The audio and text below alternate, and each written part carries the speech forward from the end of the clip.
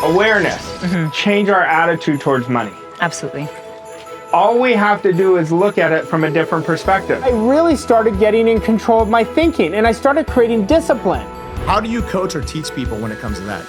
Well, number one, you have to be so specific because your mind works on images.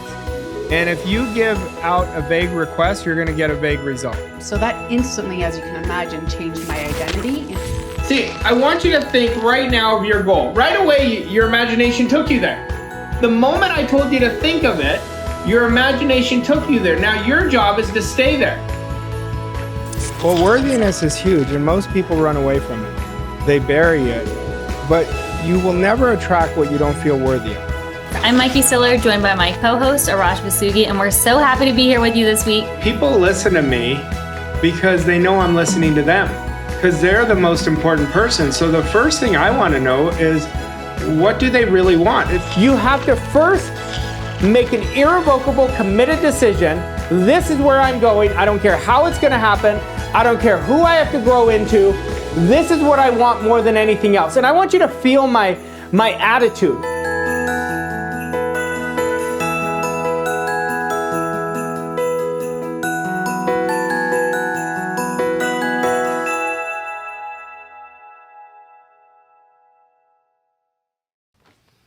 I want to welcome you to Stream-A-Thon 2024.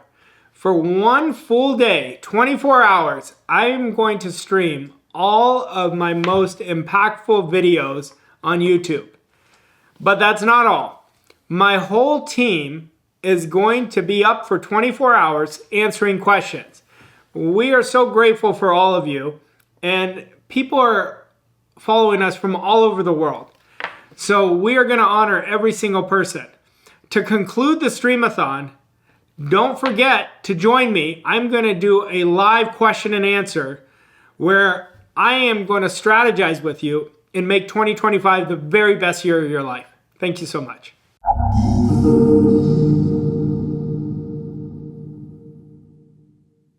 I've got a very powerful lesson for all of you today, and you want to watch this over and over again. I am going to talk about the goal achievement process. See, goal setting is an intellectual exercise. Goal achievement happens by exact law. And most people are striving for goals instead of attracting it by the person they are. Now, whenever we look at goal achieving, it first starts, my goal for you is to earn more money. See, I want you to look at what you're earning right now. It's not happening by accident. It's coming from you, not to you. And I will tell you, and I'm at the top of the list with this, all of us can do so much better. And then we look at enjoy more freedom.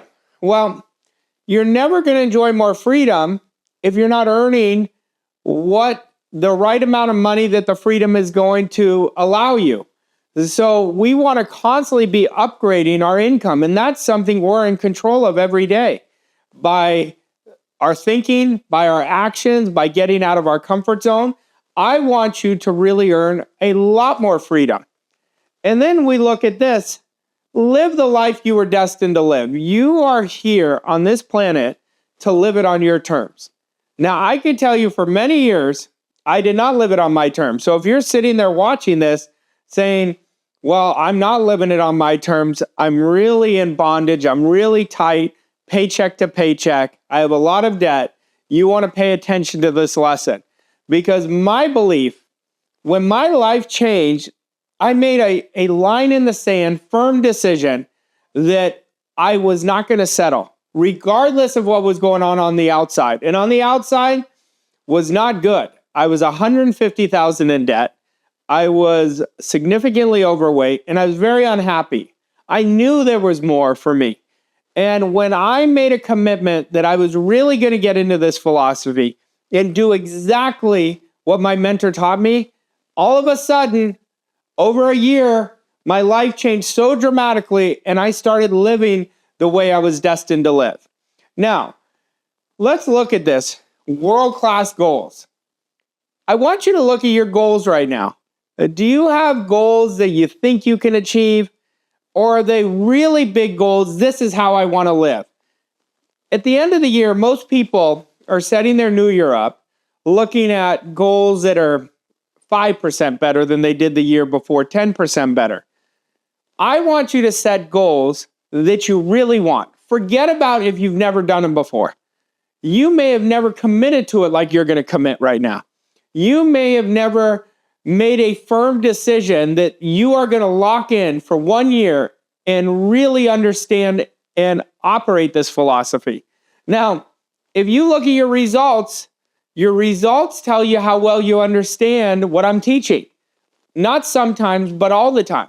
So we want to set big world-class goals, goals that are going to cause you to grow before you're going to achieve them. Now, if we're going to achieve goals, we have to understand who we are.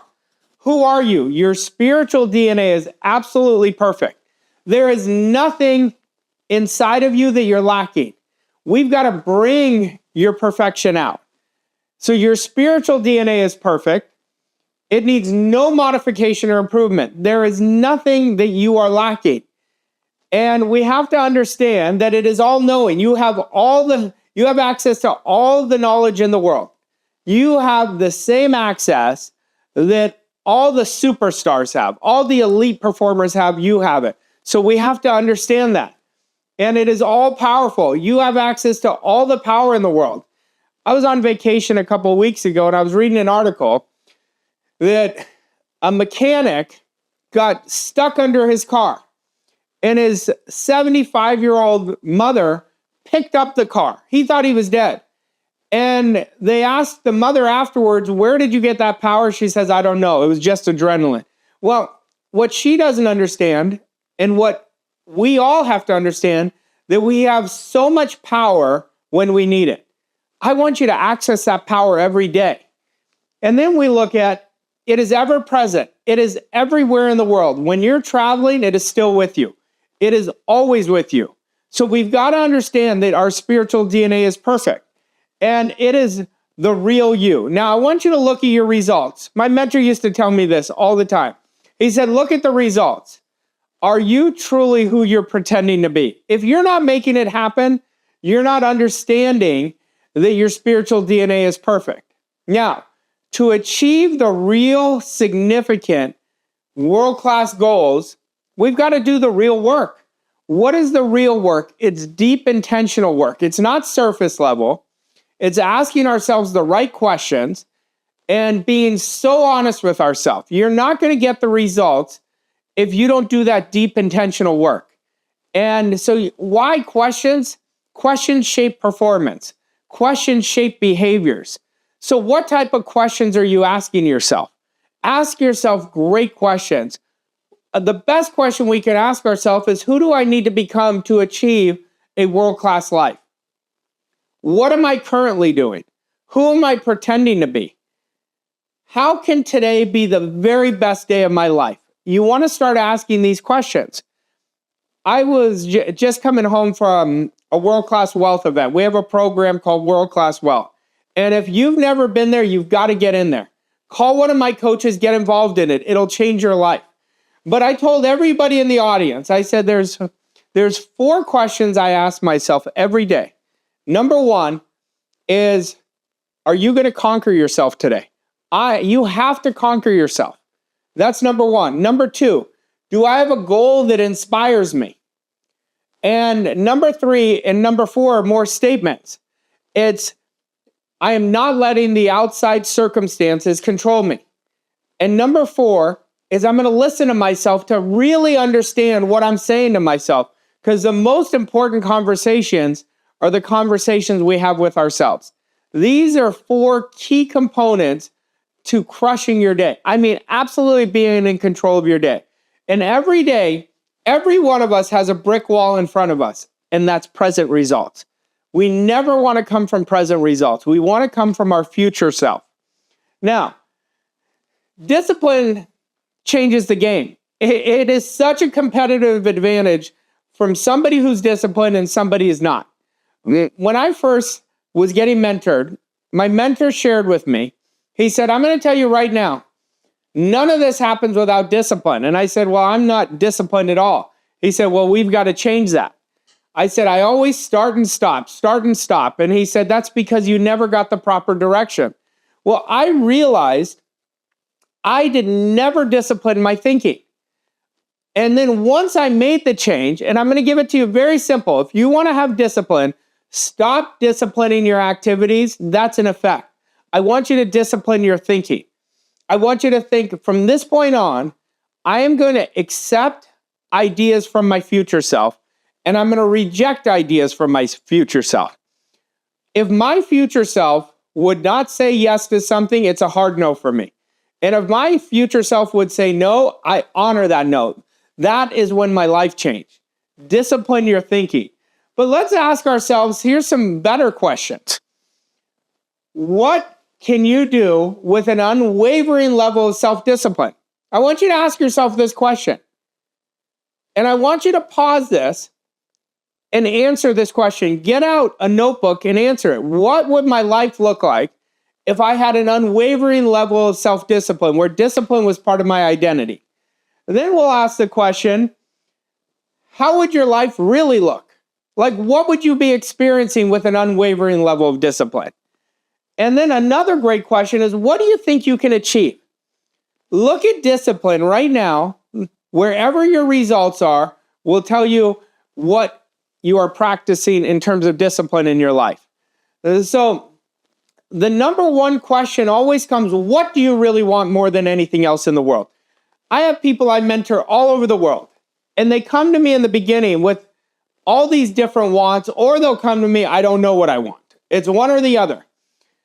This question is really the game changer in your life. What do you really want? Your want is the biggest X factor we have.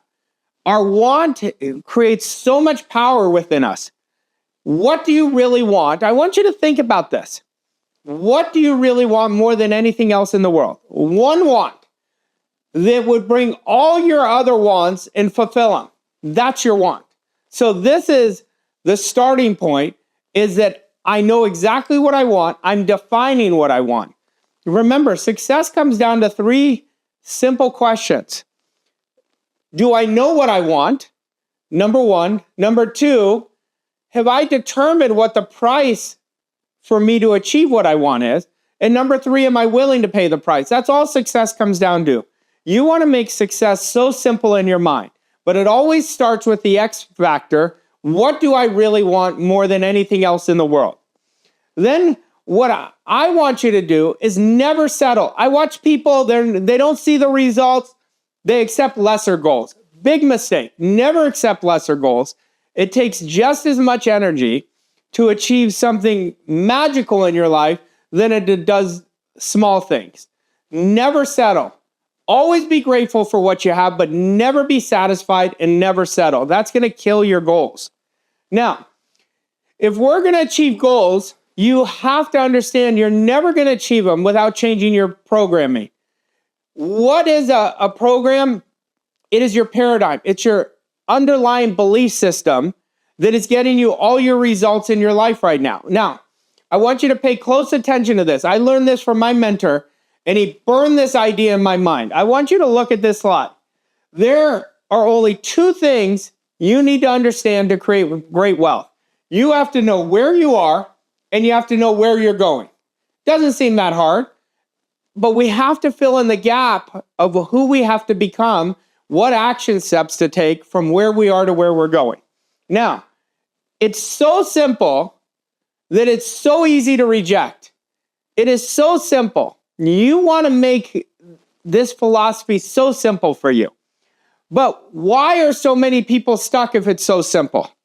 It's because they're constantly seeing themselves as where they are, where they need to see themselves from where they're going. But if you look right here, are you just constantly every day looking from where you are right now? I want you to look from where you're going. You have to think, feel, and act like the person who's already achieved what they want. And people are stuck because they're always seeing themselves with their 5 senses, seeing what they're currently experiencing. I shared with you in the beginning, you have to understand your biggest obstacle is right here, where you are. You don't have to think about where you are. You already know where you are. So why do we obsess about it? Because the paradigm comes in and keeps that on our mind. Well, this isn't working. I better try something else. No, you've got to go deeper, but you've got to discipline yourself to see yourself and think, feel, and act from where you're going. But the paradigm is the only thing holding you back. Until you change the paradigm, your result is not going to change. Your results in your life will not change. Now, let's take a good look at this. Now, this is the number one thing that is holding people back. This is you. You have a conscious mind. You have 5 senses that are connected to your conscious mind. And you have a subconscious mind. And you have a body. Now, if you're letting the outside results permit you to think what you've always thought, you're not going to get different results. I watch people sabotage themselves all the time. They look with their senses, they see it with their eyes where they are. So they keep letting the results control them. Then look at this. This is you. You have a conscious mind, you have a subconscious, and you have a body. What we want to do is stop letting the outside results control your thinking, and we want to work from our higher faculties. Look at this. We have these higher faculties, our memory, our perception, our will, our imagination, our intuition, and our reasoning. Now, how many of you are practicing them in your life? These higher faculties are what is creating your results. They create your environment. When you're really winning, you're using your higher faculties for you. When you're really losing, you're using them against you.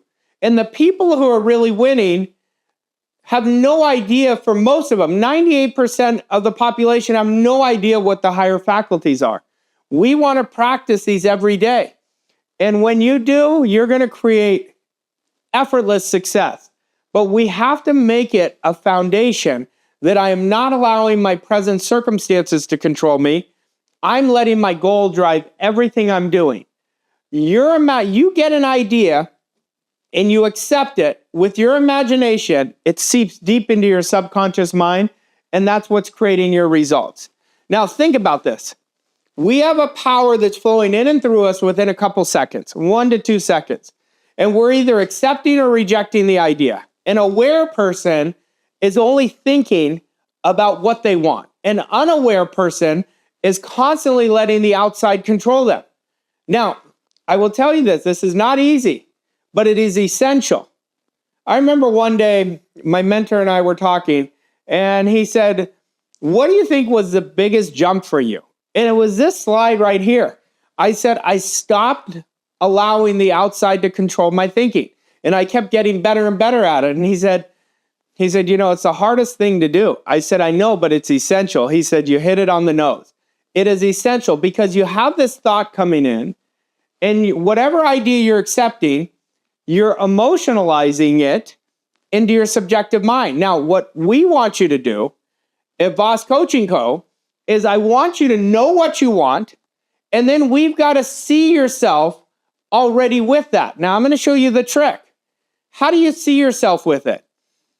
You see yourself by disciplining your 5 senses. I want you to see, feel, hear, taste, and touch what you would feel, what you would see, feel, hear, taste, and touch as you already achieved your goal. In the repetition of doing this, you're training your subconscious mind on what mood is connected to it.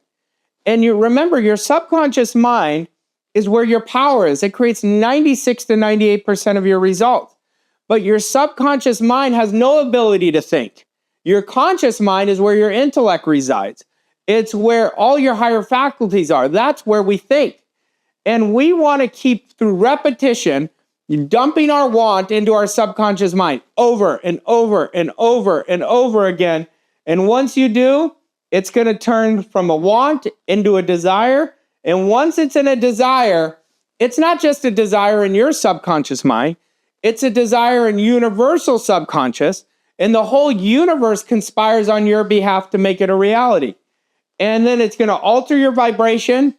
And once your vibration is altered, it's going to dictate what you attract. All the conditions, circumstances, and your environment matches your goal. And that's the creation process. Now, look at this. If you're going to achieve world-class goals, really big goals, goals that are worthy of you, you cannot put your energy on what's missing. Most people are constantly thinking about what's missing. We cannot put our energy on what's missing. We cannot put our energy on present results. And we cannot put our energy on the past. Let the past die. The past is dead. I want you to transform your past, heal it, and start creating an amazing future.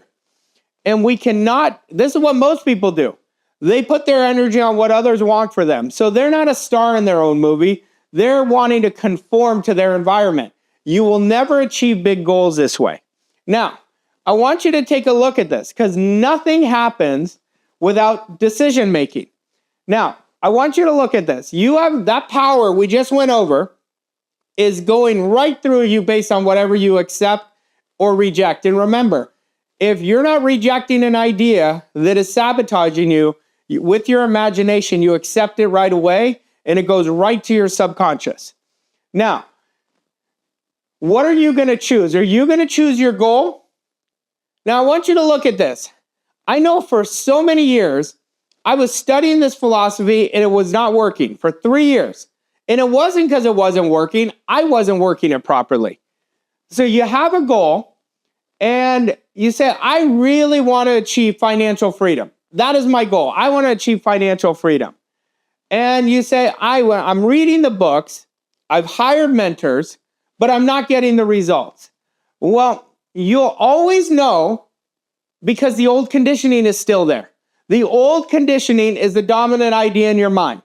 And what it's going to do, it's constantly going to operate with worry, doubt, and fear. If you have fear as your dominant idea, if you are not getting out of your comfort zone, you're not going to achieve the goal. That's just the deal. And you've got to understand, when your dominant idea is worry, doubt, and fear, you're infecting your central nervous system with worry, doubt, and fear. And guess what you're going to attract? Exactly what you don't want. Now, how do you change this? Once you have a goal and you've discovered your want, you have to make a definite decision that no way am I giving in to the outside. I am going to change my old conditioning. A definite decision, it's already done in your mind. See, most people don't understand decision making. They think a decision is something that they say, I'm going to do this when this happens. It's got to already be done in your mind. And remember, fear is not your problem. Doubt is. Doubt, every time you have doubt, I want you to tell yourself, oh, interesting, that's just old conditioning. That doubt is from the past, but once you look it in its eye, it's going to disappear.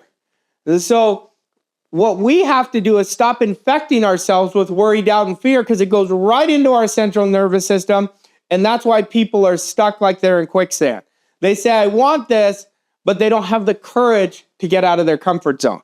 Why? Because they've accepted the doubt and the doubt has turned into fear. Now, how do you shift this? You make an absolute, irrevocable decision that I am not letting doubt control me any longer. If I'm going to doubt anything, I'm going to doubt my doubts. I am not giving into the doubts. And when you make a definite decision, now the old conditioning doesn't have control of you. Remember, a definite decision it's already accomplished in my mind. So you make that decision no different than if you were going to go to a steakhouse and order steak. You wouldn't wonder if it was going to happen. You wouldn't wonder if you were going to receive the steak. That's what we have to do with our goals. Our want is putting out the request. Now, what we have to do is develop the habits and attitudes and behaviors, but those are not even coming forth unless we make a definite decision. When you make a decision, this is what I'm doing no matter what. Your wife, your husband, the people in your environment say, oh, they're crazy. Say, that's great. But this is where I'm going. I am creating the life that I want. And when you make that decision, now you're in harmony on 3 parts of your personality on what you want. That's why nothing happens without a decision. So we want to make a decision that's in harmony with your goal. And this is why accepting and rejecting ideas are so important. And you're going to see the results. It happens for every single person by exact law. We have to understand this. Our job is to think what we would think had we achieved the goal. Train ourselves to feel the way we would feel had we achieved our goal. And then we're going to attract everything we need in terms of getting the results we want. Now, when we look at this goal, I want this goal to be so big in your mind, like a billboard. Like if you were driving on the freeway, how big a billboard is. When you have that goal so big in your mind, you're not going to get distracted by the outside world. But if the goal is small, it's not mixed with a decision, the first sign of adversity, you're going to wilt. It happens for every single person. That's why when you build the goal, mix it with decision, the decision with discipline, now you're on your way. But I want the goal to be so big in your mind. Now, I want you to look at this. What types of goals am I setting? Am I setting a goal that I've already achieved? That's called an average goal. You've already done it. Are you setting a good goal? You've never done it, but you know you can. You'll say, oh, I can work harder. I don't want you to work hard. I want you to work smart. I want you to attract the type of life you want by the person you become. The types of goals I want you to set are big 10x goals. These are the world-class goals that are at the world-class energy. They're way up here where nobody can see it. Everybody thinks you're crazy. But remember, the top 1%, everybody thought they were crazy. You are not crazy. You are going to achieve it. When you accept that goal and say, this is what I'm doing, you are going up to that world-class energy, and whatever your heart desire is waiting for you to claim it. Once you accept it, now you're giving it life. Our goals, we have to give life. We have to breathe life into it. We have to be laser focused. This is what I'm doing no matter what. And when you're setting a big goal, it's going to stretch you. It is not going to be in your comfort zone. You have to choose courage over comfort. You got to burn this idea in your mind. When you choose courage over comfort, you're betting on yourself. You are not allowing anyone to get in your way. Now, how can you bulletproof your goals with the power of 5? The power of 5 is so huge.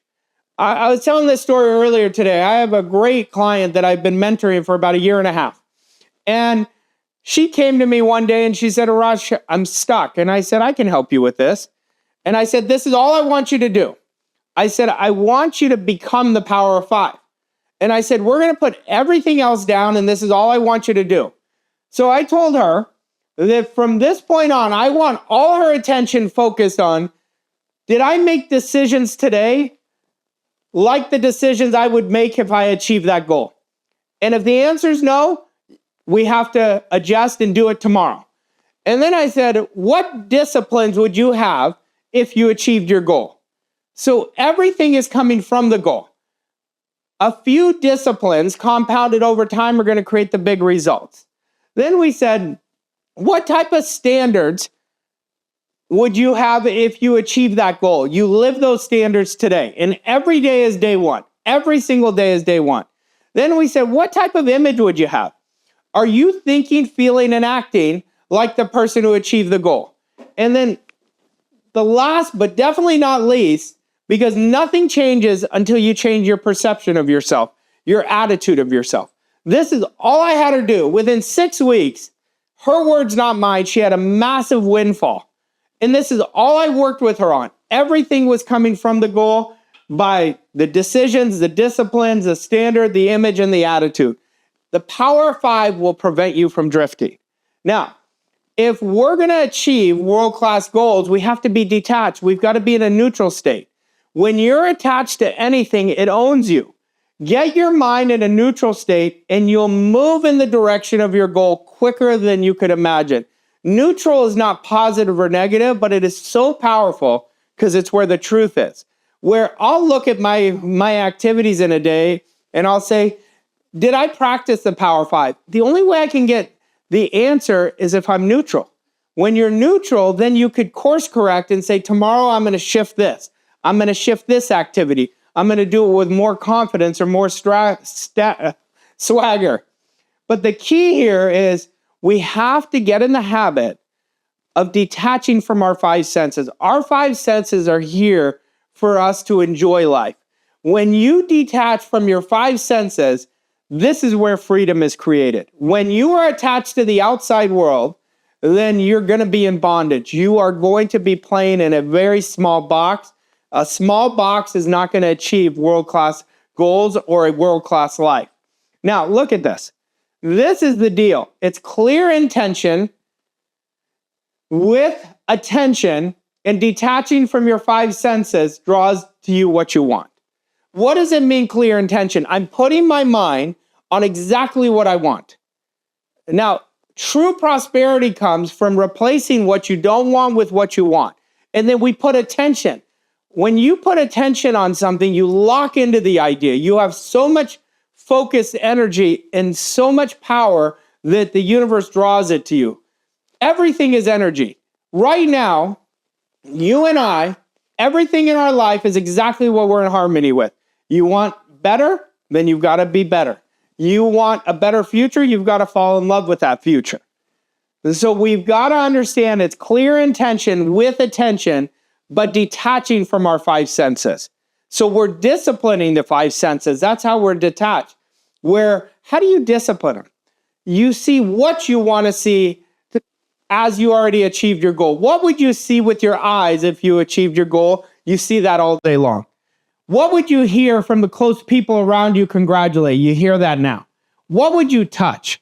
Would you get yourself a gift celebrating the goal that you just achieved? What would you taste? I mean, you've got to start really disciplining them, and that's how this works. But here is something I want you to take a close look at. This is such an important slide. Most people create from a place of not having it. They're constantly coming from what's missing. And we already said earlier, if you want to create a world-class life, you can't focus on what's missing. When you're focused on not having it, that's where all your energy and attention is. You have to create from a place of worthiness, that I am worthy of the good that I desire, and I'm training my subconscious to really feel what I would feel had I achieved that goal. And the minute you do this, you get to the point where you are out of the way and the universe knows you're out of the way, and it will draw your goals to you effortlessly, draw the people to you, the conditions, the circumstances in the environment. But understand, if you want to get there faster, you've got to discipline your imagination. Practice visualizing constantly. Go on my YouTube page. I have a visualization that I walk you through. Do it 3 times a day. You're going to start seeing how effortless your results are going to come. But look what the power of imagination does. Number 1, it benefits when you discipline your imagination, so you're only allowing what you want inside of you. That's called subjective control. And it allows you to enter in the spirit of it. What is the spirit of it? You're getting to the cause of the good you desire.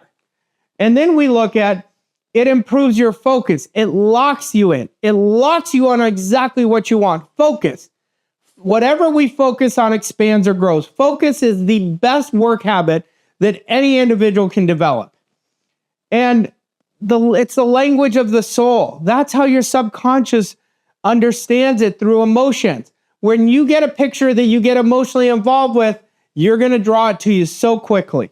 And that's what we want to understand. But let's go deeper into imagination. Imagination is what is creating action. That's what gets your body into action.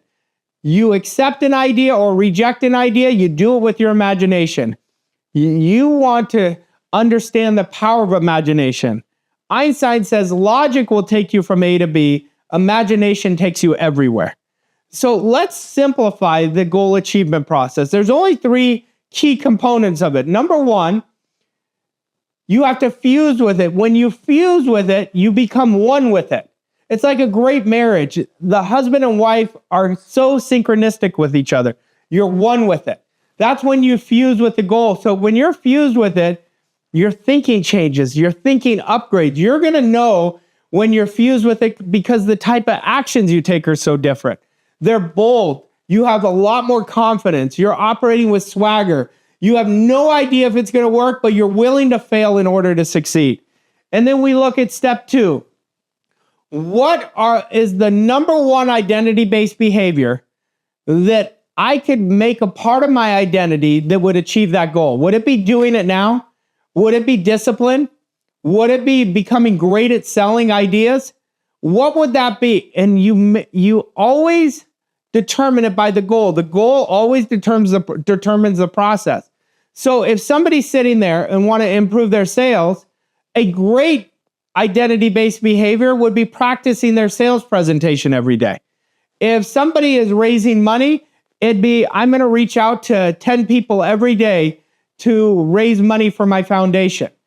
You have to identify what is that first one identity-based behavior. Then you go to the second identity-based behavior once it would be harder not to do than to do. And then the third step is being process-driven. What does that mean? I am taking action every day. Every day I'm planning my day the night before, and I am acting on 3 to 6 goal-achieving activities. I want you to look at your goals like a tree. You're not going to hit a tree one time and with an axe and you're going to knock it down. You've got to do the repetition of doing it over and over again. That's where these 3 to 6 goal-achieving activities changes the game. All you have to do is these 3 to create and achieve the type of life you want. Number 1, I know the goal, so I'm thinking, feeling, and acting like that person. I'm fused with it. I'm identifying what identity-based behaviors would achieve the goal, and I focus on the most important one first. And then number 3, I'm process-driven. So I'm focused on 3 to 6 goal-achieving activities every day. Now, look at this. It is about doing the work. The work is consistency. The work is practicing your mindset and training yourself. The work is not the results. The results will take care of itself if you're practicing your processes every day. And so make your hours epic. Make them so good. How do you do it? You do it with focus. You do it with, when you're going after your goal-achieving activities, you're doing it in 30, 60, 90-minute sprints, where these are focus sprints where you do not get distracted. You literally put your phone on Do Not Disturb. And then you practice the power of 5. You focus on making decisions from your goal, living the standard of how you would live. Have you already achieved your goal? You're going to operate with the disciplines of what you would have if you already achieved the goals right now. This is the key. We do it right now in the present moment. And then nothing happens without understanding how important identity is. Your self-image is a direct reflection of what you attract in your life, but it's a direct reflection of what you feel worthy that you deserve. So you think, feel, and act like that person. And then you have the most positive mental attitude. You are always looking for the good in everything. And listen, practice those 3 to 6 goal-achieving activities. Without taking action, it's delusion. And here's the interesting thing. It's not about doing a million things. It's about doing one thing 10,000 times, and you're going to become a master. It takes 5 great hours a day to create world-class results. And when you do this, you're going to see how effortless your goal achievement is. And then your next goal follows the same process, and it's going to be so much more effortless because you've already done it. You know you can do it. Now, you want to lock this in, this idea right here. The more disciplines you have, the more confident you will be. The more disciplined you become, the more easily motivated you are, and the more wins you're going to create every day. It takes discipline to create freedom. Discipline is the prequel to freedom. The results come from practicing your processes consistently over time. Fall in love with your goal. Get into the spirit of it. When you're in the spirit of it, you're going to attract the good you desire. I want you to watch this over and over and over again, and you're going to see goal achievement is going to be a part of your identity. Quantum leaps, you're going to understand, you're going to create one after the next. Watch this over again. Thank you so much.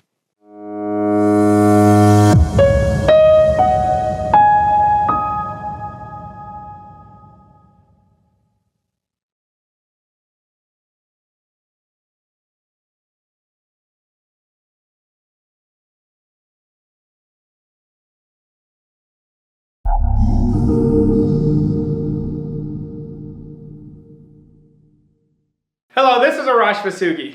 I want to welcome you today. This morning I woke up and I was really inspired to create a video that I wanted to really impact you. I take myself back 15 years ago and I was really struggling. Now, you're in my office with me today and you see all these books. And I have books surrounding me, and for 3 years I was reading the books, I was listening to the audios, I would go to seminars, but my results were not changing. And I couldn't understand why. I met a mentor who had an enormous impact in my life, and he said, "You don't know this, you know about it." He said, "All you have to do is look at your results." And I said, "Isn't that the truth?" Well, today I want to talk a little bit about mentorship.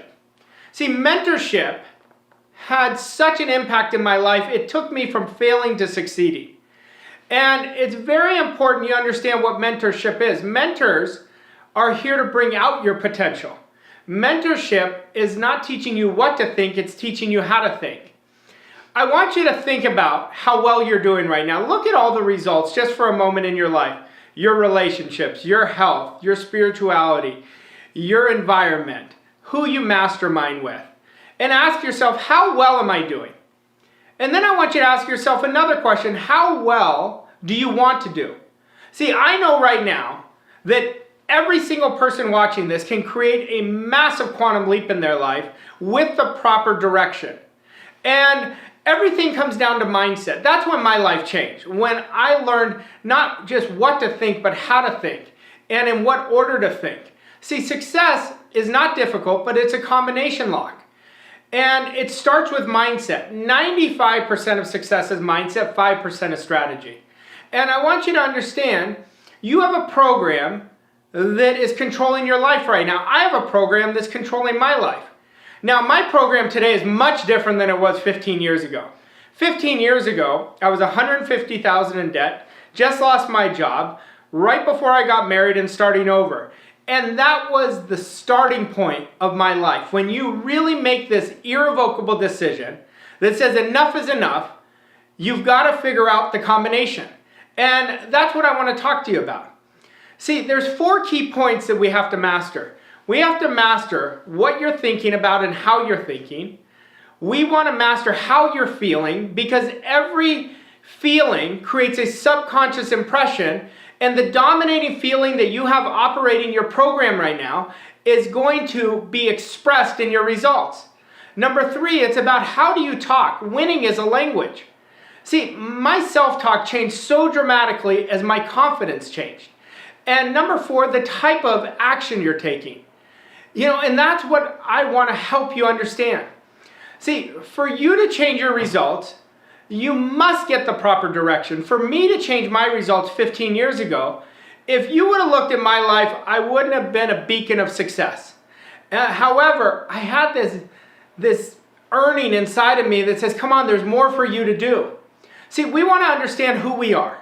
See, we're a spiritual being living in a physical body, and we've been gifted with an intellect. Our intellect dictates our emotional state, and our emotional state dictates what shows up in our life. It literally dictates not just what we attract, but what are the actions we take. Where are our non-negotiables? See, I want to talk a little bit about you and getting you to understand you. There is nothing you cannot accomplish. If you have a want, it's dying to come out of you. And it always goes back to the question is, what do you want more than anything else in this world? And understand that want is meant to be expressed unless you give up on it. Now, here's where mentorship is so powerful. My mentor shared with me, he said, Arash, if you will do exactly what I tell you to do for a period of time, and you surrender to my process, your whole world is going to change. And that's what happened to me.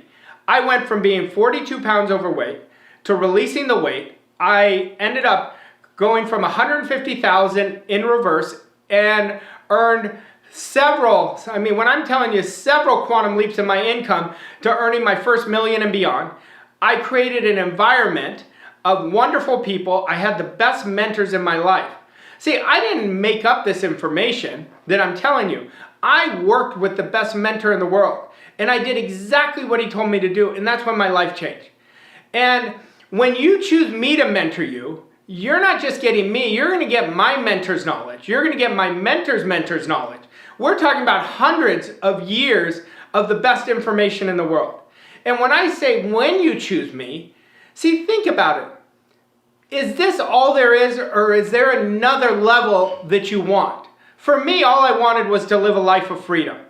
My mentor asked me, he said, what do you really want? I said, I want to live a life of freedom. He said, well, what do you want to do? I said, I don't know. I said, what I do know is that I'm inspirationally dissatisfied. There's more for me, and I'm sick and tired of being sick and tired. And that's when my life changed.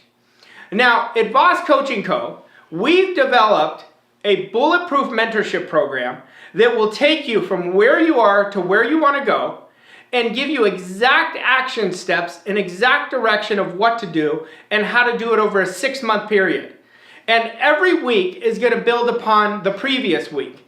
And what you're going to get is, number one, you're going to learn how to create a 7-figure self-image. You're going to learn how to develop ironclad discipline.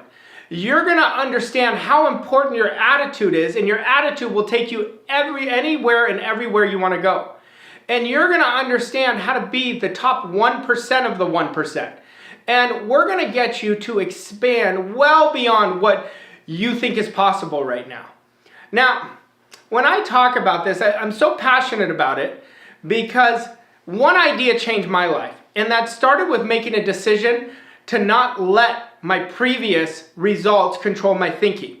I made a decision to get mentored. And I'll tell you the very honest truth, I was hoping it was going to work. My mentor was so adamant it would work. And before he passed, he said, you were one of the, if not the best student I ever had.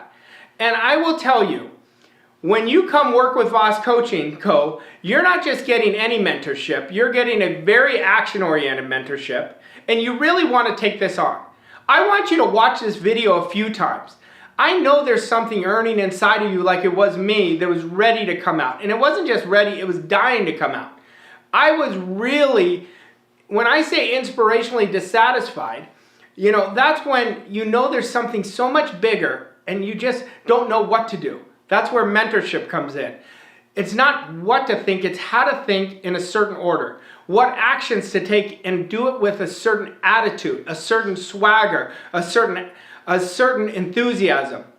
See, I recommend you click this button below, you talk to one of my top coaches, and when they're working with you, they're not just going to get you in the program, they're going to find out where you are and where you want to be, and they're going to fill in the gaps. And I'm going to really stretch you. And I want you to get comfortable being stretched. The side effect is a lot of discomfort, but the benefits are living a life of freedom, traveling to exotic destinations of your choice, building world-class businesses, having a world-class self-confidence, and having a significant concept of yourself. Click the button below. If I can do it, you can do it. I've taught thousands of people how to do it. Come join us and enjoy the fruits of your labor. Thank you so much.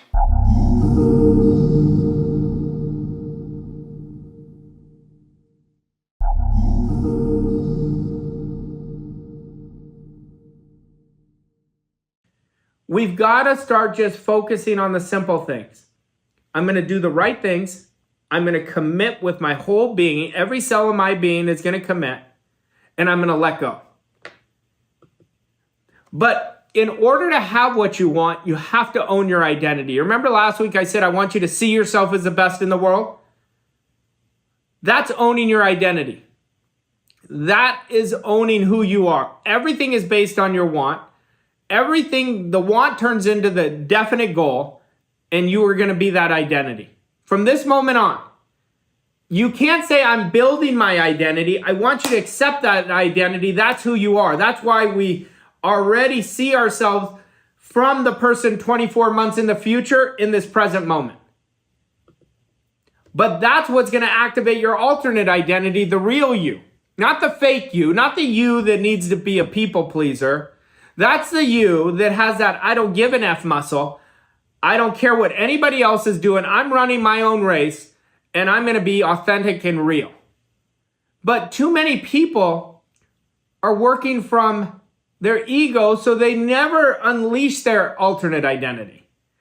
Most of you only unleash your alternate identity when you get pissed off enough. Have you noticed that? When you get pissed off enough, then you're like, I don't care what anybody thinks. This is what I'm doing. I want you to think about your goal. And think about how many times, and I want you to be neutral with this, okay? Think about how many times you're coming from your alternate identity, how many times you're coming from the present results, how many times you're coming from pleasing people. Like if you put that in a percentage for yourself, I want that percentage to be 100% alternate identity. That's what I want. Because we cannot outperform our identity. So we assume that identity that it's already here. Now, we have to turn our goal into a love story, because if it's not a love story, we're not going to have any reason to discipline ourselves. And if we don't discipline ourselves, we're not going to take the actions. We're going to be too much involved in doing the wrong things. But remember, your why is your best friend. Your why is like this armor that will not allow the bullshit to come in. Don't forget about feeding your why. I don't want to do this. Nope. I remember why I started. I want that house. I want financial freedom. I want to build a business to prove it to myself. Never forget about your why. When we forget about our why, we become very mechanical. We become very attached. Okay, so we always want the why to drive us. Now, in order to create massive, massive results, we must first master the art of discipline. Nothing happens without discipline. You're not going to build your standards without discipline. You're not going to build your attitudes without discipline. You're not going to build your confidence without discipline. You're not going to operate the right actions without discipline. And once you build the disciplines, you're going to see that it takes consistent discipline to master your goals. Now, this is probably the easiest definition of discipline I can give you. There's two of them. To me, discipline is just accepting and rejecting ideas from your goal. That's the easiest one. But if you want to go deeper in it, discipline is a constant human awareness that I know I should be doing something, the need for action, and a conscious act that I'm following through with that. Discipline is giving yourself a command and doing it. The minute you have that awareness, you do it. If our awareness and implementation occur at the same time, we master discipline. But if we say, I know I should do this and I'm not doing it, then the outside world disciplined you. Your mind is disciplining you. You want to discipline your mind, not let your mind discipline you. Now, let's look at this. Discipline, some people have a bad relationship with it. I used to. And it's not that I had a bad relationship with it, really. I had a bad relationship with the accurate disciplines.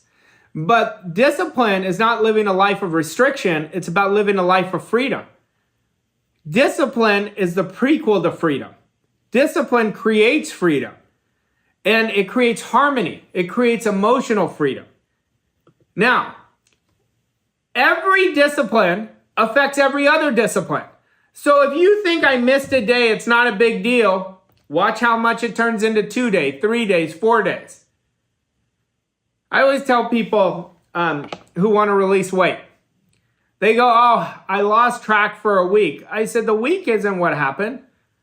You missed, instead of just missing 1 day of following your plan, it turned into 3. Then it turns into 14. It doesn't turn in because you had one bad meal. It turns in to we can't miss 2 days of our commitments in a row. Now, discipline is delayed gratification, where I don't see the results. I don't see the results. Boom, the results there, because I'd never lost enthusiasm. I never lost enthusiasm. I always think of Monica. Monica was at my house years ago. I hope she doesn't mind me sharing the story, because I'm going to share it anyway. But Monica's at my house, and at the beginning of her career, and I mean, this woman was losing. Like, I gotta be, like, she was losing. But the thing that I was most impressed, that's how I knew she was gonna be a star. She would be in my office till like 9 o'clock at night, practicing. I never saw her lose enthusiasm. And I remember she was about to leave and I said, you are going to win big. And I knew it because she didn't understand it, but she understood the bigger picture. I keep studying. I keep practicing my presentation. I keep studying my mindset. But the woman never lost enthusiasm, and she had every right to if she was driven by the results. She understood delayed gratification. It's one of the hardest concepts for me to install in somebody because they're so results focused. They're so obsessed with their results, but the results are based on what we do every day, based on the actions, the processes, the disciplines we have. Now, it takes discipline to conquering that limiting voice in your mind. It takes discipline to be honest with yourself, and it takes discipline to create new habits. So all you have to do is look at your habits. You're going to see where they were created. They were created by your thinking. What creates our thinking? Our discipline. So we have to understand, why does somebody sprint out of their comfort zone, and why do other people just constantly procrastinate? If you wonder that, why does somebody have a big idea that they will commit to, and other people will be like, I don't want to tell anybody. I don't want to tell anybody. It's all about quieting that voice. So the greatest value of discipline is it's building your self-worth and self-esteem. And there's not one person walking this planet who cannot increase their self-worth and self-esteem. Self-esteem and self-worth is a journey. It's not a destination. It is a journey of getting better. So nobody is just there. But I want you to think about the last time you really pushed yourself out of your comfort zone. How did you feel? I know every time I push myself out of my comfort zone, I feel damn good about myself. Right? Why? Because it's a release of dopamine. It's like when you work out. Do you feel better before you worked out or after you worked out?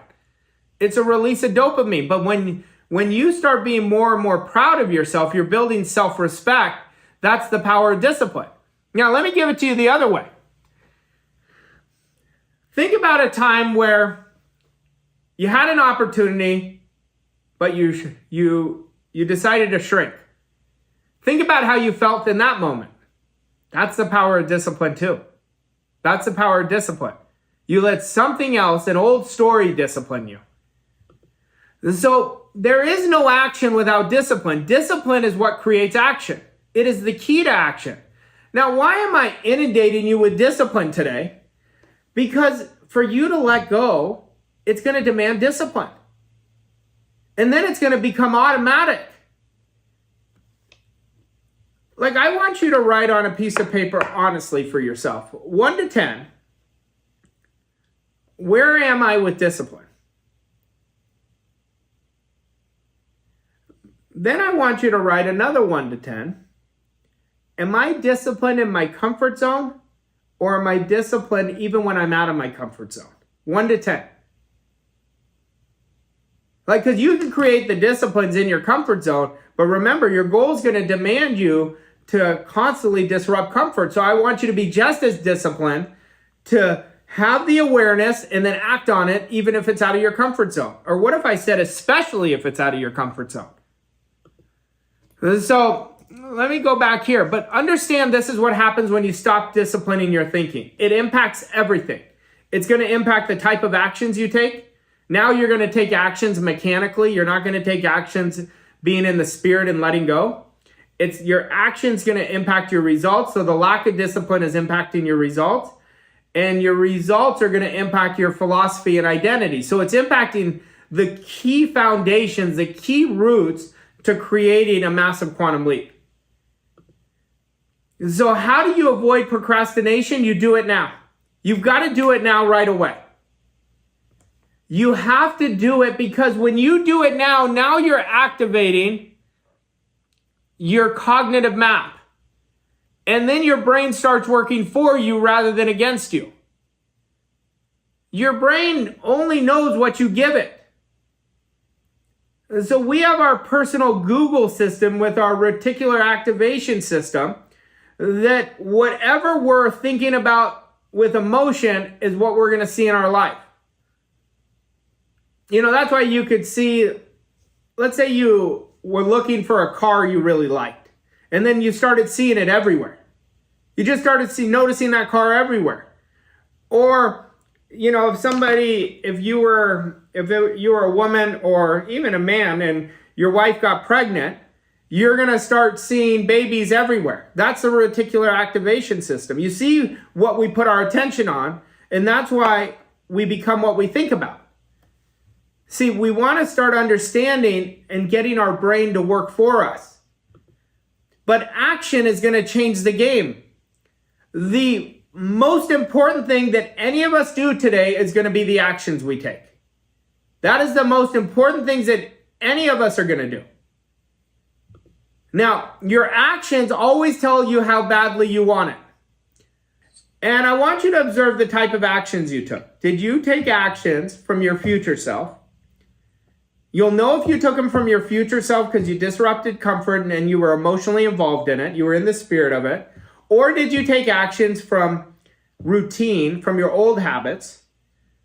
That will tell you if you're doing the right things or the wrong things. That's a good course correction.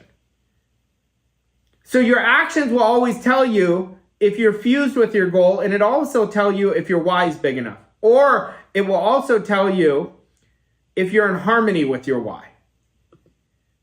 But a great question I like to ask myself a lot is, and I ask this every night, what actions did I not take today due to discomfort?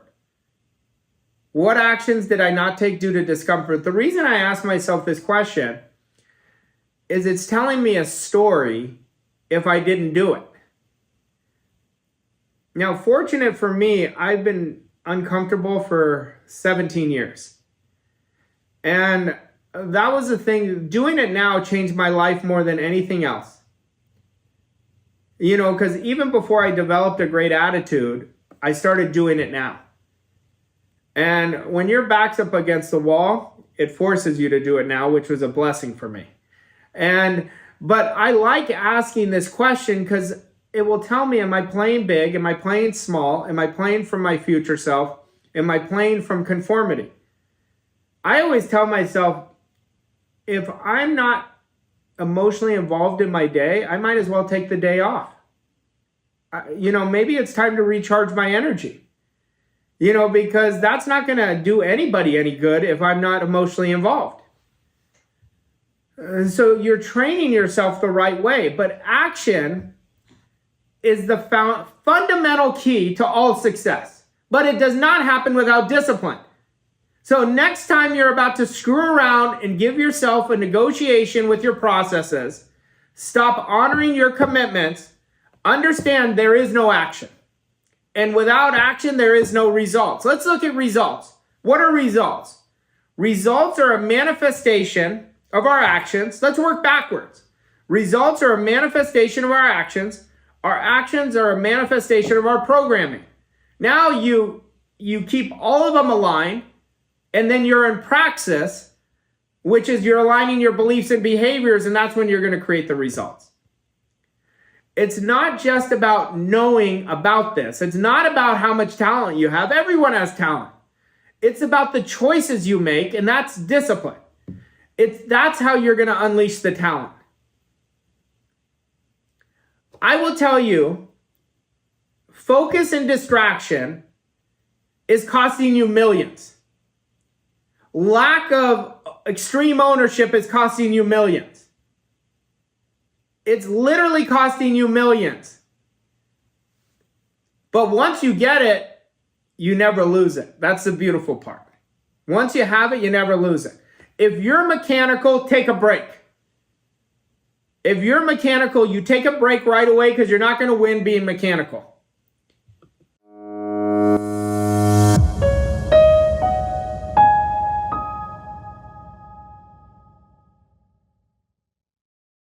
All right, hello everyone and welcome. My name is Elizabeth Barboza. I am the Executive Assistant here at Vossoughi Coaching Co. We're so excited to have you here for the Stream-A-Thon Best Year of 2024. We have so much incredible information to share with you and we're so excited to have you. Let us know where you're joining us in the chat. Let us know if you have any questions. I'll be answering here in the chat, and we're so excited to have you here today. Hello, and welcome back to the Seven Figure Standard podcast. I'm Mikey Stiller, joined by my co-host, Arash Vossoughi, and we're so thrilled to be back with you for another episode. Arash, how are you doing? I'm great, Mike. How are you? I'm doing great as well. You know, it has been about 2 weeks since your very first book launched officially, which is World Class Wealth Mindset. I'm holding a copy right here. And we have gotten such incredible feedback. Everyone is loving the book. So what I thought we could do today is actually do an episode around some concepts that you have in the book. What do you think? Sounds good. All right. So if I just flip open to pretty much, actually, before I do that, in the foreword and in the description of the book, we mentioned that this is not a normal book. It is truly a guide. And one of the reasons is because the way the book is structured, right? There is the concept, and then there's an action step to go with every single concept, which really goes to your philosophy and the way that you teach and how no results happen without action. Will you talk about why we structured the book that way and how important you think action is before we even jump into the concepts within the book? Yeah, I mean, action's everything. Without action, nothing is going to happen. And we structured it in a way that it is so applicable for anybody wherever they are. But the doing is where the magic happens. You know, I often think about success, and the key is in the beginning, the will to get things done. And really, I say this all the time, it's easier to behave your way into a new identity than it is to think your way into a new identity. So we've got to start getting in the habit of getting things done, acting on ideas right away. And the book is interesting because it's really 17 years of deconstructing what I've done to go from failure to succeeding. And along the way, there were so many lessons, so much implementation that I did and that I anchored in me that I've taught to hundreds of thousands of people now. So if anybody does it and does the work, they're going to see significant results. Absolutely. All right, I've got this line highlighted, and so I want to have you talk on it. Everything you think and do or fail to think and do has an effect somewhere in your life. You know, you talk about the things you do in secret. The disciplines that you hold in secret are what you get paid for in public. Can you bring that a little bit deeper for us? Well, if you look at success just from a neutral place, it's really in your preparation. It's what you're doing behind the scenes when nobody's watching. It is your processes that you're implementing, your belief installation process, number one. Because until you believe it, nothing's going to happen. Nobody can believe it for you. And it's really about deliberate practice of what you're doing. Too many people are obsessed with the results. And we've got to become a master at controlling ourselves and stop letting the results dictate who we are, what we can do, what we're capable of. So the practice of what you're doing, what is that practice? That's practicing your craft. If you are a sales professional, you want to practice your presentation. But there is no good presentation without a great mindset, because selling is a mindset. You're transferring belief. They're buying your belief in your product or service more than they are buying the product or service. So it's really what you're doing in private. Are you chasing results? There was a time in my life I was chasing results. And I was always on a roller coaster going up and down, up and down. Some days would be good, some days would not. And when I discovered that's not a winning formula and stopped doing it is when my results started skyrocketing. So that's a process.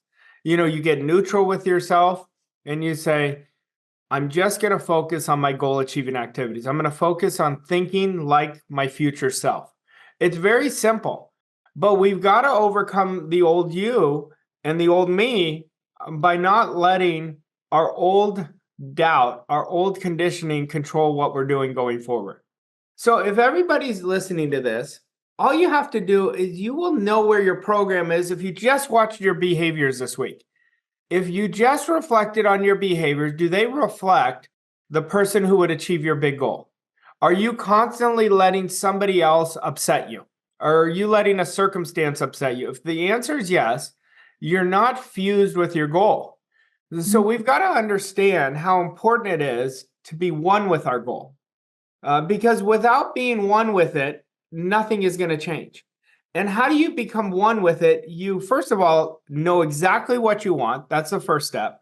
Number two, you are in the spirit of it. What is the spirit? You're in love with it. We've got to start looking at our goals differently. To be in love with it, you want to treat your goal like a love story where you're so in love with that goal. And then the minute you're in the spirit of the goal, you're in love with it and you accept it, you're fused with it. And now we want to do that every day. And that changes the game. So good. Okay, no surprise here since it is your book, but you really led me to the next point pretty perfectly. There's an entire section in the book under the art of neutrality on page 36. And we get a lot of questions about this when we do Q&As, both publicly and from our elite clients, because they're thinking, okay, you told me to get emotionally involved with my goal. I'm obsessed with my goal. So how do I remain neutral? That seems counterintuitive or counterproductive, but it's not. We explain how it's not. You said too, like you can't chase it. Mm-hmm. Let's use a relationship. I want everyone to think about a time they fell in love for the first time. You were so emotionally involved, but you were neutral too. You weren't attached. When you're in love, it just takes over. But neutral is not positive or negative. It's observing yourself from a third-party person where you're getting the truth. Like think of a scale of 1 to 10. When we're neutral, we're at 5. We're not positive, we're not negative. We just are. So you get to see things as they really are, and you're going to be able to see, what can I course correct? Oh, this is what I'm doing really well right now, so I'm going to anchor it. You know, I remember I was telling this story last week at our event. This is where everything really changed with me in awareness, because awareness is everything. When you have awareness, you never lose it. I was sitting down in a coffee shop. I always say a coffee shop. It was not a coffee shop. It was a hotel, having coffee with my mentor. And he said to me, Arash, what are you studying right now? And I said, myself. And he said, tell me more. I said, I'm studying myself of how I'm implementing this philosophy. And he said, how are you doing it? I said, I'm just neutral. He said, tell me what neutral is, because Bob never talked in terms of neutral. And I said, I'm just observing myself like a third-party person. I'm getting so many answers. And how you get neutral is just ask great questions. Questions shape performance. Questions shape behavior. What are the good questions? Am I operating out of my program, or am I operating out of my future self? What else am I capable of? A lot of people are asking the how question. How am I going to do it? It's the wrong question. We want to ask the who. Who do I have to become? What can I do? What is the most important activity that I can act on? What can I do to get out of my comfort zone? So as I did this, I got neutral and I got so many answers. So many answers. Whenever I catch myself sending a double binding message, the only way I picked it up is because I was neutral. I said, oh, interesting. I've been coming too much from lack right now. I've got to shift that. See, when you're neutral, you're going to pick it up. If you're not neutral, if you're just reacting, you are just using such a small percentage of your potential. So neutral changes the game. I love that. Arash, and we've done a couple of episodes now on self-image on the podcast. And there's obviously a chapter on self-image in the book because it's such an important topic as it relates to success, creating a world-class wealth mindset. And you talk about how you can never outperform your self-image. There's a line in the book that says the best way to raise your self-image is through action. Can you explain that? Yeah, it's kind of like how we started. Action changes the game. When you do it, you have a visceral experience. You're in the doing. Emerson has a great quote. He says, do the thing will give you power. You have to make your move before you're ready. Too many people are getting ready to be getting ready. They're planning to plan. I'm going to do this when this happens. And when my life changed is when I just acted right away. Before I was ready. I didn't have the confidence, but I had the desire. So I just unconsciously knew I had to act. And when you act, even if you fail, you increase your identity because you were willing to fail in order to win. So identity is such an important thing because our identity is what creates our results. You will never outperform your identity. So if you look at your income right now, that's where your identity is conditioned. If you want more, you have to upgrade the identity. So how do you do it? You upgrade the beliefs. You say, you give yourself a command. You say, this is what I'm doing no matter what, and you act on ideas. If you're sitting there right now saying, I know I have potential, and you're not doing it, you're not using that potential. And see, we've got to understand this. We have infinite potential inside of us. It is dying to come out, but it's not going to come out unless we have a significant idea of ourselves and an attitude of ourselves to let it out. We have to be willing to let it out. Too many people are thinking about what they're not instead of what they are. So wherever we put our energy is where our focus goes. So if we keep focusing on what we're not, we're going to constantly be living scared, shrinking all the time, giving excuses. And excuses, like observe your excuses. We just talked about being neutral. What is an excuse? It reflects our deepest fears. Then you look at the fear and you say, is it real? Like just ask that question, is it real? It'll change the game. Questions are so great. They shape beliefs, they shape performance, they shape identity, they shape attitude. It changes the game. Arash, standard is a concept that I don't think anyone teaches as well as you do. And it's something that we obviously teach as a foundational concept at Voss Coaching Co. It's in the name of our podcast. Also very heavily present in the book. And I'll never forget when we were at a World Class Wealth event in Scottsdale and we had a client say, you know, I thought I had a standard, but it was a little squishy. And you were like, no, you didn't have a standard then because standard is not squishy. And we'll have clients say, yeah, I set my standard, but then I dropped it because of this circumstance, or I didn't keep my standard because of X, Y, or Z, whatever the reasoning may be. And you always say, then it wasn't a standard because standards don't drop. I would love for you to go into that. Yeah, for me, standard is everything. Standard always wins. You'll know your standard because you still hold it in your weakest moment, when you're most tired, when you have adversity going against you, you never drop standard. Whenever somebody says, I dropped my standard, it was never a standard. It was, I can hold a high standard when I'm feeling good, when things are going well. But you want to measure it. It's a line in the sand. And you never drop it, no matter what's happening. When you operate with a standard, you bring everything up in your environment up to your standard. You'll attract the right clients. You'll attract the right team. You'll become a better leader. Standard is so important. I do corporate coaching all the time. The first thing I work with the leaders and whoever I coach corporate is tell me the standards of your company. I have them literally write out a standard and it becomes their code of ethics. And I say, this is the key though. You can't lead without you always operating with this standard. A lot of people are sabotaging themselves because they're letting the outside determine their standard. They're letting their spouse determine the standard. See, we can't be in a self-imposed prison. Everything is connected. So when you're operating on a high standard, you're going to attract what's on that frequency. Everything is energy.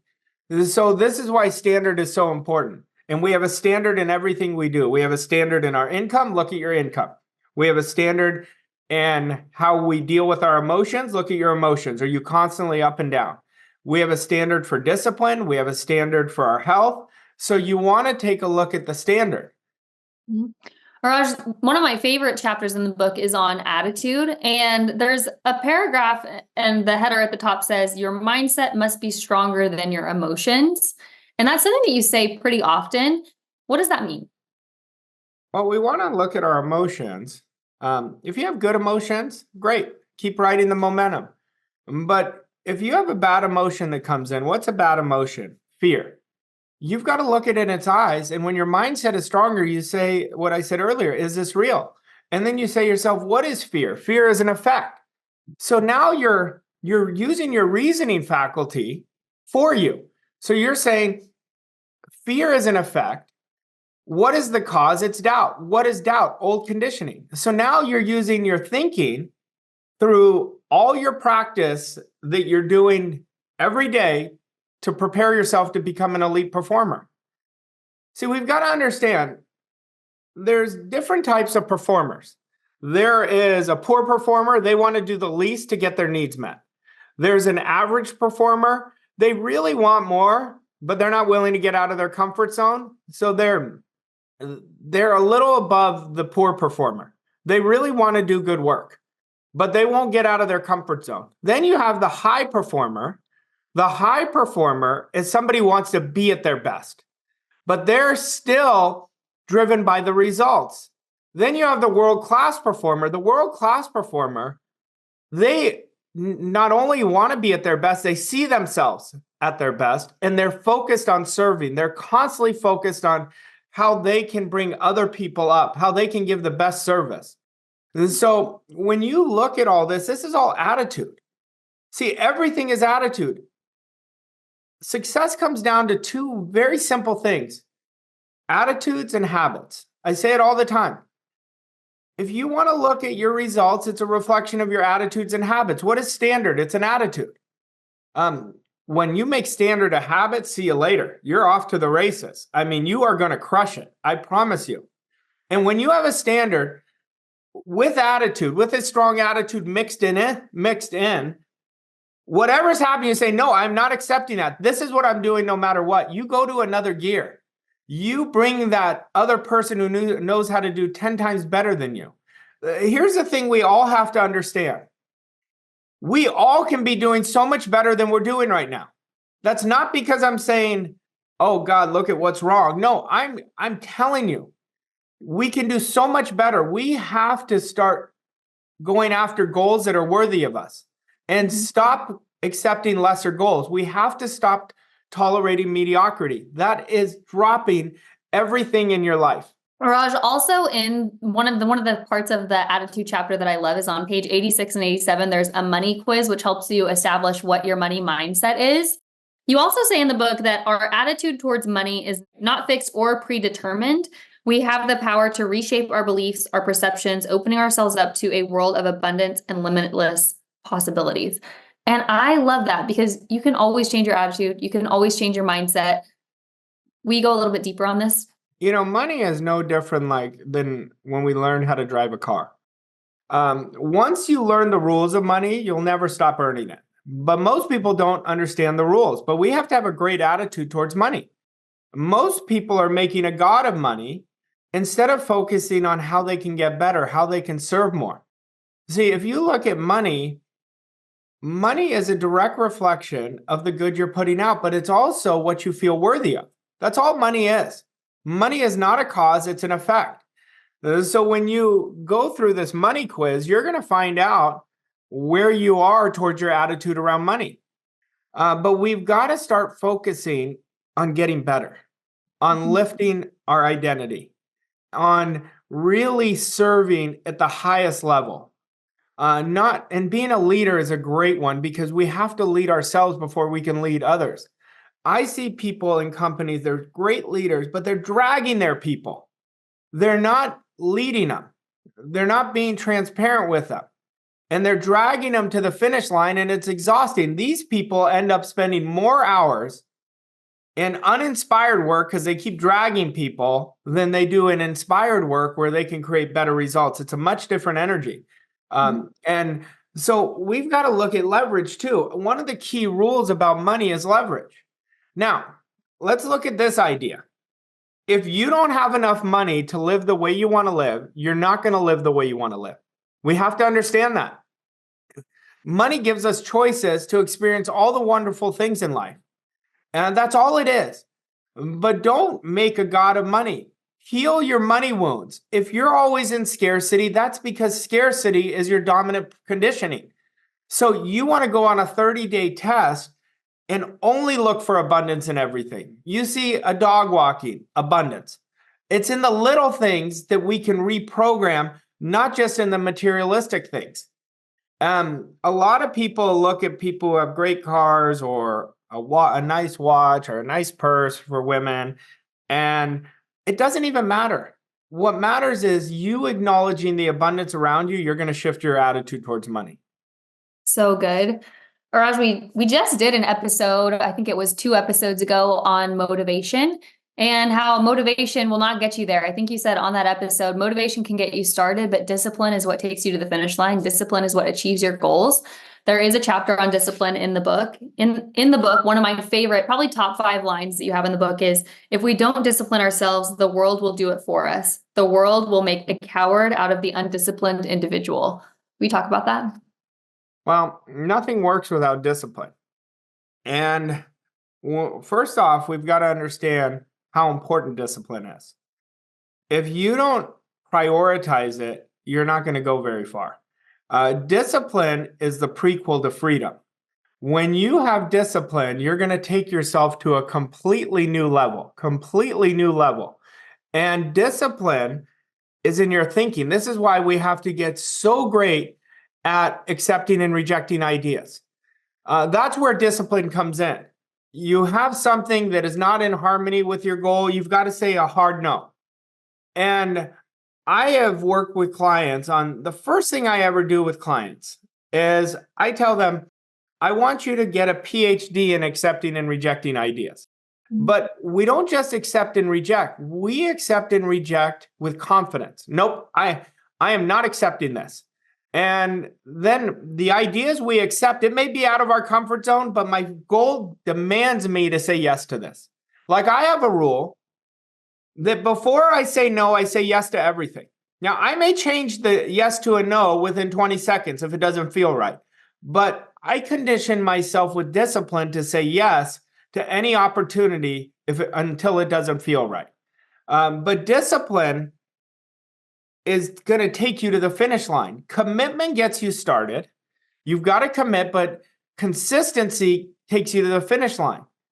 What is consistency? It's discipline. It's disciplining your thinking to think in a certain way, then you will act in a certain way. And that's why discipline is so important. All right, Arash, we only made it through the first half of the book. So the book is split up into part 1 and part 2, and it kind of goes through different concepts and what the concept is. And then the second half of the book puts them into action. I just love the way this book is formatted. So much good. You did such an amazing job, Arash. And I want to encourage everybody, if you don't already, to get your copy of the book. You can get it on Amazon. World Class Wealth Mindset. But Arash, for now, will you give us an action step for the day? Well, here's the thing we've got to understand. You have everything you need right now to live your dream, but we have to bring it out of us. We've got to bring it to the surface. And the key is holding the image of your goal no matter what. But you're not going to hold the image if you don't build an enormous picture of yourself. And you have to have a big picture of yourself. Most people's picture is based on what they're currently getting. So I would encourage you, before I get into the action steps, to understand when you build this picture and hold that image, it's going to be so easy to hold the idea of your goal. And then you want to get involved with repetition. You want to get emotionally involved with repetition, where you're in the spirit of the repetition. And every time you start doing it, it's going to be much easier to get fused with your goal by getting in the spirit of it. But when you do the repetition, you're planting that idea in your subconscious mind. And it gets fixed in there through the repetition of doing it over and over again. And it automatically gets expressed in your life as a habit. So what I would tell you right now, take an honest look at yourself. And I want you, if you're not going in the right direction, if you're plateauing, I want you to write out, even if you're crushing it, you can have a better image of yourself. Write out the exact picture of you, because you're not going to achieve the goal until you see yourself there. And write it out. It doesn't take long, but write it out exactly as the person you want to be in the present tense, as your future self. What are the activities your future self does? Who is the environment in your future self? What is the income you're enjoying at your future self? What type of experiences are you experiencing at your future self? And then you listen to it, you record it on your phone, you listen to it over and over and over again until you become it. Perfect, Arash. Thank you so much. Today's episode was all about Arash's new book, The World-Class Wealth Mindset. If you already have a copy or when you order your copy, go ahead and send me an email, hello@vosscoachingco.com. And I'm going to send you a little PDF worksheet that we created to go along with the book that'll just take it a few notches higher for you. So send me an email. I'll send you that PDF to go along with the book. And as always, please share our podcast with your friends and family. Leave us a rating and a review, and we'll see you next week for another episode. Thanks, Arash.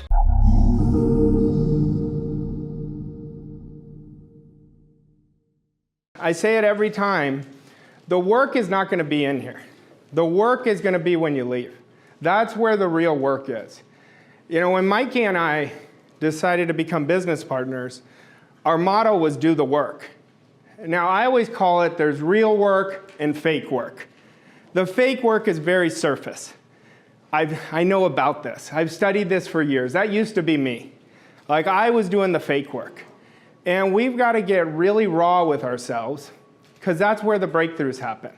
I was telling Marcelo last night, I said, I want you to ask bigger questions. Questions shape our performance. So ask yourself right now, what are the questions I'm asking myself every day? And most people will ask themselves a question, no, it's going good. They never want to be honest with themselves. The more raw you are, the better and quicker your results are going to be. So I want you to look at your results right now, just from a neutral place. Everyone put them in your mind. That's how well you understand this philosophy right now. The results never lie. Everything on the outside is a reflection of what's going on inside of us, every one of us. When somebody's really winning, they're really winning on the inside. And everybody wants change. There's nobody in here who doesn't want change. There's nobody who says, I don't want to live better. But it's the true rawness that you have within yourself, that you go to that space that's hidden inside of you, where your other person lives, that we want to bring out. That's the deep work. That's not the, I've heard about this, I've read this book, I've been to different seminars. And, I think of Jenna up front, because I work with her, and I push her to go to that space all the time. And I push her because she wants it. I was telling my team last night, I was driving, we did a photo shoot yesterday, and I said our want is our X power. That's where our power is. I could look at my life, why did it change? Because I wanted it so badly. I wanted it so badly. And that's why I did things before I was ready. The old me was always, when this happens, then I'll do it. When everything's lined up, then I'll do it. And I was losing badly.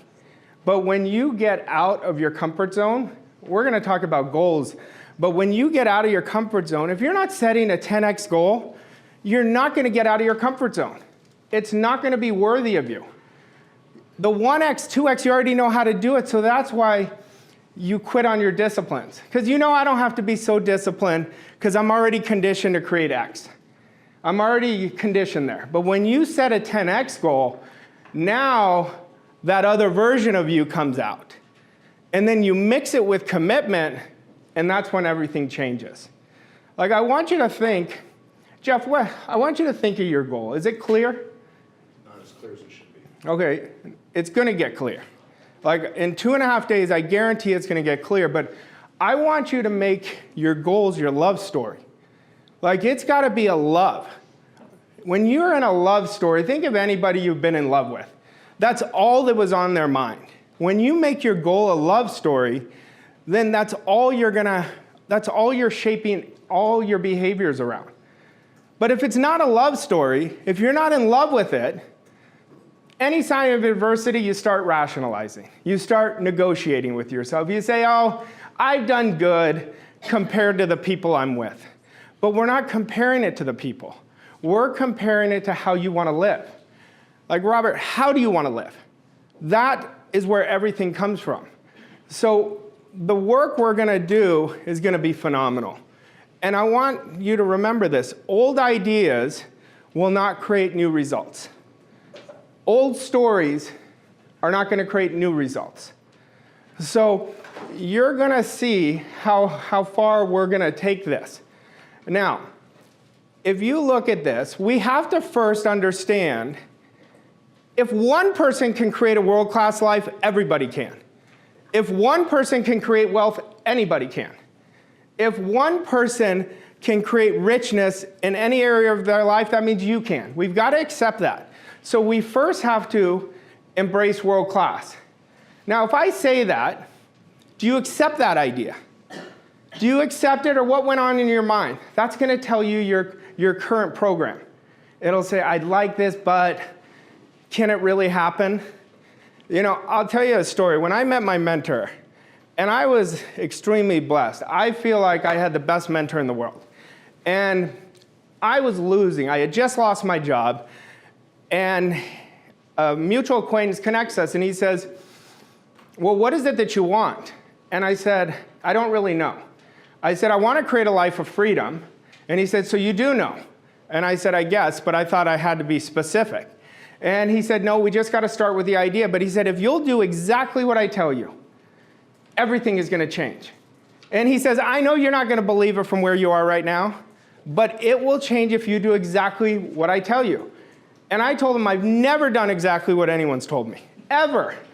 Like, I will start, stop, like I was a master at renegotiating with myself.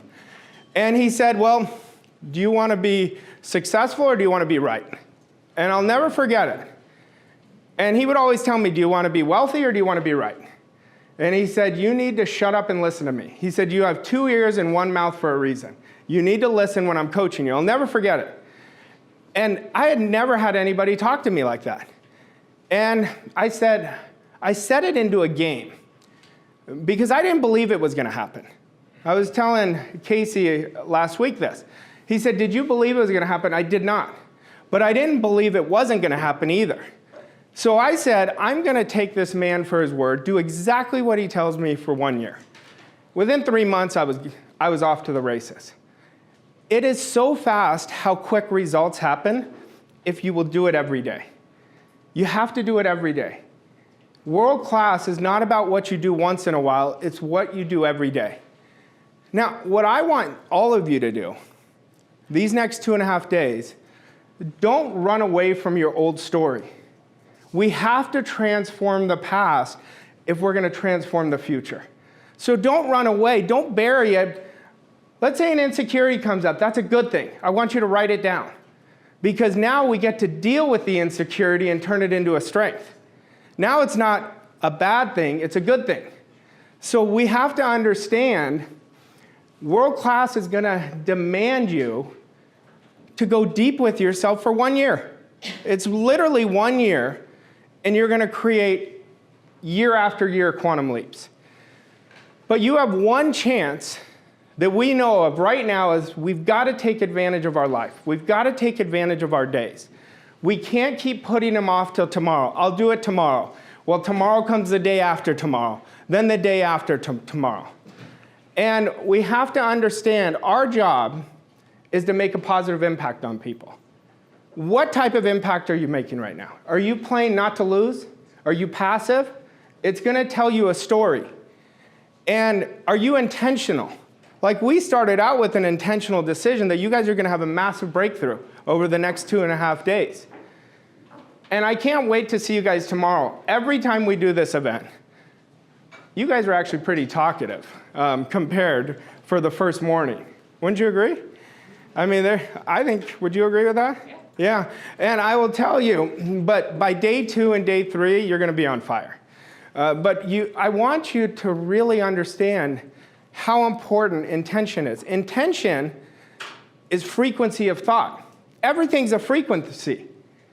So every time you have an intent, what you're doing, you're putting all your focus and power towards what you want.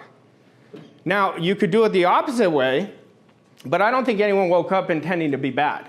But they accept mediocrity. They settle for it. And you never want to do that. And I want you to understand you have a mindset of excellence inside of you right now. Every single one of you do. Every single one of you do. Now, I know that because when I was losing bad, I had excellence inside of me. I didn't know it at the time, but within 6 months, a year, I took myself to the top of my industry. And how did I do it? Because of focus. But I had that inside of me. You have it inside of you. So we want to understand you can spend your days how you want, but it's all dependent on how you see yourself. I want you to accept this idea and see yourself world class. What does that mean to you? This is your race, so you can have a different definition of me than me. You know, for me, it's about doing what I want, when I want, with whomever I want, as often as I want. And I want to be excellent at what I do. I want every day to be better than the day before. That's my definition. You don't have to have that definition. It's whatever you want. But I'm going to simplify it for you. It all comes down to two things: attitude, habits. Attitude and habits. That's all it comes down to. Attitudes and habits. You know, I got my good friend Daniel here, and we're working on his attitude. He'll send me something, I don't even respond to him. When he has a bad attitude, I don't even respond. Then I get a message a couple days later. Like, he sent me one this week, he made 5 sales, you know? And I saw the first one, but I wasn't going to respond to it. You know, because I'm not going to give attention to a negative attitude, nor should you. So you got to change the story, and then your attitude is going to change. Your story is so important. But as entrepreneurs, there's 2 key components that you have to develop. You have to always, there's only 2 things: upgrade your belief, upgrade your skill. See, it's easy to get from average to good. Good to great is all about belief and skill set. Average to good, somebody could just be focused for a short period of time. You'll see sales professionals. They start looking at their bank account. They need more money. They go, okay, I'm going to really do it. Then they bring it up. Then they go back down. You probably see it a lot with your teams, right? But we have to master 2 things: belief and skill set. So it's the practice and the deliberate practice of what you're doing. And that's how you continue getting better. Now, I can tell you this: there's big things ahead for every single one of you. Everything that has prepared you to this point has prepared you for your next massive quantum leap. And I want you to accept this. All your failures were good. All your successes, all your setbacks, all your starting and stopping, they were so good to build the foundation you're about to build. But you can't have a flimsy foundation. We have to have a strong image of ourselves. No one can dictate your image but you. You're creating your image with every thought, every feeling, every action. When you overthink, weak image. When you act on it right away, strong image. When you rationalize, you're feeding the wrong image that you want. So you've got to understand this. And then we've got to get really good at making great decisions. Decisions that are in harmony with our future self. What do you really want? That is the number one question you have to ask yourself. What do I really want? You know, if I asked you this question, what do you think is the number one reason people stay stuck? Because they're not doing what they're supposed to be doing. They're not really working toward and taking the action. So if you go under that, it's always they don't know what they want. Always. Not sometimes, it's always. And we've got to understand our want drives everything. That's why I said want is our X power. We don't have a goal until we have a want. They're not the same thing. We have to turn that want into a goal, which we'll get into. But if you're sitting there right now and you don't know what you want, we've got to discover that over the next couple days. We've got to discover it. So 10X is about setting goals that will lead you to an extraordinary life. It's about your life. I don't care. Somebody can want very little money or a lot of money. It doesn't matter. It's their life, whatever they want. It's how they want to live is the most important thing. So when we set goals that are worthy of us, Now we're setting ourselves up to really create a massive jump. Now, if you don't have goals, and if you have small goals, that's not the deal. You're not going to be inspired. You're not going to build the behaviors. You're not going to create the environment. Mikey was talking about connections in here. And there's a study done that, like, when I'm talking to Elizabeth, I'm not just connected to Elizabeth. Elizabeth is just not connected to me.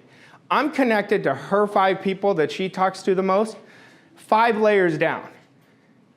So we are all connected. That comes from a book. It's actually called Connected, And so you've got to be very careful of your environment. Are you around people who complain? Are you around people who are not making it happen? That's going to be you. And so you've got to understand, to change, you have to change your environment. Now, that's a hard one for people. That is a hard one for people because they say, well, I've had these friends. I've had friends, I'm 47. I have childhood friends that I'm still so close with. And we've been friends for 42 years, a lot of them. We just talk about different things now. It doesn't mean you have to shut them out, but I talk to them about sports. That's what I talk to them about. I talk to them about their kids.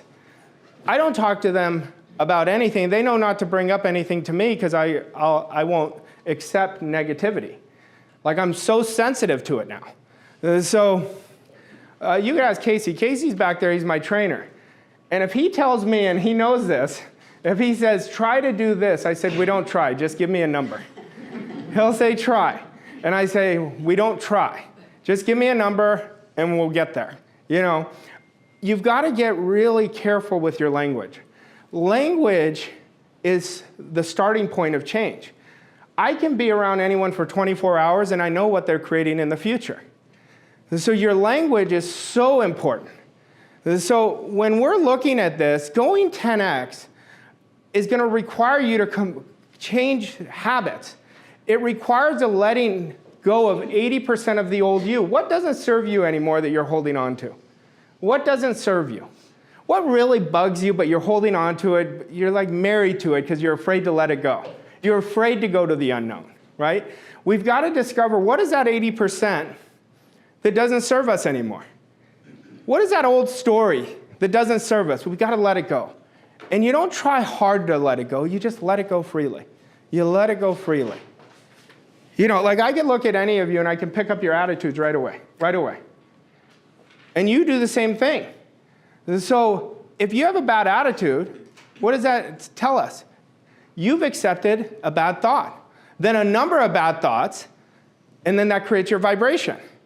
So if you're not feeling well, just understand you can create a habit of gratitude and create that out of the habit. Every time I'm not feeling good, I start focusing on what's good. And you make that in a habit, you're going to shift from a negative attitude to a positive mental attitude so quickly. But a lot of people like feeling sorry for themselves. I've said it so many times. I think right now is the easiest time to win that there's ever been. Because right now, there's so few people creating excellence. There's so few people who take responsibility. Think about how many victims there are now. So if you just do the opposite, you're already off to the races. Now, this is a big one that I want you to internalize. A lot of people stop themselves because they say, I wanted to do this, whatever this is, but I never did it. And just because you couldn't do something last year doesn't mean you can't do it this year. So Galen, if I was asking you, think of a goal. Let's say you told me, I didn't achieve X last year. Do you think I could do it? And I said, okay, let's look at last year to now. Were you committed like you are right now? And he'd say no. I'd say, are you willing to spend the next 6 months every day of doing 5 things? Well, did you do that last year? No. So we can start measuring up against each other. It's not measuring apples to apples. So just because you didn't do it last year does not mean you're not going to make a decision to do it now. Decision making is the starting point of everything. Nothing happens until we make a decision. Nothing happens. And I want you to suspend disbelief willingly right now. I want you, because when you're holding disbelief, you're holding doubt. And whatever we hold comes through. That's the law of perpetual transmutation of energy. Any idea we hold long enough with our mind, good or bad, is going to come through in our environment. So when we start doubting our doubts, let go of them, and start putting all our energy on what we want, that's when the magic happens. So I want you to really ask yourself, am I ready to make an irrevocable, committed decision? No shit, no kidding. I am creating a world-class life. That's the decision you make right now. You don't make it tomorrow. You don't make it a day after tomorrow. And you're going to shoot up like a rocket. And we're no different than the rocket. We fail ourselves all the way up. We fail every day just like the rocket. I'm thinking of failing. Last week I failed pretty good. We were on vacation and we took surf lessons. And my daughter and my son are like pros. They get up first try. I fail after fail after fail. So I'm swimming back and my son goes, "Daddy, I feel bad for you." And he said, "Are you getting frustrated?" I said, "No, I'm not getting frustrated." He goes, "Why not?" I said, "This is life. It's a game of failure." But they were so sad for me. But that's what it is. It is, we've got to embrace failing. You know, we have to understand you fail, you fail, you fail, you fail, boom, big success. But you know what happens for the masses? They fail once, I'm never doing it again. I am never doing it again because I've got to protect myself. Protect yourself from what? From what? What are we protecting ourselves from? We've got to get real with this. You know, when somebody tells me they have a self-image problem, I don't buy it. They have an awareness problem. They haven't done it in a certain way. See, we all are perfect. Our spiritual DNA is absolutely perfect. You know, there's nothing that Daniel has that I don't have, and vice versa. And so we've got to understand, when we make a decision, that's when everything changes. But a decision is it's already done. That's a decision. It's not, I'm going to do this. It's not, let's see how it works. It's already done in your mind. That's a decision. Everything else is a bullshit story you're telling yourself. Everything else. If it's not done in your mind, it's not a decision. It doesn't matter how much money you spend. It matters in the doing. We don't have a problem with knowing what to do. We have a problem doing it. We have a problem doing it. And we've got to master the doing. The doing is what makes everything effortless. So you're destined for greatness. There's greatness inside of you. I cannot give you greatness. It's already inside of you. I can unleash it out of you. I can get you to teach you how to release it, but I cannot give you something you already have. But most people don't know they have it. They think Arlen can do it, but Joe can't. You know, and I'm not talking about this Joe. Yeah, so, but that's what people tell themselves. They can do it, but I can't. You know, so think about a child. I love this quote from Picasso. He says, every child is an artist. The problem is how to remain an artist once we grow up. You know, anybody who has kids, think about it. They dream so big, and they're always in their imagination. But when we become adults, our imagination is stunted. You know, and what I mean stunted, because we're using it all day long, consciously using it to create what we want. That's why people accept lesser goals. That's why people are constantly settling for less. I was working with somebody I coach, and he's a speaker. And we had a coaching call 2 weeks ago, and he said to me, you know, I lessened my prices. I said, why'd you do that? And I said, you didn't just lessen them, you lessened them by 70%. And I said, how are you going to help people? If you're not a product of your product, you're already teaching the universe how you value yourself. See, our choices are dictating what we're getting back. The universe is impersonal. It wants to serve you, but it only gives you what you give it. And it always comes off of your vibration. So if you don't start putting good out, you're not going to get good back. And a person like that is very common. They don't see results.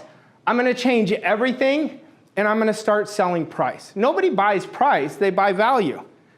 And we've got to understand this. So greatness, if you look at the qualities of greatness, somebody who's great, they know they have to have a strong expectation. Every day, they are expecting to win. You know, that's what greatness is. Let me go back to that.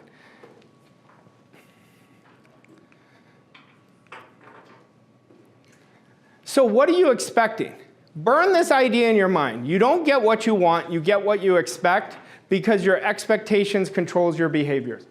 You've got to understand that. Right now, everything that's in your life right now is exactly what you've wanted at some point. And it's exactly what you've expected. And that is a truth that a lot of people don't want to own up to. But we are all exactly where we want to be. Greatness is about owning your desire and coming from, every choice is coming from your desire. And it's about becoming what you respect out of yourself. Think about it, when you do a discipline, you feel so good about yourself. Then why don't we continue doing them? It makes us feel that good, then we get cocky and we say, oh, I got it, I've done it once. I've done it a few times, right? I've studied this information before. But I've never done it, I've never done auto-suggesting for every 3 hours. I've never done it. I've done it for 2 days, but I've never done it every single day. Then you watch somebody like Stephanie, who is my favorite auto-suggester, and she's gotten such great results from it. Would you agree? But that's somebody who does the disciplines over and over and over again, the results come. So we've got to understand, greatness is not a destination, it's a journey that never ends. Like world class never ends. It's about your beingness where it becomes automatic. Like success will be automatic for you once you make it a part of your beingness. Once you make it automatized. And committing to excellence means showing up and doing the work and doing what it takes to be great. So I don't care what you've done before to here, till now. If you were like me where you started and stopped, if I can start being consistent, so can you. If you would have met me 17 years ago, I was so inconsistent. Like I can't even begin to tell you. But it took one decision because I was so sick and tired of being sick and tired of just being mediocre. I was earning a six-figure income, low six-figure, and I wanted so much more. You know, I wanted so much more. So if you're having a battle with that, you're going to love these next 2.5 days because we're going to leave you with the exact processes of what to do. But you know what's going to happen as soon as you get home? You're not in this energy. That means you've got to hold yourself accountable. You're not going to be in this energy. So the accountability within yourself is going to be huge. So success comes down to 3 simple choices. It comes down to, number 1, you have to decide exactly what you want. What do I really want? Number 2, determine the price you have to pay.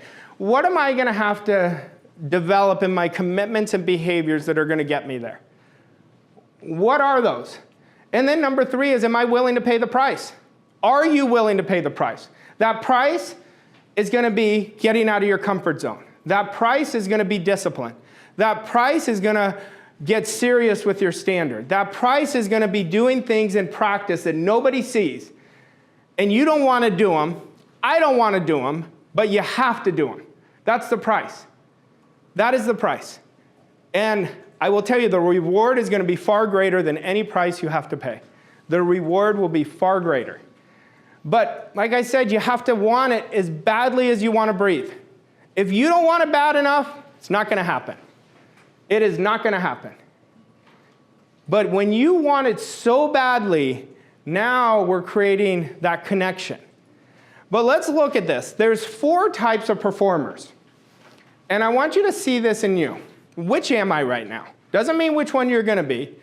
You have the low performer who says, how can I do the least? How can I get my needs filled? How can I work at the job and do the least that I could do? That's a low performer. Then you have an average performer. They want to do a good job, They really do, but they don't want to stretch. They don't want to get out of their comfort zone. They're fine with just creating mediocre results. That's an average performer. And then you look at the high performers. How can I be the best? They are so driven to be the best, but they're still very insecure because everything from a high performer is driven by the results. So when the results don't go well, they go down. Even though they know they're a high performer, they're driven still too many times by the outside. Then you have a world-class performer. How can I serve the most? They're asking themselves much bigger questions. What am I doing that I can be doing better? And then when they do something good, they say, I got to anchor that. I just did something I've never done. I want to anchor that, and I want to teach it to somebody else. That's what a world-class performer does. See, it's not what you say. Your behaviors will tell you which one of these you are. And I could take the word, and when I go over leadership and leverage, tomorrow I think I'm going to do it, I could put this in leadership. What type of leader are you? Are you an average leader? Are you a poor leader? Are you not giving energy to your team? Are you saying, I'm too busy? It's about me? You see, we could put this anywhere. I could look in your business, right? In network marketing. I could say, what type of leader? What type of people do you want to attract? And I would put, in my standard, I'm not attracting anyone who doesn't have desire. I can always build somebody into a high performer and a world-class performer, but that's all I would look for. And anybody I hire, that's all I'd look for, is desire. Because you can always teach somebody. You can always teach somebody to bring out their greatness.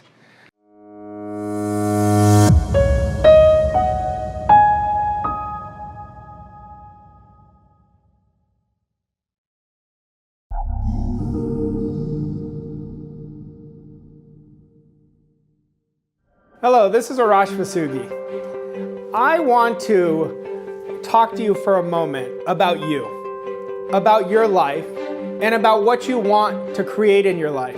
You know, there's a term that made such a big impact on my life personally, and that term is world class.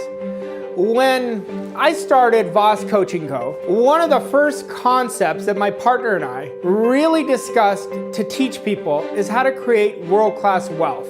See, most people don't understand wealth. They think wealth is just prosperity. That's one aspect of wealth. See, I want to teach people how to create a deep connection and belief that wealth is their birthright. And it is your birthright. And you want to understand that wealth is a mindset. Wealth is an attitude. Wealth is a philosophy, and it is a strategy.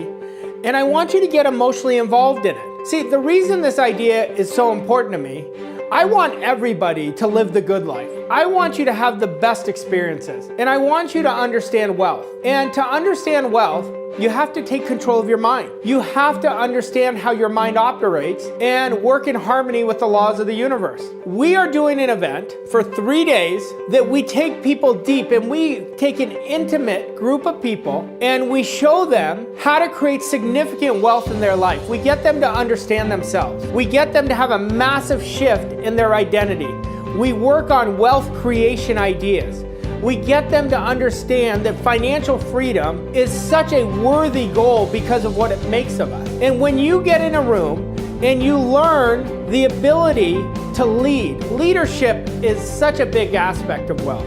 And in order to lead, we have to lead ourselves first. But you're going to be directed for 3 days, and you're going to be with a group of like-minded people who are creating enormous results. I want you to really think about your life. Are you living the way you want to live? Imagine if you were in a room that you have a proven strategy with this immense energy that's going to catapult you to massive jumps in your wealth. World class is your birthright. Freedom is your birthright. I want to teach you how to live the way you want to live, do what you want to do with who you want to do it on your terms, and really be emotionally free, be financially free, work with big ideas, and really create a massive quantum leap. Remember, wealth is an idea that I want you to get in your mind. Too many people have contradictory ideas in understanding that wealth is for other people. Wealth is for you.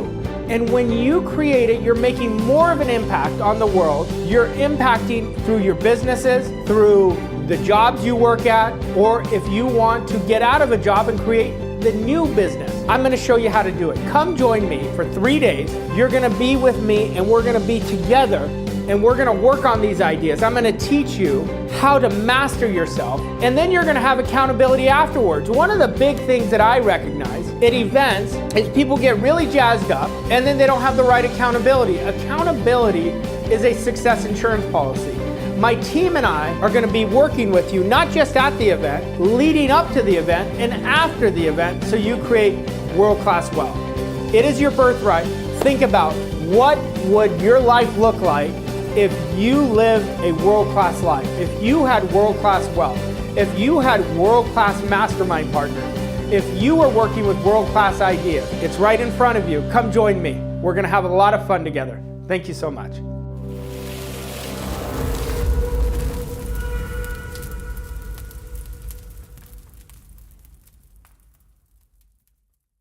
Hello, everyone. I'm Mikey Stiller, the CEO and co-founder of Vossoughi Co., and welcome to our 24-hour Stream-A-Thon. We are so happy you're here, and your future self is going to thank you because what you learn over the next 24 hours is going to help you make a massive breakthrough. Enjoy and let us know if we can help you with anything.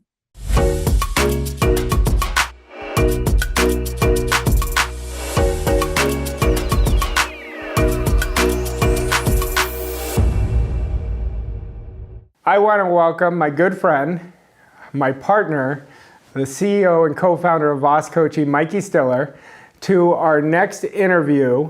And I'm actually very excited about this. Not that I'm not excited about the other interviews, but normally we're on the other end of this. And so I know for Mikey, she is always doing so much extraordinary work, but a lot of people don't know her story. And I asked her to come join me today because her story is absolutely phenomenal. And I want you guys to learn from her because I learned from her. I've been learning with her and from her for the last 15 plus years. Mikey, welcome. Thank you, Arash. I'm so happy to be here. Happy to be in Arizona, but a little uncomfortable being on this side of an interview. So looking forward to it. Well, you know, we are, at the time of doing this interview, we are about to start our world-class wealth seminar tomorrow. So we have a lot of exciting things coming. But what I wanted to get into first is tell everyone a little bit about your story over the last 15 years, where you were to where you are now. Sure. So I was 20 years old 15 years ago, so I guess everybody knows how old I am now. And that's when I met you. Rewind a few months before that, I'm actually from a really, really small town in Oklahoma. Grew up on a working farm, we'll put that in air quotes, and had a very normal upbringing, but did not have a lot of money, did not have a lot of extra. And when I was 19, I thought I landed the most amazing job, my dream job as a personal assistant / nanny. And I loved it, had a great family that I worked with, and they just happened to be connected to the personal development industry. So I got introduced to the personal development industry at 19, working with that family.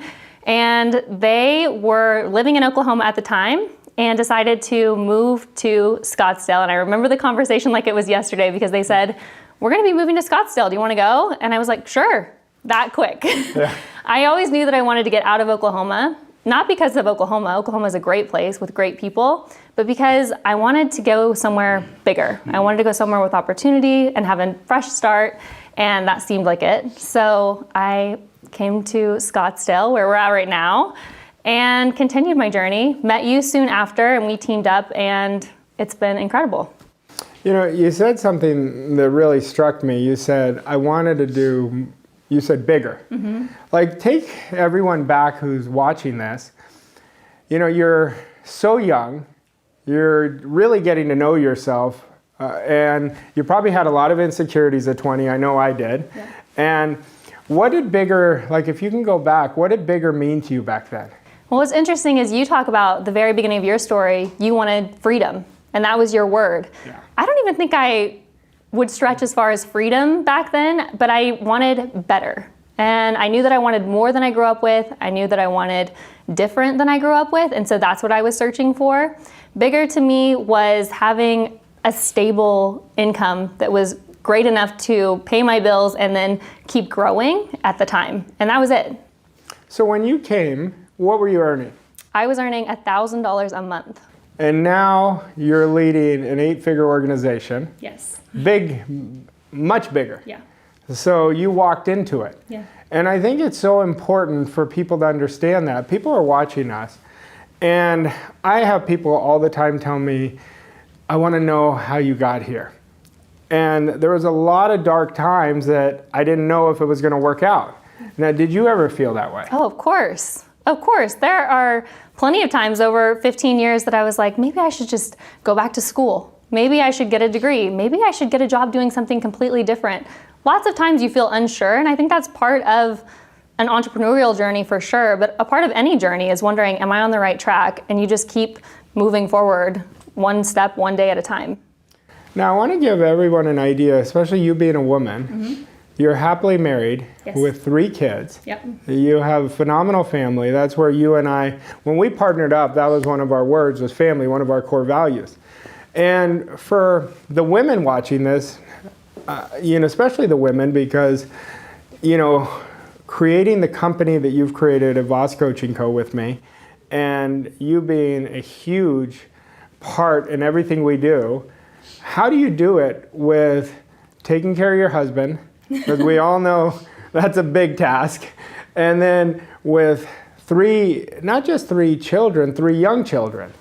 Honestly, I just always believe that I can. So a lot of people they accept the idea of being overwhelmed. They accept the idea of, oh, I have to work or take care of the kids. And since the very beginning, even before I had kids, I just believed everything is possible in a single day.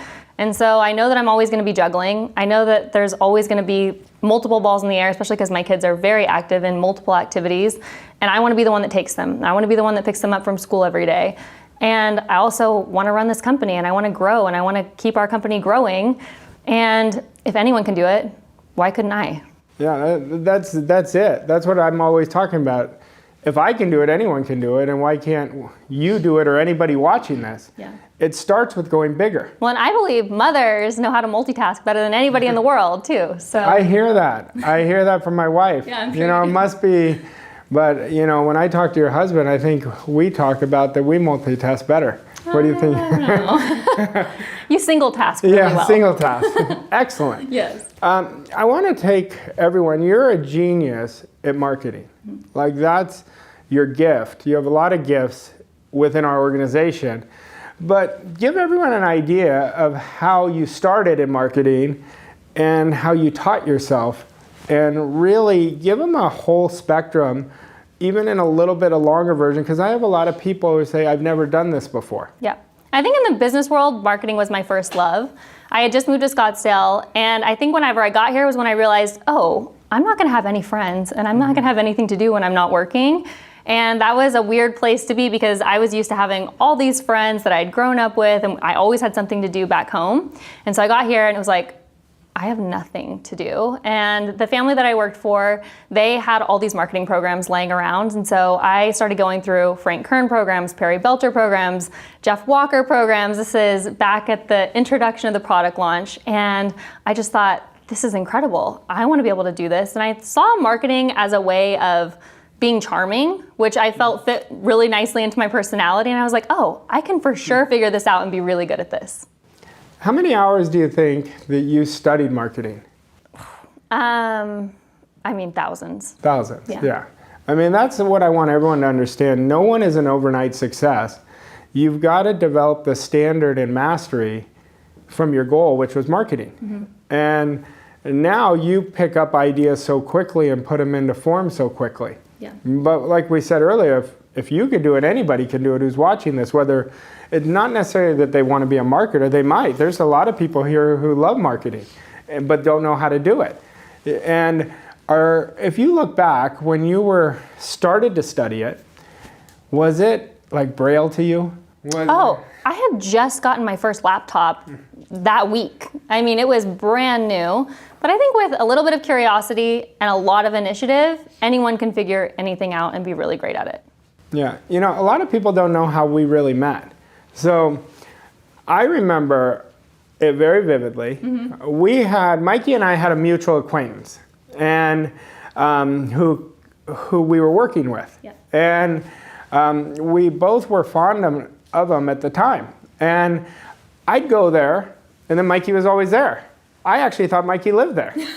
So, and then we got connected. He connected us and said, I want you guys to work together. And it was literally like so much synergy from the beginning. Yep. We were both doers. Yep. It was like, we'll figure it out. We didn't know what the hell we were doing. And I remember we didn't know what we were doing. No experience. No experience. We just said yes to everything. Yeah. And, you know, it's so interesting now, full circle. But I want you to tell everyone, if you look back, what are some of your biggest lessons that catapulted you to where you are now? I think some of the biggest lessons are always maintaining a positive attitude and saying yes. You just have to say yes and keep moving, because you can always change your mind. You can always correct course. But if you don't ever get going, there's no course to correct. You're not moving anywhere. And I want to back everybody up just a minute, because before I met you, I actually met your wife. Veronica and I were both part of a women's leadership group. And I remember to this day, she said, I'm engaged to this guy, and he's so positive all the time. He wakes up and he's like, what do you want to do with your life? And that's exactly how I see it right now. So not much has changed. Yeah, I feel the same way. You know, I think back at all of, you know, the time we've spent together, and through the adversities, through the wins, through the losses. We had a commonality with our mentor. He had an enormous impact on us. And I remember I used to always tell him, I said, he would tell me, you know, Mikey has the best attitude of anyone I ever met. And I said, sometimes I just need her to say, screw it. You know, like, because she would always say, well, I can do it, I can do it, I can do it. Like, if any, like, I know one big lesson I learned from you has been a can-do attitude. It's always can-do. Like, attitude is something I've been very frank with, had such an impact on me, but I had to work on it. You know, I had to really work to understand it. Yours is natural. Well, you know what's interesting about attitude, though, is I think a lot of people, I know 5-10 years ago, Bob used to say that I had the best attitude of anyone he'd ever met. Yeah. And I think I had a pleasing personality. I had a can-do attitude for sure. Anything anyone would ask me to do, sure, I'll figure it out. I know, you know, I don't know how to do that, but I'll find a way, and I would get things done. But I didn't have a good attitude in the way that we teach attitude. I didn't have a good attitude in that I never had scarcity, or that I never had worry or doubt. I had a good attitude in that I was pleasant to be around, or that I would get things done. There's a difference, though. But I think you actually developed a positive mental attitude the way that we teach it before I did. Yeah, I mean, it was just different. You were definitely more optimistic for everything. And I remember I would talk to Bob and I'd say, I just wanted to be real about where we are. You know, and then he would start laughing. He goes, but that's her genius, you know? And, you know, it's so interesting looking at you now as a mother, as a business partner. You know, Mikey and I, we very rarely disagree. You know, even if we disagree, we go away and we come back, you know, but it's very rare. And, you know, I think leadership is so important for people to understand, because you're not a leader when you own your own company. We were leaders from the beginning. We had to lead ourselves, and then we had to lead each other, because you and I work so closely together through everything that we spent our last 15 years doing. What do you think your greatest strength as a leader is? I can see the best in others, and I want to make everyone feel good about themselves. I don't know what you think about this. I'm interested in your perspective. Do you think that leaders are born or made? That's interesting. I think they're born. Okay. I think they have this dog in them. You know, I think you can learn leadership. Leadership is a skill, so it can be learned. But the real leaders, like you look at Kobe Bryant, like he had this dog mentality. You look at some of the best leaders that are out there. See, to me, leaders can't worry what their team or clients are thinking about them. And I think a lot of people have challenges with that. The born leader, they've been doing it when they were little. If you look back, like I could look back for me, I remember I was playing baseball. I wanted to win so bad, and I never drank soda. So we'd get these tickets, you know, that you go to the snack shack afterward. I would bribe my teammates, if we win, I'm gonna give you my tickets. And like, that was a form of leadership. Like looking back, I think leadership is about defining everyone's role and bringing everybody up. Yep. You know, one thing that I see that you do really well is, number one, you're very organized. And you may go away with something and then you'll come in with an idea of how to suit that person the best. You know, for me, I'm always very honest with people right away. And I'm always holding the image of who they want to be, not who they are. And then I'll communicate, and we have different styles within our organization where we're communicating differently, but it balances out. I think that's what makes our team so great, is that we lead very differently. Very differently, you know, and neither are wrong. It's, you have to be comfortable with who you are. I think one of the best lessons I learned along the way, I always talk about, people come to us to help them create massive transformation, and monetarily they come to us. They want us to help them increase their income. Yep. And they always ask me, well, what was the key for you? What was the key? And I go, it wasn't a key, but I could tell you, when I got to my first million, it was getting comfortable with who I was. It was honestly pure grit, determination, and I wanted to prove it to myself. But after that first million, that's when the fun began. Because now I wasn't worried about, oh, I was so insecure before. Now I was comfortable with who I am. I activated my creativity. Then I started deconstructing what I did. You know, that's why I really am interested for you. Like, look at what you've created. Like, I know a lot of us don't sit back and say, oh God, I did this, you know. It's not part of what you do. It's not the motivation.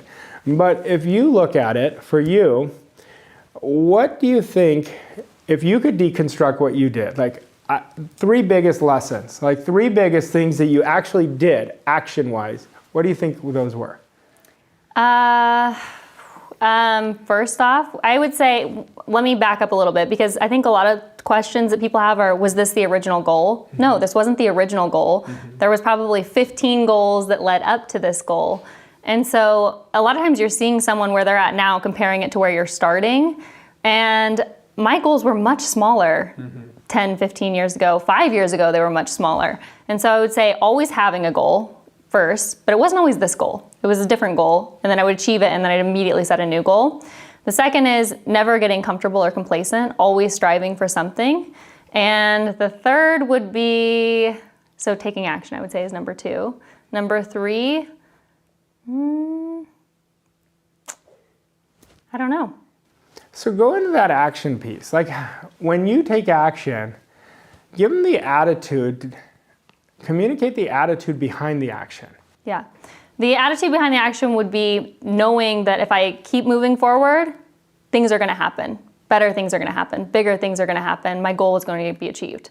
And I think I always have that expectation whenever I'm taking action towards anything. It's done. Yeah, we're very similar in that it's done. Yeah. I'm always talking about, when I set a goal, it's done. Like, I don't even think about it not happening. And then I get into the spirit of the action. Same. So it's like you're taking decision and action at the same time. And you and I, neither one procrastinate. Never. It's action, and I don't care if it's the right action, because it can always be fixed. There's very few things that are unfixable. Yeah, and we're not afraid to make mistakes. I remember we were doing one of our courses this year, and you forgot to hit record. Yeah. And I'm like, well, it is what it is. Yeah. Like, big deal. Like, we'll figure it out. You know, a lot of people are too hard on themselves. And I'm always working with people on not being perfectionists. I think that is a big sabotager of success. But when you look at goals, so I was sitting there today with a client at the hotel we're doing the event at. And when I was talking to him, I said, well, what is your why? And the client said, oh, I want to serve. And I said, okay, is that really your why or is that a bullshit why? And I said, a lot of people give a bullshit why, so they're not connected to their why because it sounds good. They don't want to say, hey, I want to earn more money. I said, if you want to earn more money, that's your why. There's nothing wrong with that. Like my why was freedom, but the freedom was so I could go enjoy life. You know, so do you feel like you're very connected to your why? I'm very connected, and I'm glad you brought this up because I feel like I was stuck in my why for a long time because like so many people, I thought I need to know my purpose and my purpose has to be tied to what I'm doing. And now I see that your purpose shines through anything you're doing. My purpose shines through whenever I'm being a mom, whenever I'm working, whenever I'm doing anything. Your purpose just shines through you, and your why drives you to keep moving forward. So my why is to provide better for my family than I had growing up and to show people what's possible. Yeah, and I think you're a great role model of that and an example. And I know clients are always asking me because they love our podcast and they're like, I want to know more about Mikey. And I'm like, well, I'm going to bring her on. But you know, purpose is an interesting thing. I remember when I was struggling, I was like, what is my purpose? What is my purpose? What is my purpose? I got to find what I love. And like, I love sports, but that's not my purpose. Yeah. That's my hobby. And when our mentor told me, he said, forget about your purpose. It'll find you. It was like a weight lifted off my shoulder. And I just focused on my vision. Mm-hmm. And, you know, one of the things that we spend a lot of time with our clients is our vision and getting convicted to their vision. So if you think about your vision, I'm just going to hop on a plane, move to Scottsdale. Yeah. I want to get out of Oklahoma. I want something bigger. That was a vision. Mm-hmm. But now, look at your vision now and how much more defined. And do you think it's important to have it defined? I think it's important to have it defined, but I think that so many times people want to get it really, really crystal clear, and they let that stop them from doing anything. And so they may spend years in a job that they don't like, in doing something, searching for something, not doing anything, because they can't find their purpose and they don't know their vision. And I don't think that you can let that stop you. If your vision is as little as I want better or I want freedom, those aren't very clear, but they get clearer as you take more steps. Yeah, you know, I always talk about vision. What happens to me, for me, like we all have different connections with all of these principles, but for me, when your vision is so defined, your mind filters out what's not a part of your vision. It's like, no, scan that, I don't need that. Yeah. And that's why I think vision is so important, because without a vision, you're not going to prosper. Did you watch, I watched a documentary recently on Arnold Schwarzenegger. No, I haven't seen it. Anyway, he's talking about, he didn't speak the language. He was so into bodybuilding. And so he was talking in this, that he had all these different purposes. But he said, I was so convicted to my purpose. And I'm like, oh, bingo. And then once he did the bodybuilding and already mastered that, then it was, I want to be an actor, and he couldn't act. And like no one would give him a role because his accent was so thick. And he said, I just practiced it and mastered, but I was so convicted to that vision. Yeah. And I know when we decided to join, like our visions were aligned, mm-hmm. and they keep expanding. And if you were going to give somebody advice on vision, what would that be? My advice would be to imagine you are a dimmer, like a light dimmer, you know, the circle ones that you mm-hmm. twist. And every action you take, the light gets brighter. And so every action you take, you're spinning that dimmer a little bit to the right. And as you keep taking action, it gets brighter. But every day that you stop taking action, it goes the other way. And it's turning the light off and it's getting dimmer. You can't find your vision without moving closer to it. Yeah, that's a great analogy. Now let's talk about failing. No. Like a lot of times, like we're talking about, oh, it's so great, this is so wonderful. But let's talk about when you were, not even saying when you were 20, yeah. but when you go through many failures or many setbacks, like what goes through your mind and how do you overcome them? What's funny is if you say, like, think of a failure, it would be really hard for me to come up with one because I just don't look at them as failures. But in the moment, I just think, this doesn't happen to me. Yeah. Like, this does not happen in my life, and I change what I'm doing, change my attitude, and move forward. Yeah. When I think of a failure, I could tell it to you like it was yesterday. I missed a free throw my junior year in high school in the playoff game. It drives me nuts to this day. Hilarious. But like work related, I don't think of a failure. Yeah. Like I don't think of it because I look at them as I needed to go through that. I had to go through that. And so, but if you talk about what I was asking, I was like, oh, I remember the ball was bouncing. It went, yeah. Anyway, we lost the game. We lost. Yeah. So, you know, identity is an interesting thing. Yeah. Like I'm super passionate about identity because I say standard and identity changed my life more than anything. You know, so what advice would you give for somebody to really expand their identity, and what did you do? You know, I think I could have gotten a lot farther, a lot faster. You all just heard that I was making $1,000 a month when I first started. If I had seen myself bigger, but that's where I saw myself for a long time, and I was really slow to change that vision of myself and change my idea of myself.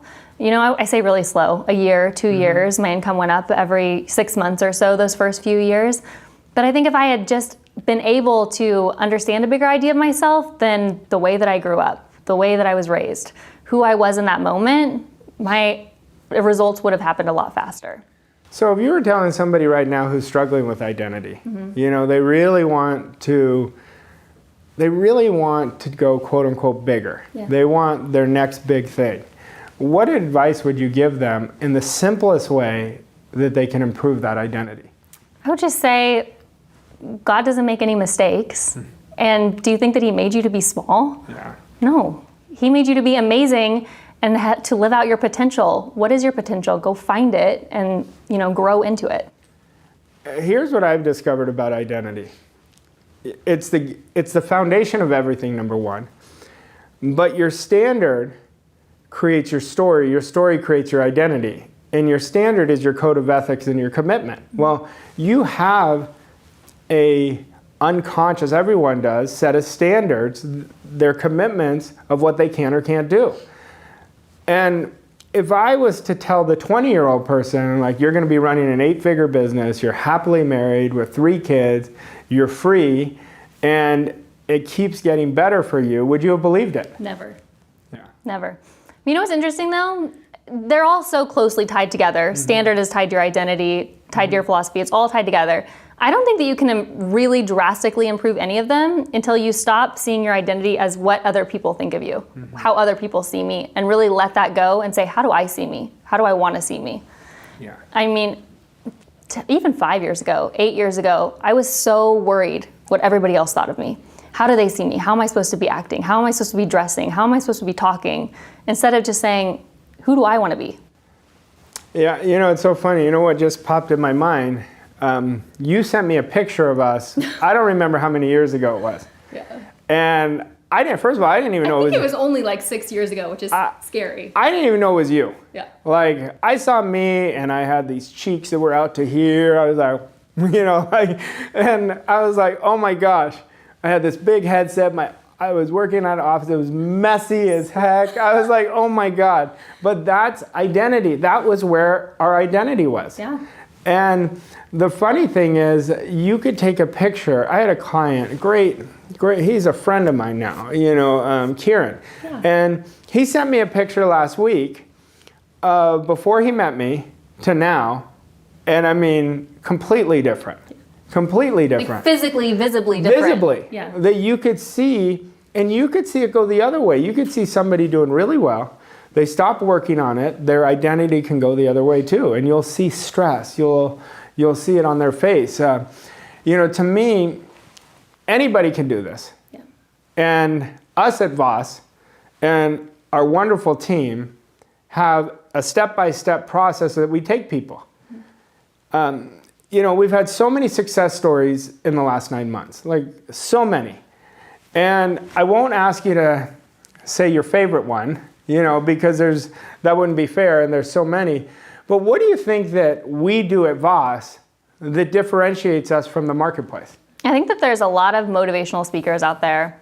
There's a few teachers out there, but there's nobody who can motivate, teach, and give you the implementation side as well as we do. Just period, bottom line, I don't believe that there is, because you do such a great job of motivating people, yes, teaching them how to think and what to think, yes, but also telling them what actions they need to take, how they need to take the action, what it means to act as if, or to do things in a certain way. And so they're understanding the material, implementing it, and then they realize, I can do this again. This is duplicatable, repeatable. I can achieve this goal and the next one and the next one. And so the results are just taking off.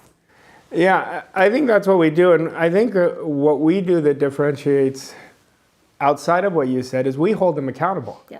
We really hold them accountable. Like if they're not doing it, I'll say, well, look at why. Mm-hmm. And we have to get people to understand their potential. Like we've heard it before. Oh my God, we all have so much potential. Yeah. That's not going to make somebody change their result. We've got to go in and bring that potential out. And that's why mentorship changed my life. And that's what we're doing for people. And I want to keep doing these interviews because they help people, because you get to, it's not just telling them this, you're like, do this, do this. It's like stories of people who've done it. Yeah. A 20-year-old had the guts to get on a plane, say, see you later, Oklahoma, and I'm going to go to Scottsdale and be a personal assistant, and who's developed into a CEO, a co-founder, and constantly growing, and we're just getting started. Yeah. If you can do it, if I can do it, literally, I believe anybody can do it. Anybody can do it. Yeah. I mean, anybody could do it. I'll tell you this because I love your husband. And if I could get him really moving when he was working with me several years ago, I'm telling you, and I joke with him because I really have a soft spot in my heart for him, but I really believe anybody can do it. Anybody can do it if they want it bad enough.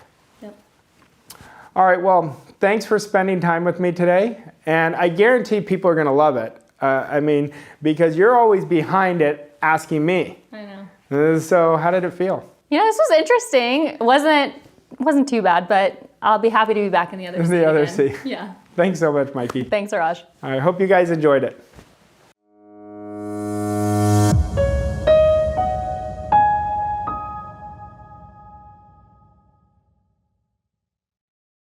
Hello, everyone, and welcome back to the Seven Figure Standard podcast. I'm Mikey Stiller, joined by my co-host, Arash Vossoughi, and we're thrilled to be back with you for another episode. Today, we're going to be talking about thinking, and you might be wondering, okay, what about thinking are we going to be talking about? You know, our mentor used to always say, mental activity does not constitute thinking. And it took me a long time to realize what he was saying there. But whenever you really understand thinking, things start to change pretty quickly. So, Arash, let's get into this. You're actually the one that wanted to do an episode on thinking today. Why do you want to do that? Well, I want to get everyone to think like an elite performer. And if we understood how important our thoughts are, and we had a deep understanding of what they actually create, we'd be very careful about our environment, about what we're thinking on a daily basis, and how much it's either creating our fortune or causing our lack and limitation. And thought is the cause of everything. A lot of people will come to me and I'll ask them a question when I'm coaching them, and I'll say, well, what do you think's holding you back? They say money. And I say, money's never holding you back. Money is always the effect, not the cause. It's your beliefs around money. It's your thinking patterns. And so we want to hold ourselves to a standard that we think what we want, whenever we want, automatically at a high level that is in harmony with the type of life we want to live. So if you look at this, everything comes down to how you think. Like I love the quote by Solomon. He says, as a man thinketh in his heart, so is he. But a lot of people are not understanding how much they're costing themselves in health, well-being, financial prosperity by thinking about what they don't want. In order to demonstrate true prosperity in your life, you must get rid of what you don't want, and those are thinking patterns. And you must open the space for what you do want. And you'll see somebody create a massive quantum leap once they get properly mentored and they're taught how to think. And it's so interesting. It sounds so funny, right? Teaching how to think. But you have to learn how to think in a certain way. You want to think from abundance. You never want to get emotionally involved with what you don't want. I know that's a high standard, but that's what greatness is. That's what excellence is. We've got to get to a point where we never tolerate poor performance in our thinking, not just in our results, because the results are the effect of our thinking that creates the actions that will create the type of life we want to live. You know, Raj, I think it's easier to identify whenever someone else is thinking out of alignment from you. You'll be having a conversation, you'll feel like, feels like we're speaking a different language, like we are not on the same page. But sometimes whenever we're looking at our own thinking, we're not looking at it objectively. And so it's harder for us to see where our thinking needs to change. What are your insights there? Well, I'll tell you what I do. It's a simple process to bullet myself in the morning. And this is before I even start my morning routine. Is number one, I always tell myself, today I have to conquer myself. My biggest battle is not in the outside world. It's me versus me. So I have to conquer myself. So I got to be really locked in on accepting and rejecting ideas. Number two, I have to have a goal that inspires me. If I don't have a goal that inspires me, there's no reason to discipline my thinking. So I have to have a goal that I want more than anything else in this world. And I've got to already have that commitment. Number three, the most important conversations I have throughout the day are with myself. That's when I can find out, am I sending out double binding messages to myself? Am I really listening to what I'm putting out? Because it will allow me to see where my thinking patterns are and where my behaviors are going. And I also have to understand my biggest obstacle throughout the day is in my present results. So I don't want my present results driving what I'm doing. I used to live that way. It was a terrible way to live. And when I made such a dramatic change, I did the deep internal work to change my thinking. And I eventually changed my program, changed my identity, changed my standards, which we've talked about. And that's what we teach people how to do. But you have to think in a certain way. And we have to understand we become what we think about all day long. And it's an automatic pattern. It is an automatic pattern. People are listening to this. And if you're not conscious of this, I promise you, they probably think they're better thinkers than they are. If they actually listen to themselves, they'd be like, lack, double binding message, double binding message. It's like somebody wanting to get super healthy. Yet they'll say in the beginning, I eat pretty good. Then a nutritionist will say, I want you to create a food log for a week. And they had no idea how much more than they were eating than what they thought. It's the same with our thinking patterns. And we have to understand our goal is a price. That price is being in alignment with thinking, feeling, and acting in that certain way. I always say everything starts with the seed. The seed is the goal. And we want to plant our disciplines, thinking, our actions, thinking, our standards, thinking. And that's what creates all of these. And when you do, you're gonna harvest the rewards, which are world-class results. Raj, whenever you think about any problem that we have, any dissatisfaction that we have, anywhere that we may be stuck, and its origination is in thought, are there two forms of the problem with thought? One would be not thinking, and the other would be automatic, like poor automatic thinking. Well, most people are not thinking at all. That's what poor automatic thinking is. That person's just reacting, not thinking. You want to burn this idea in your mind that old ideas, so we could reverse it and say old ideas and thinking pattern will not create new conditions. So I know when your automatic thinking is excellent, it serves you so significantly. But I want you to think of a time where you get an adversity and you go right to the problem instead of right to the solution. That's part of your philosophy. So we want to really bulletproof our thinking and always think from the goal. When you learn to control the flow of your thinking, because within a second, all day long, we're getting thought energy coming through us, and we want to think and plan. See, every time your desire is for something greater than you have right now, the old program and thinking patterns are gonna automatically come in. But when you mix discipline in your thinking and you say, I am gonna conquer myself today, I'm only gonna think in a certain way, that certain way is in alignment with what I want, that's when you're gonna change the game over 30, 60, 90 days.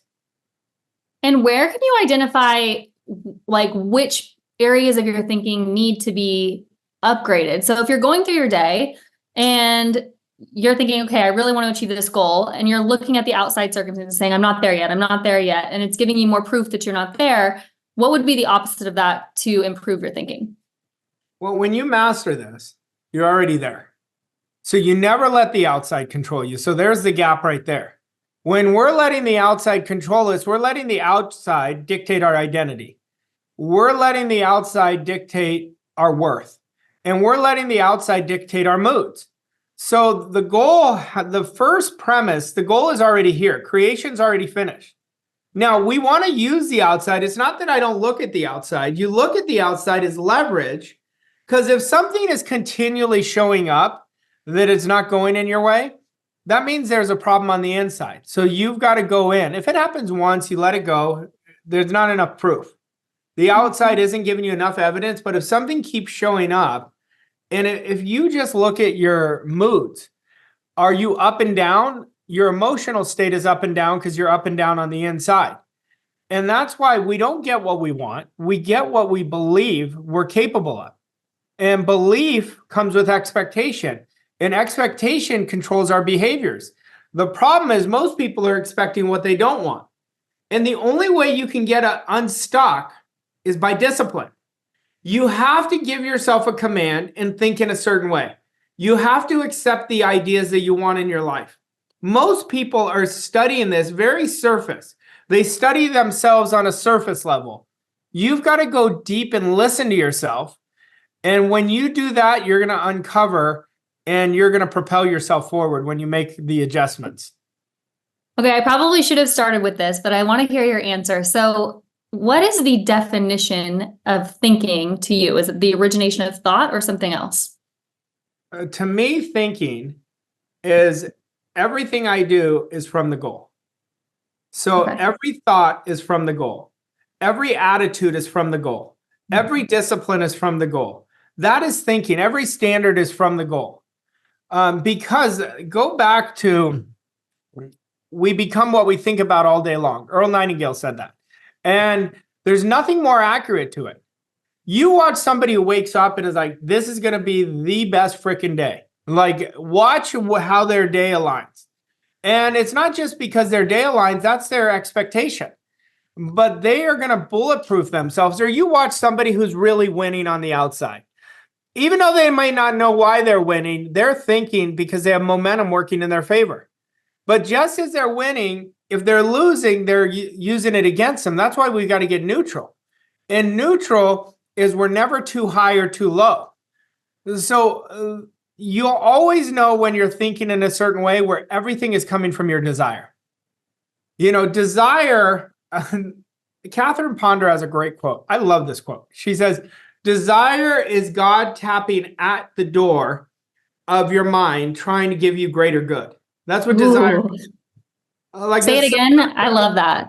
He says, desire is God tapping at the door of your mind, trying to give you greater good. That's what desire is. Because desire, you get your desire in your subconscious mind, it goes to your conscious mind, and you accept it, and you internalize and brings it back to your subconscious mind. And let's understand this. You cannot get results beyond your current level of thinking. Like if we look at all of our results, you look at my results, it's a direct reflection of my thinking. And what we've got to get to a point is we got to get the ego completely out of the way. So if you don't like the results in your life right now, we got to get explicitly honest with ourselves. We don't put ourselves down. We give ourselves grace, not excuses. But if we don't change our subjective conditioning, then nothing is going to change on the outside. Raj, so if you have thinking, and we talk a lot on this podcast about repetition, and that is extremely important, especially as it comes to thinking. You said your definition of thinking is everything coming from the goal. Is that done through repetition, which drives feeling or drives action, or where next? Well, everything starts with a goal. If we don't have a goal, there's no reason to get away from automatic thinking patterns to build excellent automatic thinking patterns. So everything is driven from the goal. So everything, how you think, feel, and act is driven from what you want. And then we want to turn the want into a desire where it's in that knowing state. A lot of people will listen to podcasts, they'll read books, they'll go on YouTube, they'll go to seminars, but do they really understand it? And you'll know how well you understand it by looking at your results. You can know something intellectually and not know it. You have to get it on the subjective level where your programming is, because our programming dictates what we attract in our life. It alters our vibration dictates what we attract. When it's a part of your programming, you will create the results effortlessly in your life. But the prequel to all this is thinking. But if you go under the hood of thinking, the prequel to thinking is knowing what you want and paying the price. That price is discipline. So good. I love that because you often talk about that with our clients. You'll say, are you willing to pay the price? And whenever you say that, almost everybody automatically thinks monetary price. That is the smallest price there is to pay with any of your goals, I feel like. My next question is, this started out as one of your core values and then has been adopted by our company, which is you never check a box. You never do something just to check a box, just to get it done. But you get into the spirit of it. How do you apply that specifically to thinking? Well, you've got to do the real intentional work. And that's how you apply it with thinking. I want everyone to get to a place where everything you do is purposeful. When you're with your kids, it's purposeful. It becomes a dominant part of everything you're doing. Like everything I do is purposeful now. If I'm going with my friends or my family playing golf, it's purposeful. Everything I want to do is purposeful, but we have to have fun in the process. We have to let go. We have to let go. And too many people are wanting the results so bad that they're chasing them and they're holding on to their old self. We've got to let go completely. And when you let go, think about a time you were just all in and it was so effortless. All in is not hard work. It's actually creates easy work when you're all in because all your energy is on that all in, whatever that is. And whatever our energy is on, it's like a laser. With such focus, it expands and grows, and then you're going to get all the right things in your mind of what you need to do for the fulfillment of your goal. Mm-hmm. When you look for role models in your life, look for mentors in your life, someone that you look up to or admire, is thinking ever something that you look at, like you think, wow, I really like the way that they think, or I like the way that they reframe things. Is that something that you look at in other people? That's the only thing I look at.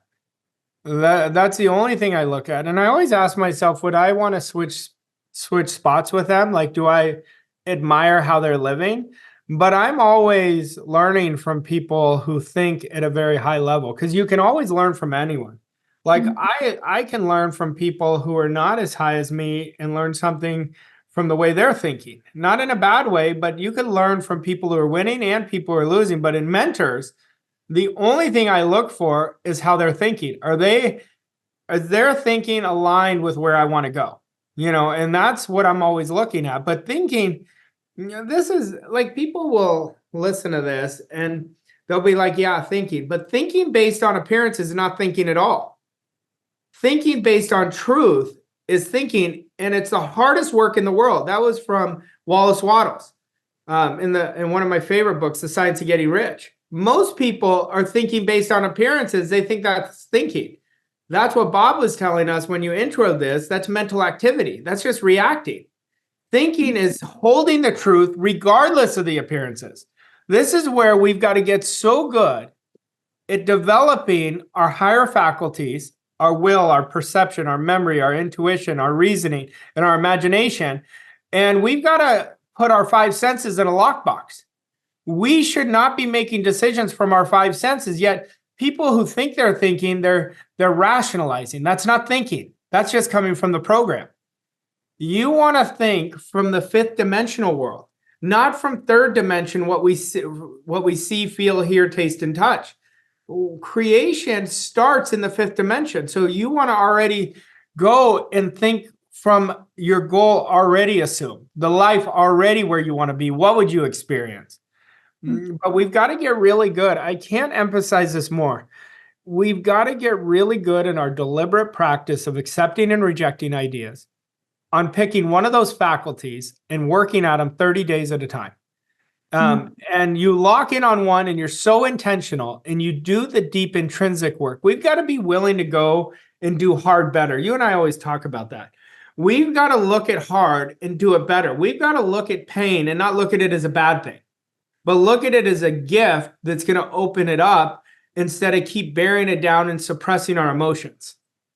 Okay, I love everything that you just said. And something else that you say a lot is absence of evidence is not evidence of absence. And I think one of the hardest things to do is whenever you are changing your thinking and you're paying this price with a new way of thinking from the goal, you can do it for a day. You can do it for a week. But then you get overridden by, I'm not seeing the results yet. Is this really working? And doubt starts to creep in, thinking like, oh, this isn't what worked for those other people. Maybe it's just not going to work for me, or whatever the thought may be for you. What do you do in that case? Because so many people give up just a little bit too soon. Well, it's our 3 feet from goal when we make delayed gratification part of our philosophy. See, if you're just going based on what you see, then you're not creating anything of significance. This is where we've got to build. There's two key points that we have to develop, is faith and our imagination. Faith is seeing what you want, regardless of the appearances. It's believing in the incredible. What's the incredible? That any idea that I put in my subconscious mind will be expressed in my results. And you're going to receive what the masses call impossible, that we call standards and expectations. And then imagination, any idea we accept, it goes right into our subjective mind with our imagination. But imagine you're just seeing an enormous life for yourself. That's what we want to practice deliberately and see ourselves where we want to be. We want to have this enormous picture of ourselves. And that's really setting the tone of your life. See, people think they go to church, that means they have faith. And then the rest of the week, they're not thinking at all. That's not faith. And faith is something we want to operate with every day. Faith is acting accordingly that our desire is already done. That's faith. Faith is knowing that you know that you know that you're world class. That's faith. Faith is believing in the impossible and making it possible. And the evidence of absence is not the absence of evidence. What you're seeing, you don't know what's happening behind the scene. But are you not persistent enough that you give in and then you dig up that seed? Arash, I'm going to tell a quick story and then we'll get to the action step, but I want to get your input on this. So last year, both of my older kids had this great book that they studied in their classes. Sienna was in pre-K, Frankie was in first grade last year, and they both went through The Magical Yet.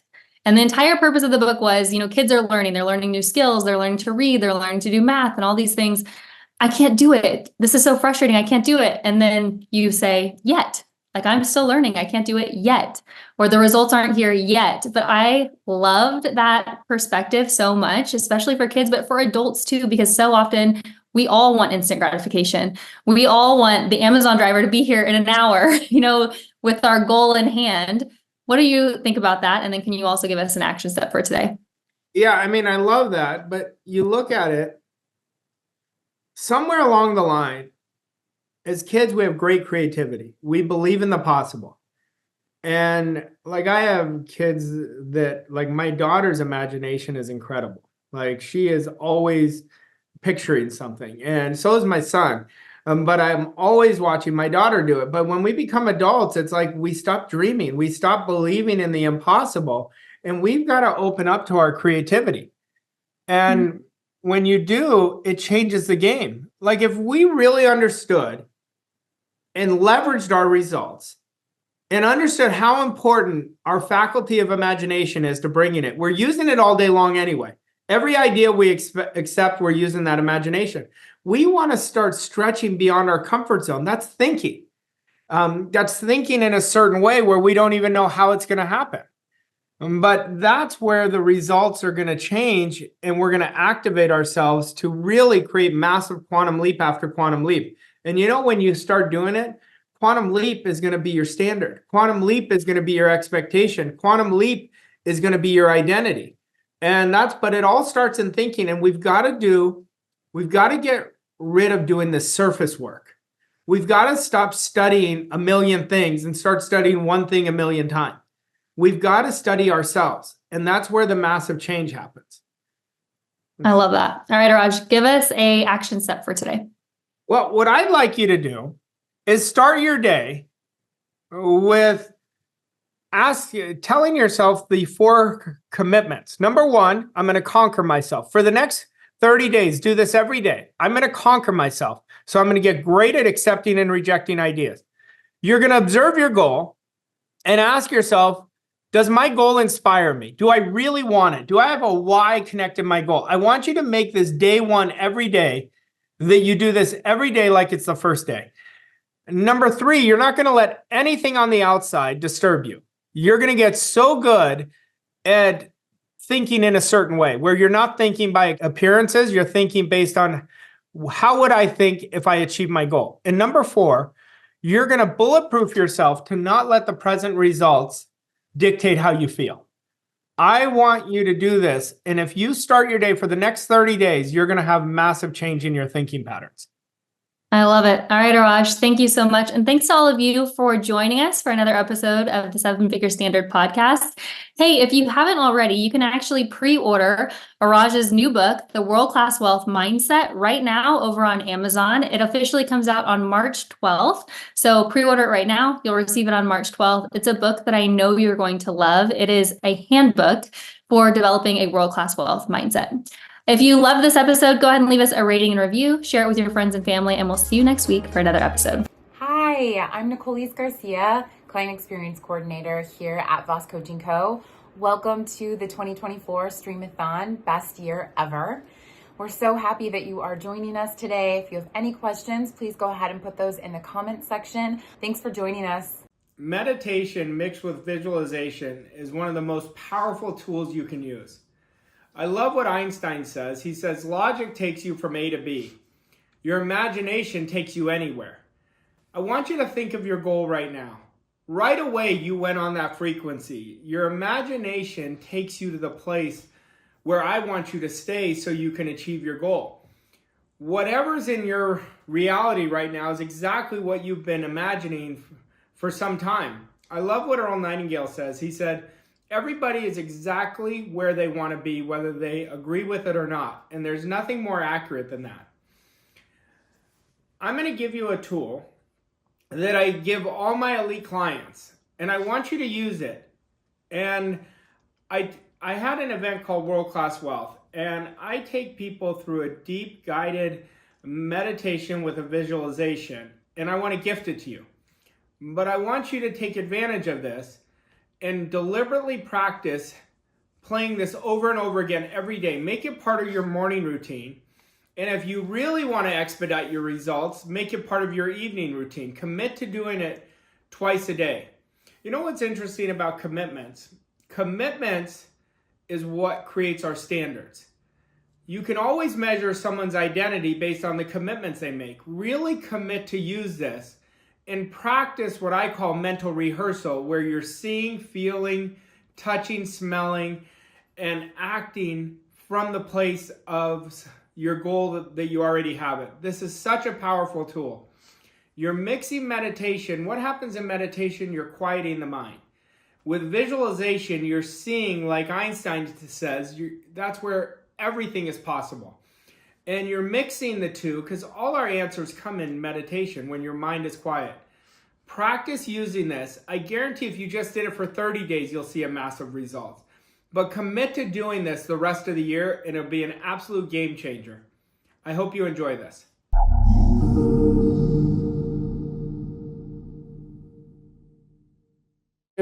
just to follow my voice. And the deep breath is going to be 4 seconds. 4, 3, 2, 1. Now release. Let's do another one. Deep breath in. 4, 3, 2, 1. Now, I want you to breathe in confidence. I want you to really breathe it in. Now, I want you to release doubt. I want you to breathe in faith. You're seeing what you want when you're breathing in faith. This is the dominant idea you're coming from. And I want you to release fear. Any fear, I want you to release it, like really blow it out. I want you to breathe in a standard of excellence. Really breathe it in, really own that standard of excellence. And I want you to release anything you settle for. I want you to just release it out. I want you to breathe in acting on ideas. You act on them right away. And I want you to release, really breathe it out, any form of procrastination. I want you to breathe in your connection with your future self. You're just sprinting into that person. And I want you to release your past self. I want you to breathe in wealth. I want you to really breathe it in. And I want you to release any form of scarcity you're holding on to. Now, we always get what we see. I want you to get your goal in your mind. And I'm going to give you a few seconds to really lock in on your goal from the end. It is already here. Now, what are you seeing now that you've achieved this goal? What are you seeing? What are you experiencing with your eyes that you've achieved this goal in 2024? Now, I want you to see what you're wearing.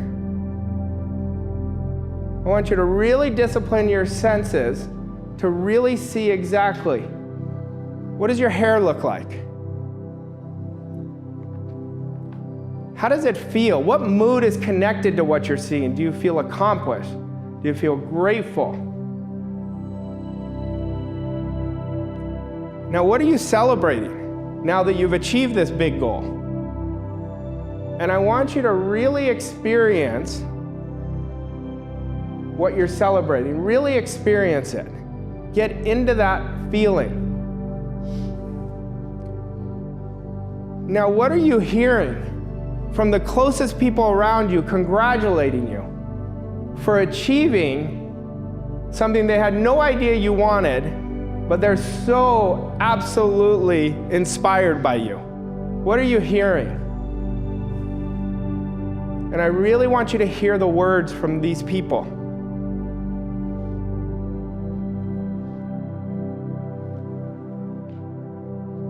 Now, when we go back to that celebration of these people talking about you, I want you to smell what it smells like. Are you out at a restaurant? What does it smell like? Are you cheersing a champagne glass, a wine glass? And I want you to really experience it. Now, I want you to go here all the time. That is how you get on the frequency of what you want. It is yours. Now I want you to breathe in that this is done. I want you to breathe it in. I want you to stay here often. The more often you stay here, this place is going to be your home. And the universal law tells us that any idea we hold long enough with our will, mixed in our imagination, has to come forth in our physical reality. This is done. And commit to yourself right now that you're going to do this every day. Commit to yourself that you're going to do this every day. And remember, if one person can create wealth, anybody can. And you are infinite, and I want you, before you open your eyes, to breathe in the connection to your subconscious mind of the infinite that you are, the greatness that you are, the excellence that you emanate.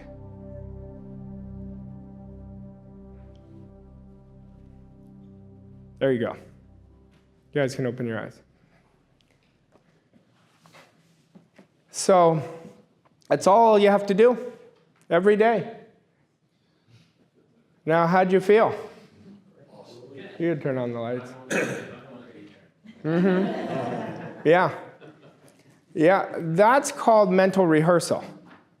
See, whenever you guys mentally rehearse, your imagination takes you everywhere. And did you connect to that? Yeah. So imagine if you rewired that as one of your processes every day.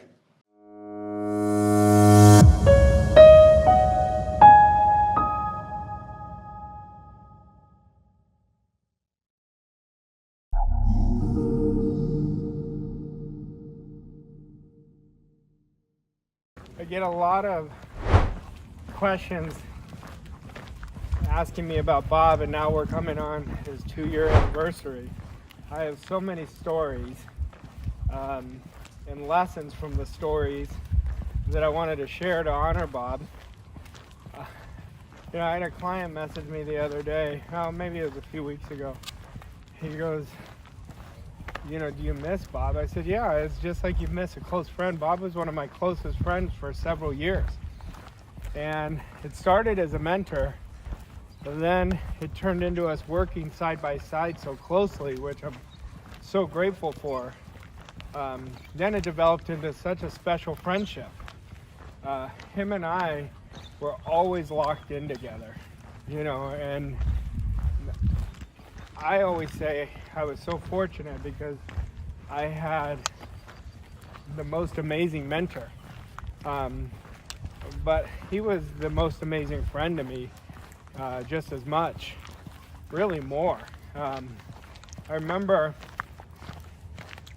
one time I was flying back from Toronto and he was coming the same way, and I actually gave this toast at his birthday, and he said, don't go on the plane.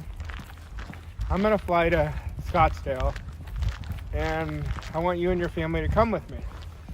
And so we get on this plane, and he comes in with, dozens and dozens of donuts for my kids. My kids are probably at this age 5 and 6, and dozens of donuts. He just loved kids so much. And then my son got a bug on the plane. He just starts throwing up everywhere. Everywhere. And Bob is the first one to jump out of his seat to go see if he's okay. That's really who he was. He was such a tremendous man. I remember when I first met him, he said, what are you doing? And I said, well, I just got laid off from my job and I decided not to take another job. And he said, that's the best decision you could have ever made. And he said, what is it that you really want? He would always ask me, what is it that you really want? There wouldn't go a day by that he wouldn't talk to me about my wants.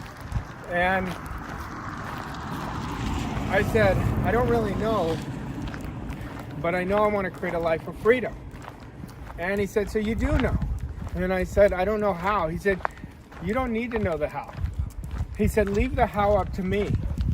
And he said, you can have anything you want, but you're going to have to do exactly what I told you. I think that was one of the biggest first lessons. I had my world-class wealth event a couple weeks ago, and I shared this story because I learned so many lessons from Bob. But that lesson just lasted forever, because at this time, you got to understand, I was losing badly. I never did what anybody told me. I would start and never finish. But it really resonated with me. He said, if you do exactly what I tell you, not half, not 3/4. He said, if I ask you to come fly out to see me, you get on that plane.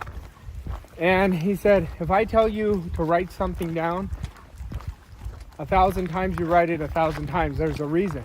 Well, I started doing exactly what he told me. And they weren't difficult things. They were so easy to reject, but I just kept doing them because I believed in his belief. He used to always tell me, you don't have to believe it's possible. You just have to know that I believe that it's possible. And I want you to believe in my belief. He said, Arash, that's what I did with my mentor. He said, I didn't believe it, but I believed in his belief. And that's what I did with Bob. It was such a powerful lesson for me. Another one, I remember I wanted to go, first of all, I created my best results I've ever created on a monthly basis. But anytime I could be close with him, I would always go out wherever he was recording, and I would just watch him record. Like, I studied him so closely because anytime I could pick up something, I'd pick it up. And I was watching just a master at work. I mean, he was recording hundreds of short videos for a 6 Minutes to Success program. And he never had any false takes when I watched him this day. And he went on a break and he said, let's talk. And he just said, you just had your best month ever. What's your new goal? And I think I incrementally increased it. I think at this time, it was in the infancy, and I think I had earned $25,000 a month for the first time. And I think I said my next goal was 30, 35 a month, something like that. He looked me straight in the eye and he said, you know damn well that is not a good goal. And he got really stern. And he said, do you trust me? And I said, yes. And we would laugh about this story for years. He remembered it so well. And he said, I want you to double it. And so he said, I know what you're thinking. You just did your best. How are you going to double it? And he said, but do you trust me? And I said, yes. And I did exactly what he told me, literally to the day of that event. 4 months later, I hit the double on a monthly basis. And it was such a good lesson for me because I was letting the results dictate to incrementally increase my goal. I never did it from that point on.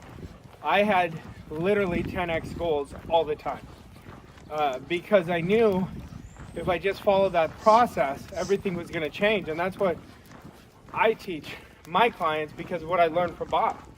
He taught me so much. I've shared it on many occasions.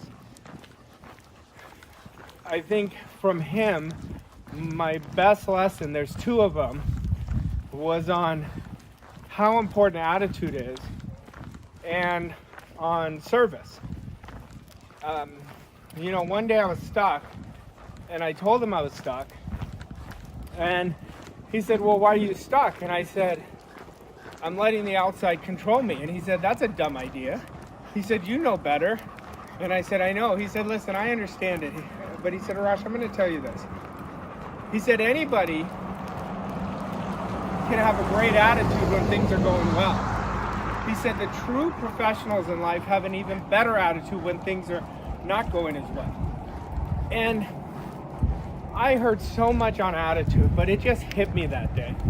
Like, if you want to create freedom in your life, like freedom that you're living your life on your terms, you got to master attitude. And I went on a deep dive myself on how to do it. I just started studying the science of getting rich. And he would tell me, he goes, your attitude's gotten a lot better. And that was the day that changed attitude for me. It just changed my whole life. Now, did I do it overnight? No. And he told me this isn't going to happen overnight. He said, my mentor taught me that, and I'm teaching you what he taught me. And it was one of the best lessons I ever learned. See, most people don't understand attitude. They're always being driven by the outside, and so the outside's controlling their attitude. When things are great on the outside, they're high.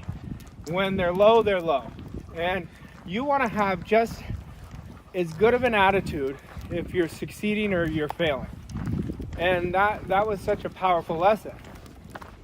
The one on service, there's so many on service, I can tell you.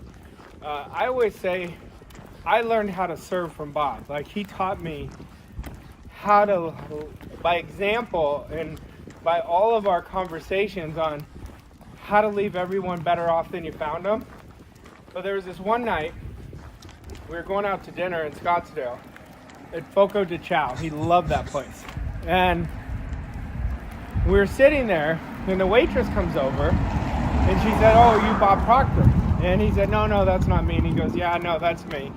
And she said, "You changed my life. I lost, I think it was like 250 pounds. And he leaves dinner, in the middle of dinner. He leaves dinner, he goes out with her for about 20 minutes. And he calls his assistant Gina and gives her all these books and programs. Anyway, he comes back down and sitting, and I said, "So why did you do it in the middle of dinner? Like, why didn't you wait till afterwards?" And he said, "This was her moment." He said, "You always want to give somebody your full attention." And he always taught me how to make everyone the most important person. He was so demanding of himself. He was demanding of me, and I say that in the most positive light because it developed me. You want people demanding of you. He was never demeaning, always demanding, because he saw something on a much higher level than what I saw of myself at the time, and then I grew into it. You know, you wanna find a mentor and get really close with them. Now, a lot of people think that, did you always know you were gonna be close with Bob? Never. It was never even my intention. It was never my desire. But the funny thing is, I wrote it out on a script, because every year I write a script. I wrote it out that I'd be working very closely with him. I didn't believe it, I just wrote it. A few months later, that's exactly what happened. We met a mutual acquaintance, he connected us, and then we always talk about the magic we created together. We had so much fun. You know, but he taught me so much. Like, there's not one thing that I can say that was the tipping point. I think it was decision was the tipping point.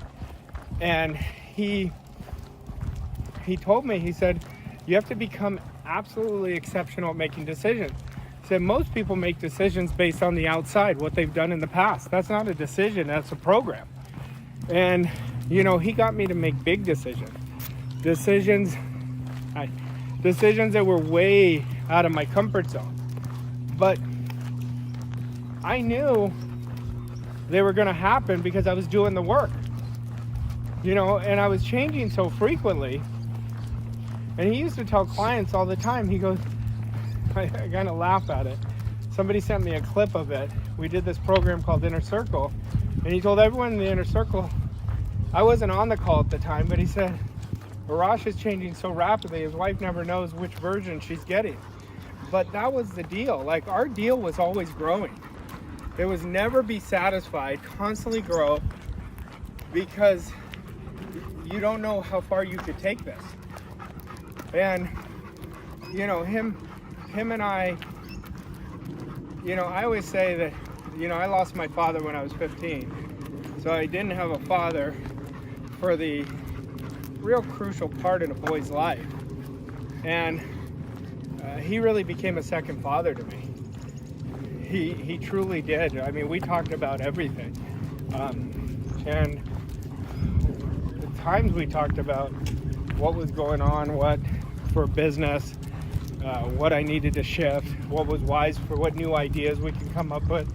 But a lot of it was just about life and his experiences, and boy did he live a full life. His stories were magical, and he was one of the funniest people you'll ever meet. He was hilarious. He was so funny. one time, we got a kick out of this. I don't know if you will, but he said, I want to help you create another quantum leap for you and your family. And he said, let's mastermind an idea. And we're sitting there, nothing was coming. He goes, oh, this is a waste of time. Let's talk. You go away, I'll go away, and we'll come back. So a couple days later, I said, I've got this idea. That's all I could think about. And he said, let's hear it. And I said, all right. He goes, okay, what is it, kid? He used to always call me kid. He goes, kid, what is it? And I said, I gave him the idea. He goes, I don't like it. And I just started laughing. We were on Zoom, and I just started laughing. And he started laughing. He goes, I understand where you're coming from that idea. You're coming at it from your current program. But to create the next 10x leap, you've got to come from it from my program. Right there. It just hit me. It hit me so significantly that, how are you? Good. It hit me so significantly. From that moment, I accepted that idea and I came from his program. And till the end of his life, him and I were always working on ideas. Always working on ideas on how we can help the clients better. He taught me, like I said earlier, how to serve, but it was always, what's the next bigger idea? How can we deliver better? And he gave me a great compliment. A few months before he passed, he said, I've got to tell you, Arash, no one has stretched me more than you. And I said, I learned it from the best because I was never satisfied. I always wanted to do it bigger, better, help people more, help them in a more effective way.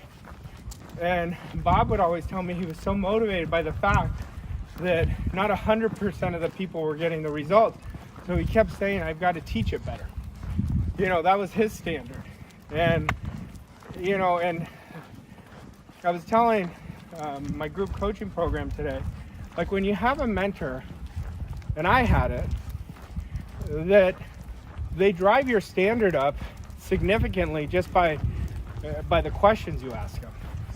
And they drive your standard up by their belief because they know if they can do it, you could do it. And he was so brilliant at that. He just was tremendous.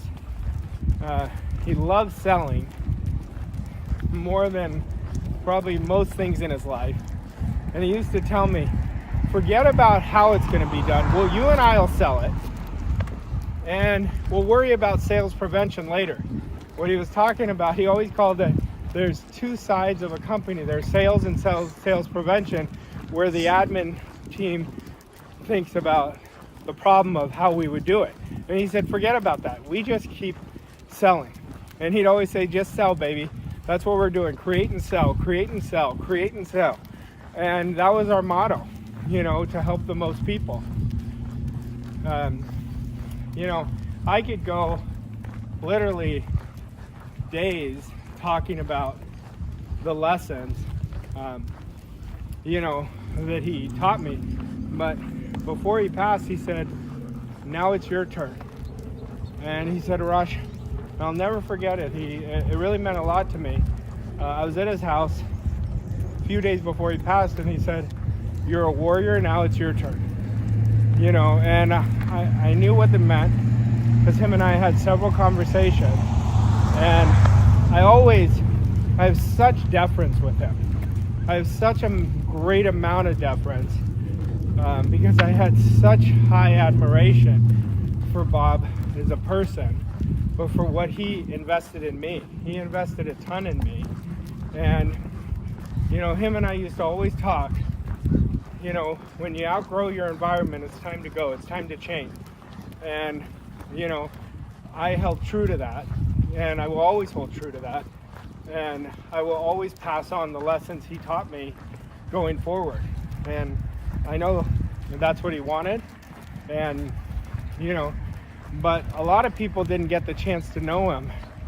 He was such a tremendous man. His grandson sent me his gratitude list that I was on. And I shared it with Mikey, my business partner, because she was on the same gratitude list.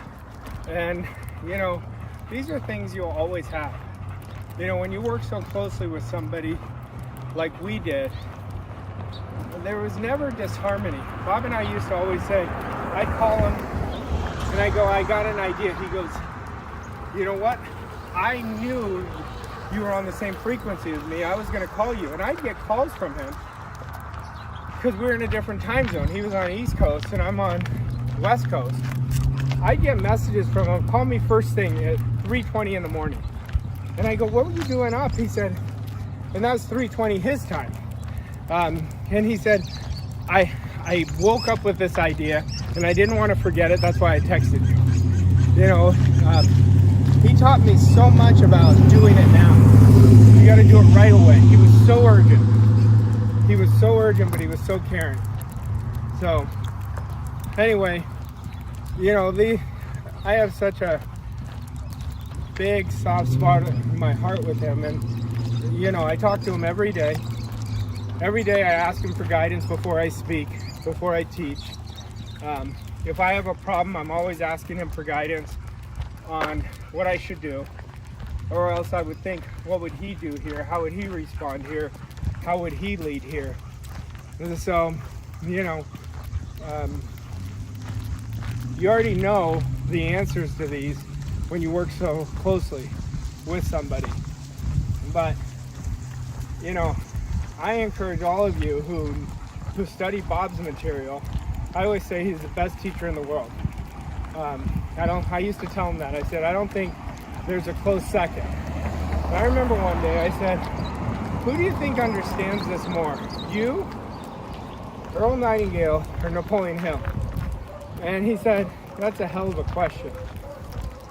And he would never give me an answer, but he did tell me I've studied it more than anybody.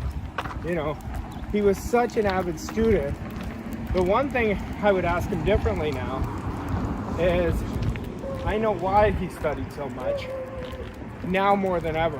And I would talk to him about that, you know, at that point. But I would encourage, you know, to go big, always stretch, and stop screwing around. He used to always say that. This is your life. Stop screwing around. You got to really think, kid. And, you know, he would always be telling me this. And he said, too many people are just screwing around with their lives. They think, I'll do this when this happens. He goes, they'll never do it. And it never happens because you're always saying, someday I'll do this. You're always planning to plan. But you keep studying him. He's absolutely tremendous. I study him. You know, anybody who works with me knows they're not just getting mentored by me. They're getting mentored by Bob through me. They're getting mentored by Earl Nightingale through Bob through me. You know, because I know so many. We have so many stories. One time he said to me, he said, you're gonna really miss me when a lot more when I'm gone. And I remember when he said this was probably 10 years ago. And he said, that's what Earl told me. You know, so I have so many stories and lessons trapped up inside of me. You know, and when I talk to his wife, she's like, just keep sharing it. Keep sharing what you learned from Bob, because that's how we keep Bob's legacy alive. And I'm definitely doing that on a daily basis. I hope this helped anybody with one of these stories. This is just, you know, 2 years. It's hard to put it all in one video because, like I said, I could talk about this all day long. You know, but I'm so grateful for Bob. I'm so grateful for everything he invested in me and my family. I'm so grateful for all the people he transformed. And you know, so grateful for all the lessons, but I'm especially grateful for his big heart and his friendship. I hope this helped. I'll give you one more. It was really a great lesson for both of us. Because Bob talked to me about it. It's around identity. And I'll give you a couple funny ones to close this out. But, you know, when I first met him, my self-image was so low. I believed in myself a little bit, but not significantly. Anyway, he wanted me to introduce him at an event we did called 3%. And this is probably in 2010. So to give you time frame. And maybe 2009. Anyway, he comes up and looks at my suit with the tie and he goes, "Who taught you how to tie a tie?"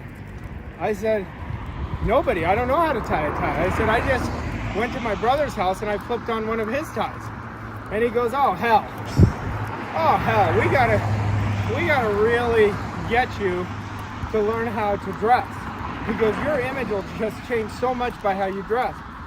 And then years later, we had a program called Millionaire Mindset. While we're on it, it's just Bob and I working with the clients. While we're on it, he takes a picture in the middle of the class and he sends it to me. He goes, "Kid, you look like $1 million." He goes, "Remember where you were?" And you know, the one thing that I always laugh about is he said, "You really got me into sports jackets," because I love sports jackets. But my image had changed, and he stopped the whole course and he was telling them this story. We laughed about it so much. But our identity is everything. It's the foundation of the paradigm. I'll give you one more because it's in the top of my mind. One day we were talking, he goes, "Well, what are you working on?" I said, "My new self-image." And he said, "You don't need to work on image anymore. You already have it. You already have a significant self-image." I said, "I do, but explain this to me. If we can never outperform our self-image, my new goal, I have to raise that self-image." And he said, "Son of a bitch, you're right." And we had that relationship. Like, I would always challenge his thinking, he'd always challenge mine. You know, that's what a great mentor does, but he never limited me. Like, he always wanted me to grow. I remember there was a time we did this event in LA and I said, "You know, it might be my time to walk away." And he said, "Why? Are you not happy?" And I said, "It's not that." I said, "I feel limited. I want to do more." And he said, "Affirmative power." He said, "That's my fault." He goes, "I will make sure that never happens again." And it never did. You know, but I had created such a strong image at this point that I knew from a lesson earlier that when you're not growing, you're dying. And you can't stunt your growth. Whatever you do, don't stunt your growth. Growth is so sacred to me. But it became sacred because that was Bob's program that he put inside of me. It was so sacred to him. And so, like I said, I mean, I keep saying I'm done, and then I could add story after story. I really can. You know, all my elite clients really know, because I share so many stories in the moment that has something to do with it. You know, I encourage you to really stretch, really grow, and don't limit yourself. And set your goals based on what you really want, not based on what you did last year and increase it by 10%. Yeah, it was so funny. So the first tailored suit I ever got was a gift from Bob. I hit a goal. He said, if you hit this goal, I will buy it to you. And he flew me out first class to Toronto from Arizona, and we went to his tailor. He said, "I want you to pick whichever suit you want." He goes, "Don't worry about the price. I want you to pick whichever one you want." And he goes, "You're gonna see it fits like a glove." And I loved it, you know, and I had it for years. But he's the one who got me to get, like, the reason I got my own tailor. And I highly recommend it if you want to upgrade your wardrobe. But then a couple years later, he got a different tailor, and he said, "Arash, I want you to go get the whole sales team suits. We're all from different regions," so he told the tailor, "but I need it done within a week while they're here." So the tailor said he could do it. And my sports coat came out. So I laughed. It was so small and short. I mean, I had a half shirt almost. And if you've ever seen the movie Tommy Boy, I looked like fat guy in a little coat at that time. It was like right here. And he said, "How was it?" I said, "Let me show you." And I put it on. He goes, "Oh, hell, what happened?" So, you know, we had the best of time.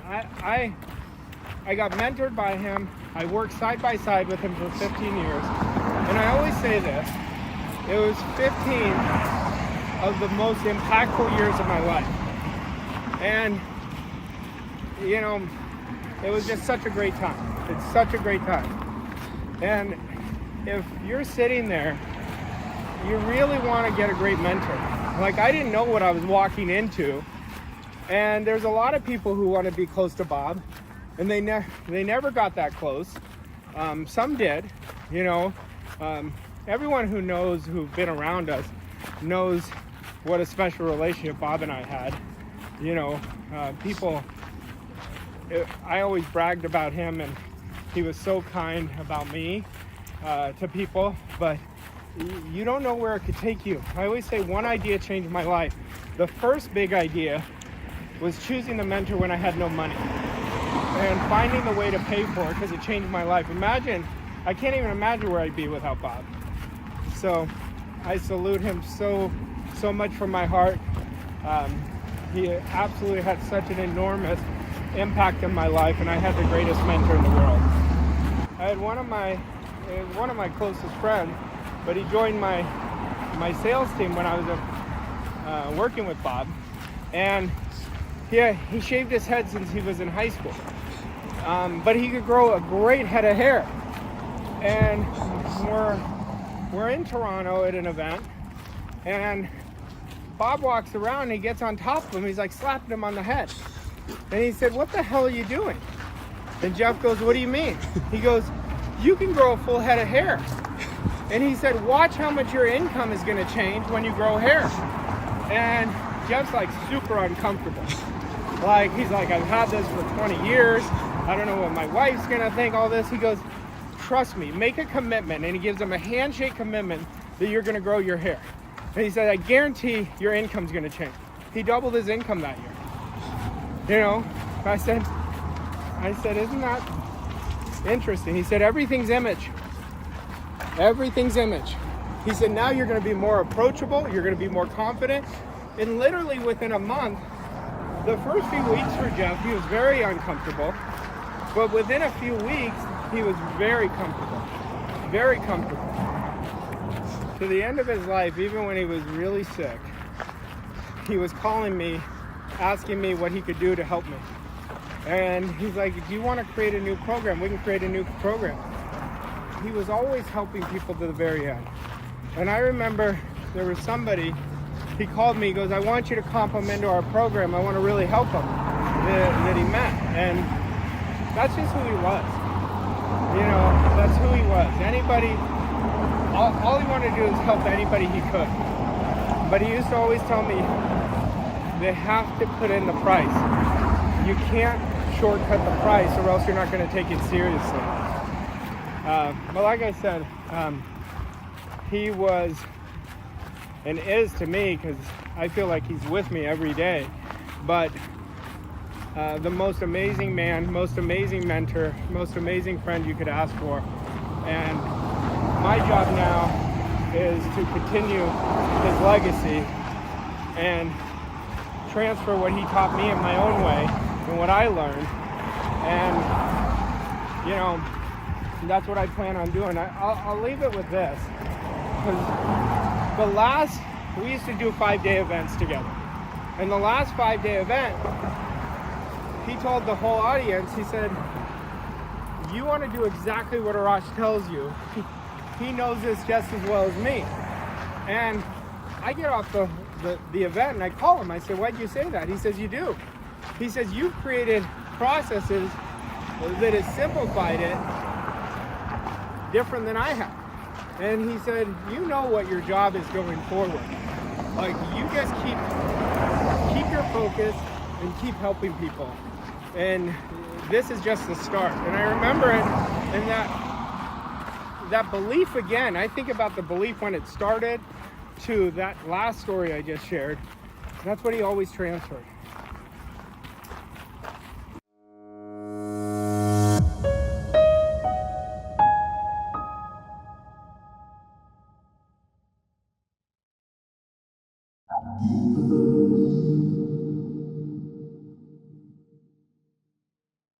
And I want you to ask yourself this question.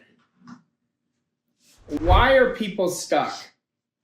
I had a good friend of mine, and I called him one night and I said, I have a good idea, and I'm going to tell you exactly why you've been stuck. And he said, I've been thinking about it. And I said, well, what'd you come up with? And he came up with all these reasonings, and I said, that's not why. People stay stuck because even though they want more, they see themselves where they currently are. They're enslaved by their old self. So even though they want more, they're enslaved in the present of what they've always had. See, we've got to see ourselves where we want to be. That's going to be the constant. We always face the direction, we always go in the direction we're faced. So if I'm always seeing myself where I currently am, well, I'm always going to think that way. Our brain is wired that way to focus on wherever our attention is. That's why Neville says the only challenge we have is weakness of attention and poverty of imagination. So our imagination takes us everywhere. Like Einstein clearly states this. He says, logic takes us from A to B. Imagination takes us everywhere. See, I want you to think right now of your goal. Right away, your imagination took you there. The moment I told you to think of it, your imagination took you there. Now your job is to stay there. I'm giving you a big warning sign, a big stop sign. I want you to think of a stop sign, a big red sign that says stop focusing on where you are. And in order to do this, you have to understand decision making. Once you've made a definite decision mixed with discipline in your mind, it is done and you will attract everything necessary for the fulfillment of your desire. But unless it is a convicted decision, your program is going to automatically get you back to where you are. I'm always teaching my elite clients this. I said, you haven't made a decision yet. I know what a decision is because it's an all-in. You're all in emotionally. It's not saying all you have to do is watch your activities. You'll know if you made a decision if your activities have changed. And if you measure your activities every day, you're going to measure why you're winning and losing. But the person who is wishing and hoping, they're not going anywhere. It's delusion. And we've got to go deep and do that deep intrinsic work to go create the new person. The work is changing your identity. How you think, feel, and act is your identity. It's automatic. You're never going to work incongruent to your identity. You're always working congruent with your identity. But if you will starting today, say from today on, I'm going to measure my activities at the end of the day, then I'm going to see why I got what I got. And most people are not asking, they're not aware to ask themselves the right questions. Well, why am I keep focusing on where I am? I already know how to get to where I am. I've already done it. Where you are has been created by your past decisions, beliefs, behaviors, and actions and mindsets. So where you're going is going to demand you to make bigger decisions and ask yourself, am I willing to go there? And start getting out of your comfort zone. See, I want you to ask yourself this question. Where am I winning in my life? And I want you to think what's popping up in your mind. I'm going to give you a second. Where am I winning?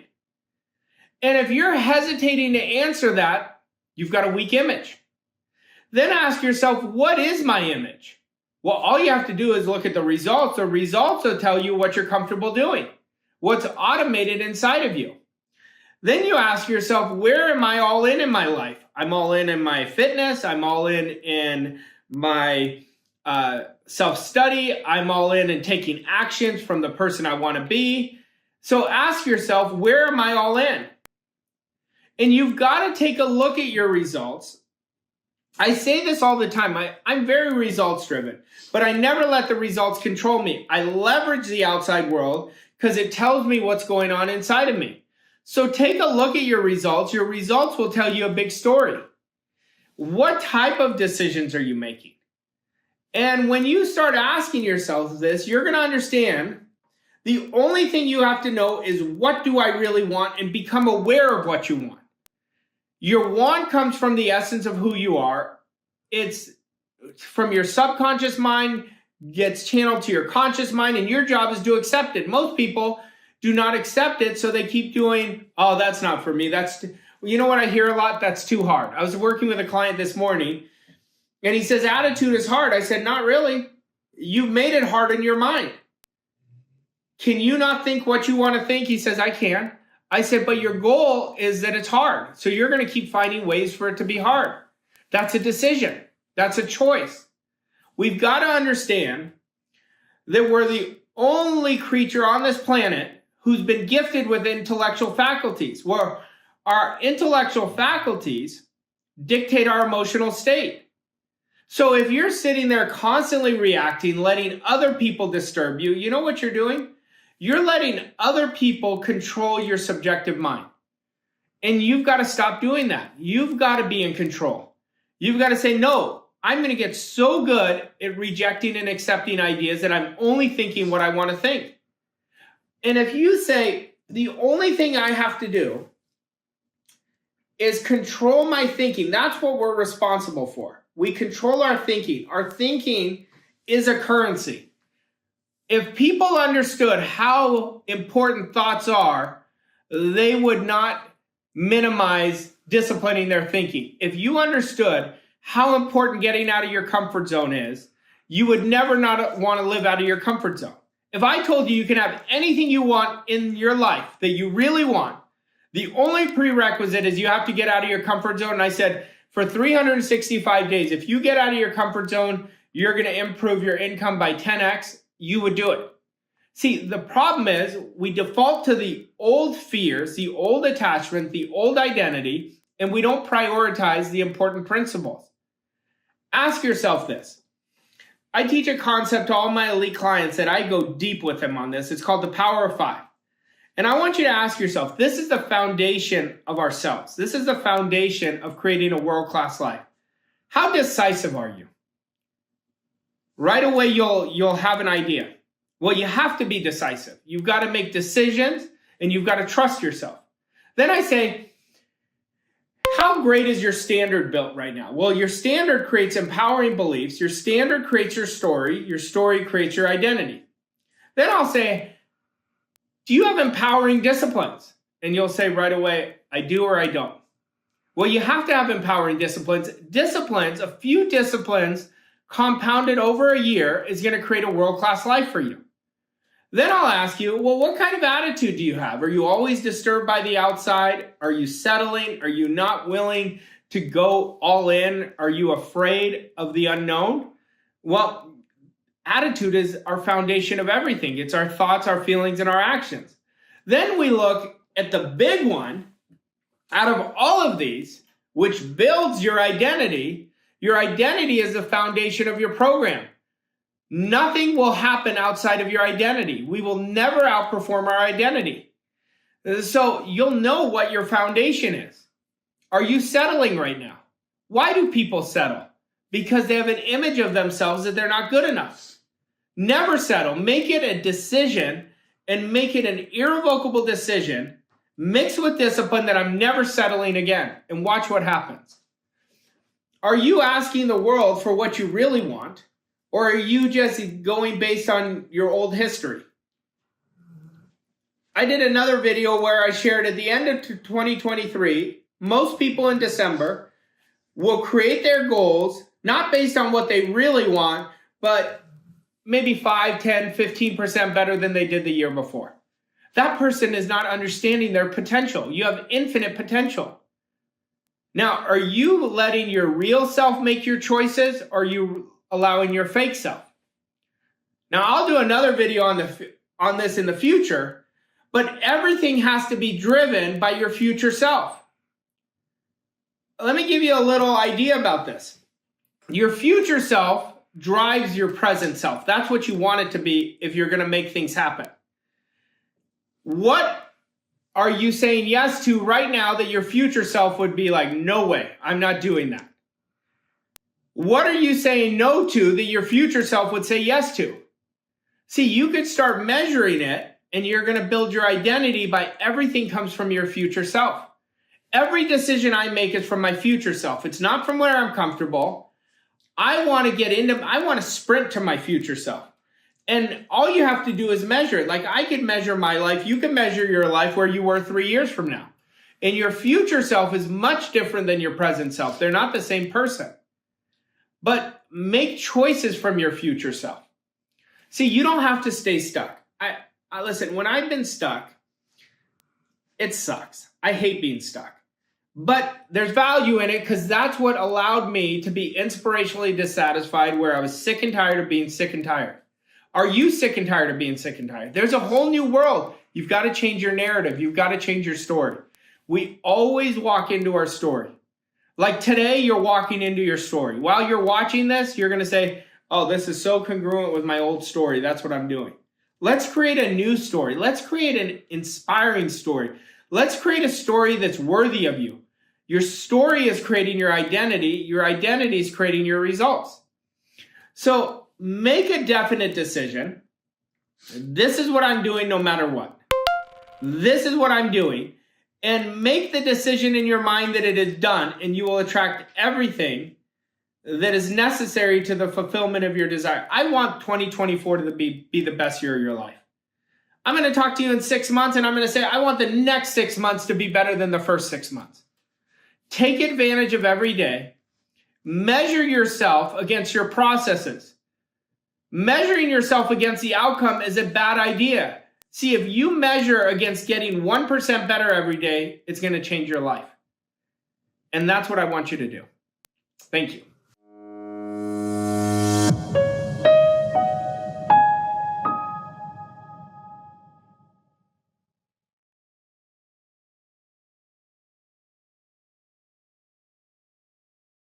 Welcome back, all you beautiful souls, to another episode of Aligned and Alive. I'm your host, Chrissy May, and today I have an incredible guest who has 15 years of experience in the personal development industry and has successfully transformed the lives of over 100,000 clients. While working with his late mentor, Bob Proctor, he was the man behind the 8-figure sales system generating over $100 million in revenue. He is the creator of the Millionaire Mastermind, the host of 7-Figure Standard Podcast, author of The World-Class Wealth Mindset, and the president and co-founder of Boss Coaching Co. It is a pleasure to sit and share in conversation today with Arash Vossoughi. It's great to be here. Thank you for being here. So last time I saw you, you were at Method Athlete with Casey, really getting your workout on. We both love Casey. Oh my gosh. Now, are you still in hardcore training these days? Are you still working out a lot? Yeah, 4 days a week with Casey. So we're really getting after it. Which goes hand in hand with mindset and everything else, right? I mean, that's important. Everything is mindset. 95% of success is mindset, 5% is strategy. Yet most people won't accept that idea. And mindset is so interesting because it's been so polarized. But if you ask somebody what mindset is, what do you think they would tell you? I don't know. Their monkey mind is what they're thinking upstairs. Yeah, we want to define it. The more specific we understand it, then we could leverage our mindset and success happens by default. So then how do you do that? How do you get, well, before we get into that, because there's so much to talk about, I know you have a wealth of information to provide. I would love to hear your story on how you even got to this place, how you got to, growing this massive company with Bob Proctor, the late Bob Proctor, how you've been able to go from failure to success and just kind of give us a glimpse, a little peek at the younger Arash, if you would. Oh, sure. My story, people ask me all the time, did you know you were going to do this? And I did not. I grew up in California, in San Jose. I came out to where I live now in Scottsdale, Arizona. I went to Arizona State. But I was just an average student. Like C's were really pushing it. I just loved the social part of college. Well, as you grow older, I started in the corporate world and it wasn't fulfilling to me. And I started getting into personal development. And I remember the first thing I ever watched was a Wayne Dyer PBS, Power of intention. I don't know where this thought came from. I said, I can do what he's doing. And then I didn't believe it. I just let it go. And I just started falling in love with all the philosophies. And I thought back when I was at Arizona State, my favorite class was psychology, but it was sports psychology because I'm a huge sports fan. I was earning a low six-figure income. I took myself from the bottom to the top of that company in the corporate world, and I started really getting into personal development. I read over 300 books in a year, and I just wanted, the idea of freedom was my idea that I fell in love with. But I had this plan that I was going to coach people. But I said, when I outperform my current income in coaching, then I'll leave. Well, the universe had other plans. So what happened for me is my company sold. The new company wanted to keep me, but I thought, I was studying this at that time pretty avidly for 3 years. And I said, this is your chance. And I'll tell you what really changed it for me. The only person in the company that I reported to was the president of the company. And there was these rumors that they were going to sell. So I asked him, are you guys going to sell? And he said, no, you'd be one of the first to know. The very next day they sold. And I'm walking in the parking lot, it's back to my car. I'm getting married 3 weeks later, and I was mad. Then a voice came and said, you should be mad at you. You've been studying this, why don't you put it to action? And almost immediately my philosophy changed. But at that time, I come home, and this is no joke, because I didn't do a good job of managing money. I was $150,000 in debt, had a foreclosure sticker on my garage. It was this big orange sticker, which was super embarrassing. My fiance at the time, my wife, now, I said, I'm not going to accept their offer. And she said, well, what are we going to do? I said, I'll figure it out. I just knew this was my time to do it. I'd rather fail doing it than keep going in the same way. I would have still earned $100,000, but it would have been the same. I still would have been unfulfilled. Well, a couple days later, my mentor, Bob Proctor, and I had a mutual acquaintance, and they connected us. And he said to me, well, what is it that you want? And I said, I'm not really sure. I said, I want to create a life of freedom. Then he interrupted me and he said, you do know what you want. And he said, how serious are you? And I said, I'm very serious because I'm sick and tired of being sick and tired. And he said, that's a good start. He said, will you do exactly what I tell you? And I said, probably not. I've never done exactly what anyone tells me. He said, for me to show you how to create freedom, you're going to have to develop discipline. I said, I have terrible discipline. I'm a great starter and a terrible finisher. And he started laughing. He said, you sound like me, how I used to be. And he said, if you will do exactly what I tell you for 1 year, your whole life will change. I was in so much debt. I didn't know how many thousands it was going to cost, but I knew I had to do it. And I thought to myself, what's the difference? 150, 100, what's an extra 10, 20,000? But I literally did exactly what he told me. And within 3 months, everything changed. I know it sounds crazy, but for me, everything changed where I didn't take the new job. I bet on myself, and that's a key thing that really transformed me, was betting on myself.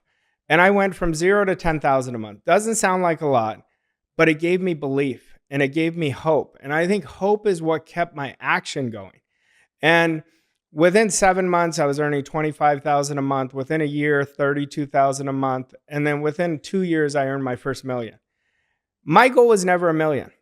It was just to be free. I wanted to do what I wanted, with whom I wanted, as often as I wanted. Freedom was the idea I fell in love with. And I've always been an underdog, though. You know, growing up, I played sports and I was always the smallest, but I'd always go against the biggest kids, and I was fearless. And I think that's what transformed in me in my adult life when I bet on myself. Until I bet on myself, I was very mediocre, very average. I tolerated too much mediocrity, in my opinion, looking back. But then Bob took a liking to me, and he asked me to partner up with him.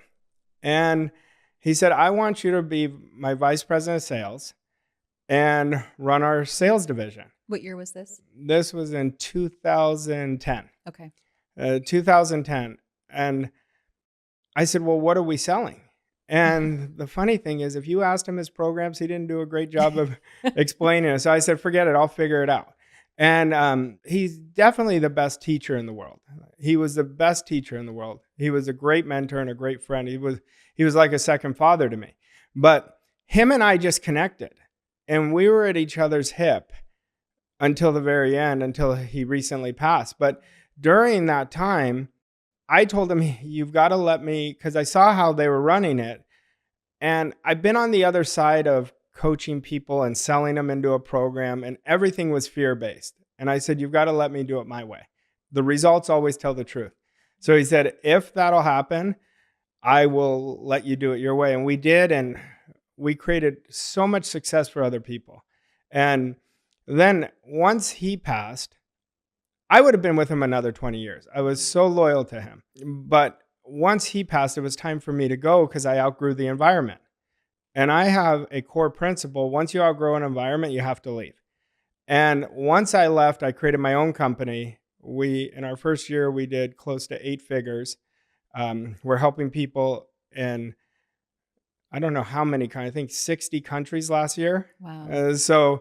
But I've had so much experience. You've got to understand, I have 17 years now of experience coaching people, and it's been an absolute blast. We were talking about it before we started. I think this helping people, everyone helps people in a certain way, but when you can help somebody wake up and reach their potential, there's nothing better. No better feeling. It really isn't.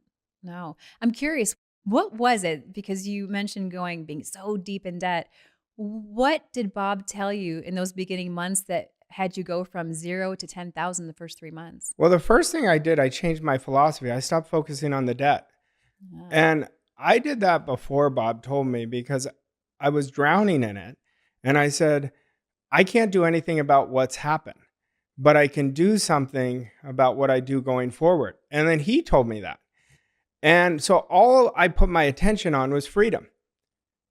And I remember writing out every day, how can I? I would write the question, how can I earn X? And the first was 10,000 a month. Then it kept growing to 25, then 50 a month, then 100 a month. Same thing, but I was building a prosperity consciousness. See, money's an interesting thing. You have to understand the rules of money if you're going to earn it. And you want to make money your friend. So I shifted it and I healed my money wounds. It wasn't by accident that I was $150,000 in debt. And until I healed my money wounds, I couldn't attract money into my life because I didn't understand it. And so I started just learning the philosophy. And philosophy is such an interesting thing but philosophy changed my life. Philosophy is our automatic way of thinking. So you can watch anybody and you'll pick up their automatic thinking by listening to their language. If you and I were spending 24 hours together, I'd know what you're creating over the next year. You'll know what I'm creating over the next year. Because our day, I love this quote by Robin Sharma. He says, your day is your year in miniature.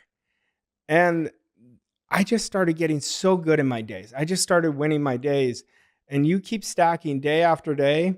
And they don't have to be perfect, but your intent has to be perfect. So good, all of that. Yeah. And I truly believe that.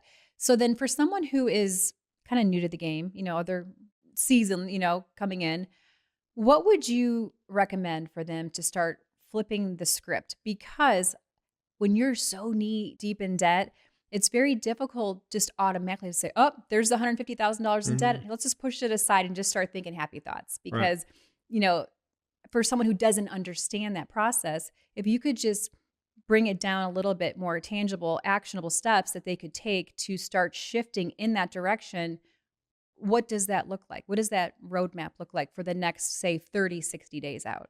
Well, the first thing you want to do is you said the word is the answer, which was script. You want to write a script of your life a year from now. You've got to fall in love with your future. If you are not looking forward to your future, you're not going to be motivated. You're not going to create much in the present. So what I advise all my clients to do. If you were a new client, there's two things that I would do. The first two things I work with every client. Number one is I have them write a script of their life in the present tense, exactly how they want it to be in all areas of their life. But I don't just have them write it. I have them record it and listen to it 10 minutes a day because we have to rewire the programming. The second thing I do is I set up a morning routine. If you win your morning, you're going to win your day. And if you look back, or if I look back, I could share it with you. Like, why did I start winning when I was losing so bad? I started conquering myself. Until I conquered myself, I was going to do the same thing. A lot of people want change, but then they keep doing the same action steps. They keep hoping for change. That's not how change is created. Change is created by design and doing the deep internal work and transforming your past. Because if we're bringing our past into the present, that's what's going to be in the future. But when we transform our past, we're transforming our future. Right. And I like that you mentioned, like, I think it really is doing hard stuff, like doing the stuff you don't want to do or want to face, but we all know what that is at the end of the day. If we have some sort of honesty and self-awareness, we're like, okay, maybe I should put down that bag of chips. Maybe I should start going to the gym or taking a walk every day, right? Making better decisions, that 1% daily that's going to stack over time. And before you know it, you are literally on your way to becoming an entirely different person. And do you think that's where most people fail, is that they just can't even show up and begin taking action towards that difficult task at hand? I think why most people fail, a couple reasons. Number one, they don't have a goal. Number two, they don't believe it's possible. They're letting their past dictate their future. So I could take a person and I'd say, because I get this a lot when I'm working with my clients, they say, well, I've had this goal before, but I've never achieved it. And then I start asking them questions, because questions will open you up. And I say, let me ask you this. Did you have an all-in commitment at your future self when you were going after that goal? They say no. I say, did you make an irrevocable, committed decision, like no shit, no kidding, this is what I'm doing? No. Did you take that first action step to get started? No. I said, you're not comparing apples to apples. So the first thing we have to do and understand, why are people stuck? They're seeing themselves where they currently are, not where they want to go. Wherever we see ourselves is the direction we're facing. So I always give the example when I'm going to the gym. If I don't have any idea where the gym is, I could end up at the gas station. Yet we do it so easily that we know, hey, I'm going here. And we have an image in our mind where we're going. Well, it's the same thing with our goals. Every single person can win extraordinarily big, but they have to make that first step. And the first step is making a decision that I want more. But here's the challenge. Every time we're going after something bigger, the old program, the minute you aspire for something greater, the old program is going to try to keep you small. It gets you to rationalize. And every time you're rationalizing, you're not coming from your desire, you're coming from your current self.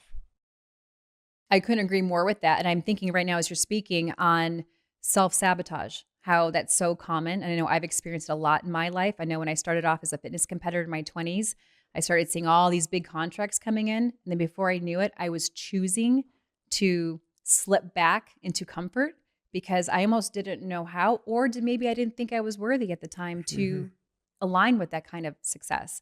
So I find that to be really interesting. Do you feel that, at least coming from a different perspective, that self-love really does play a pivotal point in someone's success? For instance, you will only keep aspiring to what you feel, how much you love yourself, what you think you're worthy of. I mean, how it's not just desire and mindset of, I want that big life, but also internally, what aligning with that same worthiness concept. is huge, and most people run away from it. They bury it, but you will never attract what you don't feel worthy of. I went 2 years of the worst time in my life when I worked on self-love. It was the most painful time. It was, but now I look at it, I was so lonely at that time, but I went through 2 years. All I did was work on worthiness. I work on worthiness every day because I know if I don't feel worthy of it, I'm not going to have it in my life. So self-love is critical. And I always talk to men about this because men have a harder time accepting it. And I believe your greatest strength is when you're the most vulnerable. And we've got to start feeling. You see, I've never seen a time that it's easier to win than now. Why? Because how many people do you know that exude excellence? 0.0001%. Like, right. If that. Yeah. How many people do you know that bet on themselves every day? They have that unbelievable amount of self-confidence. Very few. Very few. So that's the outlier. Mm-hmm. That's why it's so easy to win, because we're in a time right now where there's more victims than there has ever been. So if you take ownership, I'm the problem and I'm the only solution, you're going to be so much further ahead than the marketplace. And that's why I think it's so easy to win, but we have to do that. We have to do hard better. We have to look at our insecurities and stop looking at them. They're a bad thing. My greatest insecurities have gifted me my greatest wins because I dealt with them one at a time. We all have insecurities. We're never just there. You know, this thing about destination is so interesting to me because it's not a destination. I thought it was when I was first starting. I go, if I get a hold of my finances, then I'll be it. Well, I got a hold of them, but I wanted more because then it's like a drug. It's like you want to see how far you could take this. But the journey is what we have to commit to. And the journey is hard. But if you do that deep internal work, if you do journaling, if you hire a mentor, if you do study yourself, that was the big one, is studying yourself. Because once I studied myself, I realized it wasn't just the sabotaging behaviors, what were the thinking pattern behind those sabotaging behaviors? So I found out my story. I'll tell you this, Chrissy, if I was starting over 17 years ago and I just picked up the first book, the only thing that I would work on for at least 18 months would be my identity. If I was doing it over, I wasn't doing it right when I first got this information. I was doing too many things, but it all comes down to identity because you can never outperform your identity. So that's what I would have made as my strongest foundation in the beginning. I like that. And I'd have to agree 100%. We get wrapped up into societal programming and even programming from childhood that carries over.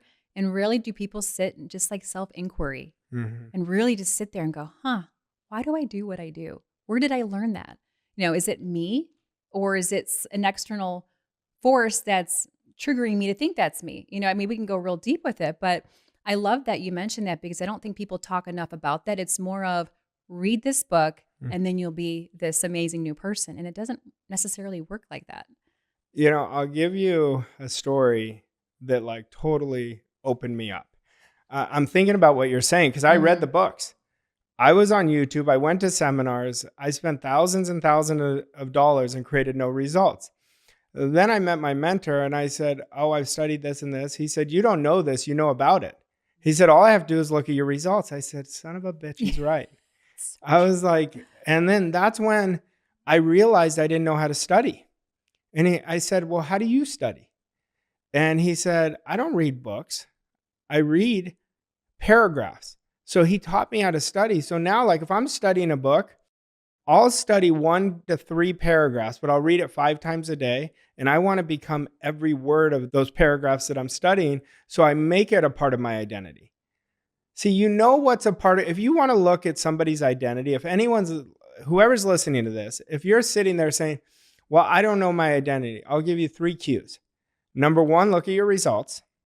Number 2, watch your behaviors for a few days. Your behaviors always reflect your identity. And number 3, watch your commitments. So we've got to shed the old identity. And how you do it is building a significant personal standard. Your standard is your DNA to success. It's your foundation. What happens is you have to have a vision. You have to know, how do I want to live? Your vision creates your philosophy. So you got to start thinking like that person. Your philosophy creates your standard. Your standard creates your story. Your story creates your identity, and the identity creates the results. And there you go. Did you guys all get that? It's really that simple. Now, is that outlined in your book just that clearly as well? Yeah. Okay. Oh, we haven't even, look at this. Look at this amazing book that Arash just completed not too long ago. Pre-order is March what? It's pre-orders available now. It's Oh. going to be March 12th is the release date. Oh my gosh, that is amazing. The World-Class Wealth Mindset, 4 Pillars to Building Personal Freedom. Who does not want that? Or who doesn't need that? Yeah. I mean, think about that. This is incredible. So do you outline that in this book as well as far as what you just discussed? The book, I deconstructed everything that I did and that I continue to do that took me from being 6 figures in debt to creating multiple 7 figures and creating an 8-figure business. Success is not hard. It's a few disciplines compounded over time. Yet people think they can do it. She can do it, but I can't. Mm-hmm. You know, and this is the rule you want to understand. If one person can be free, anybody can be free. If one person can be wealthy, anybody can be wealthy. We have to start understanding who we are. We have infinite inside of us. I don't have more infinite than you. You don't have it more than we. We've all been gifted the infiniteness by whatever you believe in. And I believe in God, so my creator is inside of me. And every time you shrink, you're not operating from your infiniteness, you're operating from the masses.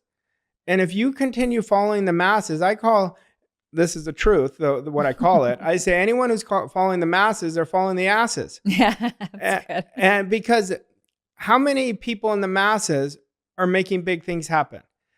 You have a top 3% that make things happen, really top 1 now, because the top 3% is not even it anymore. It's that top 1%, but you have it inside of you, but you have to understand that you have infinite potential.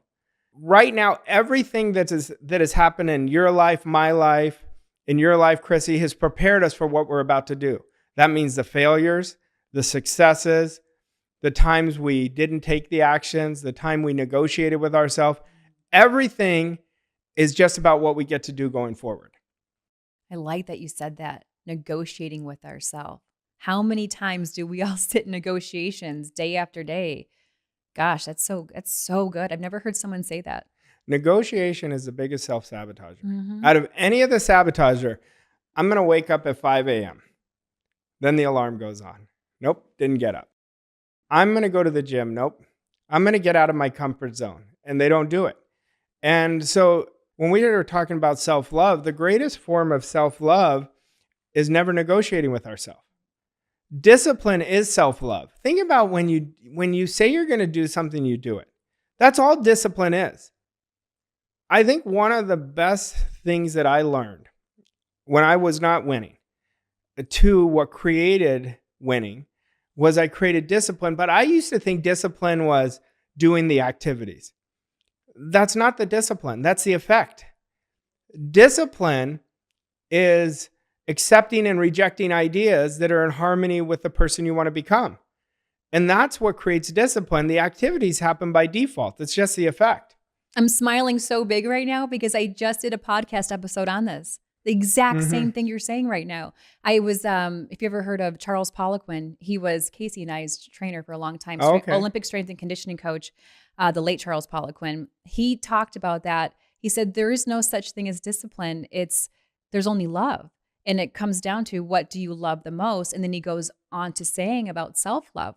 You know, do you sit down at a restaurant and pass on the hot, buttery rolls, you know, and ask for, you know, maybe lemons in your water?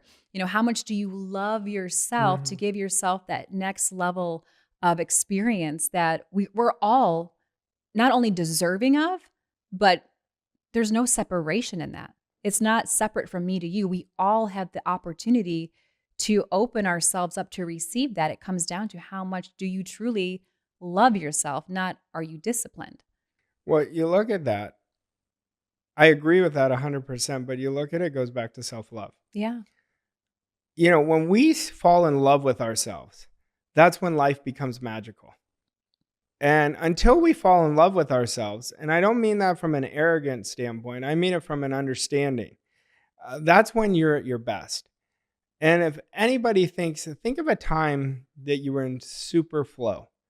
You were not thinking, you were instinctual, and you were just being. Well, we've got to get out of overthinking. And when people say, like I didn't understand it. So I was overcomplicating it. And complexity is the enemy of execution. We want to simplify everything, make it bulletproof it in our favor. And that's how discipline gets created, but that's how your results get created. And wouldn't you agree, the circle you hang out with, your circle of influence, your environment, I feel like is one of the most important parts of it. You can't change you until you change your environment. Yeah. There's a great book called Connections, and there's this research done that says you're not just connected to the 5 closest people to you, you're connected to their 5 and their 5.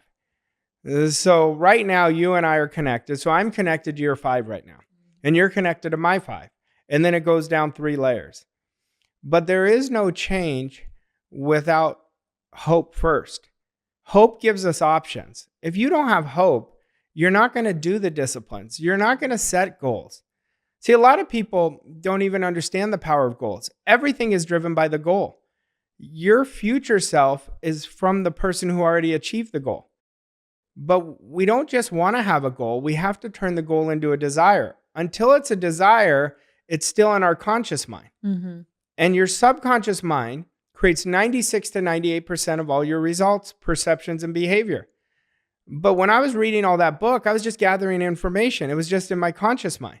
But when we plant the goal and dump it in our subconscious mind, then the whole universe conspires on your behalf to make it a reality. But if it's in my conscious mind, it's not going to go anywhere.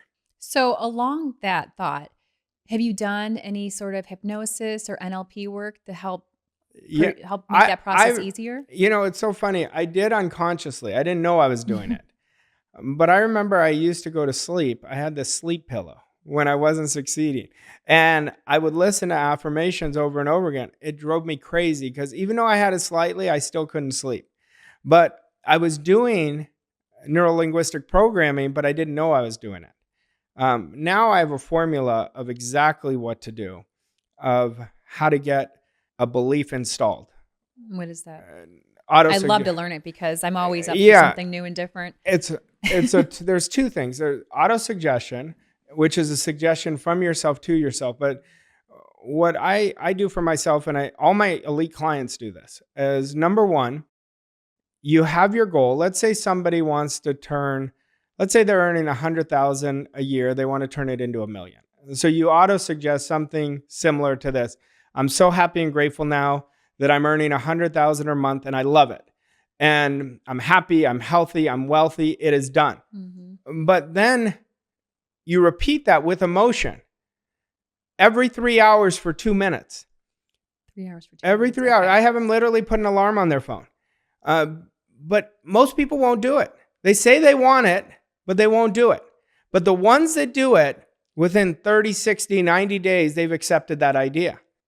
Then number 2 is mental rehearsing, where you're seeing yourself. I'm going to use the same example. You're seeing yourself of what you would see that you're earning $1 million now. What would you experience? And you see it in your mind like it's already here. What would you hear? What would your close friends tell you? They're congratulating you. Oh my God, Chrissy, it's so inspirational what you've done. I'm watching you. It's unreal. The plane's taking off at Scottsdale Airport. I can feel it right now. The engine's revving. Yeah, and then feel the leather in the plane. Yes. So you do this every 3 hours for 1 minute after you do the auto-suggesting. And that is how you're reprogramming yourself. We've got to understand our current program is running 95% of our day. So my day, unless I consciously want to create a new part of that program and I'm willing to put in the discipline, it's on autopilot, 95%.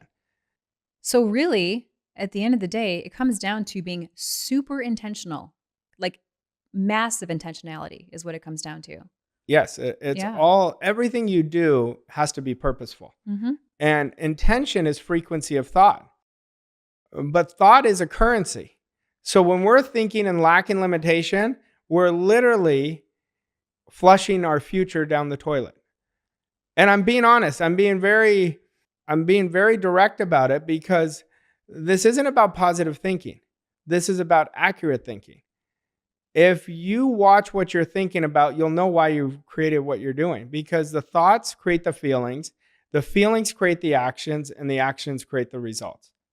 Truth. So then how does someone get out of their monkey mind when they find themselves in that trap of, I mean, it happens to all of us, right? So like, what is your go-to thing to snap yourself out of it when you probably never go there, but if you do find yourself going down that slippery slope, what do you do? I still go there from time to time. Okay. The old program still tries to come in. You've literally got to get a PhD in accepting and rejecting ideas.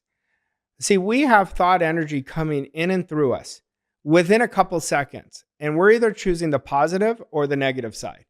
But let's say, using that example of somebody who earns $1 million, the thought comes in, can I really do this? Reject. If one person can do it, anyone can do it. And so you've got to talk to your programming, that voice inside of you. It's a bully. It's a con man or con woman.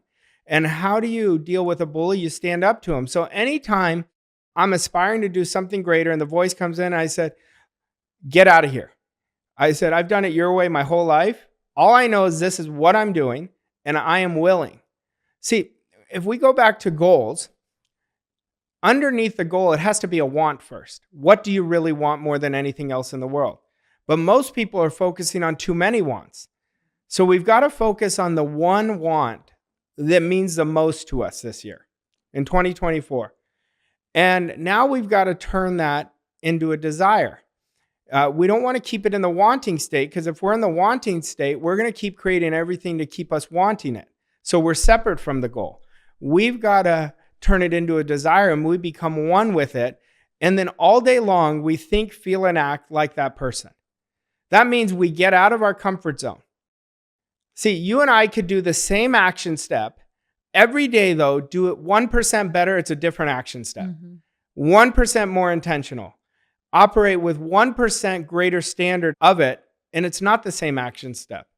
So it's not just doing things, it's doing things in a certain way. Right. This is so good.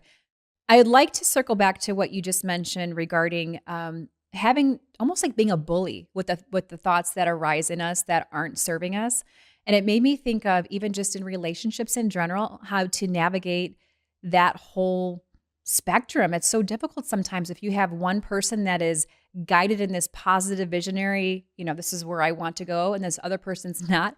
It almost made me see like a spouse that comes in and wants to like dump their dirty laundry on the carpet and be like, no, like I am in my zone of genius and I'm going here. So how do you touch on that with specifically couples that live together? Because that's a whole totally different animal than just friendships or family and stuff like that. Yeah, this happens quite frequently. One person wants to grow, the other person wants to stay where they're at. And the other person will try to bring them down because they're afraid of the other person outgrowing them. But you have to communicate effectively. This is our own race. And if you don't communicate effectively with your spouse or with your partner, you're going to have a lot of double binding messages going throughout the days. And it's going to stunt your growth. So, I always say, when I was first getting in this work, I never forced it on my wife because I knew that wasn't a winning formula for our relationship. But we always joke now that she learned it through osmosis. So I think the best way to live is by example. And I had people talking behind my back like you wouldn't believe. My close friends, family members. I had my mom and my brother early on, and they thought I was studying to be a priest. Not that there's anything wrong with being a priest, but they didn't understand. But you have to get this attitude really, if you want to succeed, if you want to live your race effortlessly, you can't worry about what other people are thinking. People are suffering because they're so worried about what the other person is thinking.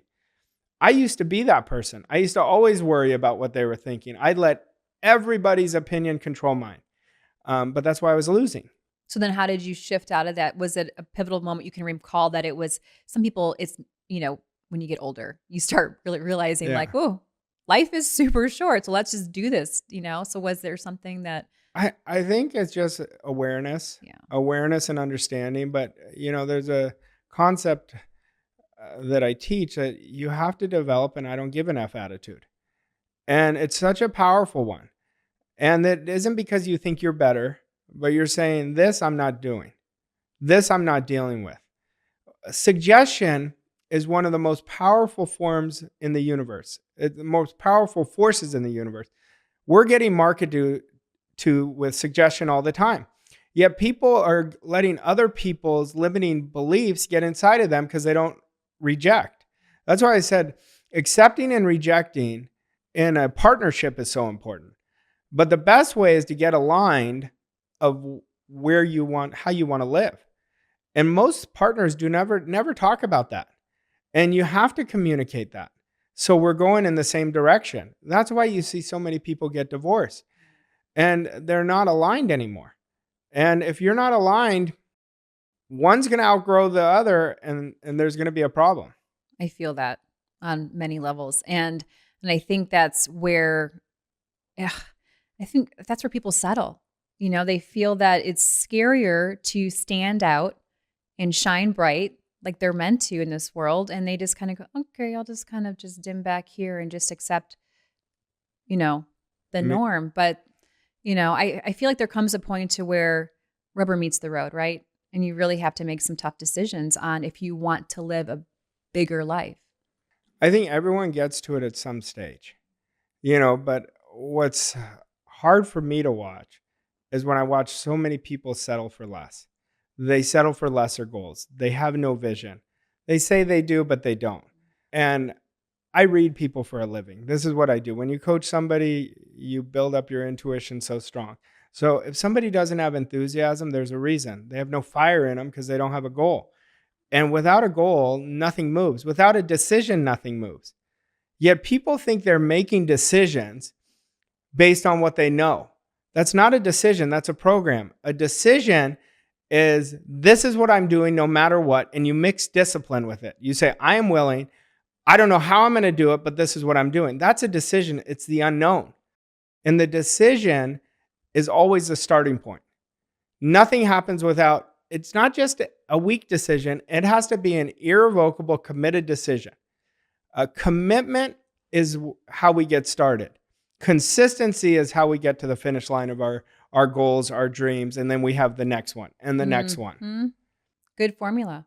And that's the formula for success. I mean, in many ways, if you wrap it up in a nutshell, right? Success, it is, but success is so simple. Yeah. It is so simple, but when you're fighting yourself, it can be so difficult because you're trying to do everything. But like I said earlier, it's just a few things compounded over time. It's a few disciplines mixed with standards compounded over time that create absolutely enormous results. Thank you for sharing all of that. I'm like sweating right now because it's just like, gosh, I could talk to him all afternoon. This is so good. I would love to kind of go now into your masterminds, and I know you guys have a lot of events throughout the year, and talk more about that, because people that want to maybe get connected, I have a lot of local listeners here and people in the United States and beyond, but that would love to, I mean, between both of us, we know tons of people that go to events like this. So if you could just kind of touch on that and what those typically look like. I think you guys just had one recently last month. We had our world-class wealth event in January. We actually have another one coming up next month. So we do 3 to 4 of them a year, where I bring 40 people in, and it's committed people. And we spend 3 days putting the processes, the protocols, and the mindsets in on what to do. And if you came and observed the event, you will see that they keep coming back. We have so many repeat people because their results have gotten so significant. To me, if you don't have the right processes in place, you're not going to win. We have to know what those processes are. So I work deeply with them and take them from where they are to where they want to go. I teach them how to sell. I teach them leadership, mindset. But by the time they leave, they have an exact process of what to do for them to really create a massive quantum leap. And then they also have each other. I mean, creating that community, to me, that would be a very powerful tool as well to have. Well, you know, they have each other and they connect so deeply. And it's so interesting. Day 1, everyone's really locked up, but by day 2, they're all open. And but when we come home, I do 90 days of coaching follow-up once a month, because accountability is a success insurance policy. How many times have we went to an event, you're like, oh, that was a good few days. And I tell everyone in the event, the work is not in here. The work is going to start when you leave this environment, because you're not going to be in this environment. So that's a very powerful event for anybody who wants to significantly multiply their results. I'm raising my hand because what you just touched on, I rarely hear that from people. Usually, like, they will have an event that's exceptional, right? You leave, you're like, oh my gosh, I'm on fire. This is amazing. Let's go. Let's do this. And then you're right. Like, it's almost like wah, wah, wah. Like, then where's that next accountability partner step that's guiding you with that fire that's in your belly? That's great that you offer that. I'm sure that's where most of your massive success comes from, that follow-up. Yeah, the follow-up's important because we don't want them to default back to their comfort zone. And it's very easy to do. People don't want to do it. They'll be on fire for a week. It's that second week. But with the consistent follow-up, and we give them so much material to leave. We have a daily checklist. Your productive activities, non-productive, to journal them. Your 3 to 6 goal achieving activities every day. And so they're filling this out. And so the only way they're not going to succeed is if they don't do the work. And I tell them that. Like, I'm very upfront about this. I'm upfront about it with all my programs. Our company motto is do the work. You do the work works. And because it's not just this magical thing. You just hope you see it, and then it comes. You have to take the action. So the people that don't really step up and take this opportunity, what do you feel is it is? I hate the term lazy because I don't really believe that. Do you think it's just they're indecisive? They don't know what they want? Do you think it's just they're scared of maybe the success that awaits them? What do you think it really is that holds people back? Because when you have a proven model and proven system like you do, and you can show it, why do you think people still say no? Well, they say no because they don't believe in them. Until you believe in you, and you just need an ounce. You just need that starting point. Mustard seed. You just need, you literally just need that ounce to get started. And people get activated right away when they have that. But the ones that don't, they don't bet on themselves. I was in Italy this summer, and we were in Portofino, my wife and I. She was in the shower getting ready, and I was sitting out on the deck looking over. It's a beautiful place. And this thought that came into my mind that said, what did you really do? And the first answer that came in, you bet on yourself. Courage is the doorway to change. And you have to bet on yourself, but who better to bet on than you? And that's what we have to do. And I have so many different elite level coaching programs because I coach people at different angles of where they are. And on all of them, I make them listen to my online coaching that's live, but I make them listen to it 4 times. Because you'll listen to it once, you're going to pick up 30%. Then you listen to it a second time, you'll pick up another 20. But repetition is so illogical to our programming, but we become what we repeatedly do. So we have to commit every day 2 hours in a day. And that's a combination of your morning routine and studying some form. For 2 hours, you're going to bulletproof yourself for success. We become what we repeatedly do. Isn't that so true? In either direction. Either direction. I could look at it and I could be like, oh, when I was sabotaging myself, I know why. Yeah. I know why. And I know if I don't have a definite goal, that's when I drift. When I have a want, I call it a magnificent obsession. You're so in love with it. Like obsession, a lot of people will think obsession's a bad word. It could be if it's a bad obsession.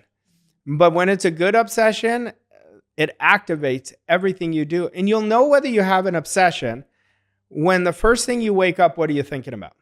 I'm always thinking about my goal. Because once I've done it long enough that I've implanted it, that's how I know when it's in my subconscious mind, because it's driving all my thoughts. It's driving all my behaviors. When I start getting FOMO to something and I say no, because a lot of people are not doing things because of fear of missing out. And you have to really lock yourself in for a period of time and commit. and forget about what anybody else is going to think. You commit a year of your life, you're going to create a life of freedom. I was just going to ask you that. So what's your magical number when you do talk to people as far as really getting over their hump of Well, being to create a stuck? quantum leap, you could do within 3 to 6 months if you're Oh, wow. super locked in.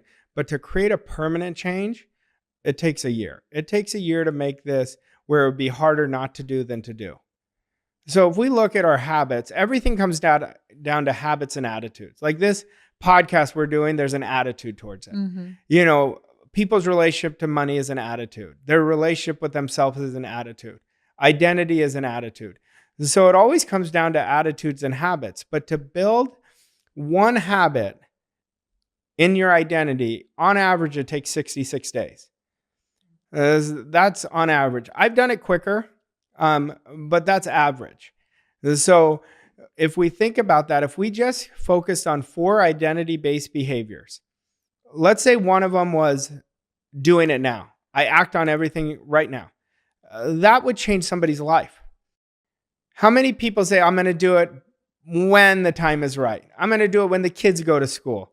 I'm going to do it after this project gets done. No, you lost it. You didn't seize the opportunity.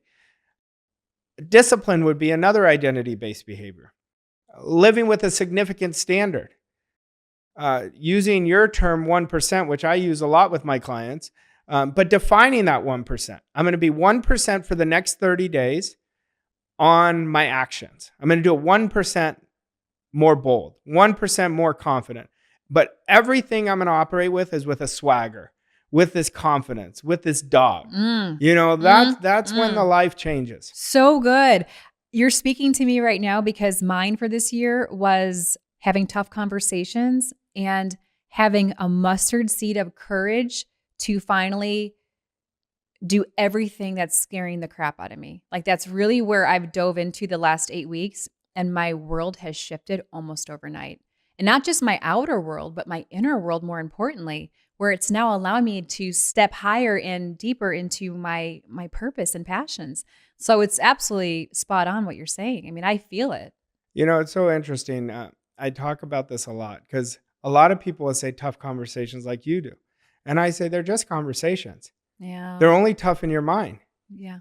You know, people respect honesty. They respect transparency. So let's say you and I had a conflict and I'd say something you did or you say something I did bothered you. I would want to squash that right away, but I would make it small in my mind, not big in my mind. A lot of people who have resistance to what they call as confrontation is just a conversation. But when you go out of your comfort zone, this is out of your comfort zone, I can tell, which is increasing your identity significantly. So what you're doing for yourself, you have no idea behind the scenes what you're doing in such a positive way. And even one positive behavior we put in ourselves like this, having tough conversations, is increasing your life. I know we're running on time, but I have to ask a few more because this is so good. And I think this is where a lot of people are feeling stuck, at least people I talk to on a daily basis. So how do you navigate that when you're having, I love your perspective on it. I've never heard it that way, but how do you navigate it when the tough conversation is because of how the other person reacts and doesn't, calmly respond when bringing those up? That's where, so that fear is valid because of the reaction they're going to receive from bringing up A, B, and C tough conversation. But that's none of your business. Your business is to step into your power. And it's just feedback. If they react, that's their shit. So the thing is, we can't be attached to the outside world. See, every day I have these 3 ideas that I bulletproof myself. I told you earlier, we have to conquer ourselves. So the first thing I ask myself is, do I have a goal that inspires me? I'll be like, yes, I built that goal. I really want it. Number 2 is always outside conditions and circumstances. I cannot let the outside disturb me. If I do, I'm giving away all my power to the outside. And number 3, I have to listen to understand. But when I say listen to understand, listening to myself, the conversations I'm having with myself are going to show me. And all of us, I'm at the top of the list here. Our biggest obstacle every day is our present results. If we let our present results say, oh, I got to be careful because I didn't have my best month, you just lost. You can't let your present results control you. Everything has to be dictated by your future self. How would your future self respond to this? The person who achieved all that you're going to achieve this year, December 31st or sooner. And every answer should be coming from that person, not who you are right now. We're not the same person as our future self. Look at who you were 2 years ago. Are you the same person? Not even close. So a lot of people try to connect the future self to who they are today. It's a completely different version. It's a much elevated version. It's a much more aware version of themselves. So don't let the outside control you. Now that takes a lot of mastery. That takes a ton of mastery. I remember I was working with my mentor and we were working together. This was several years ago. And I said, I'm stuck. And he said, well, why are you stuck? I said, because I'm letting the outside control me. And I said, I know what you're going to say. It's my attitude. And he said, it is. And I knew it because I'd be really high when things were going good, but I'd be just as low when things weren't going well. And he said to me, I'm going to give you a lesson that my mentor taught me. And he said, a true professional in life has an even better attitude when they're facing adversity. He said, it's easy to have a great attitude when things are going well, but the ones who have an even better attitude when they're not are the ones that win. And I went on a 2-year ride on attitude. I mean, I studied attitude so deeply because I was like, where do I have a good attitude? When do I not? So I reflect everything to attitude. Like you have a bad attitude, bad result. Because our attitude is our thoughts, our feelings, and our actions. They're not just our thoughts. It's connected with a feeling and the actions we take. That's how you create results. I want to just like all afternoon have conversation. Like this is so good, Arash. This is so good. And I would love to have you back on the podcast in the event that you have some time in the future. Oh, definitely. Because this is all amazing. I do want to just remind everybody the world-class wealth mindset, 4 pillars to building personal freedom is available right now for pre-order. And I want to wrap it up with a speed round if you're okay with it. Sure. All right. We have some questions here that he has no idea what they are. So I named this speed round Getting Activated with Arash. And I think it couldn't be closer to the truth because you definitely know how to activate people. So are you ready? I'm ready. All right. What was your very first job? I worked at Express. I was stock boy. Wow. Would never have thought that. What books have shaped your career the most? Science of Getting Rich is my favorite book of all time. Another one was Psycho-Cybernetics. And if anyone's listening and wants to improve their self-image, I'd start with Psycho-Cybernetics. I started reading that. I haven't finished it. So good reminder. Who has made the most influence in your life? Oh, professionally, Bob Proctor, no question. Personally, my family and my wife and kids. I'm going to cry right now. What is the hardest challenge you've had to overcome? Oh, that's a good one. I think the hardest one that I had to overcome was when my mom was nearing the end and she got onset of Alzheimer's. It was probably the hardest thing. I've always faced challenges and I wanted to run. So I could tell you, I didn't run, but that's like the emotional feeling. So that was probably the hardest one. And rightfully so. What is the most embarrassing moment of your life so far? I was in college and I was visiting friends in Cal Poly at San Luis Obispo, if anyone knows it. And we were out at the bars and I had to go to the bathroom. There was no stall. And I had to go number 2. And anyhow, then I had a friend come and he just put his hands out to guard it, right? There's no toilet paper. And the guy who ended up giving me the toilet paper, it was right when UFC started, was Ken Shamrock. So if anybody knows who he is, that would be it. Oh my, that's probably one of the best embarrassing moments you could ever have wished for. Yeah. In such a weird, fun way. What is your proudest accomplishment? Being a father is by far my most proud accomplishment. So good. What's one idea that you think the majority of people get wrong? Service. They don't know how to serve. They serve conditionally. Your ability to improve your service will skyrocket your income. And a lot of people think they're great givers and they're very conditional. You know you're a great giver where you want nothing in return. That's going to be the highlight, one of the highlights. What is one of the best or most worthwhile investments you've ever made? It could be an investment of time, money, or energy. Mine for sure was mentorship. I don't know where my life would be. And it's key to get the right mentor. So you always want to measure it against somebody that's already performing the results that you want to perform.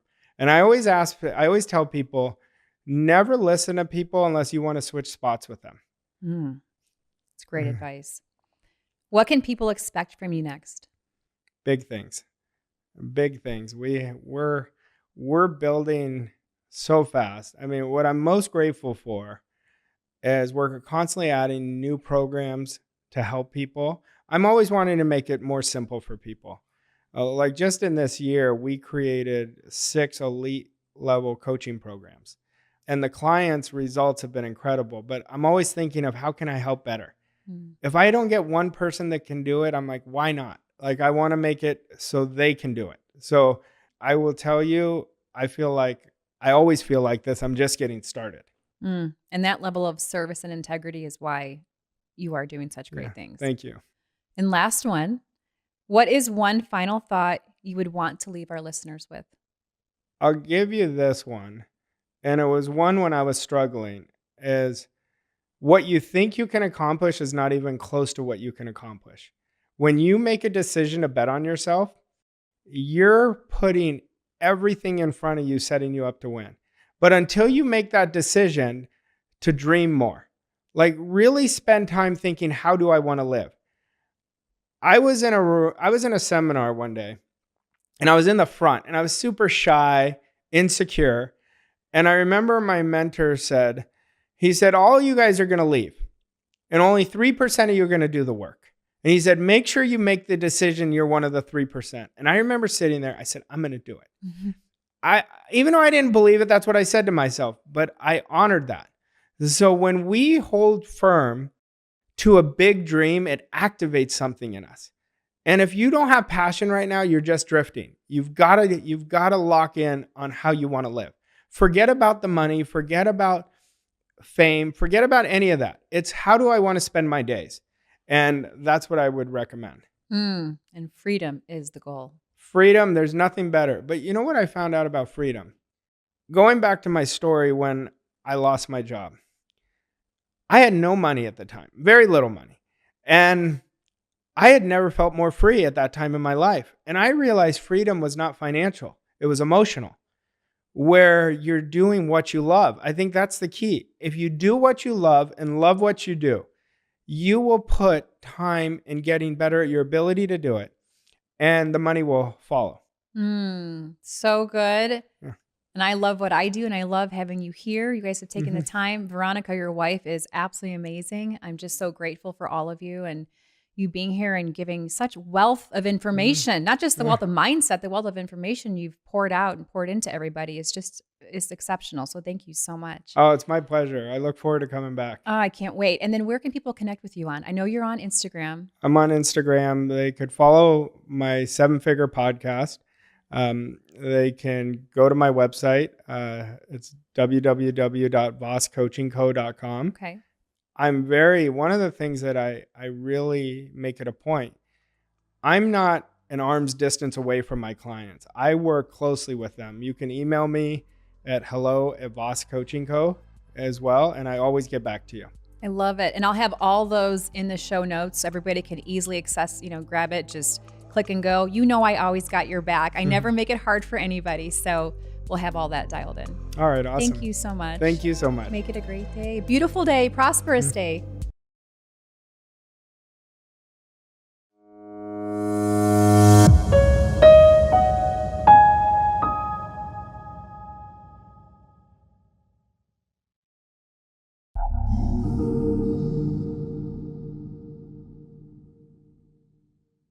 So today, I decided to record a video, and I want to make it so clear to people of how to create an absolutely powerful morning routine. And I want you to think of it as your morning process on how to win every day. It's the number one question I get asked all the time about my morning routine. And I want you to understand first the reason morning routines are so impactful. First of all, how you start your day is how you own your day. And if you go and look at your day and you don't have a clear-cut morning routine, you are way behind the 8 ball. And morning routines have really been polarized over the last couple of years. Now, I remember I used to not have a morning routine. I'd start, stop, and I would be tired a couple hours later. Where I developed a morning routine and I tested all different types of parts of my morning routine until I found the perfect one. And now I've taught this over and over again. That's why I keep getting asked this question. And if you follow it to the letter and test it for yourself, you're gonna never wanna stop doing it. Just about an hour ago, I got off a call with one of my one-on-one clients, and he said, Arash, I never understood and I never believed in morning routines, and I never even believed in I am statements. That's part of the morning routine, which I'm going to go over. But he says, now I can't stop doing it. And this gentleman has taken a massive quantum leap over the last 60 days. And he finally bought in to the processes. I teach processes all the time. Morning routine is one of the processes. Now, think about you. I want you to think about you. How did you start your day today? Did you start it with your definite goal in your mind and thinking about what you got to do today? Did you start your day knowing that today is your masterpiece? Because today is your masterpiece. Not everybody woke up today. We already won the day when we woke up. And I want you to start being grateful for the little things. Now, I'm going to give it to you step by step exactly how I do my morning routine. The first thing I do before my feet hit the floor is I focus on things that I'm truly grateful for. And I'm always talking about my wife, my 2 kids, my pets, my house. And these are things that I'm truly grateful for, my business, my clients, before I even hit the floor. And the very next thing I do is I repeat my goal over and over and over again. I do it for 5 minutes. And you want to repeat your goal in the present tense. It has to be in the present tense. And I'll give you an example. I am so happy and grateful now that I am earning. I always have an income goal because income you can measure to the letter. And you've got to give your subconscious mind exact direction on what you want it to get you. And so let's say somebody wants to turn their income from $100,000 a year to $1 million a year. I recommend you say, I am so happy and grateful now that I am earning $100,000 or more every month and I love it. You want to make the number smaller. When you make the number smaller, your mind accepts it, your conscious mind accepts it, and you will override your analytical mind, and we want to override that. That's our gatekeeper. But I don't just say it once. I put on a song in my ears and I'm repeating it while I'm listening to a song I like. And why? Because I want to get in the emotion of my goal. See, I want to make my goal an absolute belief. And that's what you do in the morning. That's the second thing I do. I repeat it over and over and over again. But I don't do it just to check a box. Every part of my morning routine isn't like, okay, I did this, check. No, I want to get emotionally involved. The language of your subconscious is emotion. So anytime you could bring emotion to it, it goes right into your subjective mind. And your subjective mind or subconscious mind creates 96 to 98% of all your results, perceptions, and behaviors. Now, the next thing is I always exercise. You've got to exercise. You got to get your body moving. Don't just sit there. Get your body moving. I don't care if it's a walk. I walk a lot in the morning. It doesn't matter what it is. Get your body moving. I'm telling you, it is a game changer. And that's number 3. Number 4 is write out I am statements. I am happy, I am healthy, I am wealthy, I am prosperous, I am deserving. And I want you to, when you're writing them, write them and then say them with exclamation points. Listen to my attitude, how I'm saying it. It's not just what I'm saying, but the I am statements are so powerful. Not just saying them. I am are the two most powerful words in the dictionary, in the English language, and whatever language you're in. I am. It's saying that I am. And what you do is when you say your I am statements, you accept it with your imagination. And any idea you accept with your imagination goes right to your subconscious mind, no matter what. Whether you like the idea or not, it's going right to it. What I want you to do is do 10 to 20 I am statements and repeat. If it's the same ones, it's the same ones. Repeat it every day. You're planting that image of what you want into the powerhouse of your mind, which is your subconscious mind. And then meditate. Do a 10-minute meditation. Do a 20-minute meditation. Or do a 5-minute meditation. Why? Because it quiets your mind. You get present into the moment. And once you start doing this, I'm telling you, it is an absolute game changer. Now, to me, the morning routine for me is not just how I start my day. I mean, I own my day by how I start it. It starts with power. It starts with, I've already got 4 or 5 wins before I've even looked at my email, looked at my phone, looked at anything. I don't even open my phone. And for me, it's about building my self-esteem. My self-esteem can constantly get better. See, our self-esteem is part of our self-image. It is not our self-image, it's part of our self-image. But what you believe you can do or not do is your self-esteem. And every time I am building my belief of my goal into a fact, my self-esteem rises.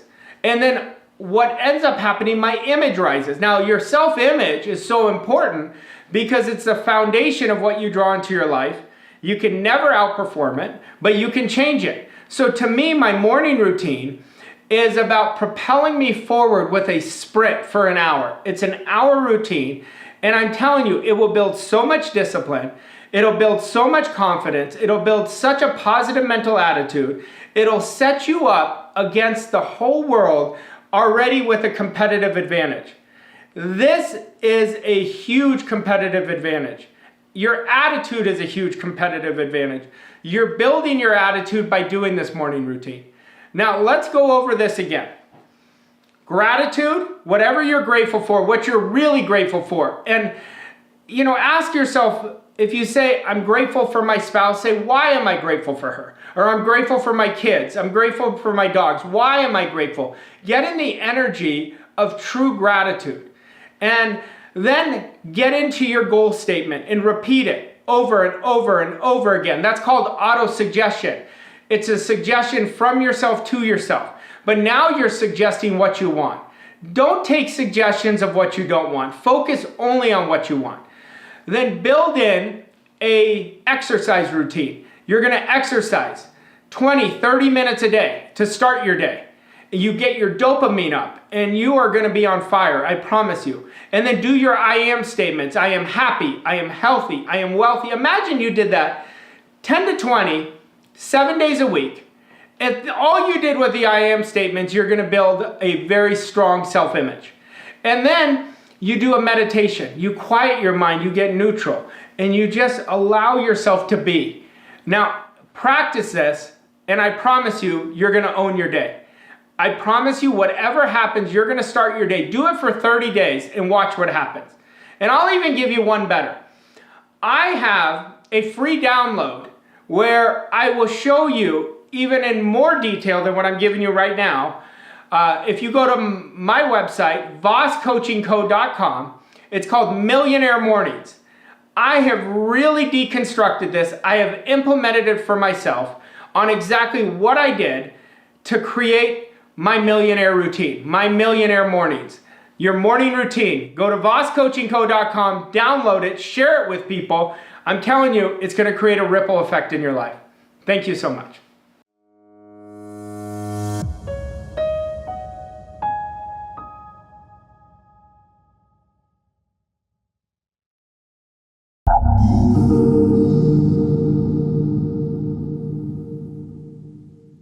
Hello, this is Arash Vossoughi.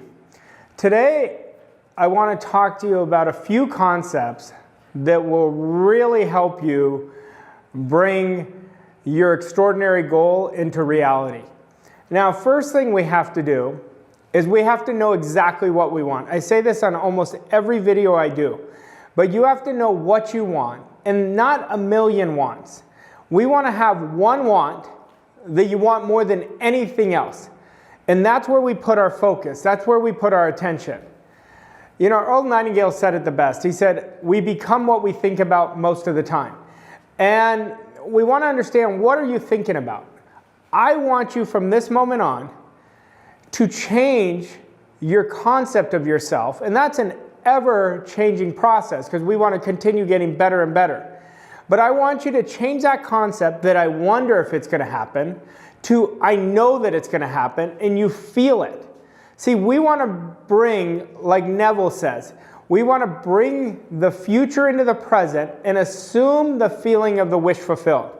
Now, that's a lot in one sentence. When we're bringing the future in the present, what we're saying here, what Neville was saying, is we're putting all our attention only on what we want.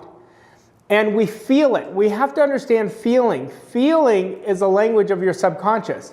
Every feeling you have creates a subconscious impression. Now, let me give you an example. If I say, I am healthy or I will be healthy, when I say I am, that is in the present.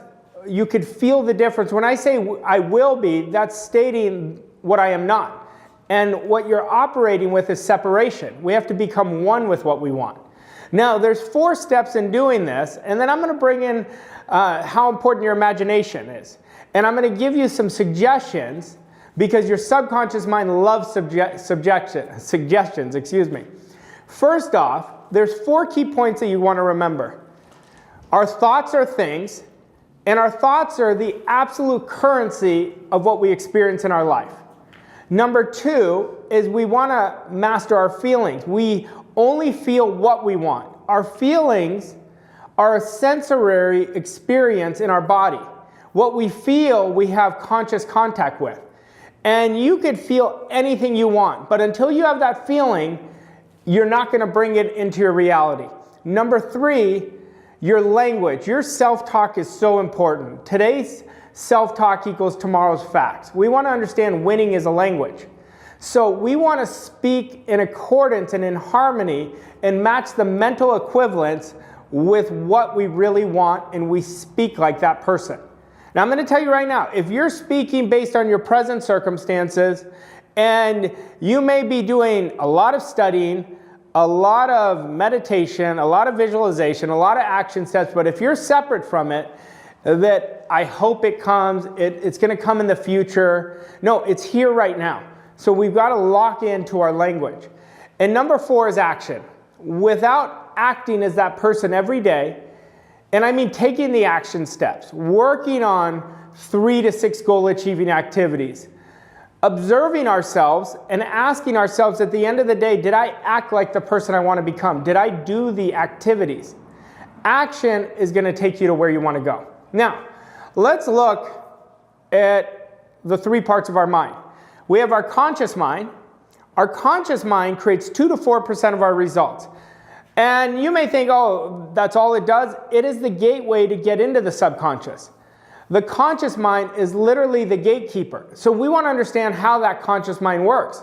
Your conscious mind, you could choose any thought you want. So what are you choosing? Are you choosing thoughts that are in harmony with the person you want to be? If you're not, you're going the other way.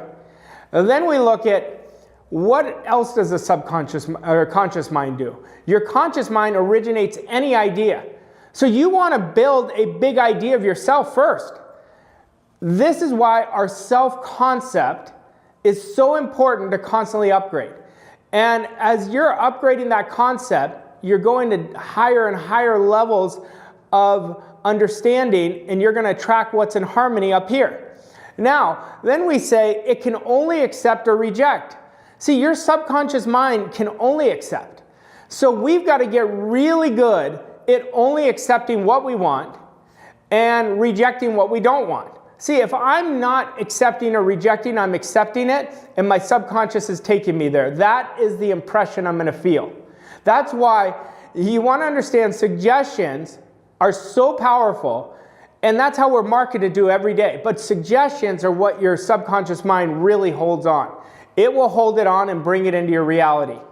Now, your subconscious mind creates 96 to 98% of all your results. So when I hear that, if I were you, I'd get really locked in on my discipline that am I letting the outside, my present circumstances, control me, or am I in control? I hope that you use this as the gateway to really mastering yourself. Because right now, if you look at your results, everything in your results is what you've thought about. And our subconscious mind doesn't know the difference between what's real and what's imagined. That's why we've got to feel it. What we're feeling, we're making conscious contact with. That's how we know, is by how we feel. And we feel it in our body. That's the third part, where you're going to express it from your subconscious conditioning into your results. Now, two people could say, you could have two different ideas throughout the day. The most dominating idea that is in your subconscious mind is going to be expressed in your results. So this is why I always say, look at our results. It is telling us a huge story. It is literally the compass of our life. It is telling us what's going on inside, what our dominating thinking pattern is. Now, well, how do we change it? Well, we have higher faculties. The one I really want to focus on is our imagination. We have our will, our imagination, our reasoning, our memory, our intuition. You know, we have these 6 higher faculties that are these are literally your superpowers. But the one I want to focus on is imagination. Like Einstein, I think, says it the best. He says, knowledge isn't power, knowledge is limited. Imagination is power. Imagination can take you anywhere. See, and if we look, every thought, I told you it's the currency. Step 1, our thoughts that we accept automatically create the image. That's where the imagination's activated. And you're in control. You control what you think about. Nobody else does. You control what you imagine. Nobody else does. And what we're doing when we imagine, we're holding the image with our will. And our will is one of our higher faculties.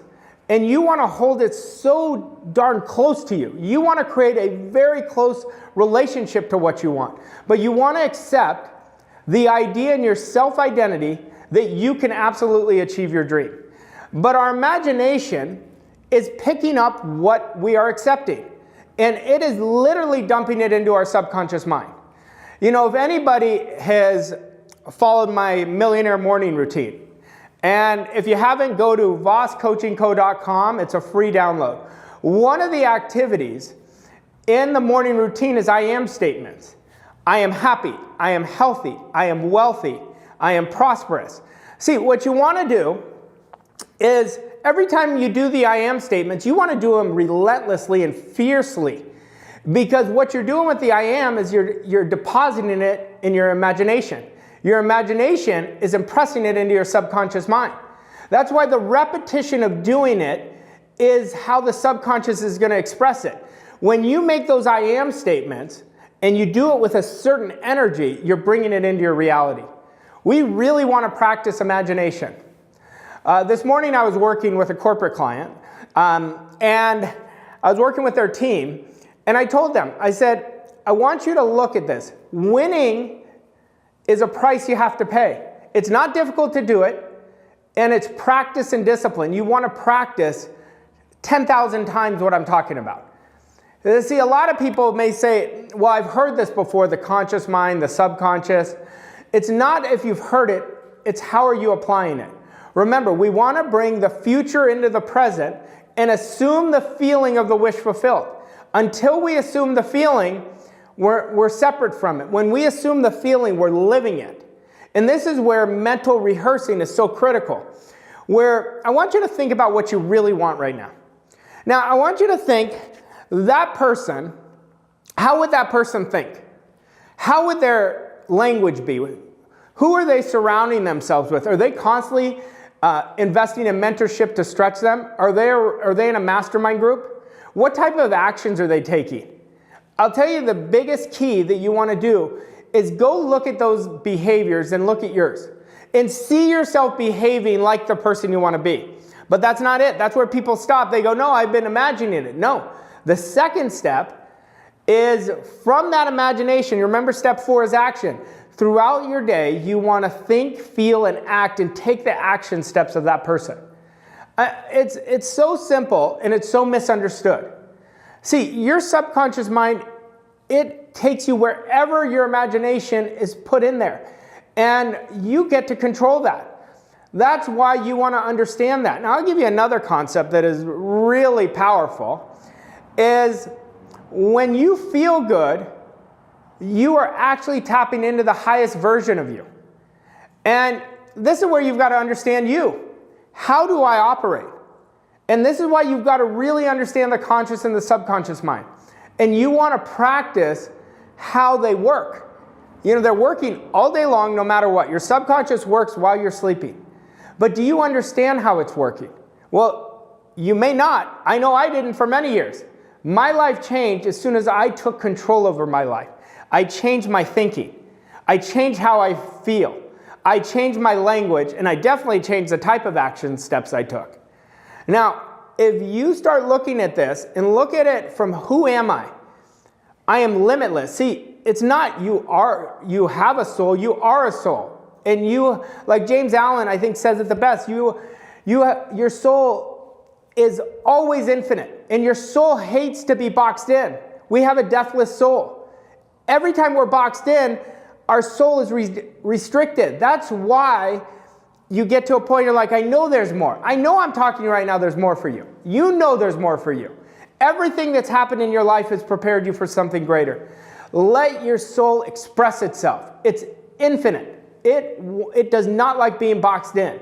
So you could ask yourself, are you boxed in right now? Well, if you are, I promise you, you're committed to the suffering. You're committed to the old story.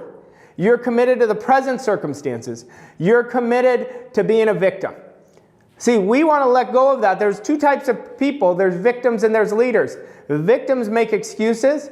Leaders focus on how they solve problems. Victims are focused on task-oriented things, and leaders are focused on what is my highest productive activity? What is my highest income producing activity? What is the best way I could build a bigger image of myself? Now, you know whichever one you are. Don't blame the outside. Don't blame the economy. You have pure perfection inside of you. And what you do over the next 3, 6, 9, 12 months is going to dictate your own economy. Freedom is on the other side of your fear. Get in complete control over the 4 steps I gave you. Number 1, thoughts are your currency. I'm telling you, think what you want all day long. Number 2, feel it. If you do not feel, and feeling is the sensory impression, every feeling we have is a sensory impression in our subconscious mind. Talk like the person you want to talk to and take action like that person. Now, I encourage you to listen to this over and over again. Really stop and ask yourself, am I accepting only ideas that I want? Am I originating ideas? Am I choosing which ideas that I'm accepting, or am I totally letting my mind decide for me based on lack of discipline? I want you to review this over and over again. Thank you so much.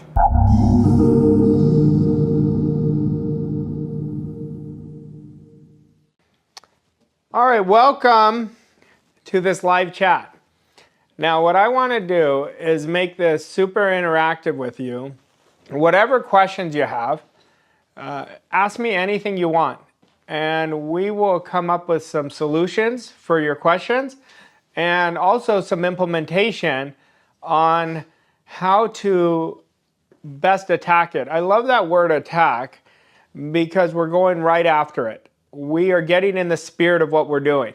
Now, you know, there's a question I always ask myself is, what has been the thing that I'm most attached to? Am I attached to anything? My goal is not to be attached to anything every single day.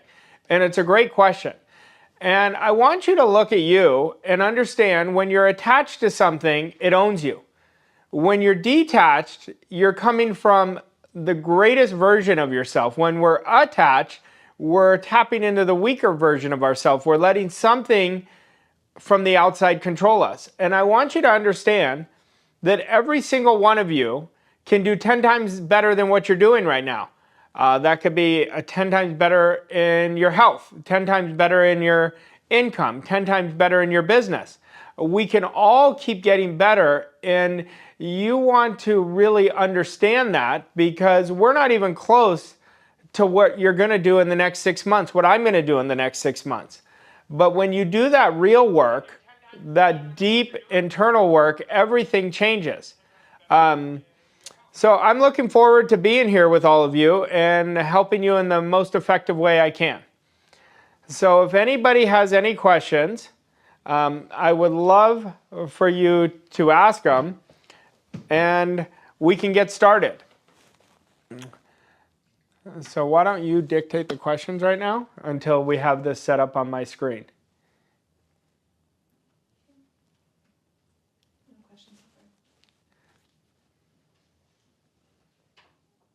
I had a breakthrough this weekend understanding a story behind my triggers. That understanding has to do with shame and regret. How can I attack the voice of shame and regret? That's a good question. Shame and regret is an interesting thing because it's a program that a lot of us can relate to at a young age that has been just part of your programming. So in order to be able to hear the voice first, it's going to take discipline.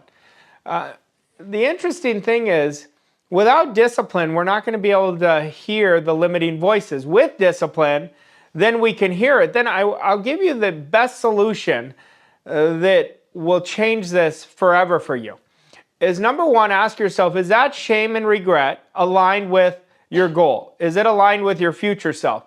The minute you ask that question, you neutralize shame and regret. Like literally within a second, you ask that question, what you're doing is you're looking at it straight in the eye and saying, is this real?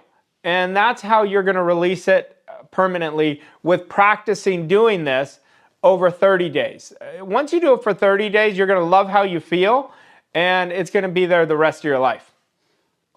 Mikey Steeler asks, Arash, could you start by sharing what you mean by deep work? Yeah, deep work is doing the real internal work, not what the outside is telling us. That means you're practicing your daily processes. You're asking yourself key questions. What is my greatest limiting belief?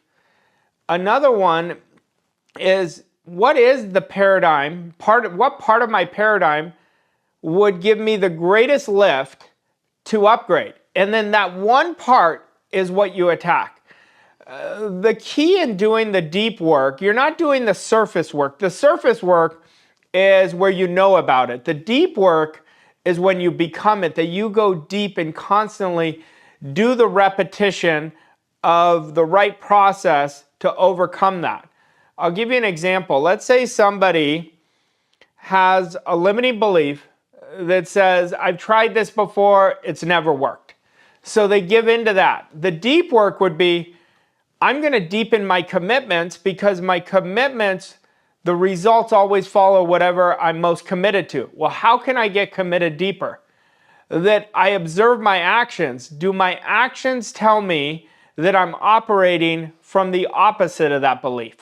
Am I shattering my present self by getting out of my comfort zone every day? Do you realize that one action out of your comfort zone every day is going to shatter your present self? It's going to shatter your past self, and you're going to be walking into a new person. But we've got to do the deep work, we've got to get really honest with ourselves. You've got to get so honest, and really you have to be brutally honest. But when you're honest, you don't feel bad about yourself. You say, this is what my behaviors are showing me. Now let's look at this for everybody. I want you to look at what creates results. Results are a manifestation of your actions. Your actions are a manifestation of your programming. Somebody can change their actions short term, but their programming is going to overtake them eventually. So without changing the programming, which causes the actions, which creates the results. So we want to understand that. So you really got to take a look at yourself from a very honest perspective, like a third person observing you. Would they observe you and say, you know, that's the person I want to follow. That's the person who is taking, if they have an income goal of 100,000, that's the person who's really operating from $100,000 a month behavior. And that's how you start doing the deep work. Psychic Stina said, how do you stop from suffering from burnout? Burnout comes because you're not operating from purpose. You're trading time for what you're doing. Time is a very limited resource. I never get burnt out, but I give myself enough recovery. Recovery is critical. So burnout happens when we're chasing. Burnout never comes from inspiration, so you want to understand the difference. But whenever somebody sets a goal, the biggest mistake they make is they start saying, this is going to be hard, or this is going to take this amount of time. Time, we all have the same amount of time. So we can never manage our time, but we can manage our processes. That's why if you've been following me, and if you've been mentored by me, you know that it takes 5 great hours to create a world-class life, but it's 5 great hours in inspired work.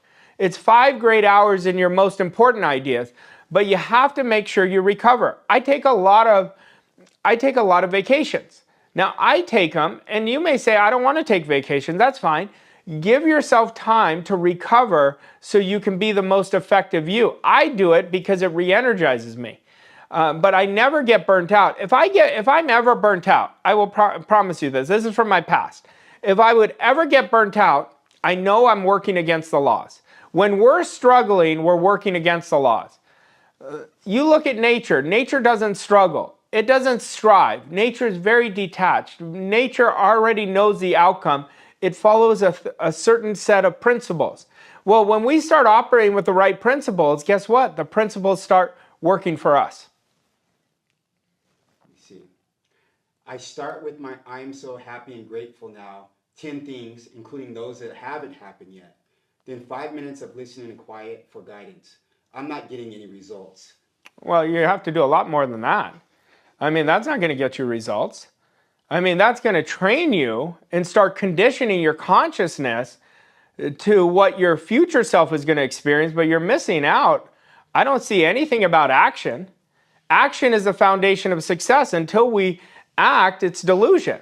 So just repeating something over and over again without acting is not going to get you the results. Now, that's a good practice for gratitude. That's a good practice for meditation. However, to get results, every goal we have demands a process. But if you're not taking action, I promise you, you're not going to get results. So here we have one of your top coaches is asking a question, Monica DeMarin. Do you have a process to observe yourself without judgment? I never judge myself. Judging is silly. I was working with a client yesterday, and they were telling me certain things, and I said, listen, I want you to be brutally honest with me so I can help you. I don't judge anybody. So I don't judge myself. I know I'm going to make mistakes. I know if I'm not making mistakes, I'm not going after anything worthwhile. But I never put myself down. I remember the day, guys, this is probably 20 years ago. I picked up Psycho-Cybernetics. It's one of the best books on self-image psychology. And in it, Maxwell Maltz stated, he said, every time you beat yourself up, you chip away at your self-esteem. And from that moment, I said, I'm not going to do that anymore, because in the book, he said, you're never going to outperform your self-image. So judging ourselves is a very self-sabotaging behavior. Can I always do better than I'm doing? Of course I can. There's always something else I could have done better. I fail every single day, but I don't look at it as failure. I look at it, did I give my very best? Was I in the spirit of it? Was I attached to anything? The judgment, you're never going to get the right answer. You're just shaming yourself. Judgment is another word for shame, and all you're doing is deteriorating your self-image. Next question from Success Secret. Hi, dear Arash. My question is about changing the program of the conscious subconscious through the audio subliminal. You have never suggested the use of subliminal. Do you think it is possible? Wahid. Yeah, I used to use subliminals. I used to use them quite a bit. I got away from subliminals because it wasn't a way of life for me. So I wanted something to be long term. So I used to have this thing, it was called the sleep pillow, where I would have, there's a Bluetooth connected to the pillow, and you would listen to it all night long, and I'd have it just silently. I realized it was annoying me more than anything because I couldn't fall asleep, or I'd wake up in the middle of it. And so I stopped doing it. I remember talking to my mentor about this. He said, oh, I used to do the same thing. It drives you crazy, doesn't it? I said, it did. Subliminals definitely work. Now, there's a lot of subliminals I use now. Like if you came in my office, I have a lot of subliminals. I have a lot of images of my goals. I have a lot of affirmations that are posted on my walls. So those are subliminals. So the subliminals you're talking about, do they work? Yes. What I think works the best is doing it consciously through self-suggestion, through guided visualization. But subliminals definitely work. For my process, I choose to strengthen my processes more than I use that type of subliminal that I believe you're mentioning. Okay, next question. How do I find my passion? I mean, the work I absolutely love to do. Yeah, so that's a good question. First of all, you got to take time and start writing out what you love to do. What would you love to do if it was impossible to fail? And whatever you love is your passion is going to come out of it. But, Mikey asked a question earlier about the deep work. The deep work is journaling. Like I journal throughout the day. It probably accumulates to about an hour a day through different parts. I don't do an hour straight, but this is a great way to find out what your passions are.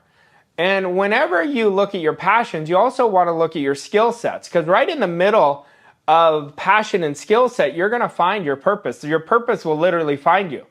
And the average person works 100,000 hours in their lifetime. I want you to do work that really drives you, that really fulfills you. And when you do that work, it's going to be connected to your passion. But keep writing out for the next 30 days. Write down exactly the things you love, and your passion is going to come from that. Okay. Well, here's one from Hump House. You've talked about chasing 2 rabbits, you will catch none. Have you ever had a moment where you decided to chase just one goal? Yeah, I mean, I always have one goal. I have one big goal. I may have a secondary goal, but that's more of a self-image goal. But I always go after one thing. And you want to spend your time going after what you really want more than anything else in the world. Too many people have too many goals. So they focus on the trivial many than the important few. Now, can you have 2 goals? Yeah, 2 you could probably lock in on. But it's very important that you ask yourself this question. What do I want more than anything else in the world? That is going to be your number one goal you focus on. And you feed it life. You give it energy. Everything you do, you come from that goal. And you're going to achieve a lot of mini goals along the way. And a lot of your other wants are going to be accomplished along the way. When you focus on one, it has so much power. See, I've gotten into a bad place with my health, and I really admire your team and your dedication to your health. How can I tap into that place of motivation that can last a lifetime? Well, you have to prioritize health. I think that's the number one thing. A lot of people work themselves into the ground. They may earn a lot of money, but they're very miserable. And what's the point of creating certain levels of success if you can't enjoy it, if you're always low in energy? Health, to me, there is no wealth without health. So when we prioritize health, everything changes. Like I always talk about when I first got into this work, I released 42 pounds of weight. And I released it so effortlessly. I really let myself go. I really did. But my mind was in such chaos. So if we look at our results are a reflection of how we're using our mind. So when you prioritize health, you're going to create your wealth a lot faster. Why? Because it creates discipline. It creates a higher standard. It creates more self-esteem. It creates you valuing yourself. As you value yourself, anything we do that we value ourselves, our self-image takes off. And so I encourage you to understand and prioritize health.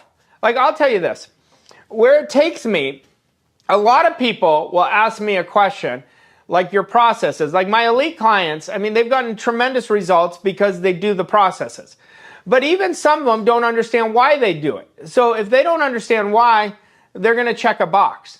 Like, why do you do a morning routine? The whole purpose of a morning routine, I don't care when you wake up in the morning. You wake up earlier, it's not because I want you to sacrifice a few minutes in your day. What you're doing is you're starting your day with discipline. You're creating significant improvement in your self-esteem, and you're showing the world that you value yourself. And when are you most connected to your creativity is in the morning.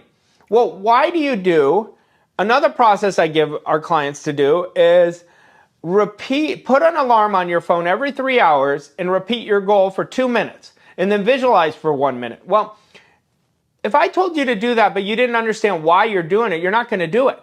But when you understand why, then you're going to get emotionally involved in it. The whole reason you do it is because, number one, it deepens your commitment. And remember, I said it earlier, the results always follow what we're committed to the most on an unconscious level. Number two, you're filling your consciousness and training it how you're going to live in the future. Now I give you the reasoning behind it. You're like, okay, now I know why I'm doing it. But the key is in whatever we're doing is to get emotionally involved in it.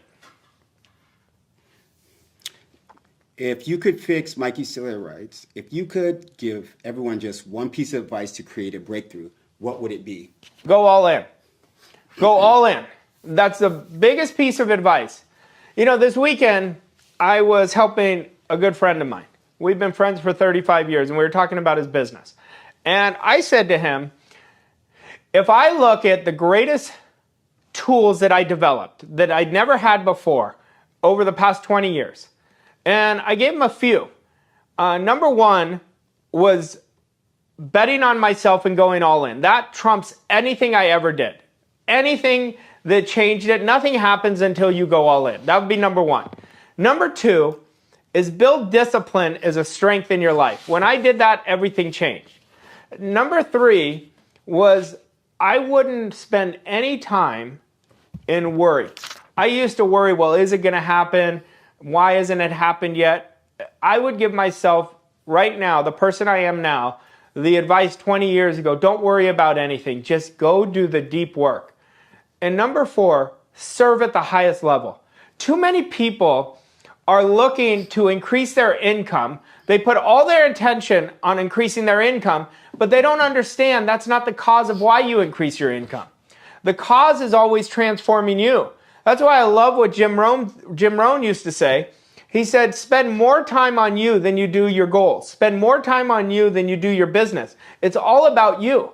And when we make you a priority, everything's going to take off. But how you're going to increase your income in the greatest way is you increase your value of what you're offering. Well, if I have a greater self-esteem, I'm going to be more bold. So I prioritize that. And you emphasize your skill set. You improve one skill at a time until it's harder not to do it than to do it. I was with, I have a group that I worked very close with called my Pinnacle Club. And I was working with them a couple weeks ago. And I said this to them. I said, the amateur practices their craft until they get it right. The professional, the real pro in life, practices it until they get it wrong. Like if you came and watched me work, if you guys came in my energy for a week, you would see how much I prepare behind the scenes, how much I'm constantly getting better and better at what I'm doing. And I'm always looking on how I can master my craft at what I do. I'm always looking at the key points. See, we want to spend five to 10 times more in preparation than we do out in the world. And when we do that, we're going to be just absolutely excellent at what we do. All right, we got a really good question right now. What book are you studying right now? Well, I don't study books. I study parts of books. So I'm always studying The Science of Getting Rich. That's my go-to book. That is because I'm understanding it deeper and deeper. I study The Power of Awareness, a couple paragraphs in it every day. I just picked up a book that I've been studying, just one paragraph in a book that it's on Stoicism. And I'm really studying that. I buy, like if you came to my mailbox, I'm constantly buying books. But I am focused on the area that I want to strengthen the most, and whatever parts of that book, I'll study it for 90 days to 6 months, just a few paragraphs. Because I don't move on to a new book or a new part of a book until it's part of my identity. That's where I think people get really taken by, I've read this many books, so they keep gathering more information. It's what you're implementing that's going to create the big result. So that's what I would encourage. Paul Sullivan asked, Arash, how long would you go all in on a business idea before doing something different? That's a good question. I would go all in. If I have an idea that I go after, I go all in until it works. That's for me. Doesn't mean my strategy is right. So a lot of people may have the wrong strategy. But for me to go all in on something, I have to really align with it emotionally. I have to really want it. It has to match my core values. Everything matches my core values. If it's not a part of my core values, I don't do it. Now, Paul, I'll tell you this. Before I really had a significant awareness, I would start this business idea, that business idea, that. It was a losing approach. So I asked myself, if I was going to do this business 10 years from now, would I be in love with it? Like, I'm going to do what I do for the rest of my life. This is my purpose. Like, I spend all my time on this. I have different businesses that I have other people manage it, where it could be real estate, and I have somebody else manage it. But for my fulfillment, it's what I love more than anything else. Okay. Farlow Real Estate Experts ask, how do you balance name it and claim it with action? I keep hearing not to worry about the how. I'm not sure what that means. Yeah, well, you got to grow. That's what it means. So the minute you name it, you're saying name it and claim it. The minute you name it and claim it, you accept the idea. When you accept that idea with a deep all-in commitment, the how shows up. So if somebody right now is watching me talk and they don't know how, you've got to reevaluate your commitment. How is not a great question to ask. It's a very disempowering question. The question should be, do I really want it? How badly do I want it? And all you have to do is, you'll know how badly you want it by how much you're preparing yourself to build up your skill set and your belief set. But remind yourself, the how always shows up when we have an all-in commitment. When we don't have an all-in commitment, we're in bondage. So you want to start and borrow my philosophy that the outcome is always done before you start. Like, I accept the idea, it's done. I never wonder how it's going to happen, because you want to leverage my experience. There's nothing I have ever achieved in life. There is not one goal that I've accomplished when I knew the how. The how shows itself when the why is big enough and when your commitment is through the roof. Okay, Let's go to this how question. I'm not done with it yet because it's such an important question. Too many people are stuck in the how. Why? Because it's an old, outdated paradigm that you've inherited from ancestors. I need to know the how. I need to know the how. You don't need to know the how. What you need to know is, this is how I'm going to live. and you start aligning yourself with the power of 5, and you first make a decision that I'm all in, then you are constantly disciplining yourself from that person you want to be. Then you are acting before you're ready. You take action before you're ready. One action step will change the game because it's the start that is the hardest part. And you think, feel, and act from that person. And that's when the how is going to show up. All right. What to do if your wife wants you to get better results, but does not want you to invest the money in personal development? You're going to have a hard time. So you're going to have to influence your wife and lead her to better understanding and teach her how results come. I always use the example. I remember, I was with my mentor in Toronto at his house one day. We were in his backyard, and we were sitting down just talking. And I said, do you think anybody could create a significant quantum leap on their own? And he said, all things are possible. I'll never forget this conversation. He said, all things are possible. He said, Arash, what you and I can show somebody to do in 6 months, it would take them 10 years to learn on their own with great discipline. He said, the people who are creating results but couldn't even teach it to their kids, they're unconscious competence. Where if the result goes away, they're not going to know how they created it. And I'll take you back. I remember I was working with a guy. This was about a year ago. He was earning several million a year. I think he was earning $5 million a year. And he lost it all. And I said, well, what did you do to create it? He said, I was in the right place at the right time. I said, that's not what happened. I said, but we have to teach you so you're never in this spot again. And you have to know why you're creating success. Like, I want to know why, whenever I'm losing, I want to know why I'm losing. I want to ask that question.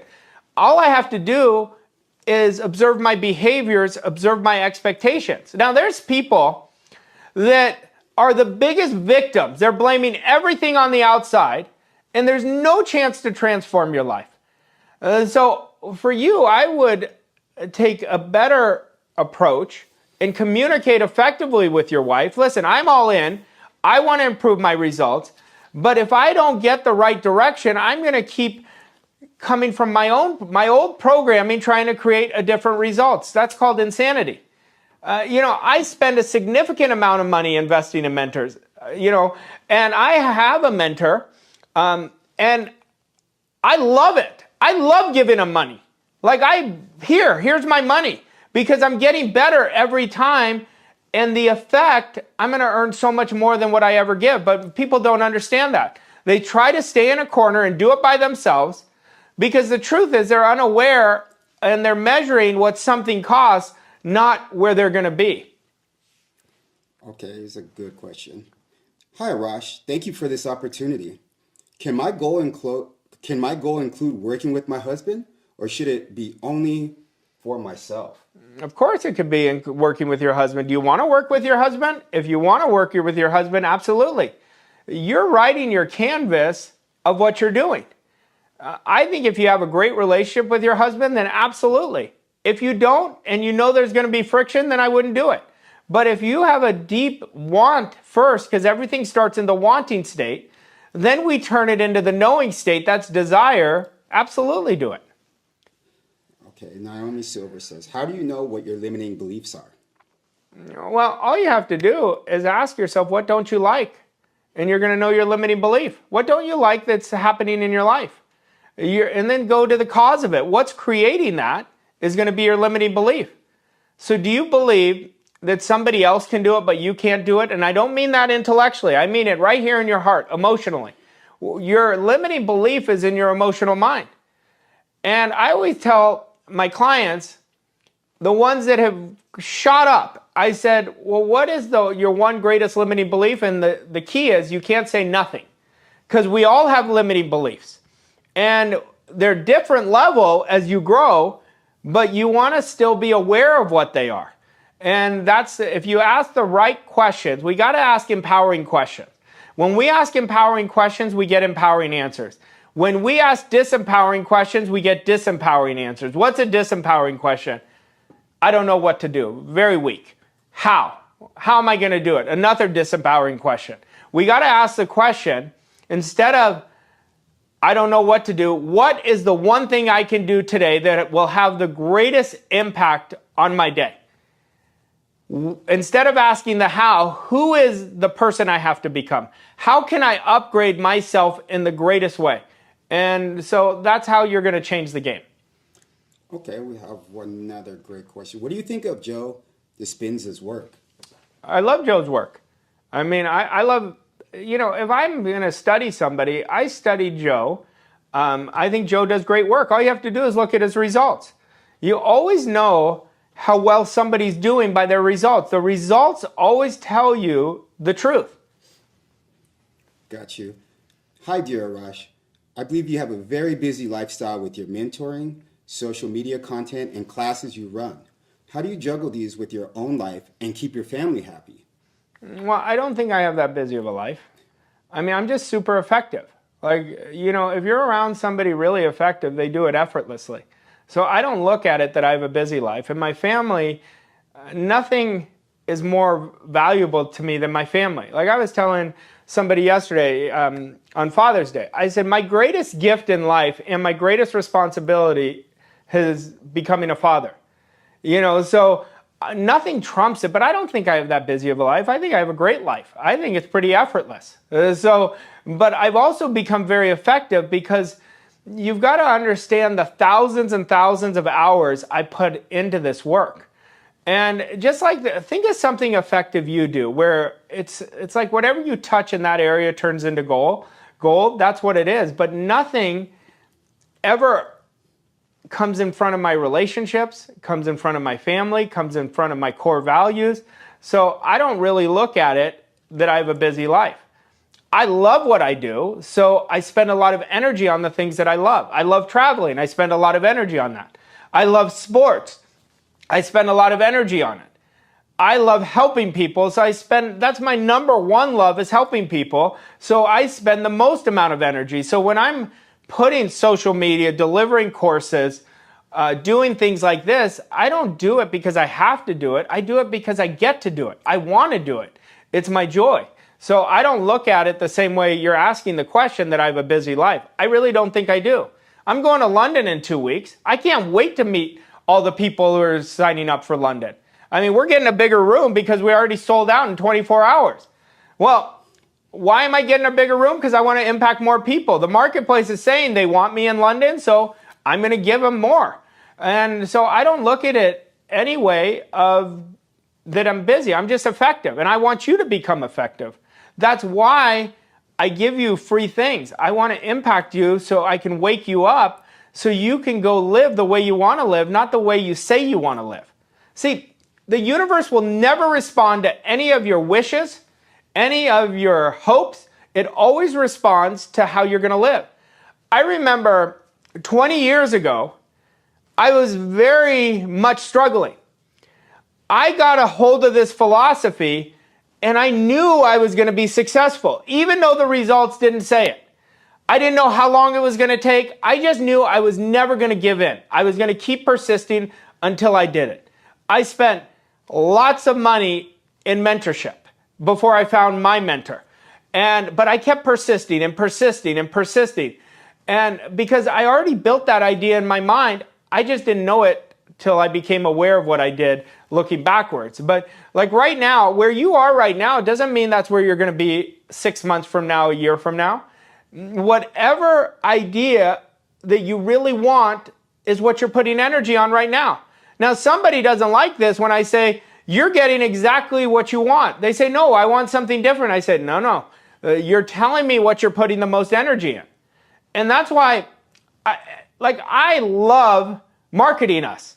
Why? Because I know if somebody will go deep with us and allow us to go deep with them, they're going to create massive results. Like I know that. I don't wonder that. I know that. We get it all the time, over and over and over again. And my big rule is do the work. If you do the work works. Like if any of you right now are wanting to make the next 6 months the best 6 months of your life, you come work with me and I guarantee you 6 months from now, if you'll do what I tell you, you're going to massively transform your life. Okay. How do I detach myself from the present results? The present results, we got to understand what it is. So we're so obsessed with present results. Why? Because that's old conditioning. I'll believe it when I see it. So understand, where did the present results come from? They didn't come from right now. They came from your past thinking, beliefs, behaviors, and actions. That's where they came from. So how do you detach from them? You master my power of 5, and if you don't know what I'm talking about, go watch my YouTube video that I went over it clearly. And every decision you make is from the goal. Every action you take is from the goal. Everything you think and feel is from the goal. Every attitude is from the goal. Well, now you're training yourself to come from your future self. Well, how do you shatter your present self? One action out of your comfort zone. Every day is day one. You got to remember this. A lot of people try to catch up on what they didn't do yesterday. Forget about yesterday. Yesterday's over. Every day is day one. I want you to conquer yourself today and say, today I'm going to think, feel, and act like that person. Today I am only coming from my daily goal that inspires me. Today I'm going to listen to myself to understand. And I am going to create the right processes in my life, because the processes create the results by default. All right, here we go. How do you visualize if you struggle to visualize vividly? Well, we're visualizing all day long. So you want to stop telling yourself you're struggling to visualize, because now that's the goal. The goal is I struggle to visualize, you're always going to struggle. Like whoever's asking this question, I want you to think about this. I want you to imagine right now, just relax for a second and imagine a big yellow lemon. Now, you're going to know if you saw that right away. Most times, we're having a hard time visualizing because we don't believe we can achieve what we really want. That's what we put an obstacle in front of us. We have to understand the act as if principle. The great paradox of life is until you become what you want, you're never going to experience it in your life. So we're visualizing all day long anyway. Any idea you accept, you're visualizing it in your life. You are accepting it with your imagination. What you're saying is, my imagination is a muscle that is weak right now. So you want to spend time thinking about it. You want to spend time practicing visualization. And if I told you the only thing I want you to visualize is me congratulating you on achieving your big goal, you'll get that in your life. I'm telling you, stop making it so hard. Accept that you're a great visualizer this moment. Spend time on my meditation. I guide you through exactly what to see, what to feel from what you want, and do it 2 to 3 times a day. Hello and welcome everyone to this 24-hour Stream-A-Thon with Arash, Vossoughi and Voss Coaching Co.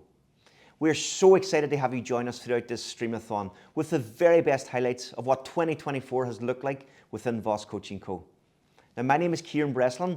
I'm one of the coaches here at Voss, and throughout this part of the session, I'm going to be guiding you and answering any questions you have live that you put in the chat below. So please, feel free to introduce yourself, tell us where you're streaming from today, and grab a pen and paper because we're in for a powerful session with the very best highlights of 2024. Thank you again for joining us. I look forward to speaking to you soon. I want every single one of you to ask yourself that question. Do I want information or do I want transformation? It's an amazing question, and you will get the answer to it immediately when you ask yourself that question. Because the information, we can all gather information, we can all study, but it's without the implementation of this information that the transformation won't happen. So I will pass it back over to David, but before I do that, could you all please be upstanding for my good friend, my mentor, and just a heck of a good guy, Arash Vossoughi.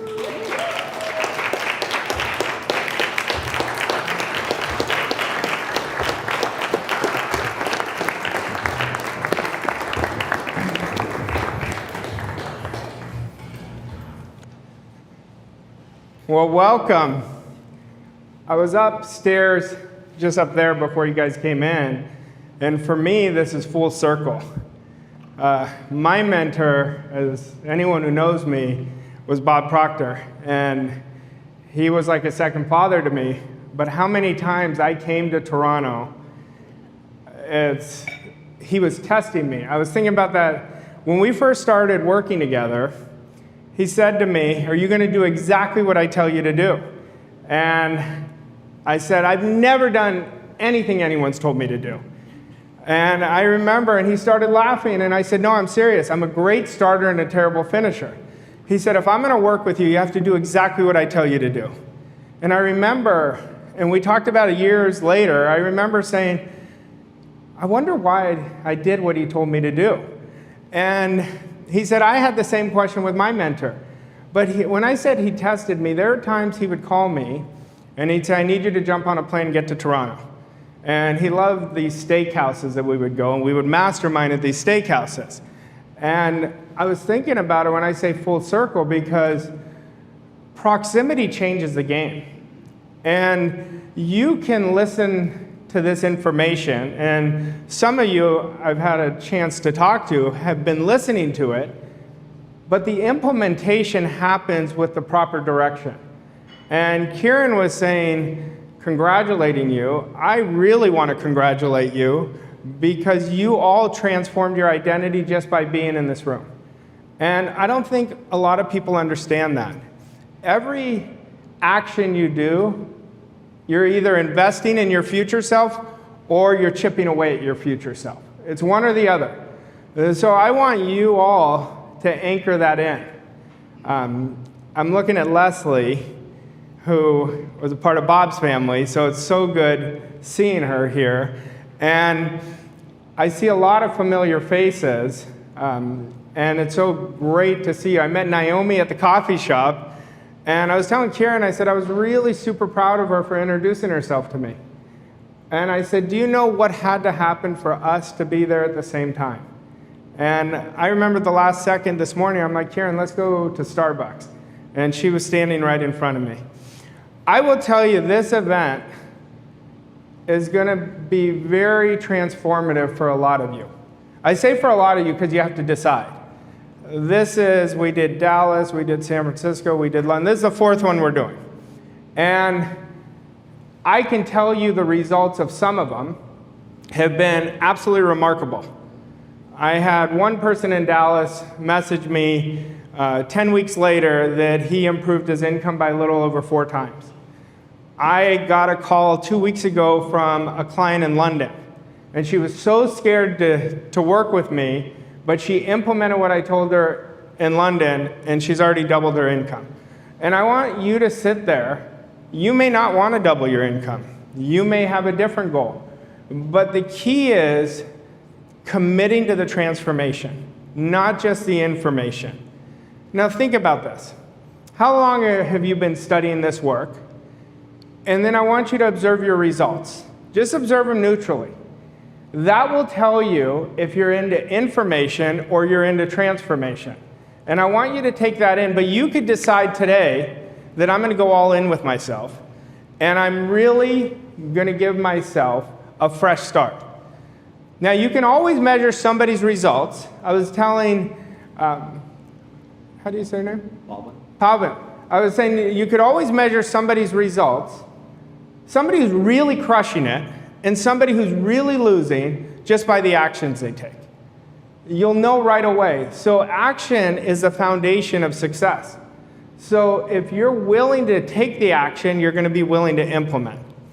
But there are 2 camps, and I will tell you this. It's transformation or information. Now, you guys being in this room tell me you want transformation, or else why would you spend your time coming here? And so I want you to anchor that for yourself. And the biggest thing that I want you to let go of is your results. Even if you're creating great results, I want you to let go of them. When the game changed for me personally, winning and losing were the same energy. Winning is a lot more fun. But wanting to win is the game changer. The winning itself is just an effect. You have to want to win. You have to want to see yourself bigger, better, and believe in a bigger and better future. And when you do that, that's how you're going to really multiply your results. My whole intent for this event is to help you multiply your results. Now think about this. I ask this question all the time to my elite clients. I said, imagine a year from now, if you're in the exact same place, how would you feel? And they get quiet and they don't want to tell me. I say, well, I'll tell you how I feel. I'd be super disappointed if my results were the same. So when you anchor that idea and say, I'm not going to allow that, that's what's going to keep you more disciplined. That's going to get you to do it now. Why don't people do it now? Because they're afraid of losing. Losing is your best friend. It is not your enemy, because the losses create the biggest wins. Think about a win that you had. What's your name? Monica, nice to meet you. I know you. You coach me. Are you still singing? Oh, wonderful. Oh, I got to introduce you to my kids, because they asked me about you like 2 months ago. Yeah. Oh, it's so good to see you. But if you think about a big win you had, you have it? Now, if I said, remember a big loss, do you remember it? Our brain remembers the losses more than the wins. But what created that win we're willing to lose over and over again? Would you agree? Your desire. Yeah, it was greater. So when our give is greater than our want, that's when we're in control. Our give always has to be greater than our want. That's how you're going to multiply the results.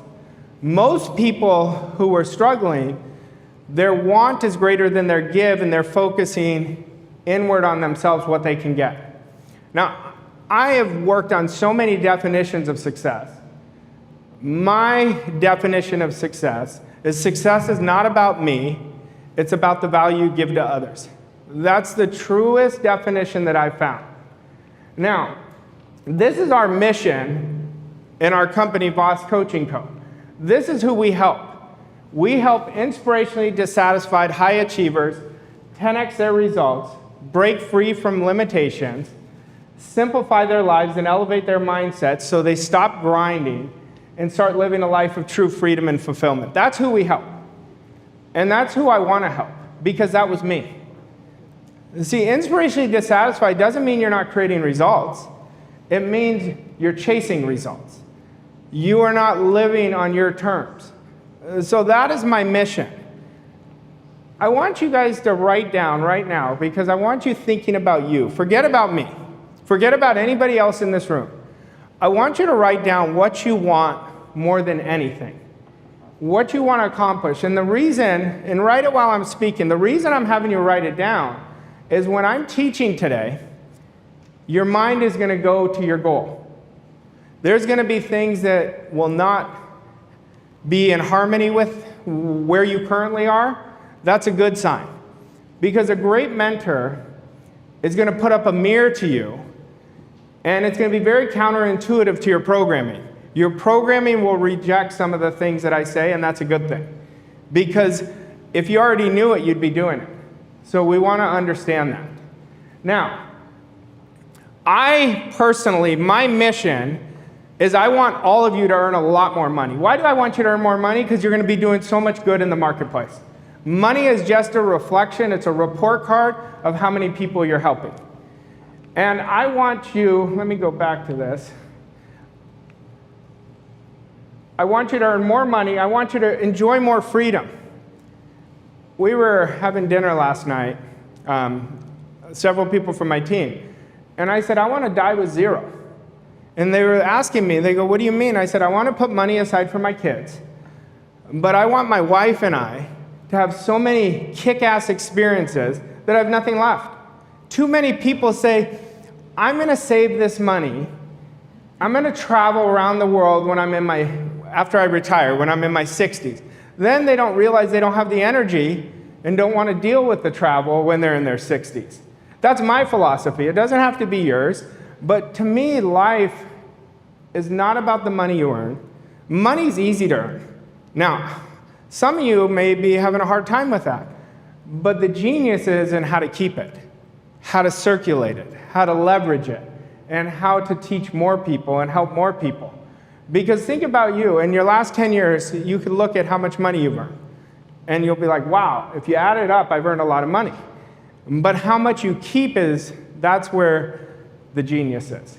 And when we're looking at this, I want you to create a breakthrough. But you have to ask yourself, am I ready to create a breakthrough? Am I ready to create a breakthrough? It is a great question to ask, because you have to decide if you're going to create a breakthrough. Now, I believe that every one of us walking this planet should create a massive quantum leap every 90 days. Every 90 days. And every goal that I set is 90 days. And it may be ridiculously big goals, but I make them into 90 days and I just change the date. But think about this. Imagine this.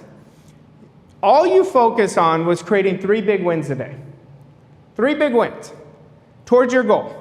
That's 5 days a week, that's 15 wins. Then you times it by 4.3 weeks in a year, that's 94.5 wins in a month. Then you times it by 3 months, it's 197.5 wins. What do you think your results will be? See, but most people are letting their results dictate who they are. So they tie their identity to their results, they stop doing the wins, and they play not to lose.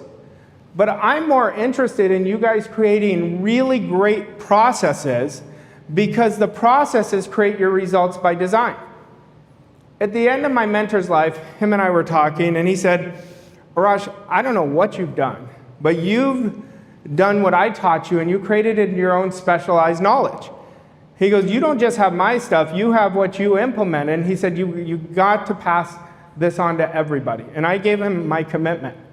You know, I keep in touch with Alan Proctor, he's Bob's brother, very closely. And he keeps telling me all these great things, but I said, I would be cheating people because I had so much proximity with Bob that I wanted to give it away, and I want to keep giving it away. But I want to do it in my way. I want you guys to do it in your way. I don't want you to be an imitation of anybody. I want you to own your power. Like, every one of you has genius inside of you. But what we do is we start playing the game of the ego, and we start comparing it to somebody else. Like, you can compare it to singers you admire. I want you to learn from singers you admire, but I don't want you to compare yourself to them. That's the life of the ego. When we kill the ego off, that's when we get to the flow state. But when we are tight, rigid, when we're focused on getting, when we're needing to be perfect, when we're constantly planning a plan, we're not taking action, it's going to limit us. Now, this is probably what changed my whole life, this slide. I was in a room in Scottsdale, Arizona, and I didn't know my mentor at the time, and I was sitting in the front row like where you guys are. And Bob said to everybody in the room, he said, you can absolutely create your own economy, and he said, I want you to burn it in your mind. Now, you got to understand, at this moment, I'm super insecure, lack tremendous confidence, and I fell in love with this idea. I just fell in love with it. And I don't know what happened that day, but I changed that day. And it was this slide that changed it. And he said, some of you are going to laugh this off. He said, but the one that decides to create their own economy is going to do it, and I've done it several times over. Now, I'm sharing it with you because you can too. And it is very important. Money is extremely important because that's what's going to allow you to create the experiences that you want to experience. And without it, you're not going to be able to do it. But I believe financial freedom is one of the worthiest goals that we can have. And I say this almost on every time you'll hear me speak because of what it makes of you. Not because of what you get, because of what it makes of you. Now, this is what I've learned about money a long time ago. Nobody earns a lot of money until they decide to. They have to decide. And you have to understand and learn the rules of money. Money has rules. You have to give. You have to build your self-esteem. You have to be willing to take actions out of your comfort zone. So money has rules. So if you look at it, what you're earning right now, just neutrally, don't get upset about it, and don't get too high where you're drinking your Kool-Aid. When you look at it, you'll see when you've been in harmony with it and when you haven't been. But if you want more money, that means you gotta have to give so much service. Like, fall in love with service, the money will chase you. You don't have to chase money. But if you say I'm in love with service. People say to me all the time, I go, well, what's your why? They say, I want to change the world. And I always say, yeah, that's not your why. I said, the world doesn't need changing. That's their ego saying, I think you want me to tell you that. We change by changing ourselves. We change by service. Think about any goal that you've achieved. You were proud of it, but it was more the fulfillment of what you did to get there. And that's how you're going to start bringing in avalanches of abundance to you. I never think about money. I think about earning it just because it's a game, but I never am thinking about, oh, I wonder how much this is, how much that is, or how did that person do this? I never look at it, but I changed my relationship to it, because I promise you, I used to chase money like you wouldn't believe, and it was the most miserable time in my life. And when you start understanding the rules, then you're going to be able to do what you want, when you want, however you want, with whomever you want.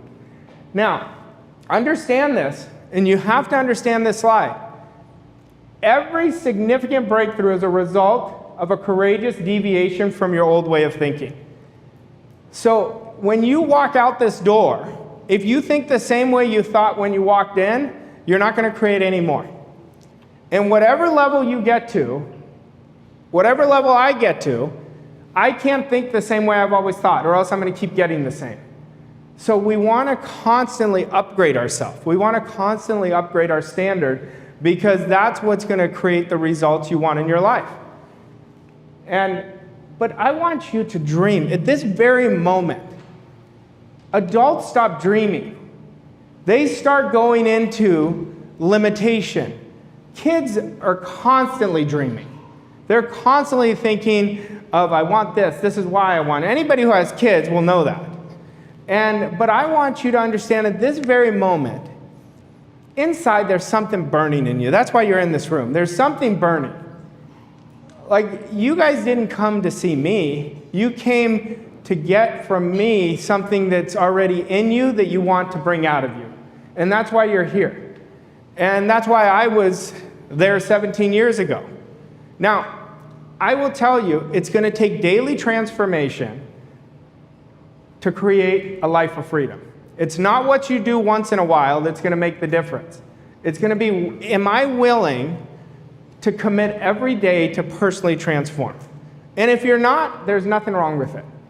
But if you are, you're going to create some amazing, amazing things, not just for you and your family, but for everybody you touch. Now, I'm big into 10X, if you've been following me.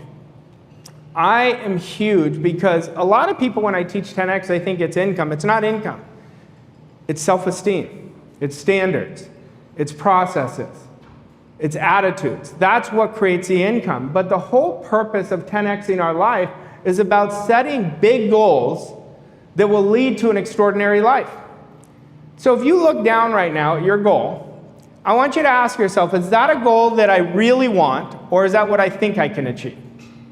That'll tell you right now where your mindset is. I was telling Naomi this morning, I said, tell me what mindset is. And she gave me her definition, and I said, let me simplify it for you. Mindset's just how you see the world. That's all mindset is. So look at your goal, that's your mindset. There's nothing right or wrong about it, it's just where you are right now. But I want you to leave this room setting much bigger goals for yourself and not worrying about the how. We're asking the wrong question about goals. Most people are asking, how can I do it? If you knew the how, it's a terrible goal. But we've got to ask the who and the what. Who do I need to become? What do I need to leverage? Who do I need to surround myself with in proximity? And when you start asking bigger and better questions, what happens is if you ask empowering questions, you get empowering answers. If you ask disempowering questions, you get disempowering answers. What's a disempowering question? How am I going to do it? How am I going to do it, right? That is such a disempowering question. What if we ask this question? What are the qualities of somebody who's already achieved what I want that I can mimic? That would be a really good question, right? What are some of their processes? Who do they hang out with? What does their inner circle look like? I want to model that. That's what you want to ask. You want to ask great questions because questions shape behaviors, but questions shape your identity. You know, I have so many people in this room who've transformed so much. So much. I think of Caddy, when I first met Caddy, I mean, I don't even recognize her. Like every time I see her, she keeps growing and growing. But when I first met her, I mean, she was very different. Kieran, who is up here, the reason I keep putting Kieran up here, because he said to me, he said, Arash, do you mind if I travel wherever you go? He had such hunger to learn from me. I said, if you want to pay for it, you can go wherever I go. So he's went everywhere with me. But that's what I used to do with my mentor. I would go everywhere. And I would always have a page of questions for him. Because I wanted to start picking what was inside of him and bringing it inside of me. You know, so you all will transform. I don't know where you are, but I know where you're going to be if you commit with your whole heart. Now, 10X is about growth energy, and that's why it's either. I want you guys to really look at this. What energy is depleting you right now? Now, that could be people, that could be beliefs, that could be activities, that could be stories, that could be excuses. And you want to answer this question because if you're putting your energy towards something that is taking away from you, you're not going to create the results. It is impossible to 10X with low energy. So we've got to be honest with ourselves and say, what do I need to eliminate? What no longer serves me? I just did an event last week. I have an elite mastermind called Elevate. And the first hour, I told everyone one of my processes. And I said, every 90 days, I write out 3 things that frustrate me that I'm going to eliminate during those 90 days. And 3 things that really give me juice, really give me inspiration that I want to put all my energy towards. Because as an entrepreneur, there's 4 key points of entrepreneurship. It's about the beliefs, skill sets, leverage, and structure. Now, I always say most entrepreneurs are terrible at structure. That's why they become entrepreneurs. But it is critical to create great structure. Now, you don't have to be the one that creates great structure. Like, I create great structure in my presentations. I create great structure with ideas, but I have a business partner that is really good with structure because I'm not. So I'm very smart. I have a team because I just want to teach this. I just want to work with people closely. That's where I put all my time. I literally just do a few things every day, but I do the few things that create massive results where most people are doing too many things. And when you're doing too many things, it's impossible to create a quantum leap. Why? Because you get anxiety overload. Why else? Because how can you put all your focus and attention on the important things if you're doing 20 things a day, if you're doing 10 things a day? And so we want to start understanding less is more.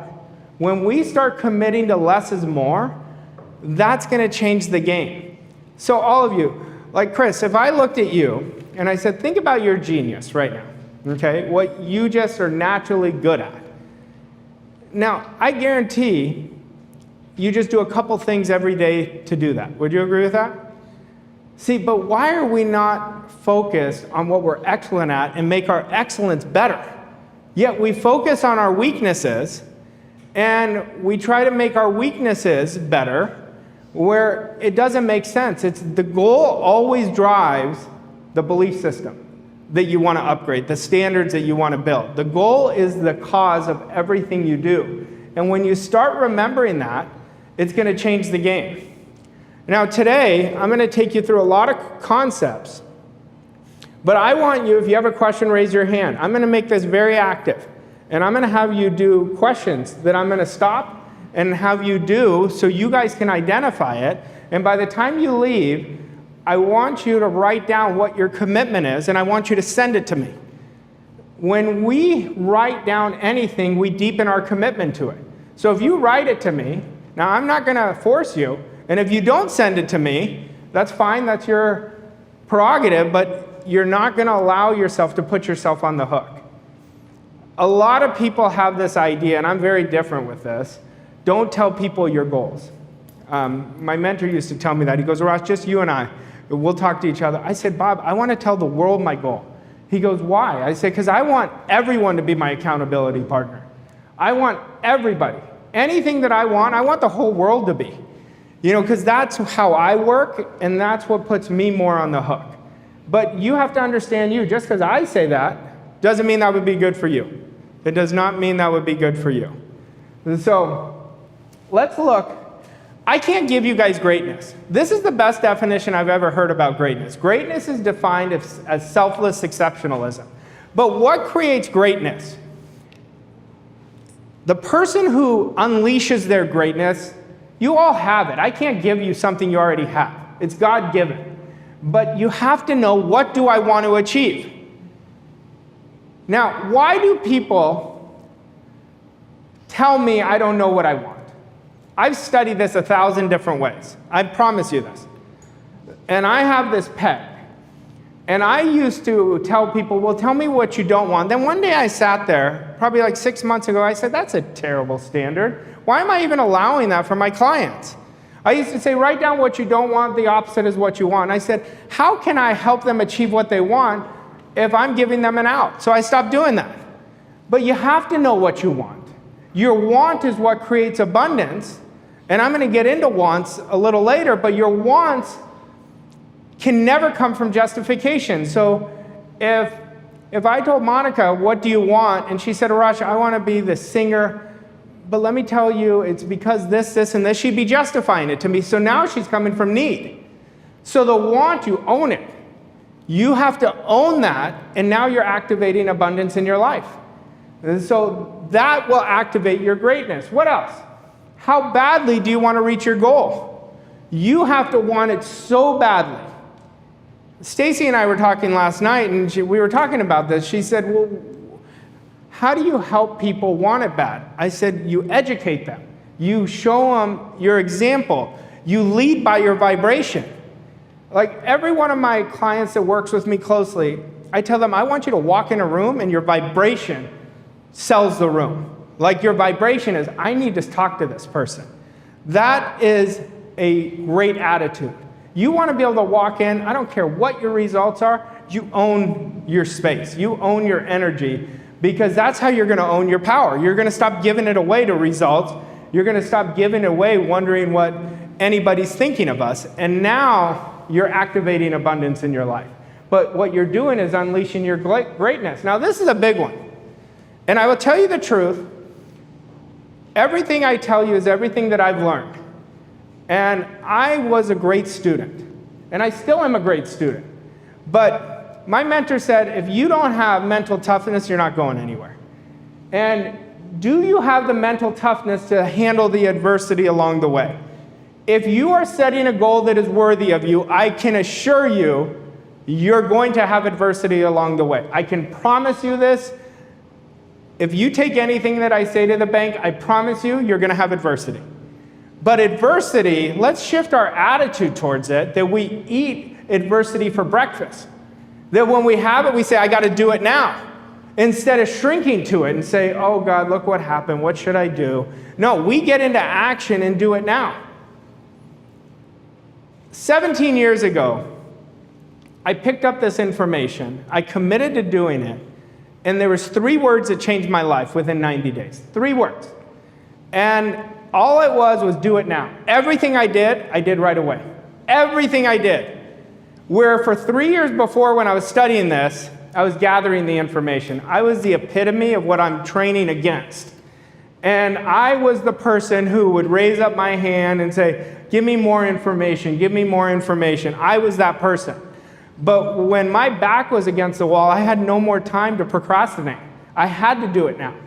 Or else, I just started my life with my wife and we weren't going to pay the bills. Like that's where I was, but doing it now changed my life. If anybody right now is at a hard time, I will tell you, if you commit doing it now for the next 30 days, watch how much everything changes in your favor.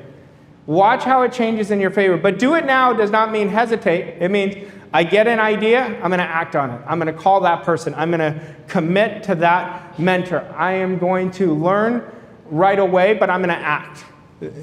You have to do the work. The work always works if we do the work. Now, what else? This is a big one. Do your words and action reflect the heart that inspire peak performance? Think about that. Your goal is going to demand you to be a peak performer. It is going to demand you to be a peak performer. Now, think about your self-talk, because change is always linguistic. And so if you go and say, let's observe yesterday's self-talk. Is that self-talk in harmony with my goal? Right away, you're going to know. So you have to change and discipline your self-talk to be that of the self-talk that your goal demands. Your goal always determines the process. I don't give people processes just to give it to them. I give it to them based on their goal. You know, I was talking to these two lovely people last night, and first thing I asked them is, what is their goal? Why? Because I'm thinking in my head, okay, what process do they need to create for themselves? Because I never think about, oh, what are they doing? I'm more interested in their goal. So I was talking to them, and I said I'd sit down with them and really show them. Because once you have a game plan, it's impossible to fail. That's the beautiful part.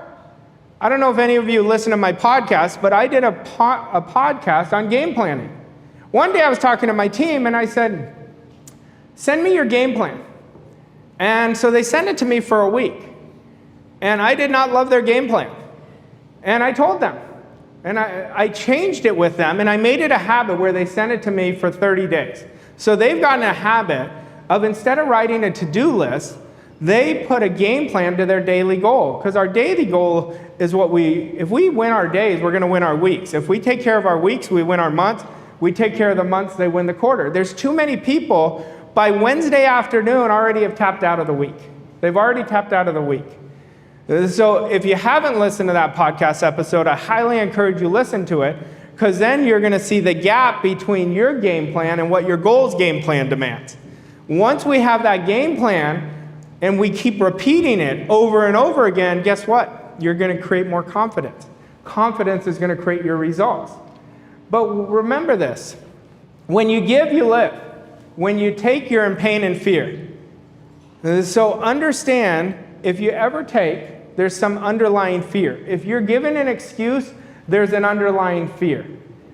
So attack your fears. Your fears are not your enemy, your doubts are. Doubts come from ignorance. Your fears are just a manifestation of the doubts. So the more you start understanding them and start looking at the fears as good things. Fears is just somebody anxious about a future. That's all it is. It's about a future they're worried about, where I want you to start sprinting to a future. I want your philosophy to be, every day I'm creating a bigger and better future for myself. See, most people are not creating big things because they don't have a future. One day I was sitting down and I had this friend. And I said, God, what is my problem? Like, I don't want to spend time with this person. And then I said, it's because we don't talk about anything about, like, there's no future. Everything is about, it was like Al Bundy. Everything was about high school. Like, I was like, I've got to distance myself. Because I want to surround myself with people, I don't care what they do, but I want to surround myself with people who are really going after something. That's what inspires me. So I distanced myself, because it wasn't in harmony with me anymore. And I told him, I said, you're not the problem, I'm the problem. Because he's no different than he ever was. I'm different.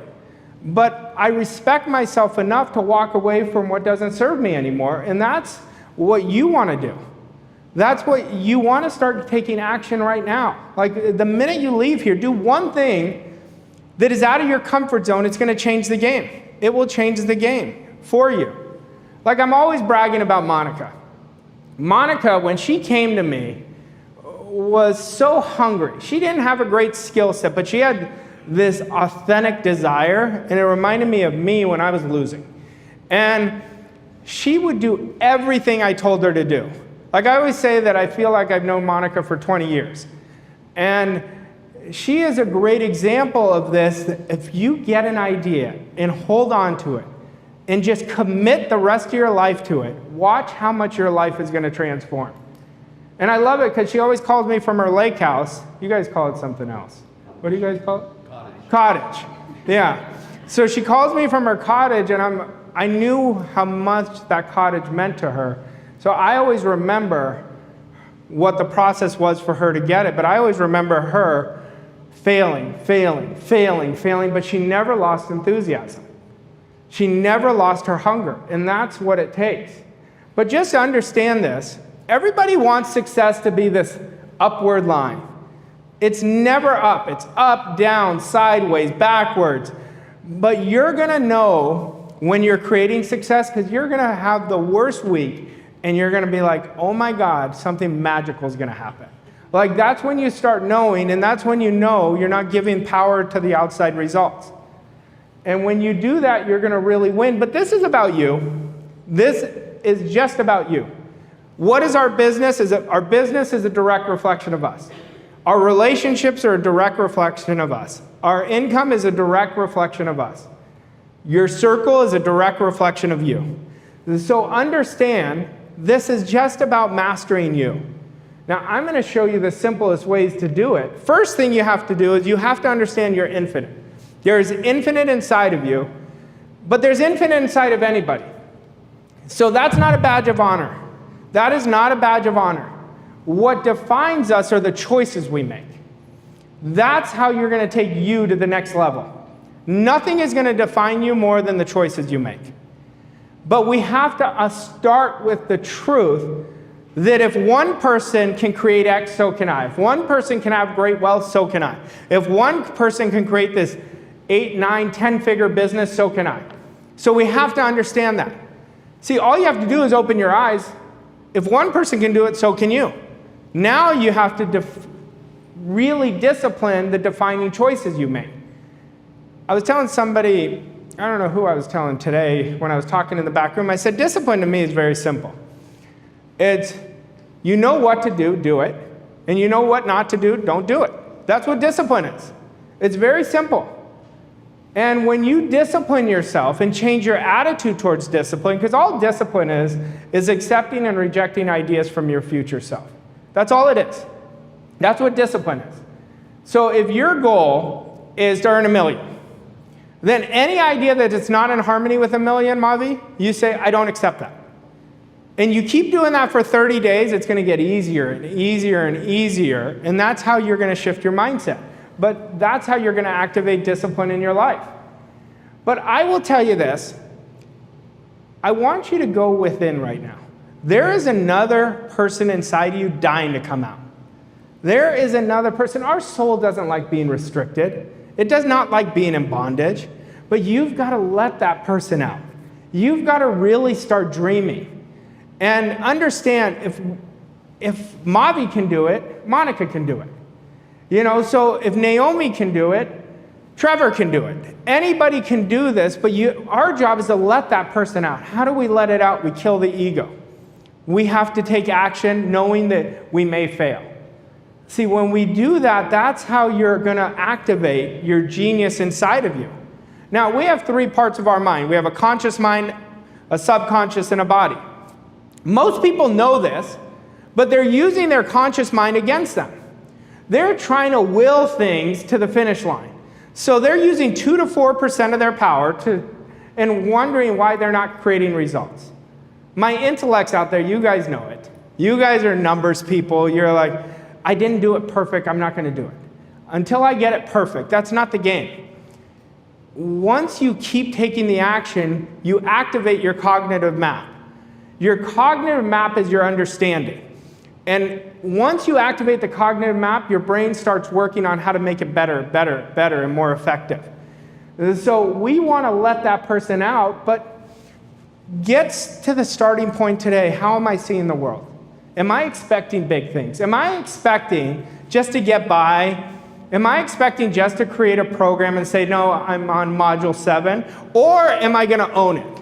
Am I going to say, no, I'm going to start before I'm ready? You have to start before you're ready, because that's when you're going to activate the cognitive map. You are ready right now. One of the biggest bullshit excuses people give, I'm not ready. What they're saying is, I'm not courageous enough. That's what they're saying. And it's going to take a great deal of courage to achieve your goal. If it wasn't, it wouldn't be worth it. See, if it was easy, everybody would do it. Why do you think the top 1% are the top 1%? So we have to understand that our foundation, we have to be more courageous. The more courageous you become, the more you're going to win. Now, what does that mean? Every day it's different. You're going to feel this resistance. Every time I speak, but I've done this so many times, but every time I get this real anxious feeling because I'm working with different groups and I don't want to let them down. I want to give them the best. So I have to go in and activate more and more courage. And all of us have to activate more courage. Like if I said to you on a scale of 1 to 10, you don't need to share it with me. Write down where you think you are on a courage scale. Like I am super fearless, or I'm right in the middle. I'm passive, I'm a watcher, I'm waiting for things to happen. That'll tell you a big story.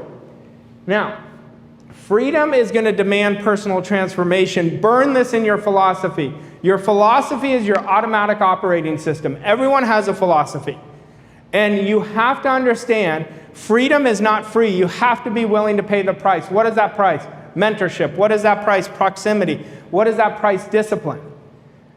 So there's two camps of people. There's a fixed mindset and a growth mindset. If you guys haven't read the book by Carol Dweckler, Mindset, you want to get it. It is a phenomenal book. She really brought this to the world. A fixed mindset is the consumer mindset. It's what is it going to cost? Always victims, blaming everybody else. And the growth mindset, the person with the growth mindset says, I can't afford not to do it. I can't afford not to take this action. I cannot afford not to invest in my goal, in myself. And when you do that, you're going to know which direction you're headed. So you want to make a part of your identity that I'm in a growth mindset. Now, real transformation requires real honesty. It's time to get real with yourself. To win, you have to be brutally honest with yourself. And that means even your weaknesses. You've got to say, okay, this is what it is. I get to work on this. Not I have to, not I need to. I get to make this a part of my strength. When I started doing this work, if I was doing this work from the beginning again, I would start with identity for 3 years. Knowing what I know now, that's where I would put all my attention. Because your identity is the foundation of your programming. And your programming is running you. It's running 95% of all of us every day. And identity is so easy to change. All you have to do is take action. That's all you have to do. You take action.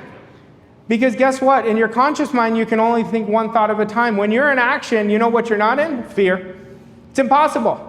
It is impossible to be in fear and action at the same time.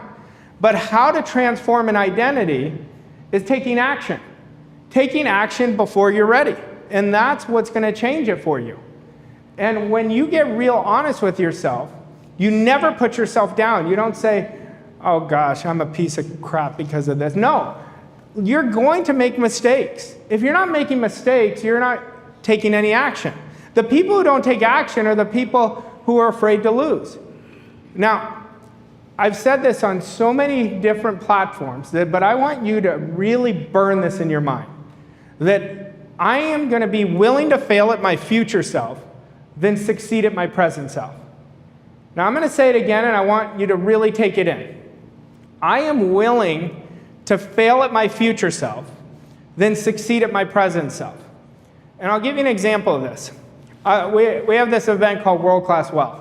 And there was a gentleman in there. And he's in the financial services industry.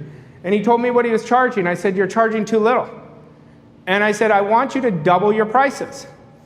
And you could tell he got really quiet. He got really uncomfortable. And I said, but I'm going to tell you what's about to happen. If you closed at a 7 out of 10 rate, you're going to close at a 1 or a 2. But you got to be willing to close at that 1 or 2 for 1 month and watch what's going to happen. But I said, are you willing to do this? And he said, I am willing to do it. He did it. He tripled his income in 6 months. But in the beginning, that's failing at your future self, because guess what? Your present self is going to say, no, I know I could do this, but you transform your identity. You literally transform your identity. Think about you all. If you're in business for yourself, am I charging too little? Most people are not charging their worth. They're charging based on what they think they can get. It's a big error, big error. Did you guys change your pricing? You did? Okay. That didn't seem like a committed. I don't know that you did. You did? A bit more. See, this is what I'm talking about. A bit more because it's comfortable. I'll do it a little bit. But all you have to do is accept a bigger idea. Once you start accepting bigger and bigger ideas, then all you're going to do is start attracting that. But a little more is the programming. That is the program that runs you. I'm just going to do it so it's a little more comfortable. It's a little out of my comfort zone. But if it's a little out of your comfort zone, there's only going to be a little good. When it's really out of your comfort zone, that's when it's going to change the game. Now, understand this. It is impossible to exceed the standards you have for yourself. Now, what are the standards? Look at what you're saying yes to. That's your standards. Look at your excuses. That's your standard. Now, somebody will tell me, Arash, I dropped my standard today. And Preeta, let's say you said that to me. You know what I tell you? That was not your standard. Standards, we don't drop. The standard is what it is. Now, what I encourage you all to do is stop bringing your standard of living down to your present results. Bring your present results up to the standard of living that you choose for yourself. But your standard sets the baseline. Our standards are our DNA to success. Like you guys all being here is part of your standard now. And you're going to pick up my standard just by my philosophy, and you're going to have it inside of you. Now, you have to implement it to really activate it long term. But your standards set the direction of where you're going. How did I go from being $150,000 in debt to earning my first $1 million in less than 24 months? I changed my standard. That's how I did it. I changed my standard. I activated, I can get raw, so I'm not going to get raw with you all, but like you have to activate your I don't give an F muscle. You have to activate that. That's going to upgrade your identity. That's going to upgrade your standard. And that's going to also upgrade the type of people you attract to you. That's what it's going to happen. But the standards you hold of yourself is your most important core value. It's your most important core value. Now, I will show you the keys to creating a quantum leap. And you want to burn this slide into your mind. A quantum leap, I want you to commit and make it part of your identity that I create a quantum leap every 90 days. I want that to be your expectation. Our expectations are so important because our expectation dictates our behaviors. So you're going to start expecting that for yourself. But in order to create a quantum leap, you have to be hyper-focused and hyper-intentional. Let's look at your focus. Mavi, do you get distracted a lot? Yeah, the whole world is a distraction. Everything is a distraction from our goal. Like, we have to understand that. So what is our weapon? It's being hyper-intentional. Hyper-intentional is this is what I'm doing this hour. And if you started identifying your top 3 things every day, I don't care if you finish your day at 11, you're going to start winning. If you're saying, I'm going all in with these top 3, I'm not getting distracted, you're going to start winning. Like for me, I'm hyper-intentional every hour. I do a lot of sprints. So I will be, if I'm doing a 60-minute sprint, I'm hyper-intentional for that 60 minutes. Like the outcome's already done in my mind before I start it. And then I take a break because I can't do sprints all day long. I do 4 to 5 sprints a day, but I'm so all in with those sprints, and that's why it's so easy because of intention. But what else? You have to study yourself every day. That's what's going to create great wealth. It's not just studying this information, it's studying you inside this information. I remember one day I was in Markham with my mentor. We're sitting down having a coffee, and he said, what are you studying right now? And I said, I'm studying myself. And he said, kid, you're getting it. I used to always study the information, but then my awareness shifted, then I said, I'm studying myself with the information. And when you do that, now you're really getting it. It's not just the information, it's you with the information. If you just study the information's out there. But if you start studying you with it, now it's in your heart. That's where the change is going to happen. But we have to understand, if I told you there's one practice that will change your life. It's called deliberate practice. Now, I didn't make it up. Anders Ericsson did. He was a psychologist from Stanford University. Deliberate practice is looking at what your weakness is, but it demands it to be a strength. And deliberate practice is where you drill that weakness over and over and over and over until it becomes automatized as part of you. Let's say, Chris, for you, let's say you were average at selling, and your goal demands you to be a great seller. You would practice your presentation every day until you can't get it wrong. Not until you get it right, but until you get it wrong. But here's the challenge. Your past self and your present self is going to want to go to what you're already good at. But when we have deliberate practice, it's over and over and over again. I was watching this documentary on Netflix from Usain Bolt. And I'm watching it, and I'm like, this guy gets deliberate practice.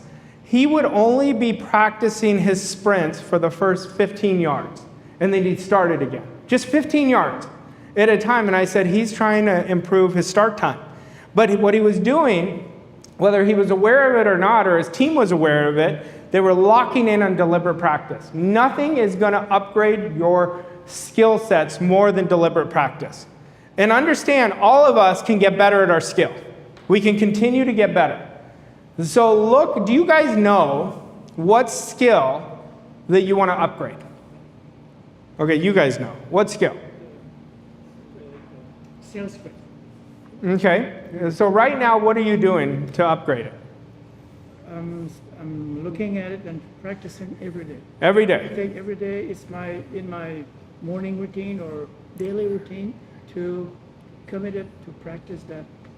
To take some time every day to practice my script. Okay. Now, can I give you a suggestion that'll make it easier? Start practicing chunking your script. So do the first part of your script until you can't get it wrong. Don't go to the second part. I do that. Yeah, that's what you want to do. Parts it, yeah. That's what you want to do. And then I said, okay, let me ask you a different question. You're an entrepreneur. So there's two things we always, every 90 days, focus on, is what is the one skill set we want to upgrade and what is the one belief we want to upgrade. So if I said to you, what one belief would it be? To accept, like my spouse said, we want 40 clients before Christmas. Okay. And I have trouble to accept that. For me, it's unreal. I'm not there. Yeah, but the key is, she's right, the key is to accept the idea. Accepting the idea is not hard. We just say, this is what I'm doing. But what you're allowing to happen is your programming is coming in because you're letting the results tell you, I can't see how it's going to happen. See, when you just accept it, and radically accepting is like accepting an idea on steroids. This is what I'm doing. Like if I told you where I was, and where I became in a short time, it was crazy. It was so unreal, but I was like, what's the worst that can happen? See, we try to protect ourselves from what we really want. That's what you're doing, instead of radically accepting it. One day I was talking to my mentor, and I always share stories because they transform me so much. And he said to me, he congratulated on something that I achieved. And I'll never forget this. I remember exactly where I was. And I said, I wish I did that every day. And you could never get anything by him. Like, you really couldn't get anything by him. And he said, well, why don't you? And I said, I don't know.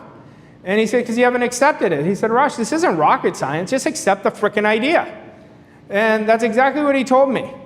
And from that moment, I swear to you, I started accepting ideas automatically. And that's all you have to do. Now, does that guarantee you're going to get the 40? No. But you're going to set yourself up and open the space for the 40 now. Okay, that's what we have to do. We have to start looking at what ideas are we accepting. And then we have to increase your value into your mission. See, when your mission becomes an obsession, you become unstoppable. But we've got to stop letting the outside be our mission. Your results are not the mission. The mission is why you're doing a thing. When you have enough reasons to do something, that's when it's going to jolt you so far up. That's where you're going to 10x yourself. And you have to look at what would be wisest for me to work on. What will be the best thing for me to work on? Now, to create a quantum leap, it's going to require you to let go of 80% of what you're currently doing. Now, I didn't say what that 80% is not good for you. That 80% is already part of your identity, so why are we working on that? You can't create your next 20% jump and the next 20% if you're doing the same things every year. So a great idea, bless you, a great idea would be to identify what would be wise for me to let go of. Now, what if I told you you're working on urgent, not important ideas?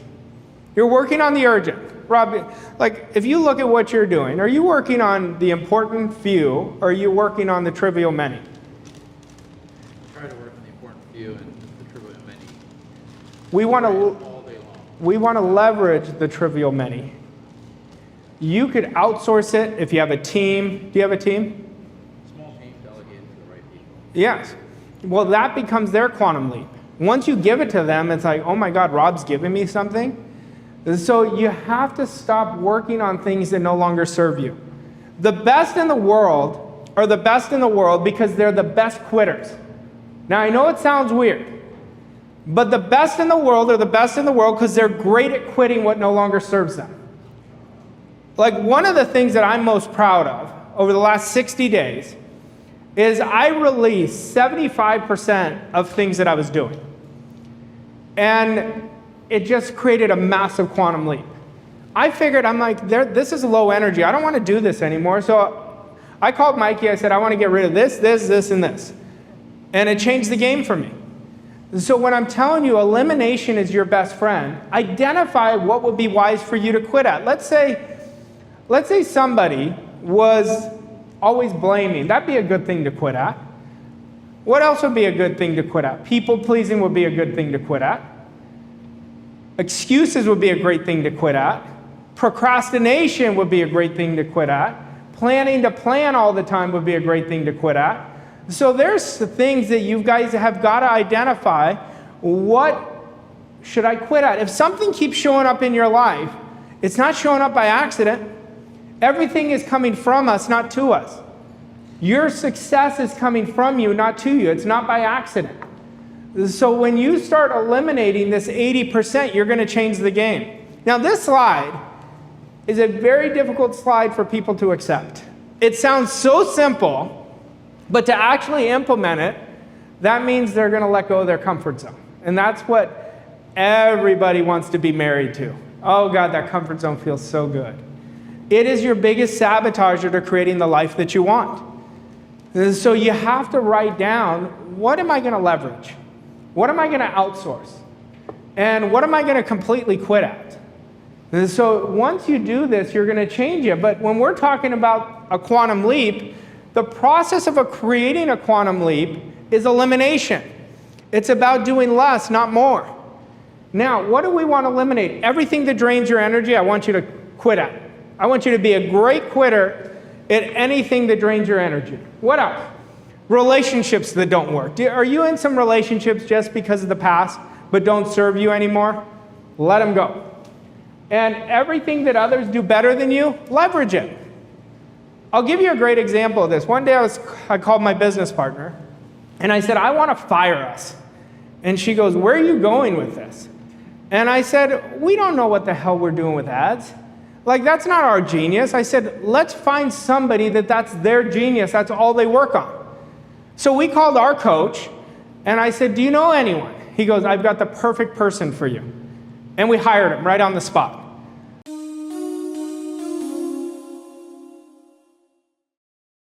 We are super excited to have another extremely special episode of Mindset Master Moments.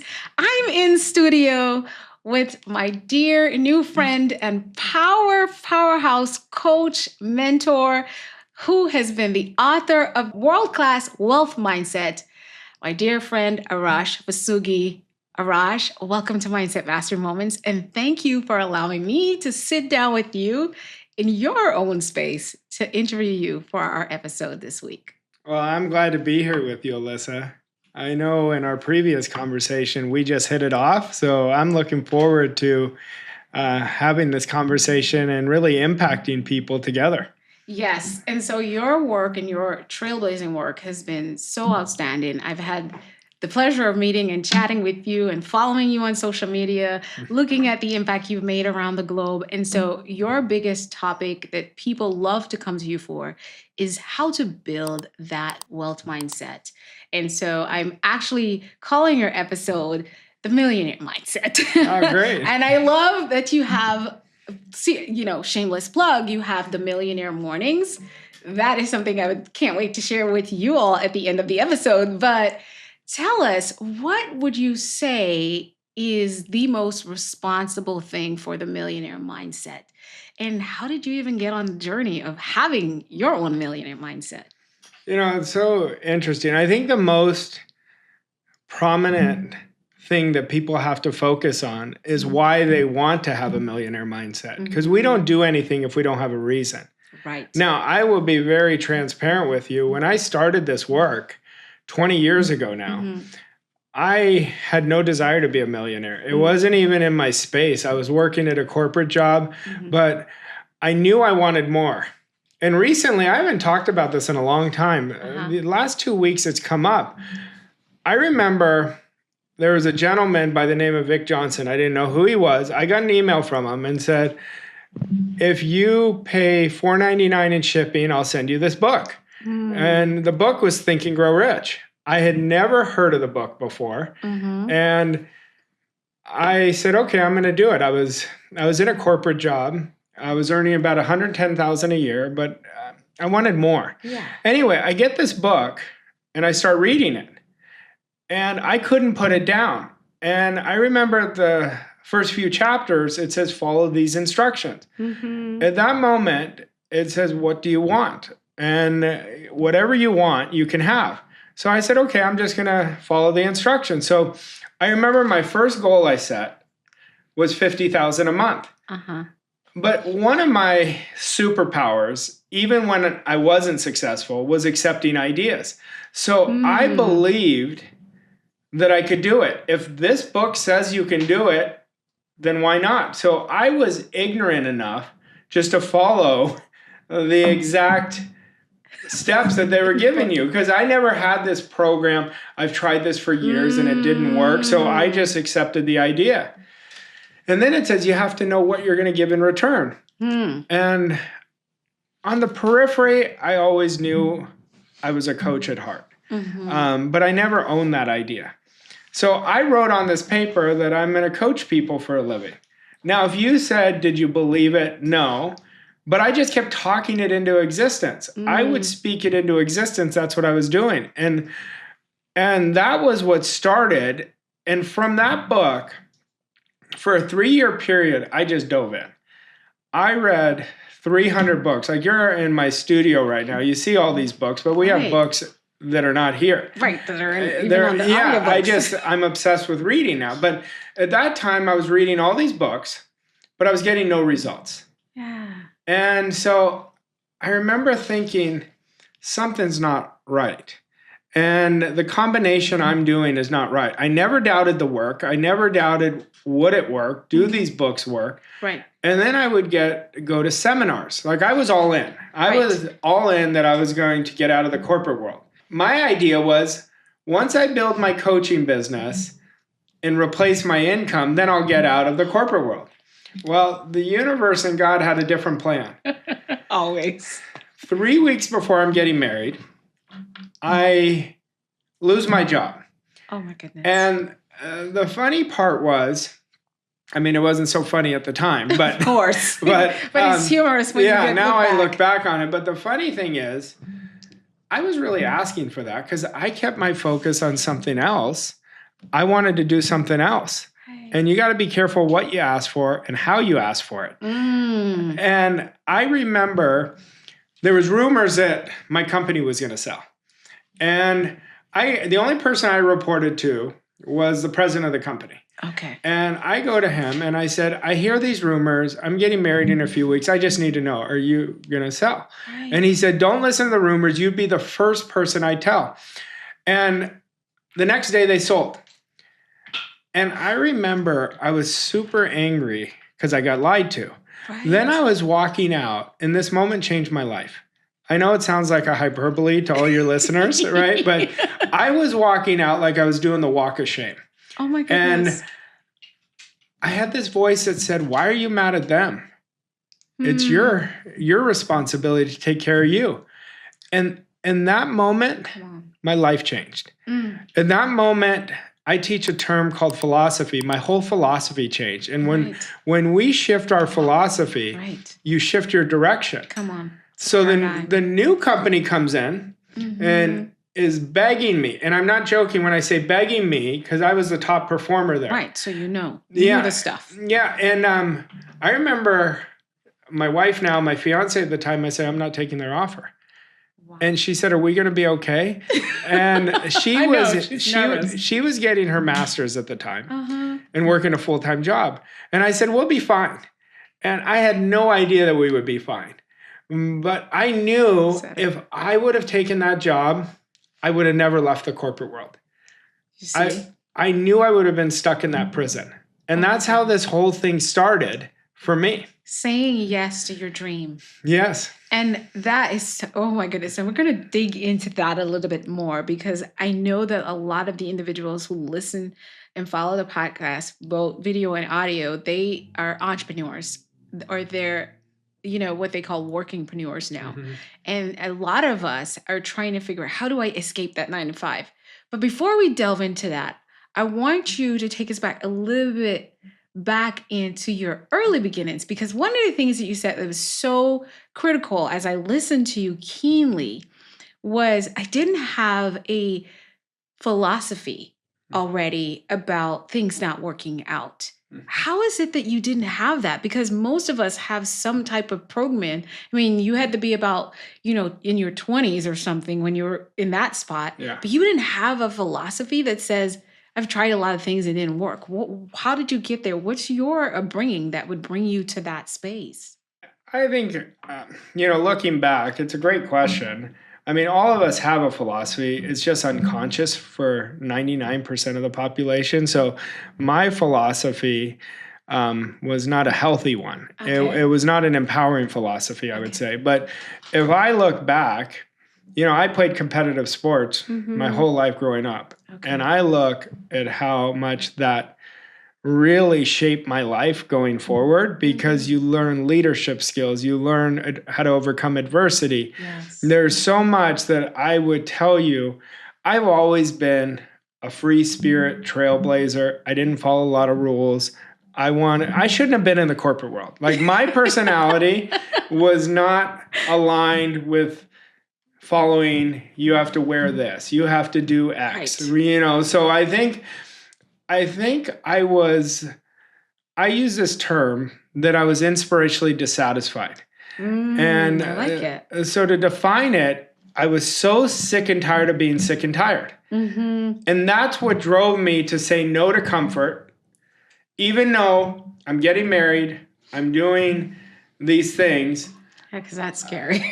What was scarier to me? Doing what I didn't want any longer. Be average, right? Yes, that's right. That's what was scary to me. Yes. Like, I would have rather went after it and failed than not went after it at all. Right. And I teach my clients, because they know my story, right? I say, you don't have to do what I did. Right. Because it was very illogical what I did, but it was right for me. Right for you. Keywords is it was right for you. And I love that. And I hope that the listeners and viewers are hearing that, because a lot of times we listen to our mentors and coaches and we want to follow the exact steps, but we don't need to follow the exact steps. We need to follow the exact blueprint. That's right. Which is very different than steps, because I could want to build the same office that you have here at my home, which will mean I would have certain basic things that I would have to get, which would be more of a blueprint. But who and how it gets built, I could change the color and all that, would be what's designed truly to my needs. But I'm looking for the same functionality, so to speak, but it's got to be mine. I'm going to still want it. I'm probably not going to have the same books unless I'm literally just photocopying. I'm going to have my own books, right? Right. I might not have as many. I might have less, right? So it depends. I'm not going to have your book only. I'll have pictures of my family in my office. So it's still not exact. And so we want to hear, I want you listeners of yours to zone in, but tell us about that when you're thinking about someone, when you're coaching someone to sort of go into their authentic pathway. How do you guide them through that? Well, when you're coaching somebody, when I'm coaching somebody, I put all my energy on them. What do they want? Not what I want. And I always say people listen to me because they know I'm listening to them, because they're the most important person. So the first thing I want to know is, what do they really want? It's the most important question we can ask ourselves. What do we really want more than anything else in the world? Wow. And then I want to know why. See, if I know the why, they have the buy-in to it. If they have a big why, they don't need to know the how. Exactly. But I want to know, and I shape everything around what they tell me. Like, one of the things I do, if you told me what you wanted, I'll accept the idea in my mind that it's done, and I coach you from that space. I don't coach you from where you are. I take you from where you are to where you want to go. Yes. See, we got to understand our wants, and I've changed my opinion on this. People used to tell me, Alyssa, I don't know what I want. So I used to take them through a process, and I'd say, okay, write out the exact opposite of what you don't want, then you're going to know what you want. But I think that's a weak standard. Because if we don't put ourselves on the hook to actually think about what we want, then when but when we hit adversity, we're going to fall instead of rise. So I've changed that, and I'll tell clients, the only reason I've studied this thousands of times, thousands of different ways. What I've discovered, the reason people say they don't know what they want is because they don't believe they can achieve it. I believe that. I believe it. They do know, but they don't even want to say it. And it's something you said, you wrote down that you were going to be a coach. You read the book, you read Think and Grow Rich, and you said it. You didn't really necessarily believe it that you said, but you wrote it down. But you were connecting in your consciousness a thought, and you already brought it to life when you put it on paper. And then you start to speak it, and then you start to align your actions with it, which I talk about think, speak, do, become, because it's just so, it just goes together. And a lot of times you start to believe you more when you start to speak what you're thinking, doing it repetitively, and then you start to get the results. And that's those are the outcomes you get, right? So tell us, when you said you didn't believe it, walk us through that process, how you went from not believing it, but thought about it and was going forcefully. What's happening with humans when we sort of do our own version of that? Yeah, I didn't believe it, but I did not believe it. So I wasn't one end or the next. When you have belief, it's an acceptance of an idea deep inside of you. That's what belief is. Yes. Right? So it's not that I didn't believe it. I just didn't believe it. I didn't have either. So I was right in the middle.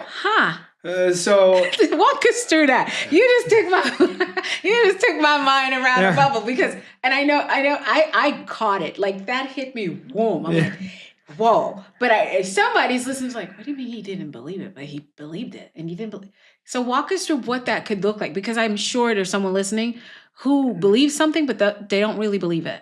What does that mean? When I say I didn't believe it, because I've never done it. I've never had that visceral experience that I've done it or something similar to that. Right. So I didn't have belief. I'd be lying to your listeners if I said, oh, right away I knew I believed it on every cell. It's not true.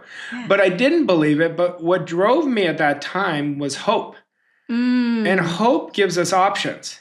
Wow. But we don't want to stay in the hoping state. We want to stay in the desire state. Right. So the desire state is the knowing state. I wasn't in that knowing state, but I was willing to go there. And I was willing to do whatever was essential for me to go there. And the next thing I did was I hired a mentor. I didn't have the money. And I figured out how to get the money. Right. And because I was I was aware enough that I had to leverage my ignorance. Because if I already knew it, I'd already be doing it. Right. So what ended up happening, and it's funny we're going at this the way you set this up, because it's exactly what happened. So the day I lost my job, I had a mutual acquaintance, and I just started a network marketing company because I was like, I got to create multiple sources of income. Right. And I'd never done network marketing ever in my life. And it's not for me. I don't have nothing against it, but it's not my jam. No. Right. But I remember this acquaintance told me, he said, this won't be your purpose, but it'll lead you to your purpose. Anyhow, I'm on the phone with him and I said, I just lost my job and I'm not going to accept the new one. He goes, you need to talk to my friend. I said, who's your friend? He said, Bob Proctor. I said, you're kidding me. Bob was somebody I admired for a number of years. So I had been studying, the first people's work that I studied was Bob and Jim Rohn. Right. In this audio series that I would drive around. And what I found out later, that was the only time in 50 years they would meet each other, pass each other. That was the only time they ever spoke together. It was the audio series that you were listening that to. I was listening to. Wow. Those were the only two that really, out of all the speakers, they just hit me. Anyhow, he gets him on the phone with me, and Bob says, well, tell me what's going on. And I said, I just lost my job. I don't want to take the new job. And I want to create a life of freedom. Freedom was my word. That was the idea I fell in love with, because I wanted to do what I wanted, when I wanted, as often as I wanted, with whomever I wanted. Anyhow, he says to me, he said, how serious are you to make the change? And I didn't know where he's going with this. And, because I didn't even know Bob did close mentorship. Right? At the time, mentorship was not as easy accessible as it is now. Yes. And I said, I am really serious because I'm sick and tired of being sick and tired. What I said earlier, that's exactly what I told him. Yes. He said, well, what's your goal? I said, I don't know what I want. I said, the only thing I know is I want to live a life of freedom. And he said, you do know what you want. Yeah. And he said, are you willing to do exactly what I tell you to do? And I said, honestly, I don't know. I said, because I've never done exactly what anyone's told me. And he told me later, the reason we connected so well is because of how honest I was. Your honesty, I was going to say. Because I knew I've never done it. I've never followed through. I was a great starter and a terrible finisher. If you put me at the starting block, I mean, phenomenal. If you put me at the finishing block at that time, terrible. Be there. Yeah. So he said, that's because you've never gotten the right direction. And he said something that changed the game, going back to belief. He said, I don't need you to believe it. I need you to believe that I believe I can show you how. Right there changed the game. Whoa. That's a doozy. Yeah. I don't need you to believe it. I just need you to believe I can show you. Yes. I'm sold. It took so much pressure off of me. Yes. It took so much pressure. And I said to myself, you got to understand, I had done mentorship programs before. Right. Nothing changed. Right. But then I evaluated myself and I said, did you do them or did you do what's convenient? And so I made it into a game. You know, I'm an avid sports fan, so everything I think of is in games. Like I think life is a game. Yeah. And anyhow, I said, I'm going to do exactly what he tells me for 1 year. I'm going to have no judgment on it, and I'm going to do it. 3 months in, I went from 0 to 10,000 a month. And I was never going to work for somebody, but I took a job. I took an independent contractor. I did medical sales. But I said, once I got to 10,000, I said, this is what I want to do. I want to teach people what was just taught to me just for 3 months. And I quit the medical sales job. Wow. A few months later, Bob asked to partner up with me. He asked me to partner up with him, and he wanted me to run his sales department. Wow. And I said, these are my two passions, coaching and selling, because my belief, and it's very strong, you can't help somebody until you sell them. So the next 15 years, I got the best hands-on experiential coaching.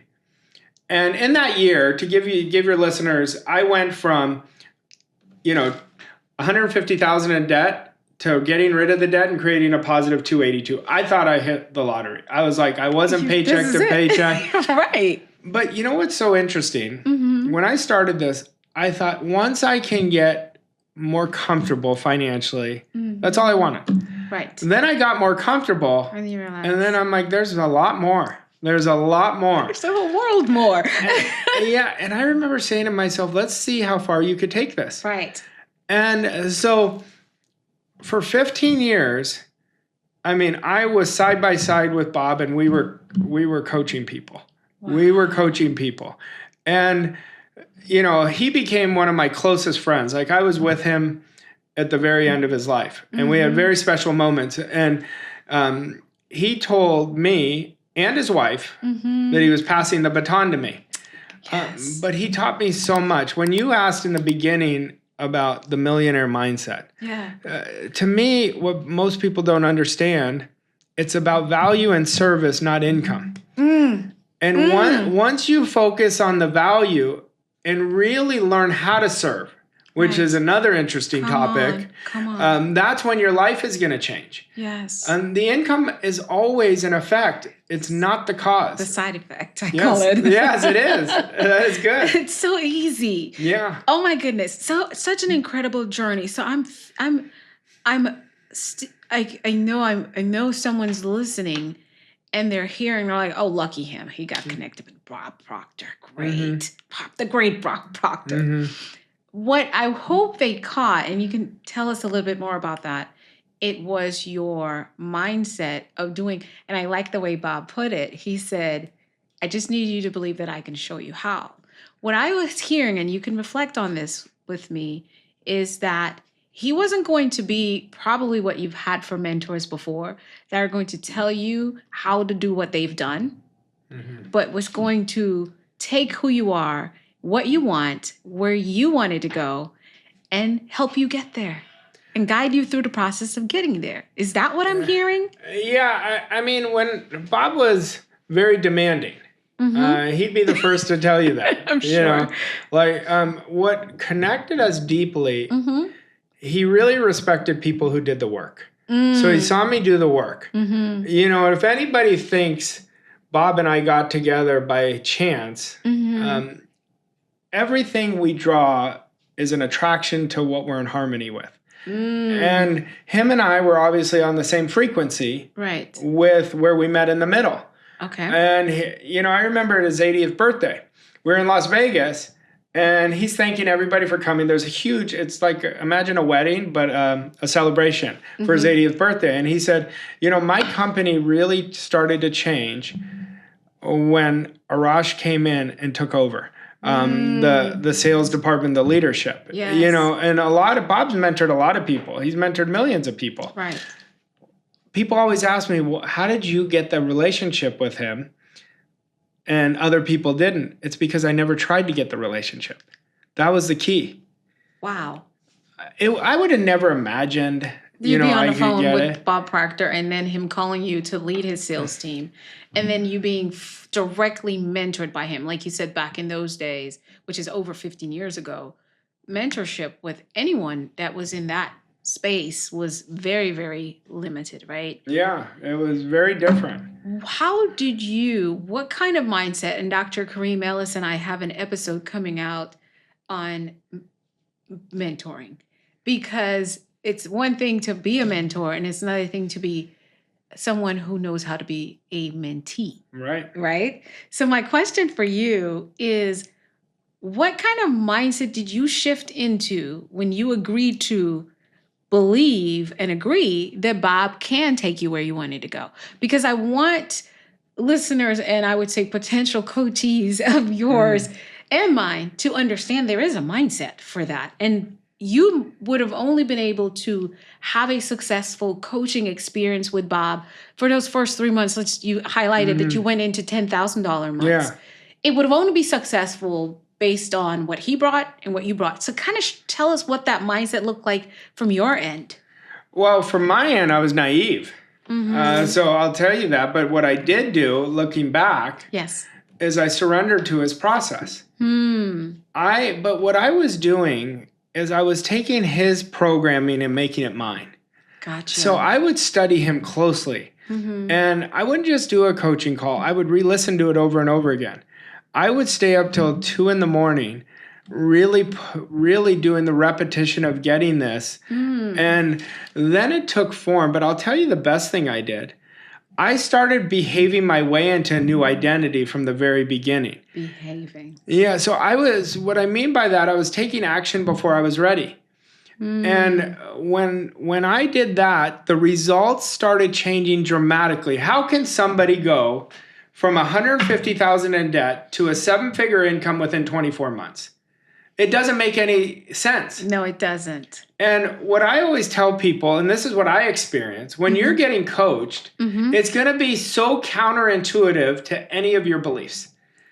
And you're going to feel that discomfort. It's not that I didn't feel discomfort. I ate discomfort for breakfast. That's really what I did at that time. I really was like, you'll have a few snacks in between as well if you needed to. Yeah, that was a good sign. Yeah. But you know, the interesting thing, I was just thinking about this. Yeah. So before Bob and I met, so you want to talk about synchronicity. So probably 2 months before, we had this phone call. I get this email. It says Bob is doing a free event in Scottsdale. So he's doing an hour talk. Yeah. And so my wife and I went. And, she says, go get a picture with him. I'm like, no, all these people are surrounding him. Yeah. And she's like, you're going to regret it. So I end up going with her pushing. And I end up shaking his hand. And I say, you and I will work together soon. I don't know where that came from. I have no idea. Sounds like my type of people. I have no idea where it came from. And then whatever. It was done. We took a picture. Yeah. It was a great evening. Yeah. And then now I can look back at how all this. Then I met that acquaintance soon after I went to that event. And how I met the acquaintance was I gave him a business card. And if I don't go to this event, I don't give the business card, none of this happens. No. So when we talk about three degrees of separation, what you're doing or not doing is either seizing the opportunity or playing a small game. Yes. I stopped playing a small game. The minute I committed to doing it, my life, I played much bigger. Yeah. And, I didn't even know I was playing it bigger. But I started, one of the things that Bob taught me, and he says, I want you to brain tattoo, was do it now. And brain tattoo. Yeah, so do it now. Everything I did it right away. Wow. And one of the biggest things that your listeners, I'm sure, are doing are talking themselves out of dreams because they say one thing, I'm not ready. I'm not ready. I think I'm not ready is the biggest BS story we tell ourselves. Come on. Because we're never going to be ready until we do it. Never. And it changes. Even what you perceive it is that you're going to do changes. It could look like a total different, like, for example, this podcast. I was just going to record content and give it to the world and put all the stuff that's got in me. And here I am sitting with you, which looks different from what I planned, but still brings me along the same path because that's just not my voice and my message. It's our voice and our message, which amplifies the work that I intended. So just do it is what you're saying. You've given us, I'm trying to keep track in my head. I want to get a notepad because we start off with number 1 is do you, meaning be authentic, be true to your vision and dream. And if it's not in alignment, it's make you sick inside, it has to go. It doesn't matter what it is. So that's that fearless entrepreneurial spirit, I tend to call it, but it's the making of greatness. It's the making of that millionaire mindset, because that's kind of where you start. You're like, look, I can go back and work for these people and hate my life and hate myself and make sure, and not scare my soon-to-be wife with the income, you know?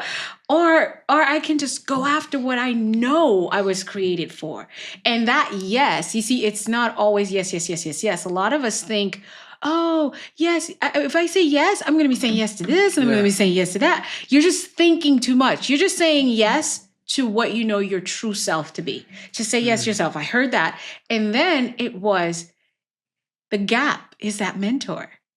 Yeah, I think everybody should have a mentor. Come on. I think it is the biggest cheat code to creating a world-class life. It's the only one. And every level, I don't care where you are, you have to have a mentor. I remember listening to Warren Buffett. He says, whatever you invest in yourself. Yes. And he said, invest in mentorships. It is going to be the greatest payoff of anything else. Yes. But we have to understand this. What are results? Results are a manifestation of our actions. Our actions are a manifestation of our programming. Now, what I was doing those 3 years where I was reading those books and not creating results, because I was just gathering information. It's very different. Learning is not gathering information. See, learning, there's 3 stages of learning. Learning is getting intellectually involved with an idea, then getting emotionally involved, so we're transferring it to our subconscious mind, and then stepping out and acting, and the change in result will tell us if we learn. So if we put our hand on a hot stove, and we do it again and again, we didn't learn. But the minute you do it, you're not going to do it. Not going to do it again. However, this could work against us too, because a lot of people will say, I went for that investment, I went for this business, and it didn't work out, they'll never try again. And so we have to understand failure is our best friend. I teach my kids this. If you were to talk to my kids, I have a 10 and a 12-year-old, the first thing they'll tell you is you can't win without losses. Woo. And gosh, to know that 10 and 12. Like they will tell you that because, they get emotionally involved like we did when we were younger. Or even a lot of people. We still do. See, we've got to understand, I'll give you the biggest key. If somebody just did what I'm about to tell you, it'll change their life. Get your notepads and pens out, guys. You have to be willing to fail at your future self, then succeed at your present self. And wait, go say that again, because I'm so glad I get to listen to this on podcast perpetually. So you have to be, if you really want to create a world-class life, which I think everyone should go after.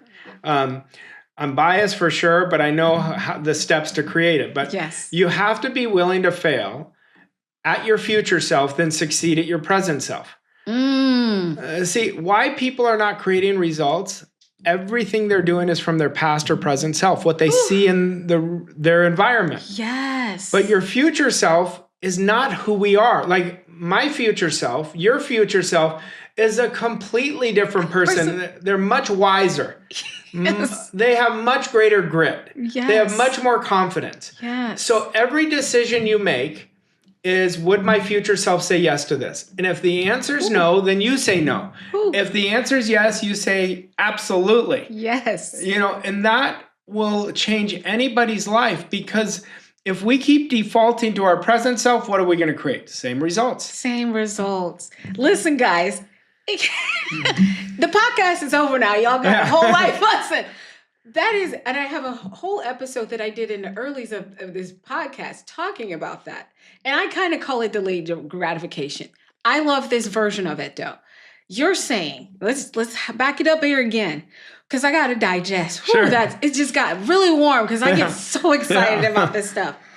A lot of us are in this space where it's like, I tell people, when it comes to setting boundaries and going after your goals and achieving it, you have to think, if I give up 2 hours of sleep today to get this done and done it right, because like you said, you're in the program with Bob now and you're learning these things, you got to put it into practice or it's never going anywhere, right? You got to do the thing now. You're never getting to that $10,000 a month, even though you might not have necessarily knew you were going to make $10,000. You knew that you were going to make money, and you kind of know you had to because you didn't have that income coming in. So you're getting into getting it done, not just taking it in, but getting it done.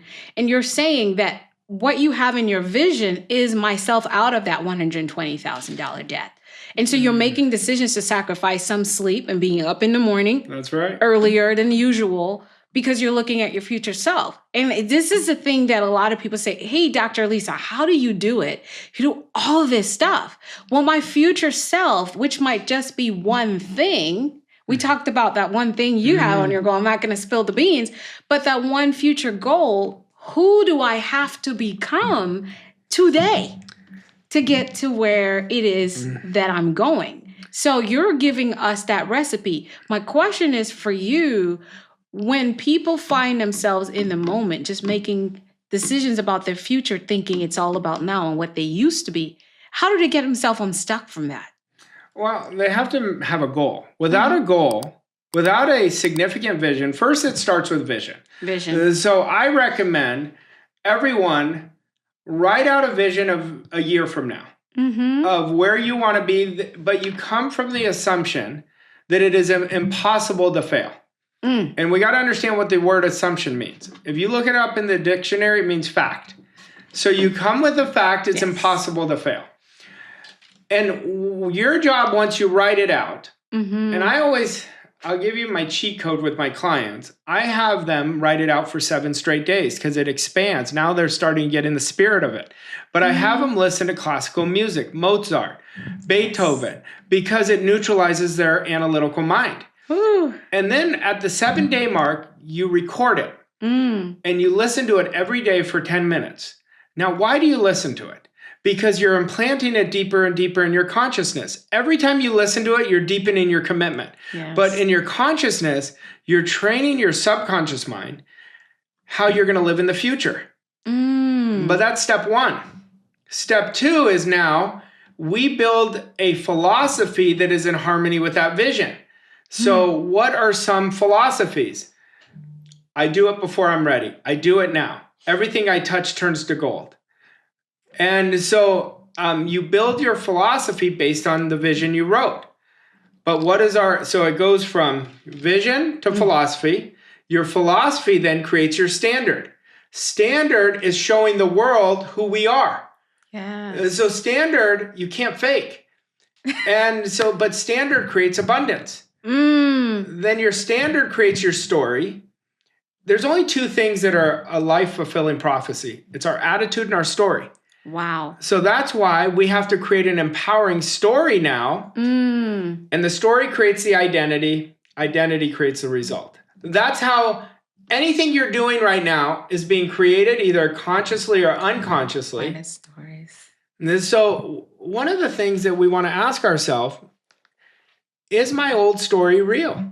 Oh, come on. Is it real? Yes. See, when people say, I'm in pain, okay, the first thing I say, pain is good. Pain is good because that's where growth happens. It's bad for the ego, but great for the soul. But what we have to do is understand, am I still living my old story? People are living it for 50 years. Right. Right. And they don't have to. They can rewrite the story. Yes. But you got to understand, 95% of our day is already done. Today, your day was already done before we start. Unless we choose to be conscious about changing it. Yes. But when you're recording a program, it's no different than how you became your name. So like your parents didn't just say, Alyssa once, okay, she knows her name. They said, Alyssa, you're so cute. Alyssa, you're so sweet. Alyssa, you learned to crawl. Alyssa, you learned to walk. So it's the repetition of listening to the whole thing is what creates the program. So the repetition of listening to that vision is going to get you to behave differently, start thinking differently. You're going to start attracting something completely different in your outside world. So here's the question I have for you. I already had programming. Like my parents said my name, and I also grew up in a third world country where there's poverty a lot around me, and I happen to be what they would call one of the more affluent people, and still not a lot. I didn't understand this, but I've been programmed that you get here, and this is what success means. So while I'm doing what you're teaching me, how do what becomes of those other stories? They get overwritten. Because they exist. I said something to one of my dearest just a couple days ago. I said, in the journey, we're talking about some people's programming came from the journey that they may have had a very horrible divorce or a medical thing happen. And it's like, I'm a cancer survivor. And yeah, when I survived cancer and you know, cancer, and please guys, we're not demising. Don't take that to mean we're putting anything. But I have a lot of stories. Some of the listeners and viewers know, you know, my story with having brain injury as a young girl, going through fertility treatments, going through a divorce. That was not horrible. It was a conscious divorce, but it was divorce. My whole life was in a tailspin. I wanted to take my own life. The point I'm making is I could sit here before all of you and I can make a podcast that sounds like this.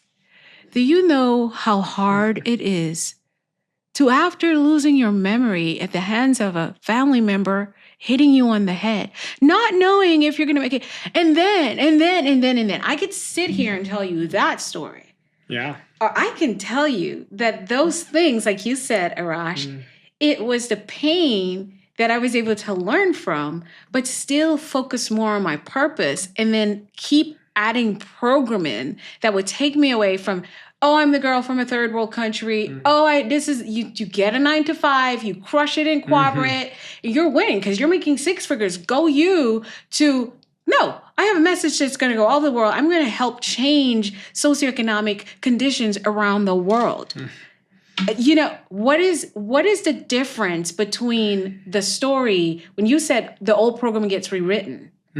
Is it automatic or is it something you're intentionally doing? Well, it's both. I mean, it happens automatically, but to change a program in a healthy way, it's intentional. So if I listen to what you were just sharing, what came to my mind is Alyssa transformed her past to create a better future. That's what came to my mind. Yeah. Like, I am not into obsessing about the past, but I'm not into not learning from the past. We examine it for that. See, a lot of people will come to me and they say, oh, you're a positive thinker. I don't look at it that way. I'm an accurate thinker. So it's very different. Is it more positive? For sure. Yes. But when you're thinking accurately, that's how you unleash your talent. You're looking at facts. That's it. You're just looking at it and say, okay, if you look, okay, now I'm going to get nerdy with you. Let's go. I'm in there with you. So the research shows us that a negative thought gets implanted in our subjective mind 18 times faster than a positive thought. Yep. So, look, if you want to think negative, go for it. Go ahead. Yeah. I just choose not to. Right. It's a choice. It's a choice, but I had to retrain myself. It's no different than an Olympic athlete or a sports individual. Or somebody in a great entrepreneur, like they got better at their craft the more they practice it. Right. We have to start putting more attention on our thinking. Come on. Think about the thoughts you think about. Exactly. Thinking makes everything so. Thinking is a prequel to freedom. Or thinking is a prequel to disaster. Whatever you want. You're choosing. You know, William James has a quote, and he says, the last thing human beings let go of is suffering. And, you know, I always tell my clients this, and this is a good question for your listeners. I want everybody listening to me right now and ask yourself, right now, am I committed to the freedom or am I committed to suffering? So when you look at that. Wait a minute. Let me check. I'm still playing a little bit on the suffering side. I got to get it up. How do I do this? Well, number one, you've got to understand the reason people are committed to the suffering, they're letting the circumstances control who they are. That's so it's never circumstances that are your problem. Now, I know some people listening, they're gonna be like, you don't know mine. Trust me, I know this. And your belief system is the problem. Come on now. So we want to have the same results of the top 1% with middle-class behaviors. It doesn't work. It does not work. The first book I read this year is exactly that. You can't have the same behavior for a place you're wanting to leave. And I can't say I'm moving to New York, but go get a new home in Phoenix and never figure out where I'm going to live, where I'm going to work, or what I'm going to do in New York. Haven't even tried to do anything. But I'm moving to New York. It's a wish. It's a wish. I think this has taken me on a completely different thought pattern, but I was in Italy. Take us. We're following you. I was in Italy last summer, and my wife's getting ready, and I'm sitting out on the deck, and this thought came: what started this whole thing for you that went from failing to succeeding? And it was so clear in my mind. I bet on myself. Yes. And I will tell all your listeners, it's going to take courage for you to create a much greater life. Come on. But you have to bet on yourself. But who would you rather bet on? I mean, you're with you your whole life. No, you're never leaving. You're never leaving, but you have to have that courage. And you just have to start one day. Start one day. And keep one step in front of the other. That's it. I used to have the worst discipline. My mentor, one of the first things he said, you're not going to create this life without discipline. I said, I have terrible discipline. He said, no, you have a terrible attitude towards discipline. Ooh. And I knew that, and I changed it. So how I changed to be incredibly disciplined, now I'm one of the most disciplined people you'll ever meet. Right. But why did it change? It changed because I didn't say, I'm going to do this for 90 days. I'm going to do this for 12 months. I said, just for today, every day became day one for me. Come on. Because you and I, if I said, Alyssa, let's go and hike for 2 hours with me every day. Yes. And I said, but let's make it just one day. That's you can do it one day. One day. So that's how I built my thinking and retrained myself on a subconscious level. And if your listeners don't understand, your subconscious mind creates 96 to 98% of all your results, perceptions, and behavior. Come on. But you have to know how your conscious mind works because you can't get to the subconscious without the conscious. Without being, exactly, conscious awareness. That's right. Then you get into the subconscious awareness. That's exactly right. But what does our conscious mind do? It's our thinking mind. It's our educated mind. It's how your conscious mind, you can accept or reject any idea. You can originate ideas. Your subconscious mind has no ability to think. So when you don't accept or reject, you automatically accept it. And that's why most people are sabotaging themselves, even though they don't want to. They're not meaning to, but they're not getting in control and guarding their mind of the limiting thoughts and saying, no, I do not accept it. I do not accept it. And they're accepting it so it goes deep down inside. Exactly. And you just described my process because people think that mindset is your focus, your mindset disruptor. You disrupt limiting beliefs in the lives and hearts of people. But personally, the theme is really, I get up every day and I disrupt my own limiting beliefs. And basically, it's that conscious and subconscious awareness of when they are. And I say, no. Yes. I reject it. And it sounds really simple, but it is once you do it and you keep doing it. If you do it for 30 days, you're going to do it for 30 years. I mean, because your life changes so dramatically. If you just did this, and I give all your listeners this test for the next 30 days, just look for the good in everything. Watch how much your life is going to change. Yes. You're looking for the good. Yes. Somebody cuts you off, so I'll say that they must have been having a bad day. Right. So you look for the good in everything. If you look for the good, you're going to find the good. If you look for the bad, you're going to find the bad. You're going to find more of it. And so that's the thing. And I just said it, even with all the thing with the stories and the narratives, is once you realize that you have a choice what you do and what story you put on replay for yourself, those are going to reflect in the results that you get or you don't get. And so whether it's a rough patch, a horrible, accident, a disease, or whatever you might have encountered, you get to rewrite that story and rewrite the script every single time. And we're not going to back off on you. Because none of our lives sitting here has been anything straightforward or without trials and pain.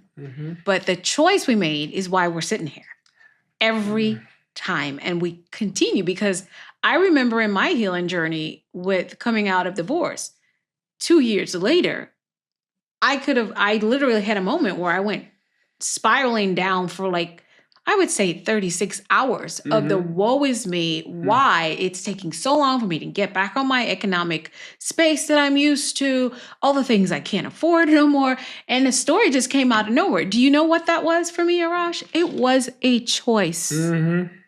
And once I was laying in my bed, I just had surgery, and I realized your mind is playing tricks on you because this is not who you are, and this is not what you've become. That is a past narrative. Who are you now? And so I tell people all the time, that's why I talk about gratitude. And that's literally just focusing on the positive. Once I looked at my life was like I would say it was at already a 360 degree better than when I was married. Not shame on anybody. I'm just saying who I've become. Right.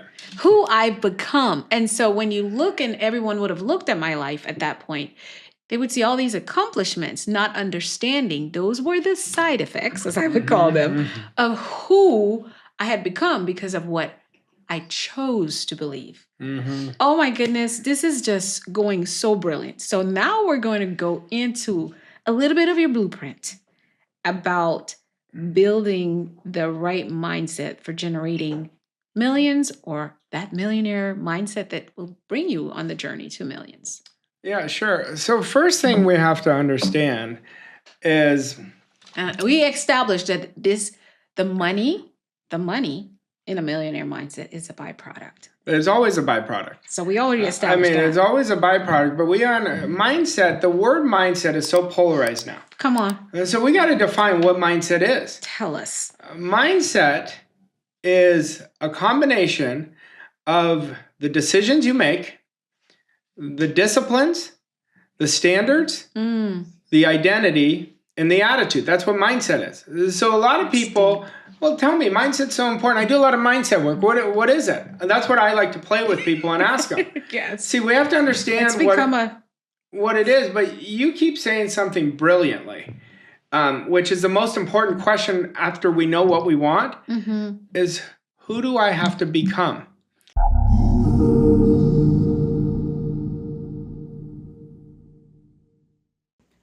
Now, when you look at this is where you are right now. I want you to take an honest look at your life right now, where you are, what you've experienced to this point. And I hope you want something far greater now. I hope you've opened up your mind for the possibilities of something far greater. Now, what happens is the moment your belief matches with any state, you fuse with it. So the moment, Jake, using your example, that you're going to become what you want, we've committed, it is already done, this union activates. Right away you go up there and you're like super inspired. Like the minute you commit, that's the minute you're most motivated, right? You're like, oh, I can see myself with that. So it starts activating, but right away you come back down to what your current baseline is, your current programming, okay? Now, what we want to do is create a new state of awareness. Awareness is when we make conscious contact, where that's the automatic place we go all the time. So how do we constantly live on that frequency? This is where the power of 5 becomes your best friend. You make every decision not from your present results. Just be aware. Every time you make it from your bank account, every time you make it from your current sales numbers, you are down here on the lower frequency. And I don't care how much you study this, if you don't implement it, you're still going to be down here. So when you operate from the power of 5, every decision, every discipline, every standard, and you say, what is the standard of my future self? That is my standard. And your identity is the foundation of creating the life you want.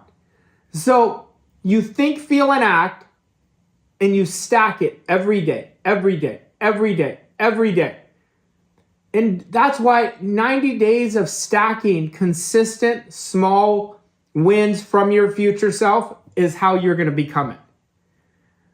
But if you're observant, and this is where I want you to think of the word observant. The only way we can be observant is when we're neutral. We can't be observant if we're stressed. We can't be observant if we're letting other people upset us.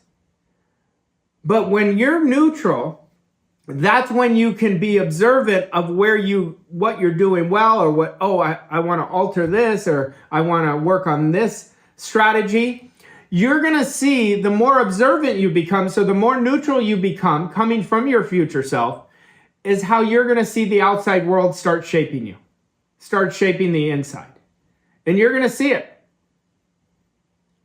See, but in order to do this effectively, we've got to commit to deep mental rehearsal every day.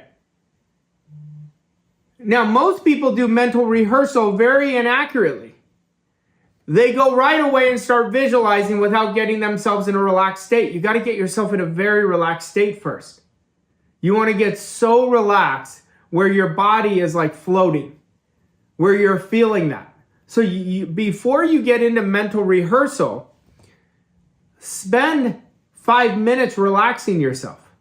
And then you come in your mental rehearsal from your future self and just go to each sense and see what you would be experiencing at that moment. Now, if I could tell you 2 things that I've said today that will create the quickest results for all of us, it's deep intention. So even when you go into the rehearsal, set an intention before you do it. And then spend time connecting with your future self in there. What you would be seeing, what you would be hearing, what you would be touching, what you would feel. And when you do that, you're going to be neutral right away. You're going to go to that neutral state. That's all you see. That's all you see. You know, and the more we see that, the more we become it.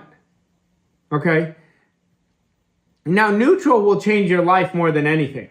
Like, if I told you what will change you to get to the truth so fast is being neutral.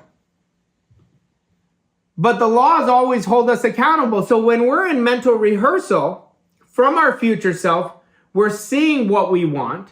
So we're in the spirit of the good. And when you're in the spirit of the good, that's the cause of what you desire. So we want to, that's why, like, whenever I'm in my present results, I am going so far the wrong way. I am out of integrity with my authentic desire. So we have to discipline ourselves, and we do that from every day, constantly observing ourselves. And that's how you're going to create thinking without effort. Thinking without effort. That's what neutral is. So when you think without effort, you're going to go to that state automatically. And then you're going to start staying there, that it'll be harder for you not to think from there than to think from there. 2 years ago, I said, I want you to quit your job. I told you you'd be crazy if you didn't quit your job. Do you remember that?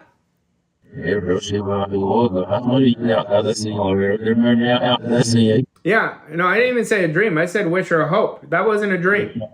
You know? And every day he would talk to me about wanting to be around the world and sailing on his boat, coaching people. I said, you're not going to do it with your job. And then he quit. And a year and a half later, he's free. You know, but he had to commit to his goal. He committed it his future self, even though he may not have known it then. But when you surrender to the goal, you surrender to a much better life. And you're going to have to understand there's going to be a constant battle in the beginning between your future self and your past self, future, past. And it is a royal battle. I watch people who work with me and they go way up. Then they take their foot off the gas and they go drop that far down. Like if I stopped doing this work, I would drop so far down. I would drop so far down. And I was talking to a couple people from my old life this week, and I hadn't talked to them in a long time. They asked me for advice, and I said, what the heck has happened to you? I said, you stopped thinking. I can't even believe the conversation we're having right now. And that's what happens, though. If we don't consistently work on bigger ideas, we're just going to default to our past self, and that's where the victimhood comes. And you may not have been a victim in the past, but if you're letting circumstances control you, you're a victim, right? We've got to understand that. So when we master the art of being neutral, we're never going to be controlled by what's going on outside of us. We're never going to have to protect our space. And you're going to be dictated by your desire. Your desire is what fuels you. Your desire is what causes you to act. So if anybody is not taking proper action right now, it's because they're not tapped into their desire. They're tapped into their conscious mind, which is their manual mind. And that's what they're doing, incremental things. So I want you to completely let go. I want you to completely let go. Like, you're amazing. You've had a massive mini quantum leap over the last 30 days. I mean, you really have. You've owned your shit much better. I mean, you are on a great run right now. Would you agree with that? Yeah. Oh, well, it's only going to keep getting better because you keep working with a bigger and bigger idea, because now you have momentum working in your favor. Mm-hmm. You have momentum working for you. But your future self is a completely different person than who all of you are right now. Now, most people don't understand this. They think this is who they're always going to be. They see themselves as who they are with better results. That's not how it happens. That is not how it happens. You have completely different attributes to your character. You're not satisfied with where you are. You're grateful for what you've accomplished, but you're not satisfied. So your future self is completely different than you are. And if you don't believe me, go look at a picture of you from a year and a half ago till right now. Go look at the difference in who you are. You will see it so clearly if you go look at a picture. In your phone, it'll put up pictures. You'll look at it, you'll be like, wow, I look completely different. Go look at it. Then you'll understand why I say your future self is a completely different version of your past self. But I want you to let your story transform you in a healthy way. See, we never act out of harmony with our story. So if you don't love your results, or if you love your results, both sides of it, just know that's a reflection of your current story. But what if I told you your past could be your greatest asset? Because your past could tell you certain patterns. And you say, I want to break those patterns. Or certain mistakes that you learned from or didn't learn from, you keep making the same mistakes. That's why I think your past is a huge asset to your future. If you're neutral, if you're willing to look at it. Most people don't want to look at it. I encourage you to look at your past. I encourage you to look at your triggers, because there's a reason you have a trigger. There's a reason you reacted. There's a reason you didn't operate from a bigger action. Those times where you have, I should be doing this, but I'm not doing it. That is a story. That is an example of a story. For you, with what you shared with me, you can't even say the word job. I could say job. You say J-O-B. It's a bad thing. Everything has prepared you for what you're about to do. So you don't want to have a negative relationship with this job. You just say, I want something more. I want to expand to something bigger. And that's how you're going to let it control you. But everything we're doing today, we want it to come from our future self. The future always drives the present. So if we take weak actions today, that's driving our future results.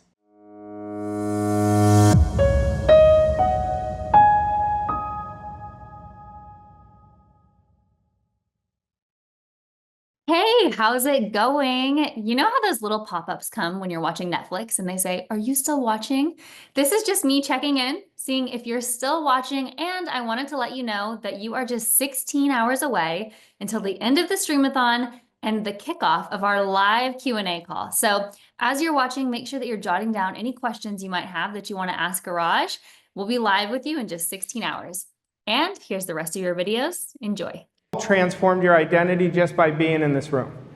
And I don't think a lot of people understand that. Every action you do, you're either investing in your future self or you're chipping away at your future self. It's one or the other. So I want you all to anchor that in. I'm looking at Leslie, who was a part of Bob's family, so it's so good seeing her here. And I see a lot of familiar faces, and it's so great to see you. I met Naomi at the coffee shop, and I was telling Kieran, I said I was really super proud of her for introducing herself to me. And I said, do you know what had to happen for us to be there at the same time? And I remember the last second this morning, I'm like, Kieran, let's go to Starbucks. And she was standing right in front of me. I will tell you, this event is going to be very transformative for a lot of you. I say for a lot of you because you have to decide. We did Dallas, we did San Francisco, we did London. This is the fourth one we're doing. And I can tell you the results of some of them have been absolutely remarkable. I had one person in Dallas message me 10 weeks later that he improved his income by a little over 4 times. I got a call 2 weeks ago from a client in London, and she was so scared to work with me, but she implemented what I told her in London, and she's already doubled her income. And I want you to sit there. You may not want to double your income. You may have a different goal. But the key is committing to the transformation, not just the information. Now think about this. How long have you been studying this work? And then I want you to observe your results. Just observe them neutrally. That will tell you if you're into information or you're into transformation. And I want you to take that in, but you could decide today that I'm going to go all in with myself, and I'm really going to give myself a fresh start. Now, you can always measure somebody's results. I was telling, how do you say her name? Pavan. I was saying you could always measure somebody's results, somebody who's really crushing it, and somebody who's really losing just by the actions they take. You'll know right away. So action is the foundation of success. So if you're willing to take the action, you're going to be willing to implement. But there are 2 camps, and I will tell you this. It's transformation or information. Now, you guys being in this room tell me you want transformation, or else why would you spend your time coming here? And so I want you to anchor that for yourself. And the biggest thing that I want you to let go of is your results. Even if you're creating great results, I want you to let go of them. When the game changed for me personally, winning and losing were the same energy. Winning is a lot more fun, but wanting to win is the game changer. The winning itself is just an effect. You have to want to win. You have to want to see yourself bigger, better, and believe in a bigger and better future. And when you do that, that's how you're going to really multiply your results. My whole intent for this event is to help you multiply your results. Now think about this. I ask this question all the time to my elite clients. I said, imagine a year from now, if you're in the exact same place, how would you feel? And they get quiet and they don't want to tell me. I said, well, I'll tell you how I feel. I'd be super disappointed if my results were the same. So when you anchor that idea and say, I'm not going to allow that, that's what's going to keep you more disciplined. That's going to get you to do it now. Why don't people do it now? Because they're afraid of losing. Losing is your best friend. It is not your enemy, because the losses create the biggest wins. Think about a win that you had. What's your name? Monica, nice to meet you. I know you. Are you still singing? Yeah. Oh, wonderful. Yeah. Oh, I got to introduce you to my kids, because they asked me about you like 2 months ago. Yeah. Oh, yeah. Oh, it's so good to see you. But if you think about a big win you had, you have it? Absolutely. Now, if I said, do you remember a big loss? Do you remember it? Mm-hmm. Our brain remembers the losses more than the wins. But what created that win we're willing to lose over and over again? Would you agree? Your desire. Yeah, it was greater. So when our give is greater than our want, that's when we're in control. Our give always has to be greater than our want. That's how you're going to multiply the results. Most people who are struggling, Their want is greater than their give, and they're focusing inward on themselves, what they can get. Now, I have worked on so many definitions of success. My definition of success is not about me, it's about the value you give to others. That's the truest definition that I've found. Now, this is our mission in our company, Voss Coaching Co. This is who we help. We help inspirationally dissatisfied high achievers 10x their results, break free from limitations, simplify their lives, and elevate their mindsets so they stop grinding and start living a life of true freedom and fulfillment. That's who we help. And that's who I want to help, because that was me. See, inspirationally dissatisfied doesn't mean you're not creating results. It means you're chasing results. You are not living on your terms. So that is my mission. I want you guys to write down right now, because I want you thinking about you. Forget about me. Forget about anybody else in this room. I want you to write down what you want more than anything. What you want to accomplish. And the reason, and write it while I'm speaking, the reason I'm having you write it down is when I'm teaching today, your mind is going to go to your goal. There's going to be things that will not be in harmony with where you currently are. That's a good sign. Because a great mentor is going to put up a mirror to you, and it's going to be very counterintuitive to your programming. Your programming will reject some of the things that I say, and that's a good thing. Because if you already knew it, you'd be doing it. So we want to understand that. Now, I personally, my mission is I want all of you to earn a lot more money. Why do I want you to earn more money? Because you're going to be doing so much good in the marketplace. Money is just a reflection, it's a report card of how many people you're helping. And I want you, let me go back to this. I want you to earn more money. I want you to enjoy more freedom. We were having dinner last night, several people from my team, and I said, I want to die with zero. And they were asking me, they go, what do you mean? I said, I want to put money aside for my kids, but I want my wife and I to have so many kick-ass experiences that I have nothing left. Too many people say, I'm going to save this money. I'm going to travel around the world when after I retire, when I'm in my 60s. Then they don't realize they don't have the energy and don't want to deal with the travel when they're in their 60s. That's my philosophy. It doesn't have to be yours. But to me, life is not about the money you earn. Money's easy to earn.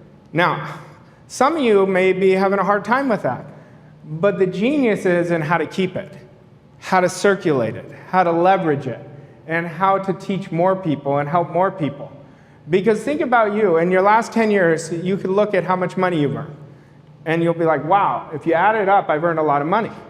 But how much you keep that's where the genius is. And when we're looking at this, I want you to create a breakthrough. But you have to ask yourself, am I ready to create a breakthrough? Am I ready to create a breakthrough? It is a great question to ask. Because you have to decide if you're going to create a breakthrough. Now, I believe that every one of us walking this planet should create a massive quantum leap every 90 days. Every 90 days. And every goal that I set is 90 days. And it may be ridiculously big goals, but I make them into 90 days and I just change the date. But think about this. Imagine this. All you focus on was creating 3 big wins a day. 3 big wins towards your goal. That's 5 days a week, that's 15 wins. Then you times it by 4.3 weeks in a year, that's 94.5 wins in a month. Then you times it by 3 months, it's 197.5 wins. What do you think your results will be? See, but most people are letting their results dictate who they are. So they tie their identity, their results, they stop doing the wins, and they play not to lose. But I'm more interested in you guys creating really great processes, because the processes create your results by design. At the end of my mentor's life, him and I were talking, and he said, Arash, I don't know what you've done, but you've done what I taught you, and you created it in your own specialized knowledge. He goes, you don't just have my stuff, you have what you implement. And he said, you got to pass this on to everybody. And I gave him my commitment. You know, I keep in touch with Alan Proctor, he's Bob's brother, very closely. And he keeps telling me all these great things, but I said, I would be cheating people because I had so much proximity with Bob that I wanted to give it away, and I want to keep giving it away. But I want to do it in my way. I want you guys to do it in your way. I don't want you to be an imitation of anybody. I want you to own your power. Like, every one of you has genius inside of you. But what we do is we start playing the game of the ego, and we start comparing it to somebody else. Like, you can compare it to singers you admire. I want you to learn from singers you admire, but I don't want you to compare yourself to them. That's the life of the ego. When we kill the ego off, that's when we get to the flow state. But when we are tight, rigid, when we're focused on getting, when we're needing to be perfect, when we're constantly planning a plan, we're not taking action, it's going to limit us. Now, this is probably what changed my whole life, this slide. I was in a room in Scottsdale, Arizona, and I didn't know my mentor at the time, and I was sitting in the front row like where you guys are.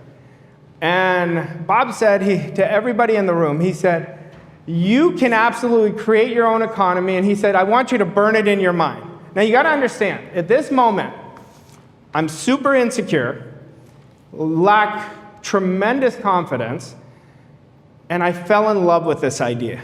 I just fell in love with it. And I don't know what happened that day, but I changed that day. And it was this slide that changed it. And he said, some of you are gonna laugh this off. He said, but the one that decides to create their own economy is gonna do it, and I've done it several times over. Now, I'm sharing it with you because you can too. And it is very important. Money is extremely important because that's what's gonna allow you to create the experiences that you wanna experience. And without it, you're not gonna be able to do it. But I believe financial freedom is one of the worthiest goals that we can have. And I say this almost on every time you'll hear me speak because of what it makes of you. Not because of what you get, because of what it makes of you.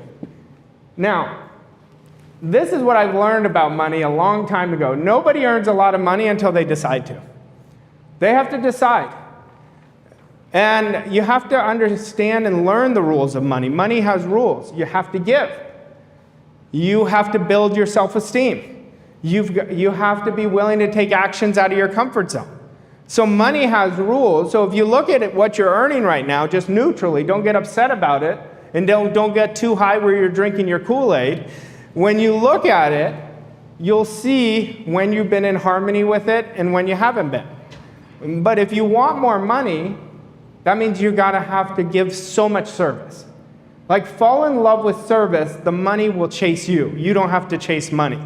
But if you say, I'm in love with service, people say to me all the time, I go, well, what's your why? They say, I want to change the world. And I always say, yeah, that's not your why. I said, the world doesn't need changing. That's their ego saying, I think you want me to tell you that. We change by changing ourselves. We change by service. Think about any goal that you've achieved. You were proud of it, but it was more the fulfillment of what you did to get there. And that's how you're going to start bringing in avalanches of abundance to you. I never think about money. I think about earning it just because it's a game, but I never am thinking about, oh, I wonder how much this is, how much that is, or how did that person do this? I never look at it. But I changed my relationship to it, because I promise you, I used to chase money like you wouldn't believe. And it was the most miserable time in my life. And when you start understanding the rules, then you're going to be able to do what you want, when you want, however you want, with whomever you want. Now, understand this, and you have to understand this slide. Every significant breakthrough is a result of a courageous deviation from your old way of thinking. So when you walk out this door, if you think the same way you thought when you walked in, you're not going to create any more.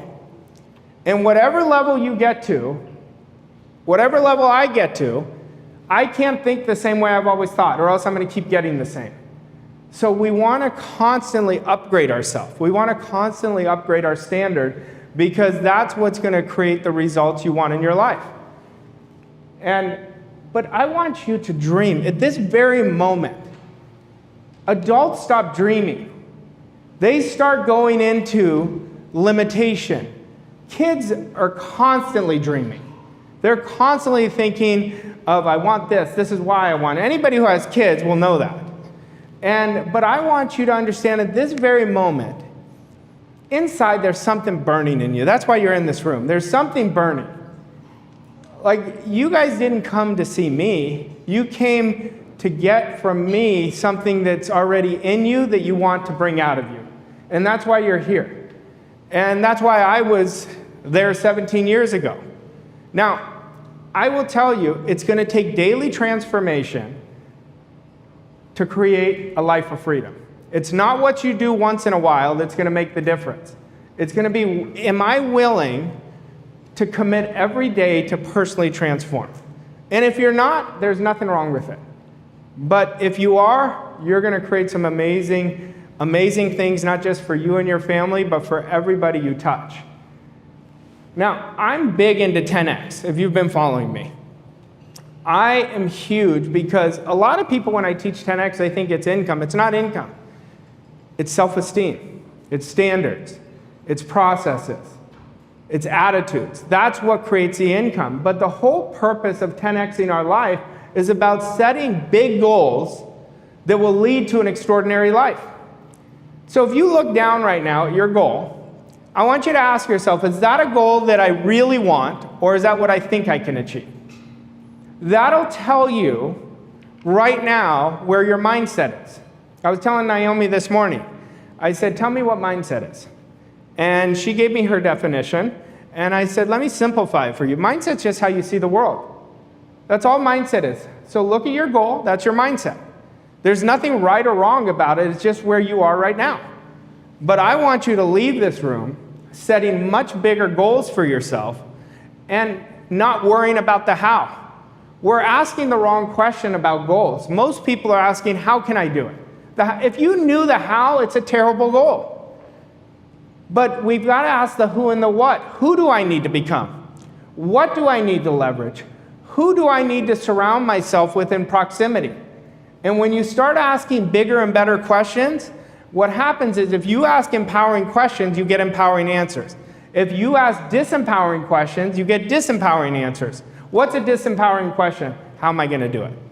How am I going to do it, right? That is such a disempowering question. What if we ask this question? What are the qualities of somebody who's already achieved what I want that I could mimic? That would be a really good question, right? What are some of their processes? Who do they hang out with? What does their inner circle look like? I want to model that. That's what you want to ask. You want to ask great questions because questions shape behaviors, but questions shape your identity. You know, I have so many people in this room who've transformed so much. So much. I think of Caddy, when I first met Caddy, I mean, I don't even recognize her. Like every time I see her, she keeps growing and growing. But when I first met her, I mean, she was very different. Kieran, who is up here, the reason I keep putting Kieran up here, because he said to me, he said, Arash, do you mind if I travel wherever you go? He had such hunger to learn from me. I said, if you want to pay for it, you can go wherever I go. So he's went everywhere with me. But that's what I used to do with my mentor. I would go everywhere. And I would always have a page of questions for him. Because I wanted to start picking what was inside of him and bringing it inside of me. So you all will transform. I don't know where you are, but I know where you're going to be if you commit with your whole heart. Now, 10X is about growth energy, and that's why it's either. I want you guys to really look at this. What energy is depleting you right now? Now, that could be people, that could be beliefs, that could be activities, that could be stories, that could be excuses.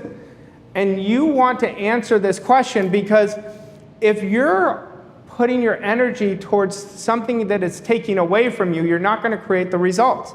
It is impossible at the 10X with low energy. So we've got to be honest with ourselves and say, what do I need to eliminate? What no longer serves me? I just did an event last week. I have an elite mastermind called Elevate. And the first hour, I told everyone one of my processes. And I said, every 90 days, I write out 3 things that frustrate me that I'm going to eliminate during those 90 days. And 3 things that really give me juice, really give me inspiration that I want to put all my energy towards.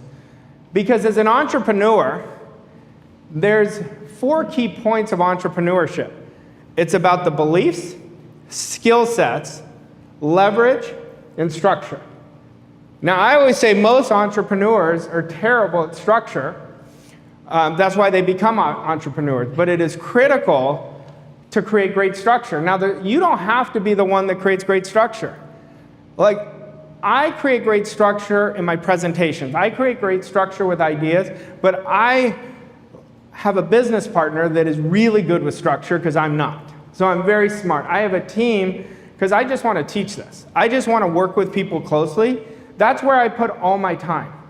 I literally just do a few things every day, but I do the few things that create massive results where most people are doing too many things. And when you're doing too many things, it's impossible to create a quantum leap. Why? Because you get anxiety overload. Why else? Because how can you put all your focus and attention on the important things if you're doing 20 things a day, if you're doing 10 things a day?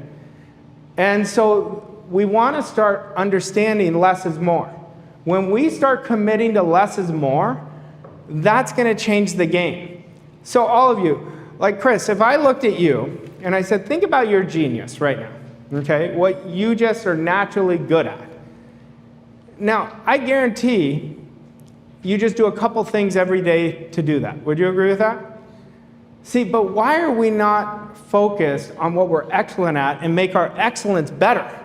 Yet we focus on our weaknesses and we try to make our weaknesses better where it doesn't make sense. It's the goal always drives the belief system that you want to upgrade, the standards that you want to build. The goal is the cause of everything you do. And when you start remembering that, it's going to change the game.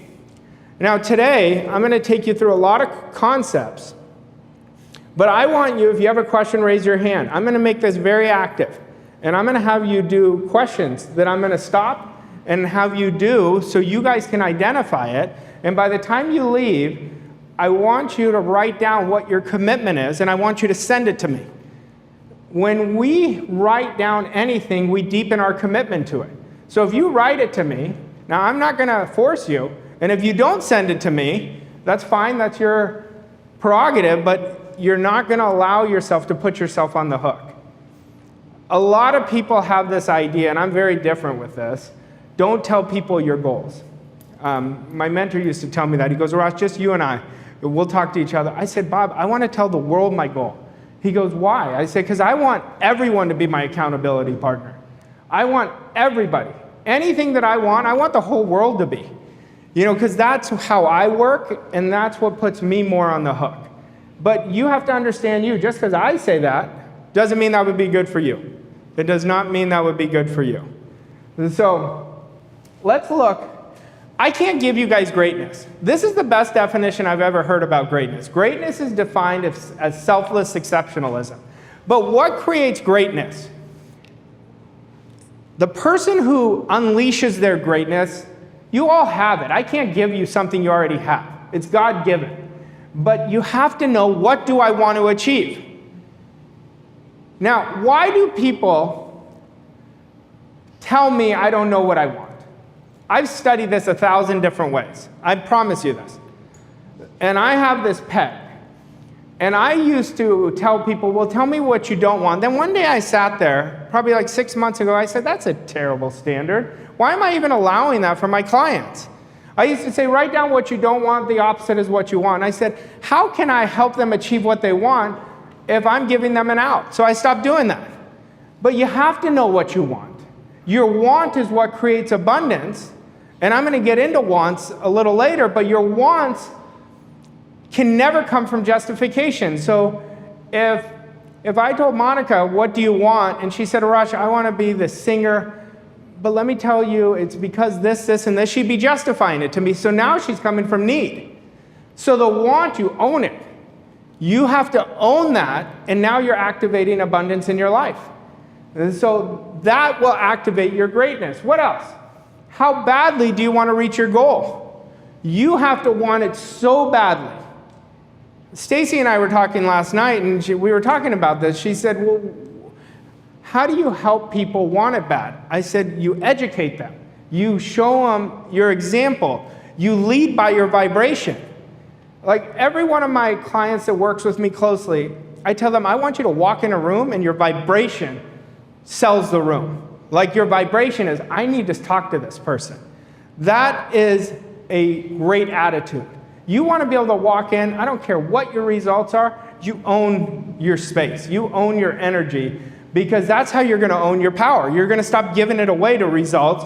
You're going to stop giving it away wondering what anybody's thinking of us. And now you're activating abundance in your life. But what you're doing is unleashing your greatness. Now, this is a big one. And I will tell you the truth. Everything I tell you is everything that I've learned.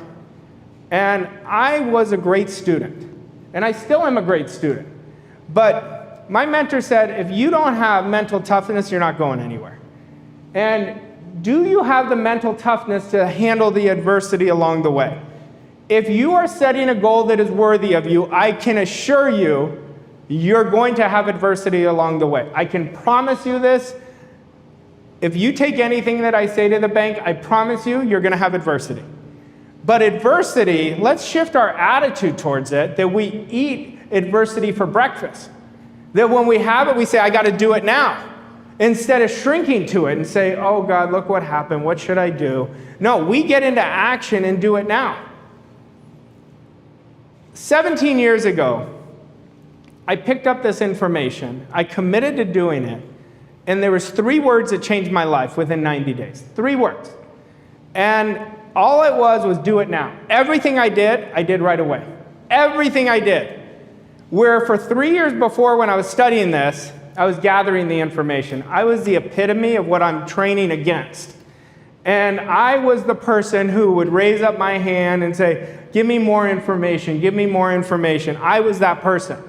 But when my back was against the wall, I had no more time to procrastinate. I had to do it now. Or else, I just started my life with my wife and we weren't going to pay the bills. Like that's where I was, but doing it now changed my life. If anybody right now is at a hard time, I will tell you, if you commit doing it now for the next 30 days, watch how much everything changes in your favor. Watch how it changes in your favor. But do it now does not mean hesitate. It means I get an idea, I'm going to act on it. I'm going to call that person. I'm going to commit to that mentor. I am going to learn right away, but I'm going to act. You have to do the work. The work always works if we do the work. Now, what else? This is a big one. Do your words and action reflect that heart that inspire peak performance? Think about that. Your goal is going to demand you to be a peak performer. It is going to demand you to be a peak performer. Now, think about your self-talk, because change is always linguistic. And so if you go and say, let's observe yesterday's self-talk. Is that self-talk in harmony with my goal? Right away, you're going to know. So you have to change and discipline your self-talk to be that of the self-talk that your goal demands. Your goal always determines the process. I don't give people processes just to give it to them. I give it to them based on their goal. You know, I was talking to these 2 lovely people last night, and first thing I asked them is, what is their goal? Why? Because I'm thinking in my head, okay, what process do they need to create for themselves? Because I never think about, oh, what are they doing? I'm more interested in their goal. So I was talking to them, and I said I'd sit down with them and really show them. Because once you have a game plan, it's impossible to fail. That's the beautiful part. I don't know if any of you listen to my podcast, but I did a podcast on game planning.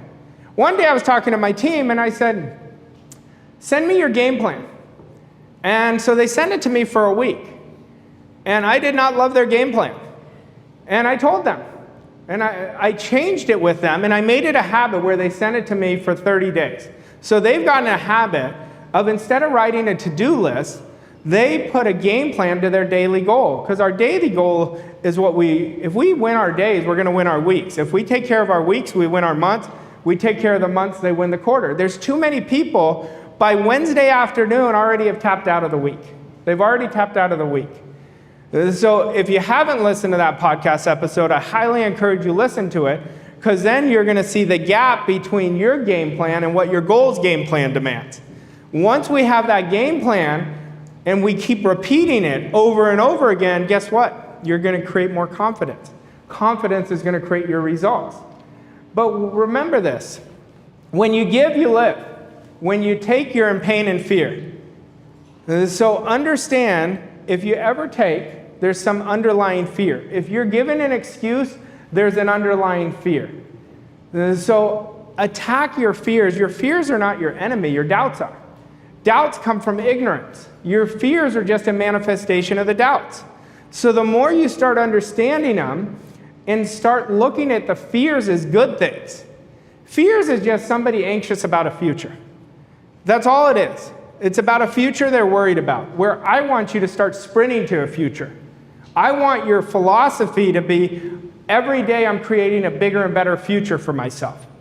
See, most people are not creating big things because they don't have a future. One day I was sitting down and I had this friend. And I said, God, what is my problem? Like, I don't want to spend time with this person.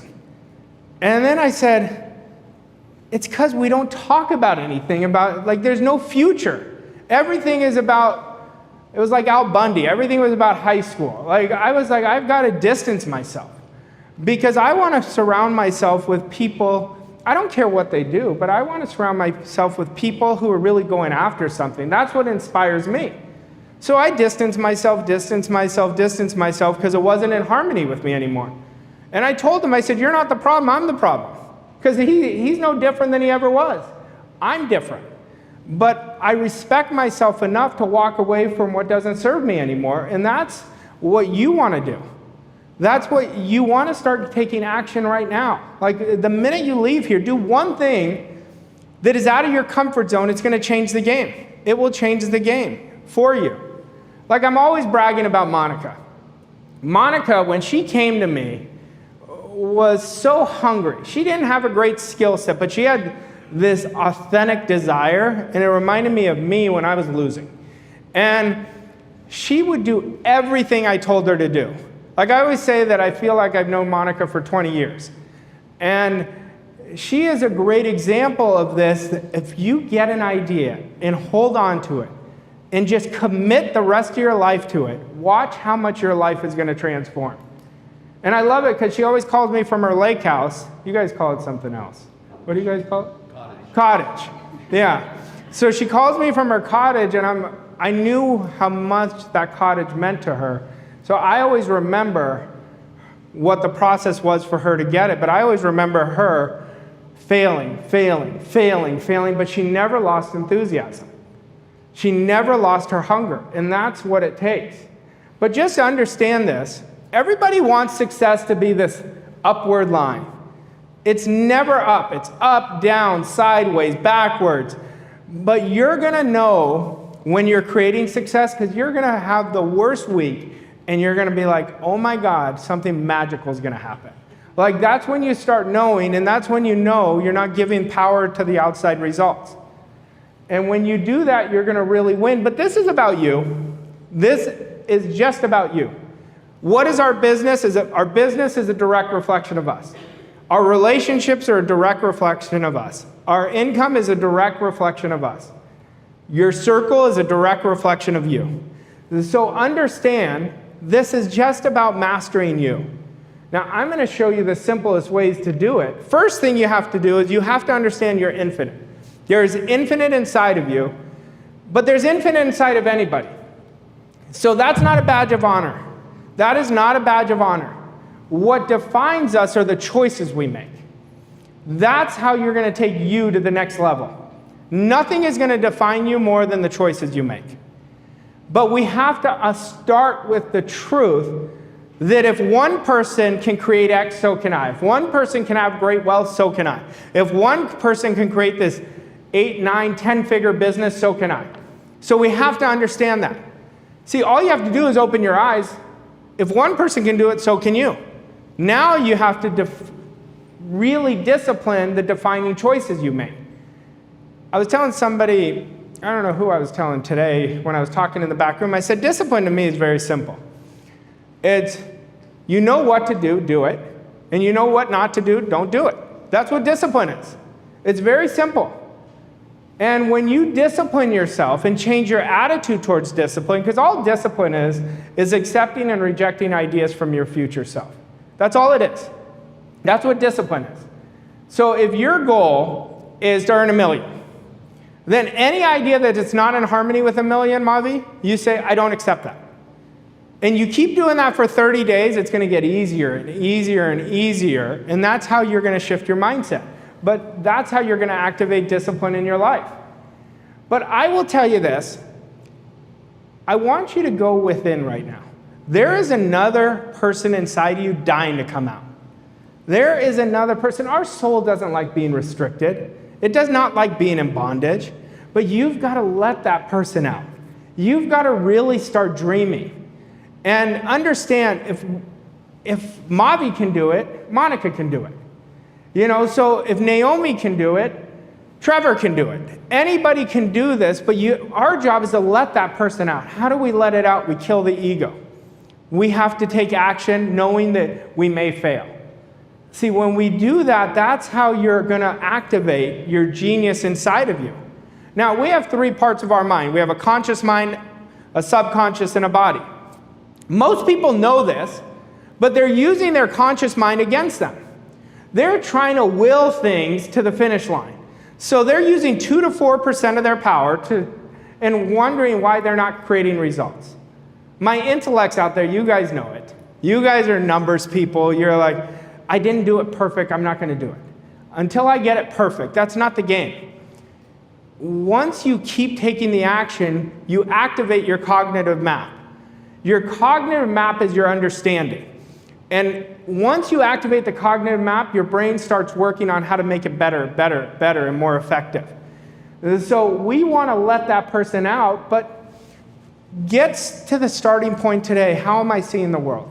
Am I expecting big things? Am I expecting just to get by? Am I expecting just to create a program and say, no, I'm on module 7? Or am I going to own it? Am I going to say, no, I'm going to start before I'm ready? You have to start before you're ready. Because that's when you're going to activate the cognitive map. You are ready right now. One of the biggest bullshit excuses people give, I'm not ready. What they're saying is, I'm not courageous enough. That's what they're saying. And it's going to take a great deal of courage to achieve your goal. If it wasn't, it wouldn't be worth it. See, if it was easy, everybody would do it. Why do you think the top 1% are the top 1%? So we have to understand that our foundation, we have to be more courageous. The more courageous you become, the more you're going to win. Now, what does that mean? Every day it's different. You're going to feel this resistance. Every time I speak, but I've done this so many times, but every time I get this real anxious feeling, because I'm working with different groups and I don't want to let them down. I want to give them the best. So I have to go in and activate more and more courage. And all of us have to activate more courage. Like if I said to you on a scale of 1 to 10, you don't need to share it with me. Write down where you think you are on a courage scale. Like I am super fearless, or I'm right in the middle. I'm passive, I'm a watcher, I'm waiting for things to happen. That'll tell you a big story. Now, freedom is going to demand personal transformation. Burn this in your philosophy. Your philosophy is your automatic operating system. Everyone has a philosophy. And you have to understand, freedom is not free. You have to be willing to pay the price. What is that price? Mentorship. What is that price? Proximity. What is that price? Discipline. So there's 2 camps of people. There's a fixed mindset and a growth mindset. If you guys haven't read the book by Carol Dweckler, Mindset, you want to get it. It is a phenomenal book. She really brought this to the world. A fixed mindset is the consumer mindset. It's what is it going to cost? Always victims, blaming everybody else. And the growth mindset, the person with the growth mindset says, I can't afford not to do it. I can't afford not to take this action. I cannot afford not to invest in my goal, in myself. And when you do that, you're going to know which direction you're headed. So you want to make a part of your identity that I'm in a growth mindset. Now, real transformation requires real honesty. It's time to get real with yourself. To win, you have to be brutally honest with yourself. And that means even your weaknesses. You've got to say, okay, this is what it is. I get to work on this. Not I have to, not I need to. I get to make this a part of my strength. When I started doing this work, if I was doing this work from the beginning again, I would start with identity for 3 years. Knowing what I know now, that's where I would put all my attention. Because your identity is the foundation of your programming. And your programming is running you. It's running 95% of all of us every day. And identity is so easy to change. All you have to do is take action. That's all you have to do. You take action. Because guess what? In your conscious mind, you can only think one thought at a time. When you're in action, you know what you're not in? Fear. It's impossible. It is impossible to be in fear and action at the same time. But how to transform an identity is taking action. Taking action before you're ready. And that's what's going to change it for you. And when you get real honest with yourself, you never put yourself down. You don't say, oh gosh, I'm a piece of crap because of this. No, you're going to make mistakes. If you're not making mistakes, you're not taking any action. The people who don't take action are the people who are afraid to lose. Now, I've said this on so many different platforms, but I want you to really burn this in your mind. That I am going to be willing to fail at my future self than succeed at my present self. Now, I'm going to say it again, and I want you to really take it in. I am willing to fail at my future self than succeed at my present self. And I'll give you an example of this. We have this event called World Class Wealth. And there was a gentleman in there. And he's in the financial services industry. And he told me what he was charging. I said, you're charging too little. And I said, I want you to double your prices. And you could tell he got really quiet. He got really uncomfortable. And I said, but I'm going to tell you what's about to happen. If you closed at a 7 out of 10 rate, you're going to close at a 1 or a 2. But you got to be willing to close at that 1 or 2 for 1 month and watch what's going to happen. But I said, are you willing to do this? And he said, I am willing to do it. He did it. He tripled his income in 6 months. But in the beginning, that's failing at your future self, because guess what? Your present self is going to say, no, I know I could do this, but you transform your identity. You literally transform your identity. Think about you all. If you're in business for yourself, am I charging too little? Most people are not charging their worth. They're charging based on what they think they can get. It's a big error, big error. Did you guys change your pricing? You did? Okay. That didn't seem like a committed. I don't know that you did. You did? A bit more. See, this is what I'm talking about. A bit more because it's comfortable. I'll do it a little bit. But all you have to do is accept a bigger idea. Once you start accepting bigger and bigger ideas, then all you're going to do is start attracting that.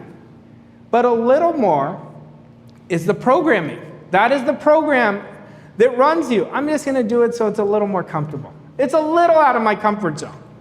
But if it's a little out of your comfort zone, there's only going to be a little good. When it's really out of your comfort zone, that's when it's going to change the game. Now, understand this. It is impossible to exceed the standards you have for yourself. Now, what are the standards? Look at what you're saying yes to. That's your standards. Look at your excuses. That's your standard. Now, somebody will tell me, Arash, I dropped my standard today. And Preeta, let's say you said that to me. You know what I tell you? That was not your standard. Standards, we don't drop. The standard is what it is. Now, what I encourage you all to do is stop bringing your standard of living down to your present results. Bring your present results up to the standard of living that you choose for yourself. But your standard sets the baseline. Our standards are our DNA to success. Like you guys all being here is part of your standard now. And you're going to pick up my standard just by my philosophy, and you're going to have it inside of you. Now, you have to implement it to really activate it long term. But your standards set the direction of where you're going. How did I go from being $150,000 in debt to earning my first $1 million in less than 24 months? I changed my standard. That's how I did it. I changed my standard. I activated, I can get raw, so I'm not going to get raw with you all, but like you have to activate your I don't give an F muscle. You have to activate that. That's going to upgrade your identity. That's going to upgrade your standard. And that's going to also upgrade the type of people you attract to you. That's what it's going to happen. But the standard you hold of yourself is your most important core value. It's your most important core value. Now, I will show you the keys to creating a quantum leap. And you want to burn this slide into your mind. A quantum leap, I want you to commit and make it part of your identity that I create a quantum leap every 90 days. I want that to be your expectation.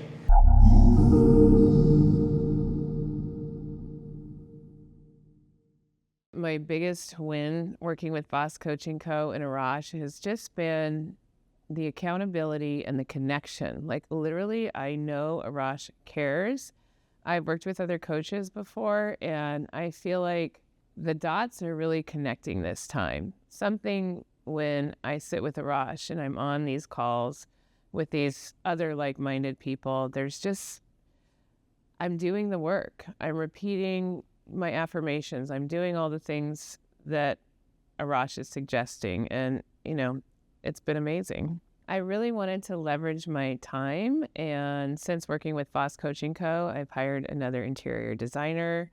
I'm getting much better at leadership. My team is flowing pretty well, and I've created really big goals for myself. One of my goals was to be published in Lux Magazine. I found out last week that I am going to be published in Lux Magazine, and this was literally from September when I was here at my first Voss Coaching Co. event to today.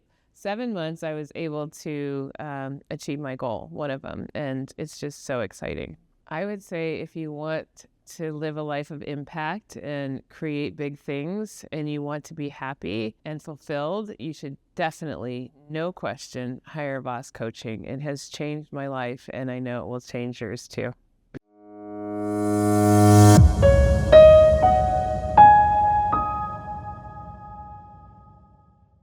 So today, I want to talk to you about goals. Goals are so important. They're such a big part of our lives. See, I always work with a lot of our clients, and the first thing I'll ask them is, show me the goals that you've written down. And if they've already told me they haven't written it down, they're way behind the 8 ball. 3% of the population set goals. Like literally write them down. So I want you to think right now, do I have a goal? Have I written down my goals? And what do I want more than anything else in the world? A lot of people are setting their goals of what they think they can do.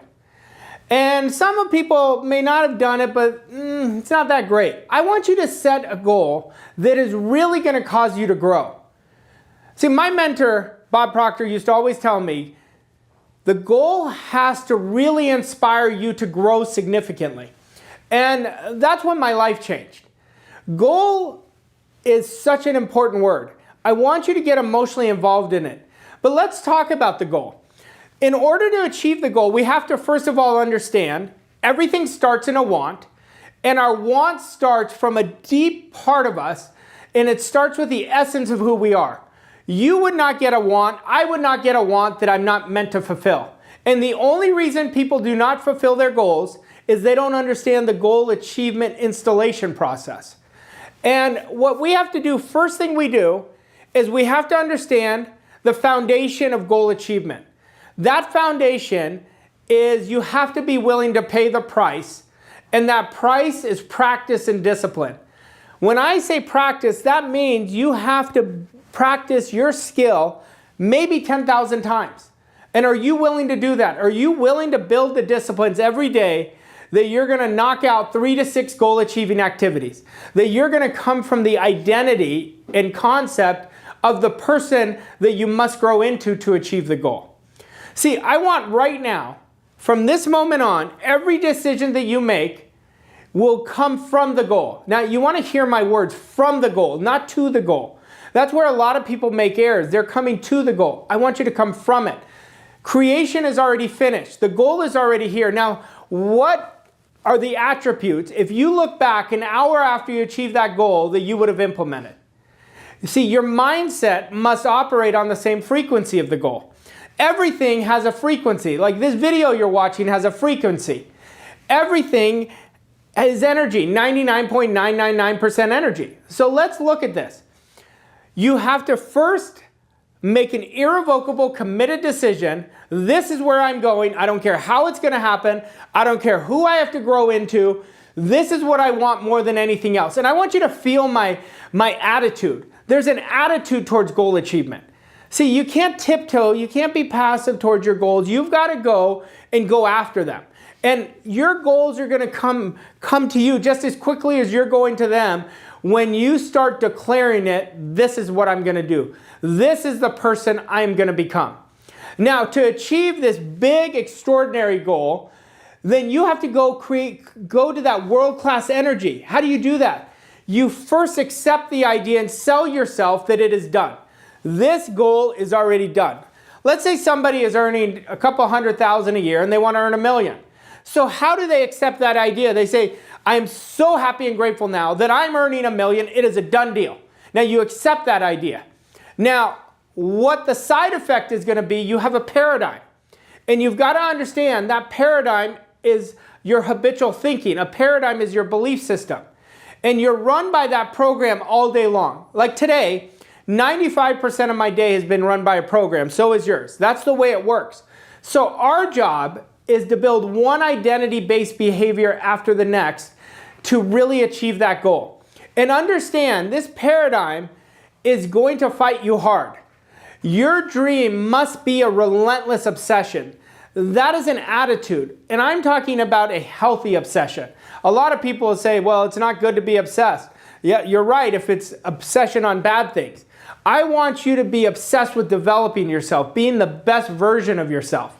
And as you do that, you are going to go over all the adversity, because you will fight adversity. But just remember, adversity is temporary. So you must take control over your mindset and over your paradigm, and you have to replace it. Well, how do you take control over it? First of all, you've got to fall in love with repetition. It's doing the repetition over and over and over and over again as the person you would become had you achieved that goal. So what are some of those characteristics? That's a different attitude. That's stretching, getting out of your comfort zone. That's little disciplines that create the big disciplines. That's modeling somebody who's already achieved that goal and studying that person over and over again. See, when you get on the frequency of what you want, that's your goal, you will attract everything necessary to you. Now let's take a look at this. That paradigm is going to be your opportunity gap. Your opportunity is to solve problems.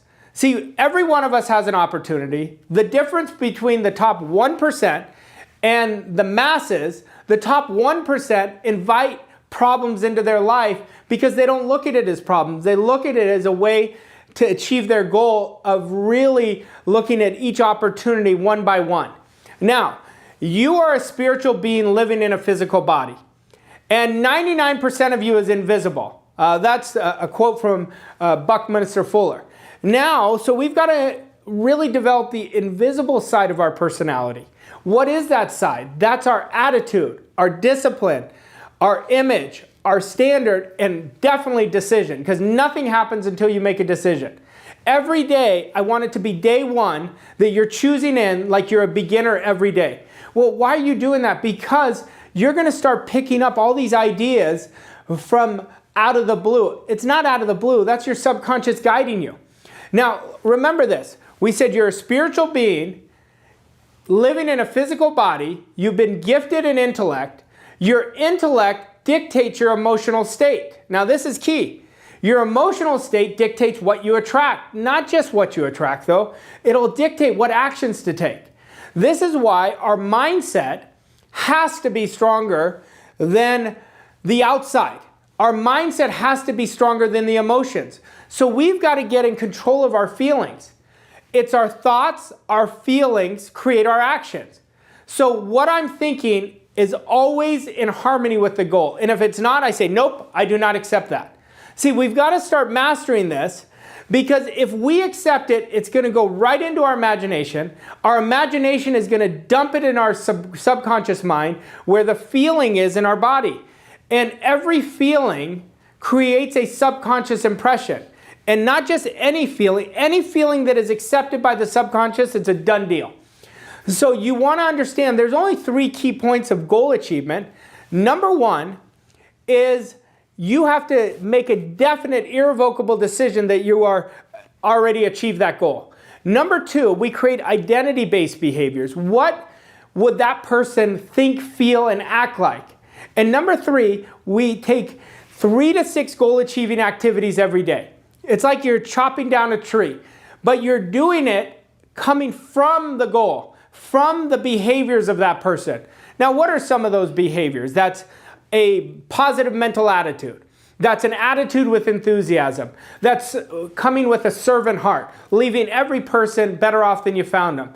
That's stretching out of your comfort zone. That's being willing to practice a skill like selling 10,000 times when nobody's watching you. That's literally going in the mirror. That's doing your auto-suggestion. That's a suggestion from yourself to yourself. You're repeating it. I am so happy and grateful now that I'm earning $1 million or more every year, and I absolutely love it. When you keep doing that, you're planting that in your imagination. And then once you accept it, it goes right into your subconscious mind. See, we want to match. The moment your belief matches with your goal, it's a done deal. Your habits, you embody, you install this installation process with your goals. I'm telling you, watch this over and over again for the next 30 days. You're going to listen to me right now, and you're going to pick up things. But the key is get on the frequency of what you want. Do the repetition. Like Bruce Lee always said, one of my favorite quotes. He said, I was never worried about my opponents who practice 1,000 moves. I was worried about my opponents who practice one move 1,000 times. Are you willing to practice your craft 1,000 times? Do you look at your goal as a beautiful art? Because that's what goal achievement is. It is so effortless, but you keep choosing in, choosing in, choosing in, choosing in. The repetition of choosing in with a full heart, removing scarcity from your life, and you put those 5 senses in a lockbox. See, your paradigm is trying to go into your 5 senses. It's trying to say, see, you never did it. So it will try to get the outside to control your attitude. You've got to say, no, I do not accept that. Make this video, put it on repeat over and over again. Share it with people. Impact people. Live your best life. The price of winning is practice and discipline. Goal achievement. Fall in love with the art.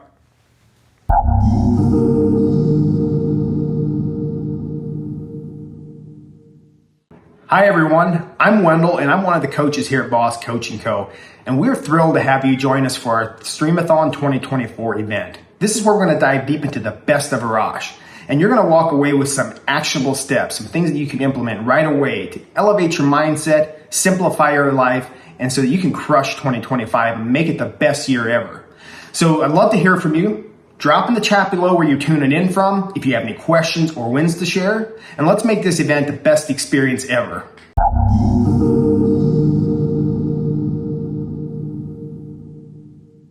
Hello, this is Arash Vossoughi. This morning, I was thinking about a video that I wanted to shoot for everybody.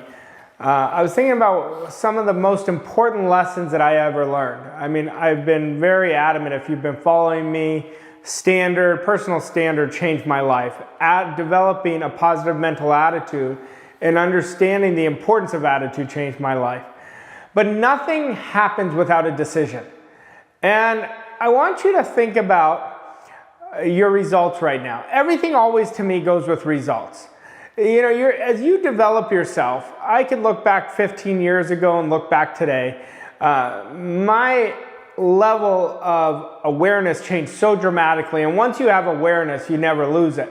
But my confidence changed so dramatically. And my confidence changed because I was always looking at my results and I stopped worrying about what other people were thinking.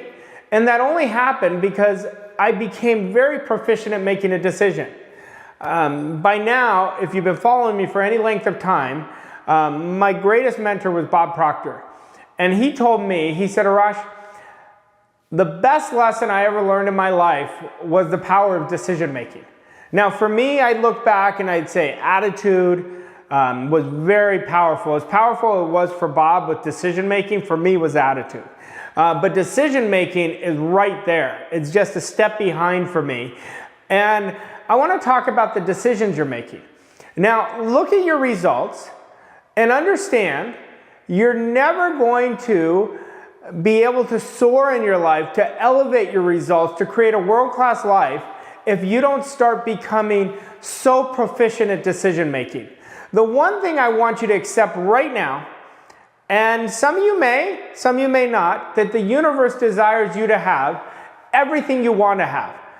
That want comes from the perfection inside of you that is dying to express itself. That's where your want comes. And it starts in our subconscious mind, but the want can't go anywhere if you don't make decisions. And ask yourself, am I making decisions? Do I say one day I'm going to do this? I'm going to feel really wealthy or really happy when this happens. That's not a decision. That's delusion. It's not one day. It's day one every day. You get to decide. Now, your goal are so good for your soul. Targets are so good for your soul. And you want to look at, what do I really want? There's nothing to make a decision about if you want to be mediocre. You just keep doing, go on autopilot, do what doesn't work.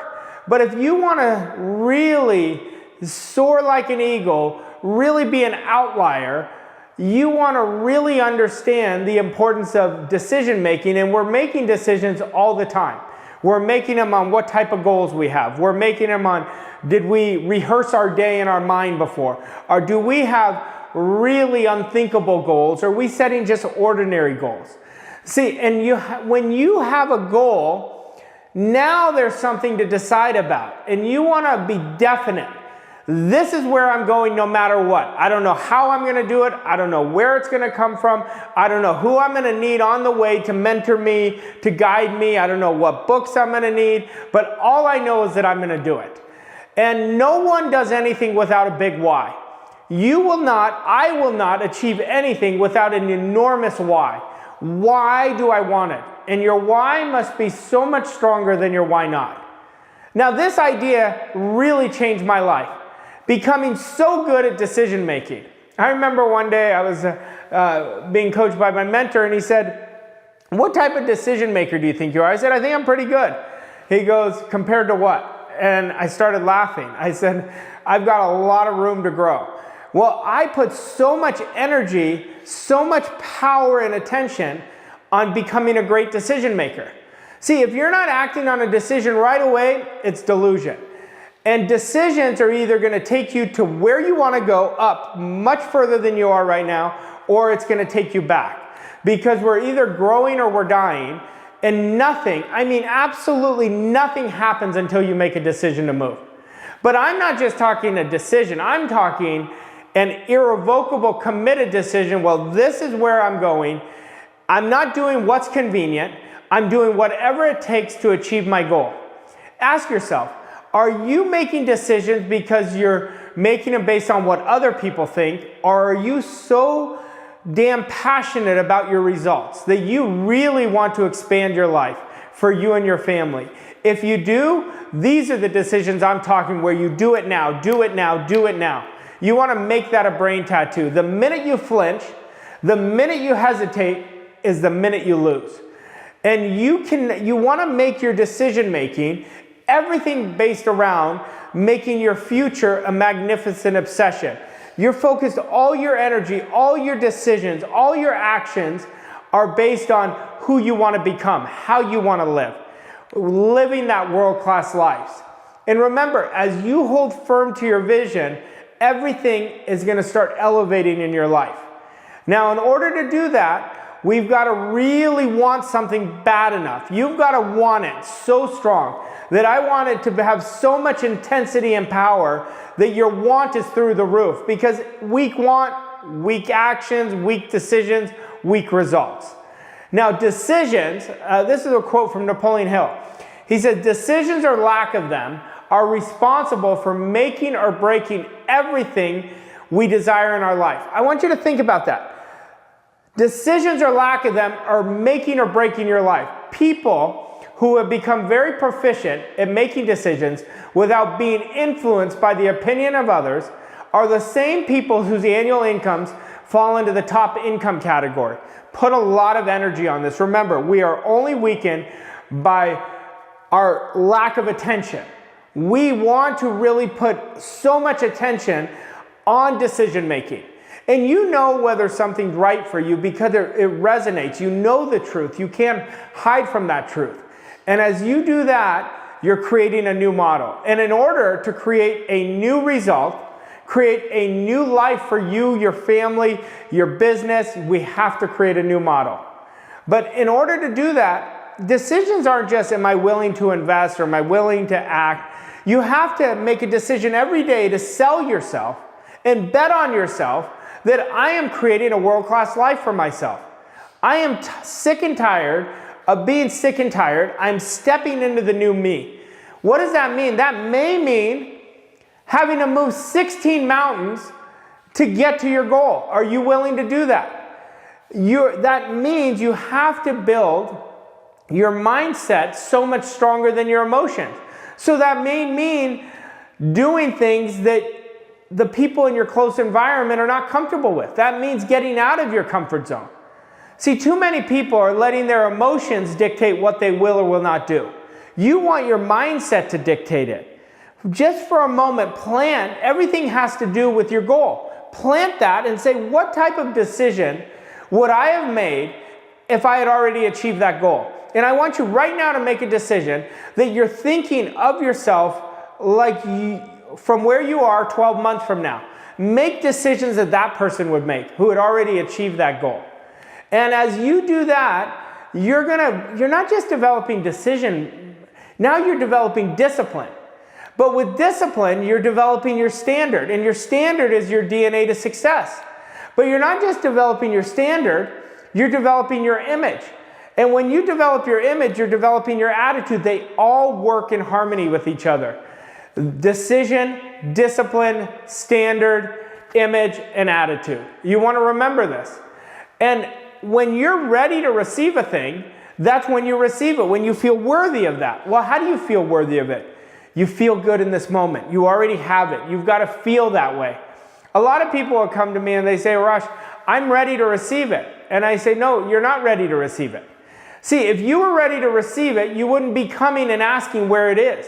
If you were ready to receive it, you would not be coming from needy energy. You're not going to be coming from forcing. See, so if any of those qualities is what you have, get rid of it. The state of mind must be belief, not hope or wish. See, you've got to know that you know that you know. And that means you have to decide every day, it's day one.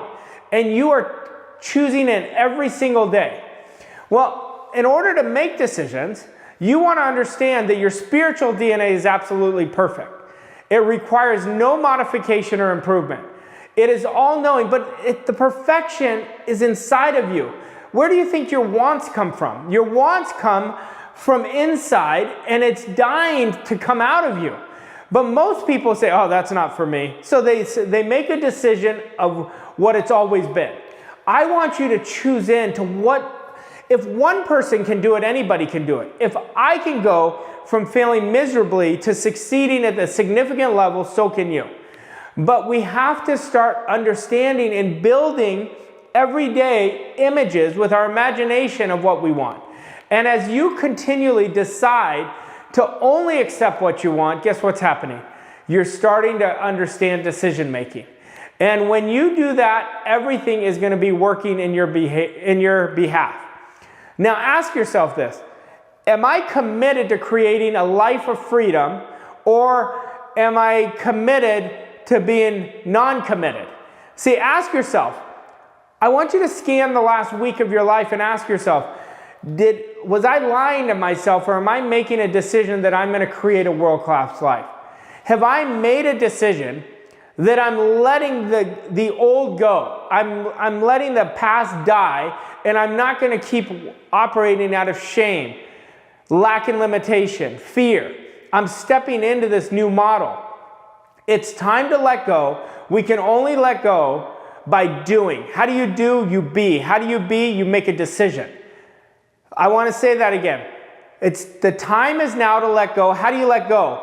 By doing. How do you do? By being. How do you be? By making decisions. Behaviors that are incongruent with your goal are never going to achieve your goal.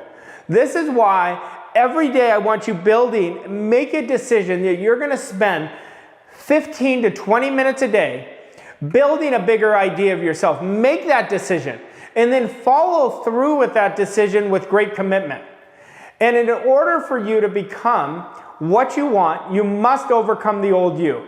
What is the side effect? It's a lot of discomfort. You're going to feel a lot of anxiousness. Feel it anyway. But understand, by persisting with your decision through repetition over and over and over again, you're going to bring it into your life. Success is just 1% better every day. I know you could decide right now for the next 30 days that you could become 1% more decisive. That's my challenge. 1% more decisive every day for the next 30 days. And then you keep asking yourself, what do you really want more than anything else in this world? What do you really want? And every decision is based off of that. Every single decision is based off of what do I really want. Now remember, your wants come from your heart. Your heart sends a signal to your conscious mind. You accept it with your imagination and you say, this is where I'm going. This is how I'm living. And guess what? You're going to see it. You're going to turn that imagination back over through the repetition of turning it into a desire by holding the image over and over again. Well, how do you do that? Decision again. You have to make a definite decision that this is where I'm going, especially when the outside, it's showing no improvement. You keep holding that image over and over again, and then you turn it into a desire. Once it's a desire, all your conditions, circumstances, and environment is going to change. What type of decisions are you making? What type of decisions do you want to make? This is what you want to continue asking yourself. Now, in order to do this, there's two things you have to do. You have to know where you are right now and where you're going, and every decision is based off of where you're going. If you go back to the old program that controls 95% of your day, that's not decision making, that's just existing. This is why you have to really be an outlier to what you used to do. You have to make decisions that I'm only focusing on where I'm going. And as you do that, everything is going to be attracted into your life. And you want to understand that. Let's look at our results again. I keep doing the results. Why? Because they're a great barometer of what type of decisions you've been making. Change the decisions, change your thinking, change your actions, you change your results. And as you do that, everything is going to change. Become a great decision maker. You know, I'll finish it with a story my mentor told me. He said, Arash, this is years ago when we were working side by side. He said, I want you to teach this idea to as many people as you can. I said, sure, what is it? He said, people come to me all the time saying, can you help me build a world-class business? Can you help me build my dream home? Can you help me have this relationship? And he said, I always told him yes, but the prerequisite is you have to make a decision within 30 seconds. He said, if you don't deserve to win. And he used to tell me it used to piss off a lot of people. And he said, I didn't make the rules. This is just how it works. I want you to make a decision right away. Make one decision today right away. Follow the laws of the universe. Play within the rules. And understand your results are dictated by the way you think, by the decisions you make, by how you feel and how you act. And that's going to turn into your results. Really start taking what I'm telling you very seriously. And if you're letting the outside, your bank account, your relationships, control your thinking about the decisions you make, you're not going to go very far. The only thing that should control it is, what do I really want? What do you really want?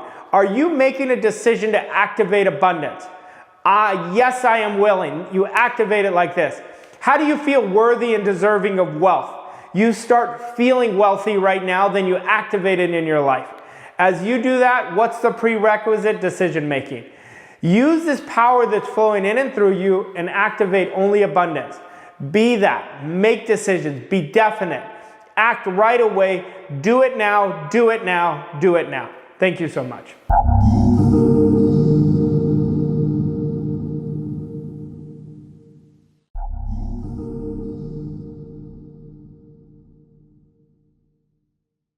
Today, I want to talk to you about how to make success automatic. Think about the people you really admire. You watch how they live. Everything just seems effortless. We can make success automatic, and it happens by exact design, just as much as we can make failure automatic. Now, you may be on either end of the spectrum. There's going to be people watching this who are really making it happen this year in 2024. And there's other people who start and stop, never go for full transformation. I did this event a few weeks ago and in London, and I told everybody there's two camps of people. There's people who just want information, and there's people who want transformation. The people who want transformation, those are the people that invest in deep coaching. Those are people who are willing to build discipline. Those are people who have made an irrevocable, committed decision that they're going to change their life. Now, I can tell you, whichever your camp you're on, I've been on both ends. 17 years ago when I first started this, I started studying it 20 years ago, but I was creating no results. 17 years ago, I hired my mentor, and everything changed. And I remember telling him, everything, when I was watching him, everything was effortless. I remember I'd watch him create videos. It was like an artist working. It was one take. And I remember asking him, I said, how do you do this so effortlessly? He said, practice. Lots of years of practice. But I remember we were in a studio in Scottsdale, and I remember thinking to myself, I want to get that good where I make my success automatic. And that's what I've done. And I can tell you, it's a lot more fun winning than it is losing. But understand, there's a reason where failing is automatic, and there's a reason succeeding is automatic. And I'm gonna discuss this. Now, I want to teach you how to multiply your results today. I want you to imagine, what if by the end of the year, you multiplied your results significantly? What if you had a 4x increase in your results? What would that do for you? Well, I know it will make you happy. I know it'll give you a lot more self-respect. And I know you're going to keep upping the ante the next 90 days going into next year. Now, in order to multiply our results, we have to have explosive thinking. That's thinking effortlessly, but thinking with confidence, thinking with a swagger. See, what we have to do is evaluate, how am I thinking right now? Am I in protective mode? That's how most people are trained consciously. They're constantly training themselves to protect themselves. So what they're dumping into their subconscious is, how can I make failing automatic? That's exactly what they're dumping in. And then you'll have the other end of the spectrum where people are just living out of their comfort zone. They know, they don't care about failing. They know that their job is to get uncomfortable every day. Well, what are they doing? They're activating their success mechanism, and they are thinking explosively. When we think explosively, we're not wondering, I wonder if it's not going to happen. The person who's thinking explosively is thinking, I know I may fail, but my job is to come with pure confidence, let go, and give myself a shot. So ask yourself, are you thinking passively? Are you thinking not to lose? Or are you thinking of how you really want to live. Now, I will tell you this. What you do in the next 30 days is what's key.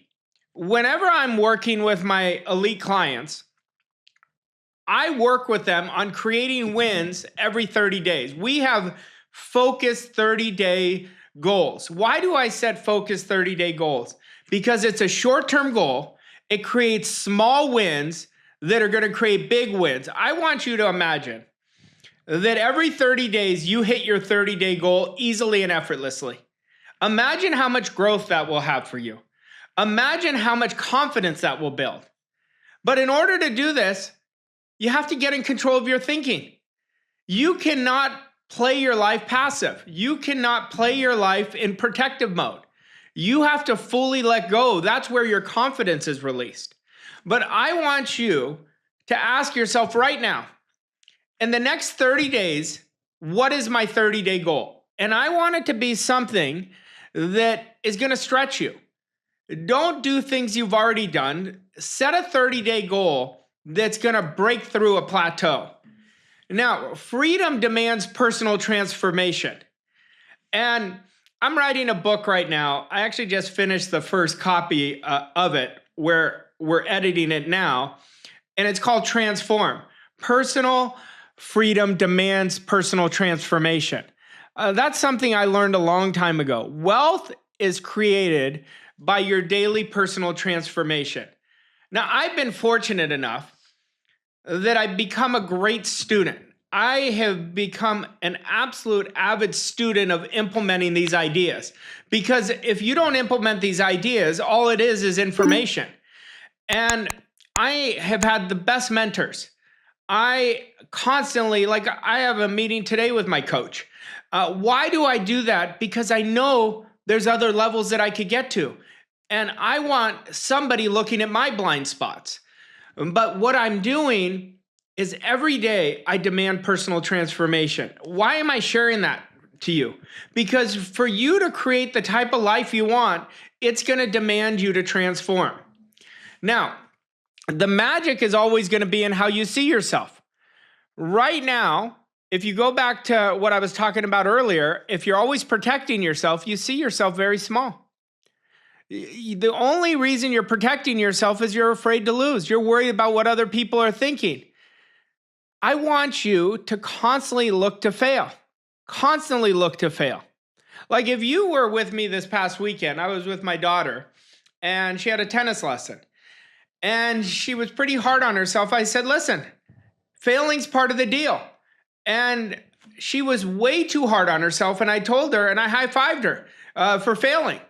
Because I said, that's how you're going to grow. I want her to have a great relationship with failing. Well, most of the adults that I mentor, they have a terrible relationship with failing. And that's what's created their low self-esteem. That's what's created them holding back. That's why they don't have the discipline. So the magic is in how you see yourself. Now, I want you to look at this. Are you operating from your greatest self or your weakest self? Let's look at the characteristics. Your weakest self doesn't feel like showing up the way you want to. Like you always give yourself it out. You're always renegotiating with yourself. You avoid difficult conversations. You avoid certain goals. You avoid certain situations. And you're saying, next year, I'll be ready to do it. You're constantly coming from pressure. Where is that pressure? That may be from your bills. That may be from lack of income. That may be from beating yourself up. So we want to release your weaker self. And the weaker self is always coming from the old story. The old story is constantly controlling them.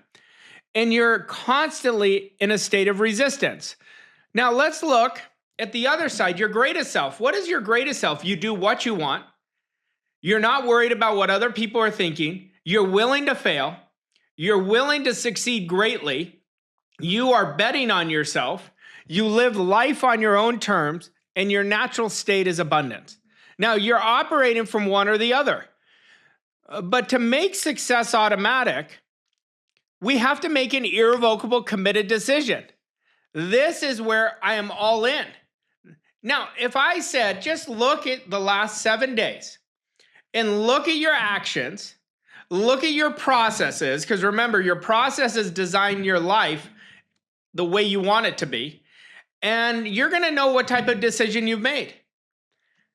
I had a gentleman in Europe when I was there doing this event, and he said, "What is an irrevocable decision?" I said, "Well, you're from Switzerland." I said, "How did you get here?" He said, "I took a train." I said, "Think about how many excuses you could have made to not come here." That is an irrevocable committed decision. You were going to do what was essential to get there. See, we've got to start simplifying this. Every one of us understands, and all you have to do is look at your past. When you wanted to do something so badly, you didn't let any obstacle get in your way. But we have to have the courage to bet on ourselves. That's the only way you're going to unleash your greatest self. You're not going to unleash your greatest self protecting yourself. You're not going to create success automatically playing not to lose. So you are the best person to bet on. Now, I'll tell you a story. When I was first getting mentored by my mentor 17 years ago, first conversation, he said, there's only two people you have to bet on. You have to bet on you and you have to bet on me. And he said, Arash, there's no two better people to bet on. He said, you don't need to know how to do it, but you have to bet on yourself. You have to be willing to take the risk to go after it. And he said, I will show you how to do it. I remember thinking, when was the last time I did something remarkable? I remember that moment thinking that. When was the last time I put myself on the hook? And even though I was studying this, I wasn't going for transformation those 3 previous years. I was lying to myself. I was thinking transformation was going to be in my comfort zone. When I bet on myself and I said I am willing to transform by my actions, hence I hired a mentor that was way out of my comfort zone because I didn't have the money. Like if you looked at my bank account, I had to get very creative to come up with the money.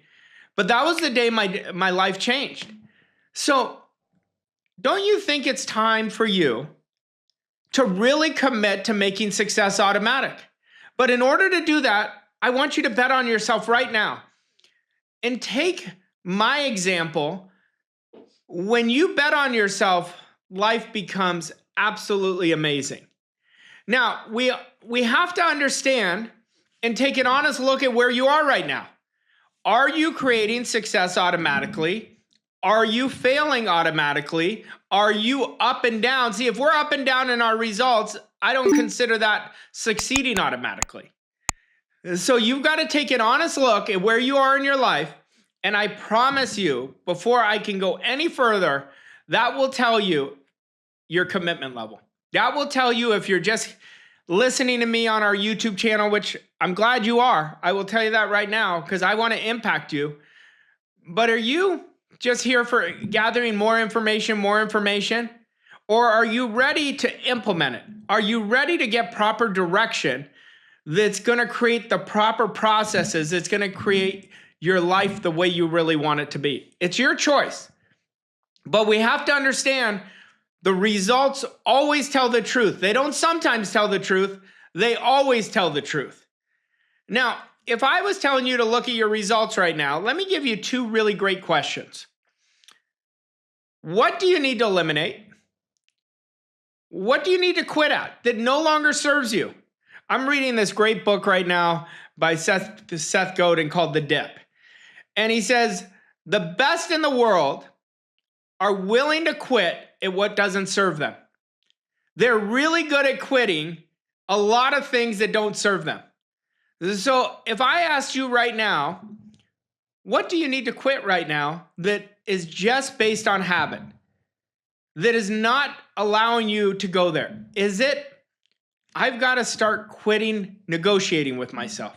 I've got to start quitting worrying about what other people are thinking. I've got to start quitting thinking of myself small. What would really create the biggest lift for you? And the second question is, where am I lying to myself right now? Where am I telling myself I'm doing this, but not doing it? You know, I always, the reason my clients get such remarkable results is we have an easy, effortless process of how to take somebody from inspirationally dissatisfied to freedom. And I just show them exactly what to do, because I think that's the thing that most people don't have is direction.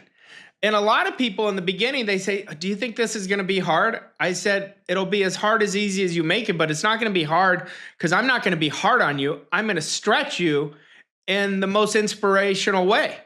But the reason they get results is because we create 14, 30-day wins. We give them exact direction of what to do. But we get them to embrace their results. I want you to embrace your results. Why? Why do I want you to look at your results? I don't want you to allow the results to control you. I want you to be neutral. But when you embrace the results, the first thing it does, it gives you clarity. It says, oh, this is what's working. I want to do this even better. Or this is showing me something I don't like, so I've got to be flexible to change it. Why else? It allows you to see patterns. It allows you to see your behaviors, because your future is shaped by your identity. And if you want to know where your identity is, observe your behaviors. The results will always show you your behaviors. And it prevents you from making the same mistakes over and over again. But if we're not willing to look at the results, if we're lying to ourselves, if we're holding on to the habits that no longer serve us, that's where people keep making failure automatic. So it's your choice. Do you want to make success automatic, or do you want to make failure automatic? And it allows you to build the knowledge of what you're doing well. Listen, I'm looking at the results. This is what I'm doing really well. But the results will allow you to emphasize what is important. What is important? What is creating those results? The type of actions you take. The most important thing that you and I are going to do today is the type of actions we take. Weak actions, weak results. Actions out of our comfort zone, transforming our identity, transforming our results over doing it every day, compounded over time, that's going to create the big results. So I encourage you to look at the results, because it's telling you your own personal story. It's telling you how you see yourself. It's telling you what you're willing and not willing to do. But I will tell you, to make success automatic, you have to pay the price, but the price is so rewarding and it's so worth it, because you're going to gain so much self-respect. You're investing in you. Everything you're doing in a positive behavior is activating more and more abundance. Just one positive thing you do for yourself is activating a greater amount of abundance in your life. But remember, you can never get results beyond your current level of thinking. I want you to observe the results. That tells us how your thinking pattern has been. So if you want greater results, we've got to upgrade greater explosive thinking. And if you don't think thinking matters, I can tell you the amount of money you're earning, the type of relationships you have, the type of health you have is in complete harmony with how you've been thinking. And I want you to burn this in your mind. I tell everybody this at my world-class wealth event. I said the currency for attracting what we want in our lives is our thinking. So can you change your thinking? Yes. But you've got to understand, my whole intent today is to help you make success automatic. But in order to do that, you have to understand the three sides of your personality. Your conscious mind, your subconscious, and your body. Now, your conscious mind, we want it working for your subconscious mind. Your conscious mind is, if it's conditioned right now for what you don't want, it is, the way you're using it is to protect yourself. Your conscious mind is your manual mind. It's your rational mind. Your subconscious mind is your power source. It is what is creating results. When you're sleeping at night, it is what is keeping you breathing. It is what is getting your heart pumping. But the way that it works, you have your conscious mind, you have your subconscious mind. In the middle, you have your gatekeeper. And what happens is, if you are in protective mode, your subconscious mind is going to be trained for failure. If you are not emotionalizing your ideas, you're trying to create bigger results with 2 to 4% of your power. Your subconscious doesn't get it. The gatekeeper goes to the subconscious mind and says, do you want it? And he says, no, I don't understand that. That's not emotion. And it goes and keeps gathering more and more and more information. It's going to demand confidence. What is confidence? Confidence is your ability to let go and say, this is what I'm doing. The outcome's already done. Now your subconscious is working for you.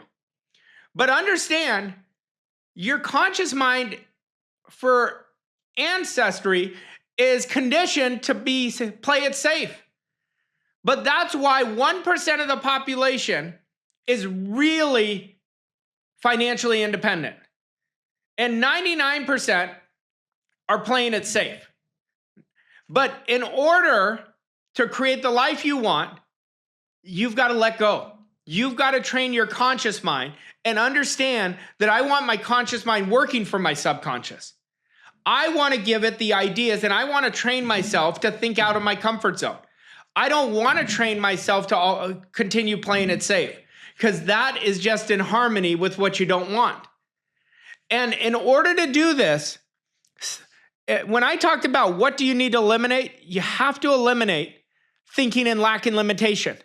You have to make a rule for yourself and make it your standard. I only think in abundance. That is how, over a 6-month period, you're going to turn from coming from training yourself from a poverty consciousness to a wealth consciousness. If you keep thinking the same thoughts, have the same feelings, you're going to keep creating the same results. That is the fulfilling cycle of doom. But in order to do this, we've got to get you to use 96 to 98% of your power. That's subconscious. So what does that mean? If you worked with me, I would teach you how to dump your processes in that subjective part of you. Why? Because the processes create the results by default. I don't teach anybody how to manually create the processes. That's just intellectually. When I do this, then I do this. There's no power there. I say this is the belief installation process. This is the process to take massive action. This is the process to create proximity around the people who are really going to up your game.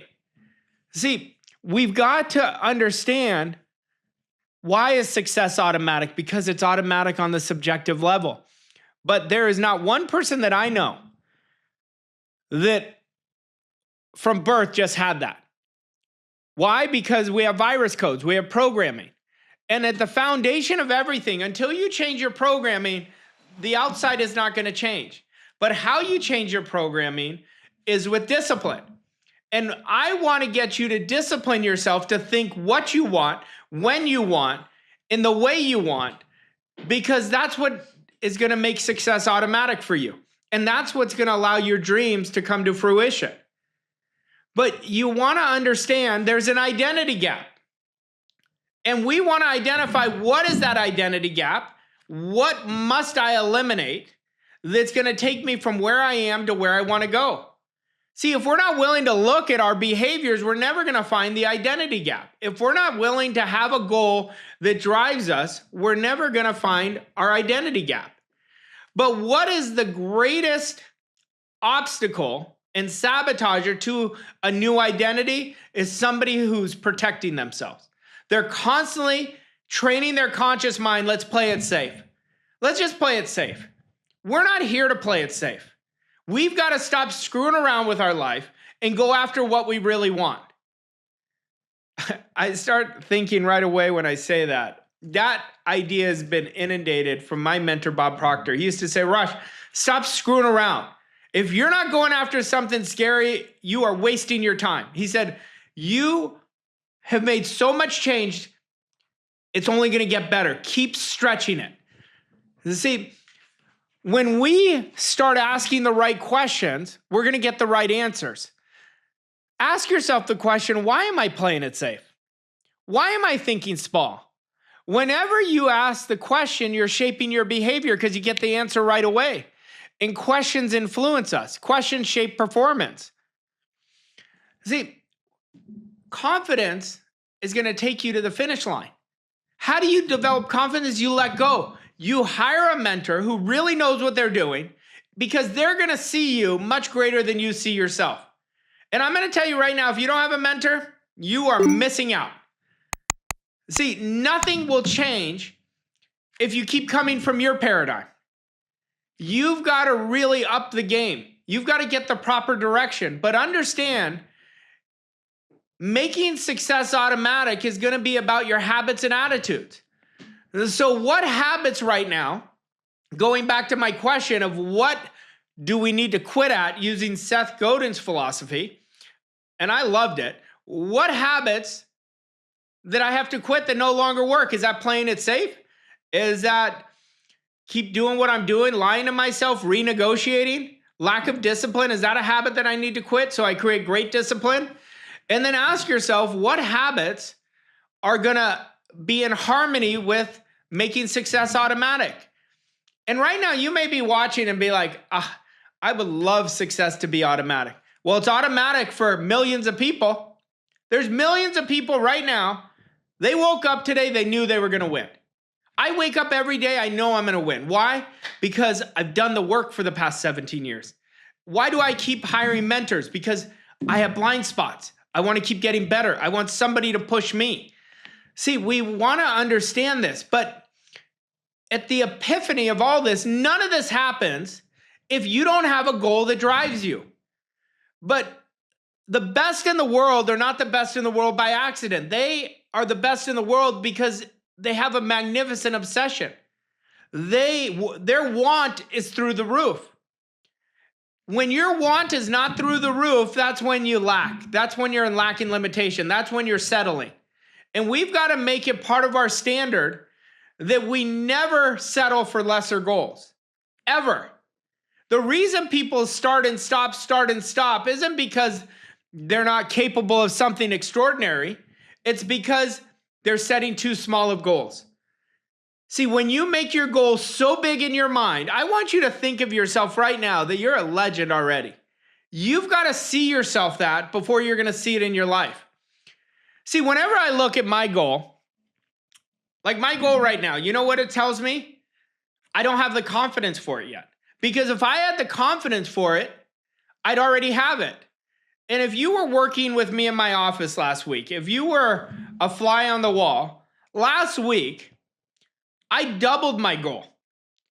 Why did I double it? I was like, I'm capable of so much more. And I doubled it and I committed to it. And that's all I'm auto-suggesting is my new goal. But whenever I set a goal, I commit with every cell of my being. And the outcome's already done. Now, my job is to build up my confidence. How do I build up my confidence? I got to get greater at getting out of my comfort zone. See, you're going to see there's going to be layers of getting out of your comfort zone. And to me, getting out of your comfort zone is where the goal achievement starts. Like until I get out of my comfort zone, it's not going to start. See, and I always say, am I capable of the goal? And I say right away, of course I'm capable. If one person can do it, I can do it. So understand, when we keep upping the confidence game, the goal achievement's going to come effortlessly. But the minute you accept the idea, like the minute I wrote the goal down, I activated, I went to that frequency. And now all I think about is who I have to be. And the more I think about it, I'm turning my goal into a greater and greater love story. Within 2 weeks, I already have that connection with the goal. But in order to do that, I have to build a much bigger and greater model of my future self. And so how do you build a model of your future self? You first have to connect to it. See, one of the greatest things that I've told you today is your story is either empowering you or holding you back. So how can I create a connection of my future self? I'm going to give it to you right now. You want to pay very close attention. You want to write a letter to your future self every day for the next 30 days. Every day. Why do you want to write it? You script it and you write exactly what you're going to achieve in the future, in the present tense though. And you're writing it to your future self. I design it where I say, future self, I'm so happy and grateful now that this is what we've done together. And this is what we've achieved. And I write it every day. Why? Why do I write it every day for 30 days? That's what creates a deeper connection to it. And that's how you're going to get connected to what are the behaviors my future self has. Now, what most people do, they jump right into goal setting without looking at what they need to eliminate from their past. What do you need to eliminate? But what's interesting, if we don't eliminate the destructive habits from our past self, we're going to create it in our future. So we want to transform our past so we can transform our future. Now, your future self is a completely different person than you are today. Now, the masses don't think that. They think this is who they are, this is where they're going to be in 10 years, but not you. You're not on my YouTube channel not to build a great future, not to build a life of freedom. A life of freedom is your birthright. But are you going to continue just getting information, or are you going to go for transformation? I want you to connect to your future self, because what you're doing right now in the present is driven by your future. If you have a weak vision of your future, you're going to have weak actions in the present. You're not going to spend the time building the processes that are going to be essential to build your future self. And what is one common denominator that I could tell you my future self is always telling me? Stretch your thinking, stretch your actions, get out of your comfort zone. And the side effect is going to be a lot of discomfort. I promise you it's going to be a lot of discomfort, but the rewards are going to be so magical. And burn this idea in your mind. Everything you're doing in this present moment right now is an investment in your future self. Have you plateaued in your thinking? You plateaued your future. Are you really moving the needle? You're going to move the needle in the future. But how do we bulletproof that we're coming from our future self? It's always the power of 5. I teach it as one of my core principles. You want this principle to work for you. If you work this principle, it's going to work automatically for you. Just like the law of gravity. If I go on top of my roof and jump off, I'm going to come to the ground. See, we've got to understand the genius is in the invisible side. And this is where we have to tap into our higher faculties. I say this all the time. Our higher faculties are to the invisible world. That fifth dimensional thinking, that explosive thinking, is what our eyes or ears are to our body. So how do I do it? From now on, I'm going to discipline myself that I'm going to make success automatic, and I'm going to make every decision from my future self. If I observe myself and say, oh, today I didn't make decisions from my future, I made it from my past or present, I'm going to calm myself down. I'm not going to beat myself up. I'm going to say, tomorrow I'm making every decision. So you're consciously making the decision. What does that mean? You're being hyper intentional. That's how you inundate the subjective mind. You're not going to inundate it if you're not hyper intentional. And then you're going to build the disciplines from your future self. Like right now, if I told you, what one discipline would your future self have that you currently don't have, that is the reason you're not making success automatic? That's the discipline you work on. And then we always bring our standard from our future self. We bring our present results up to the standard of the future self, and we hold it. I'm going to fail. I'm not seeing the results, not seeing it, and then it's going to come. And then my job is to build my identity from my future self. How does my future self think? That's how I think every day. How does my future self feel? I'm already training my subconscious mind to feel how I would feel like I already achieved success automatic. And then I take the actions from my future self. And I always operate from the most amazing positive mental attitude where I look for the good in everything. See, if you look over the last 10 years, psychology has taught us they have changed the way they think about the future self. And you want to start inundating this because that's how you're going to make success automatic. But none of this happens without action. I told you this earlier. We've got to operate with confidence, and I want your actions to be with full confidence. Well, let's say somebody's sitting there right now saying, Arash, I don't have the confidence. I get that because I didn't have the confidence before. You do it one action at a time where you are an actor, an actress, and you're playing that role. But you have to operate your actions with confidence. If you operate them with doubt, you're putting a vibration of doubt into the universe. And I want you to understand action is the foundation of success. You are not going to change your programming, which until you change your programming, you're not going to take the actions that are not going to change the results. They work in harmony. We want to discipline ourselves to develop the ability to take action with confidence, action with that swagger. And you know if you're operating with your future self because you do it now, do it now, do it now. The time to act is always when the idea is burning hot in your mind and the emotion is strong. And when you make do it now as a brain tattoo, listen, if I told you what one thing would change your identity over the next 30 days, everything you do, do it now. Watch how much it'll change your life. We have to put action into a disciplined activity. Once we take our most important action steps every day from our future self, you're going to create automatic success. And I'm telling you, success will start becoming automatic within 6 months of proper direction from the right mentor. And I hope that mentors me because I love this. I love getting people to live at their potential. But I will tell you, get away from gathering information. It has no power.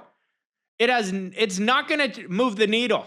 We've got to go for full-blown transformation. Now, that transformation for you could be 2xing your results.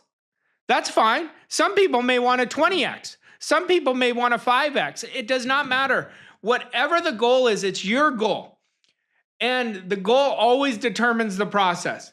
And you will always see immediate results by acting on your ideas. But the beautiful part is it's going to be a part of your identity, massive transformation in your identity. But remember, every action leads to the next action, the next action, and the next action. It is your internal GPS. Without the action, none of it's going to happen. Make success automatic. But ask yourself, how do you constantly push yourself past your limits? You don't do it by yourself. You never do it alone. You've got to get the proper direction. Look at you right now. Do you have the right processes? Do you even know what I'm talking about with processes? The goal always determines the process. We want to create the exact process for your mindset. We want to create the exact process for your disciplines. I want to help you create the exact process with your action steps. I want you to look at the exact processes of how do I create the right proximity in my environment. See, that's why mentorship. I highly encourage you to make success automatic. And if you really want it, you come let me help you and I will help you. You never have to do it alone. I hope you got a ton of value out of this. I think this is an important lesson. And understand when we make a commitment, when I was talking about irrevocable committed decision, it is done. That's what an irrevocable decision is. It is done. Success is done. It is automatic for you. Thank you so much.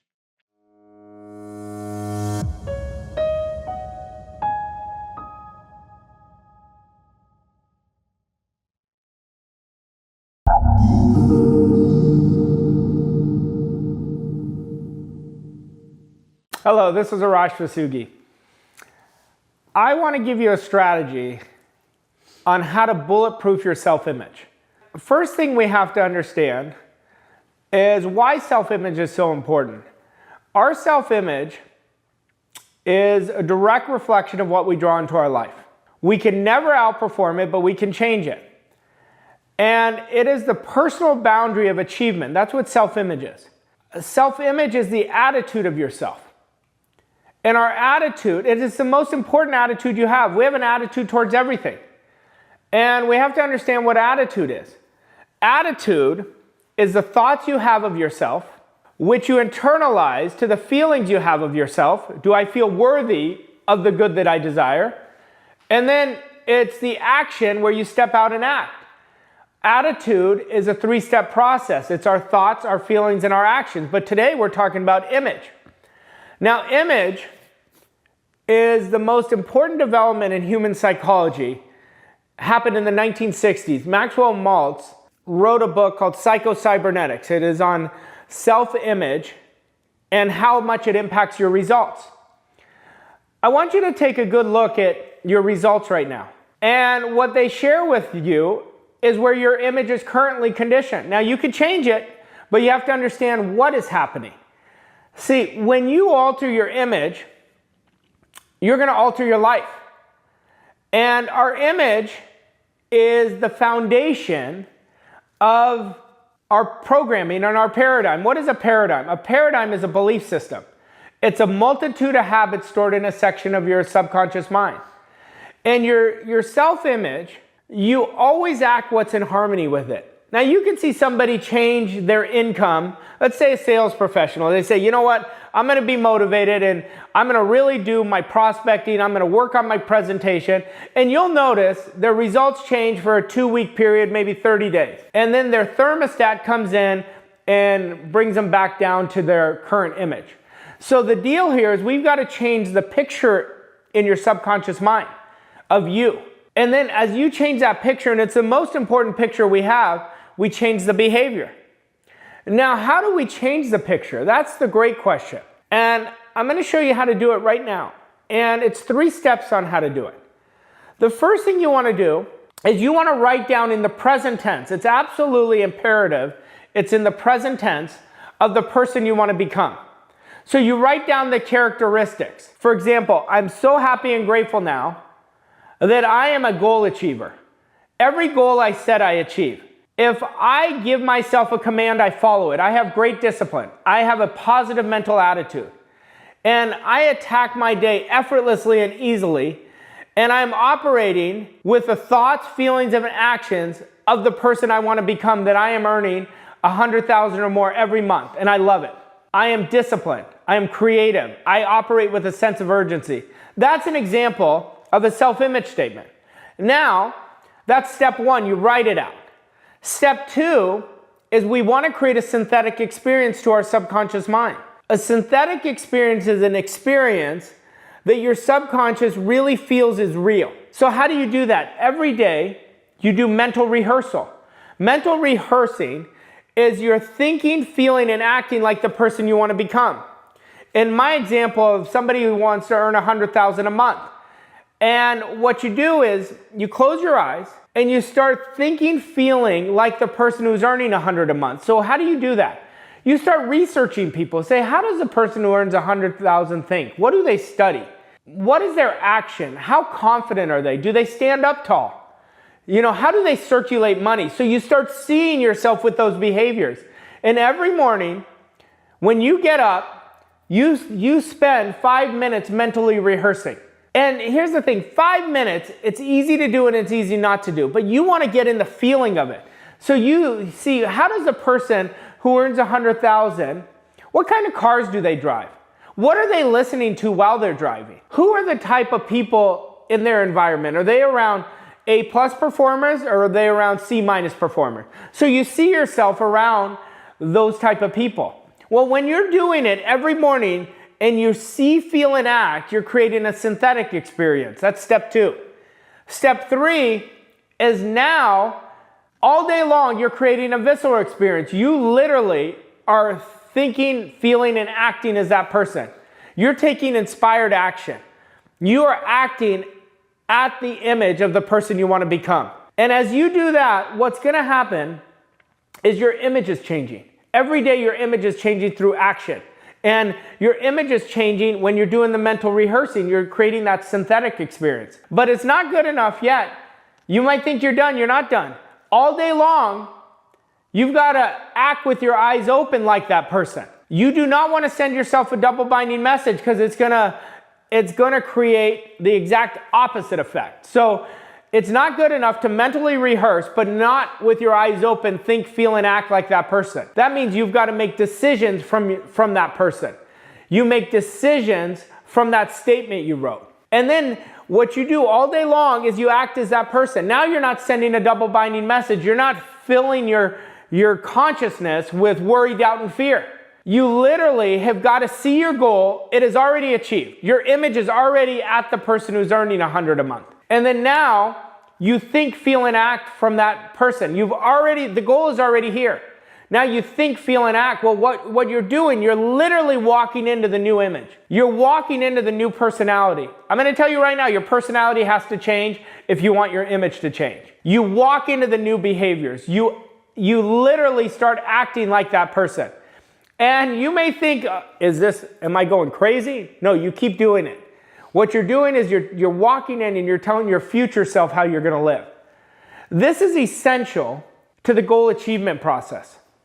Goal achievement is an art, but you can't achieve an extraordinary goal. What we at Voss Coaching Co. teach people how to create world-class goal achievement. You have to go to that world-class energy. You can't stay down here of what you're comfortable with. And you want to continue stretching. You want to get comfortable stretching. And in the beginning, it's going to be uncomfortable. In the beginning, you're going to think like you're lying to yourself. You're not lying to yourself. You're developing the characteristics. See, I always tell all my elite clients, I think financial freedom is one of the best goals anybody can set. I think it's such an amazing goal and such a worthy goal because of who it makes of you. What am I talking about making of you? That's your image. That's the characters you develop. That's the persistence that you develop as a part of you. The relentless spirit, where you're acting before you're ready, where you're stretching, where you're getting out of your comfort zone, where you're developing discipline. Discipline is giving yourself a command and following it. It's the man or woman who's in control of himself or herself is discipline. And you'll develop leverage by building your image. Fall in love with really developing the best version of yourself. As you fall in love with you, your life becomes magical. Work on these 3 steps. Write out your image first, in the present tense, exactly how you want it. Every day, start your day writing it out. Then do the mental rehearsal. See yourself, step 2, see yourself behaving with those characteristics. But don't stop at step 1 and step 2 because it's not done yet. Step 3, with your eyes open, you act as that person. You literally are walking into the new person. You're walking into the new character. You're walking into the new personality. And as you do, you're going to create massive shift. Remember, your self-image, my self-image is the boundary to achievement. And if I want to achieve something greater, I have to grow greater. I have to match my image up with my goal, with how I want to live, with my standard. Standard will develop your image more than anything. Our standard, we live our standard. We don't just choose it, we live it. That means everything in harmony with our standard. Our standard is up here. We never settle for anything down here. You'll bring your income up to your standard. You'll bring your image up to your standard. Image and standard work so closely together. I want you to do these for the next 6 months. You're saying 6 months? Well, you do it for 6 months, you're going to do it for the next 60 years. And it is going to change your life. You are worth a fortune. Your health is worth a fortune. Your behaviors are worth a fortune. The type of life you have the opportunity that you get to step into is going to create your fortune. Thank you so much.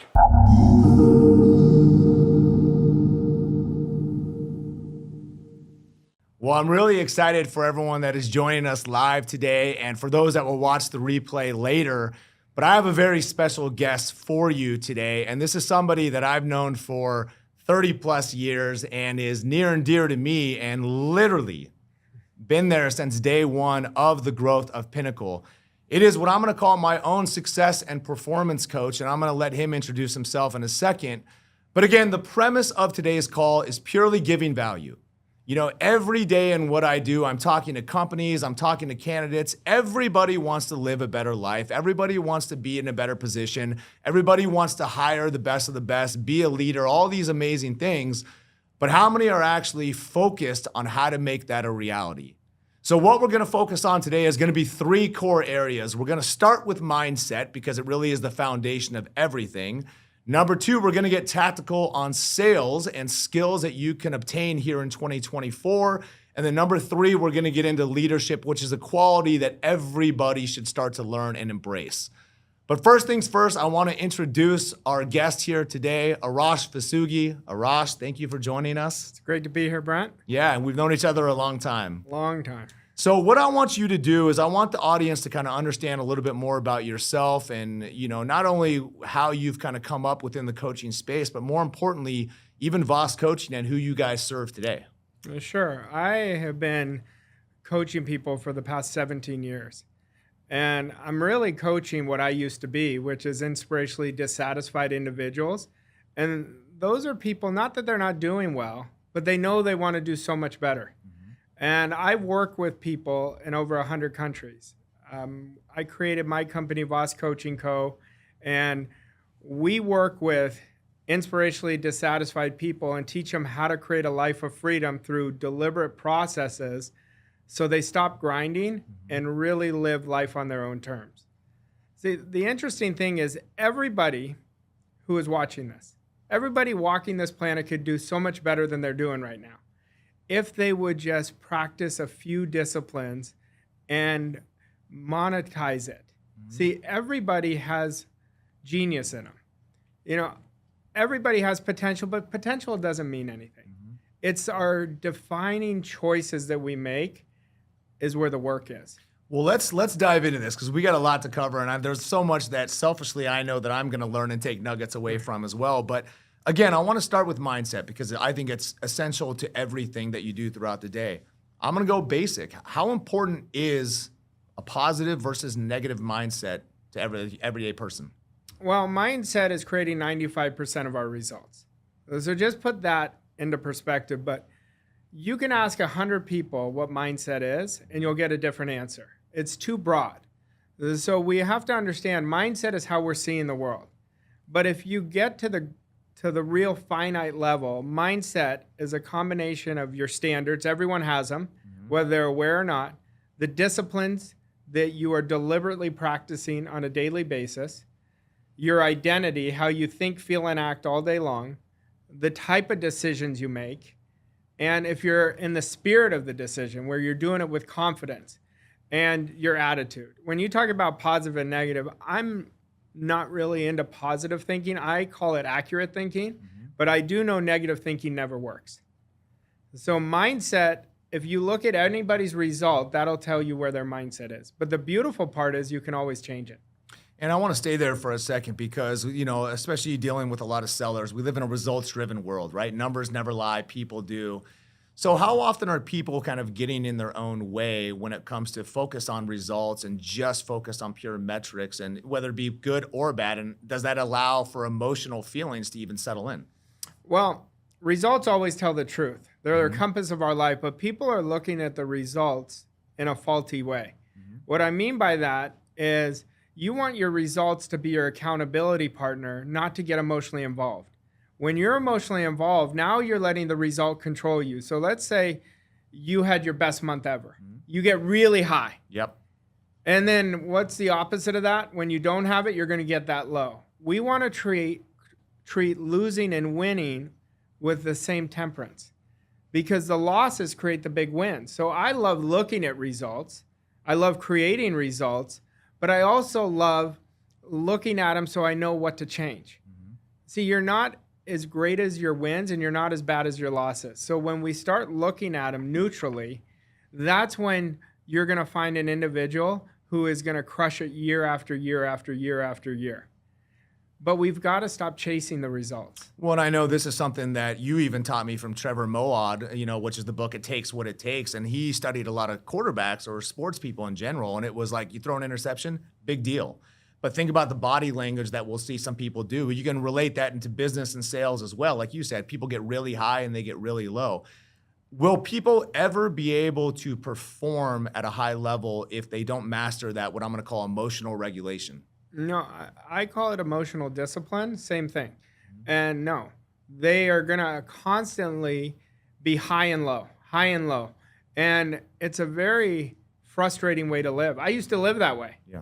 I mean, I remember I started really transforming my results, yet I was still unhappy. And then I realized I was the problem. But what part of me was the problem? It was my attitude. I was letting the outside dictate how I felt. And when you do that, you're never going to create consistent results. Think of people who are really crushing it. Why are they crushing it? Because they never get too high or too low. Everything just is. They're neutral. And our goal is going to demand us to do whatever it takes. Now, a lot of people are letting their goals be set by what they did the year before. I'm going to do 5% better. I'm going to do 10% better. You never set a goal that way. The goal is always, how do I want to live? What do I want more than anything? And if the goal is not big enough, you're not going to build the disciplines. You're not going to grow. All you're going to do is work harder. I'm just going to work harder.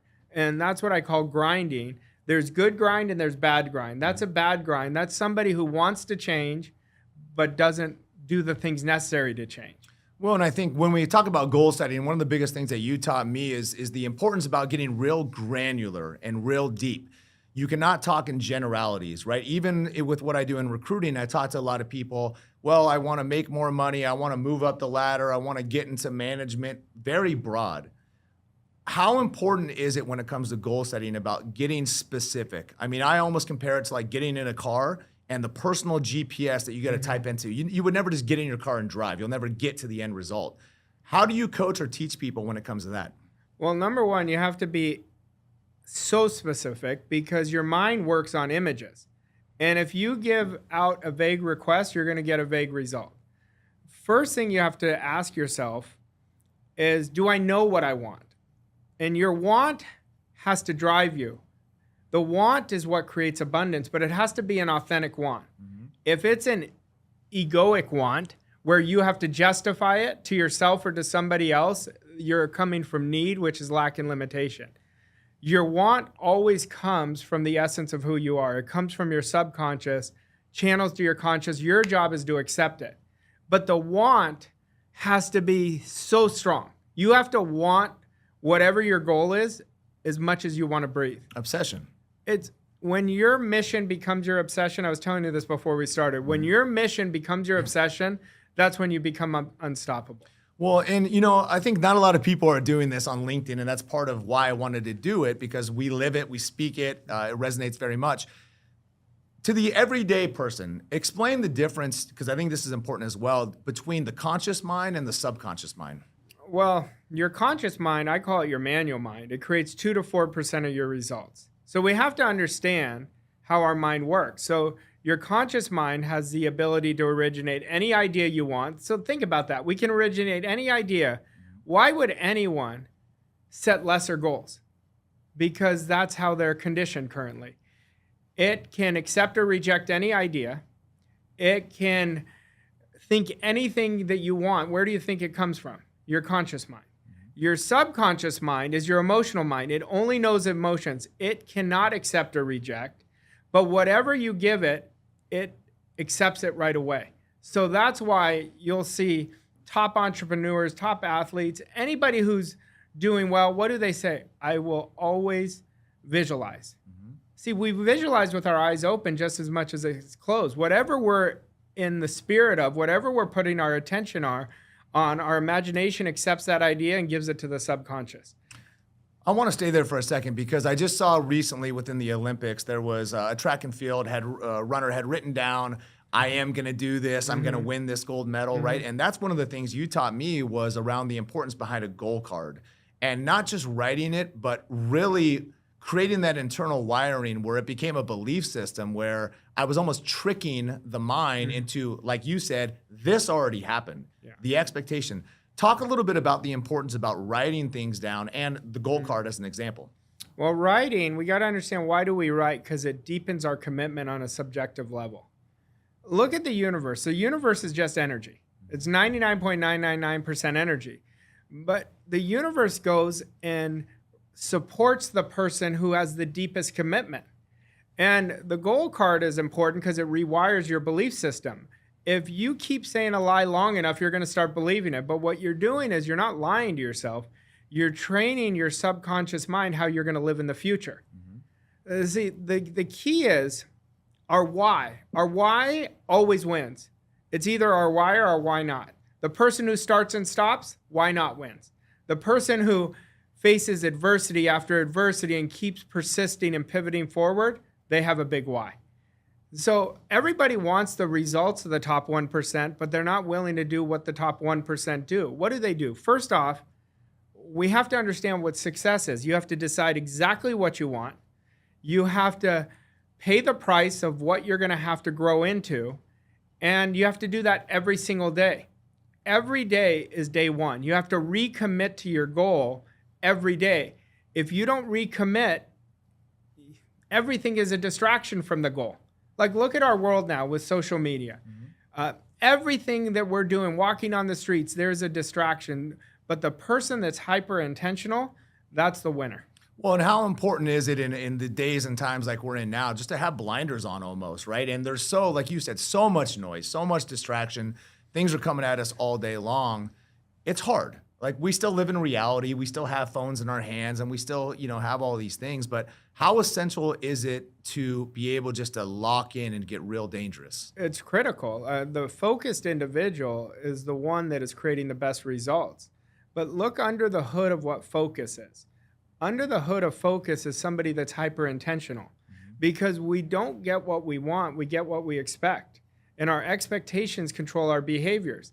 Well, the average person, the masses, which I like to call the asses, so don't follow where everyone's going, but the top 1 to 3%, they know what they want. They have a small circle, and they are locking into people who are going the direction they're going. Like, one of my biggest philosophies is I want to build a much better future than what my present or past was, because I know I can, and all I have to do is look at the world. If one person can create great wealth, anybody can. I want to talk, you mentioned something briefly, and again, something you've taught me, so I'm just trying to share it with others. The expectation to win. You say one of my biggest skill sets is I'm delusional. Mm-hmm. I believe that the universe wants me to win. I think I'm going to win, and I expect it. Probably goes back to basketball. I've never taken a bad shot. You know that, right? But how important is that? Most people are not working on any idea. They're working on just getting their needs fulfilled.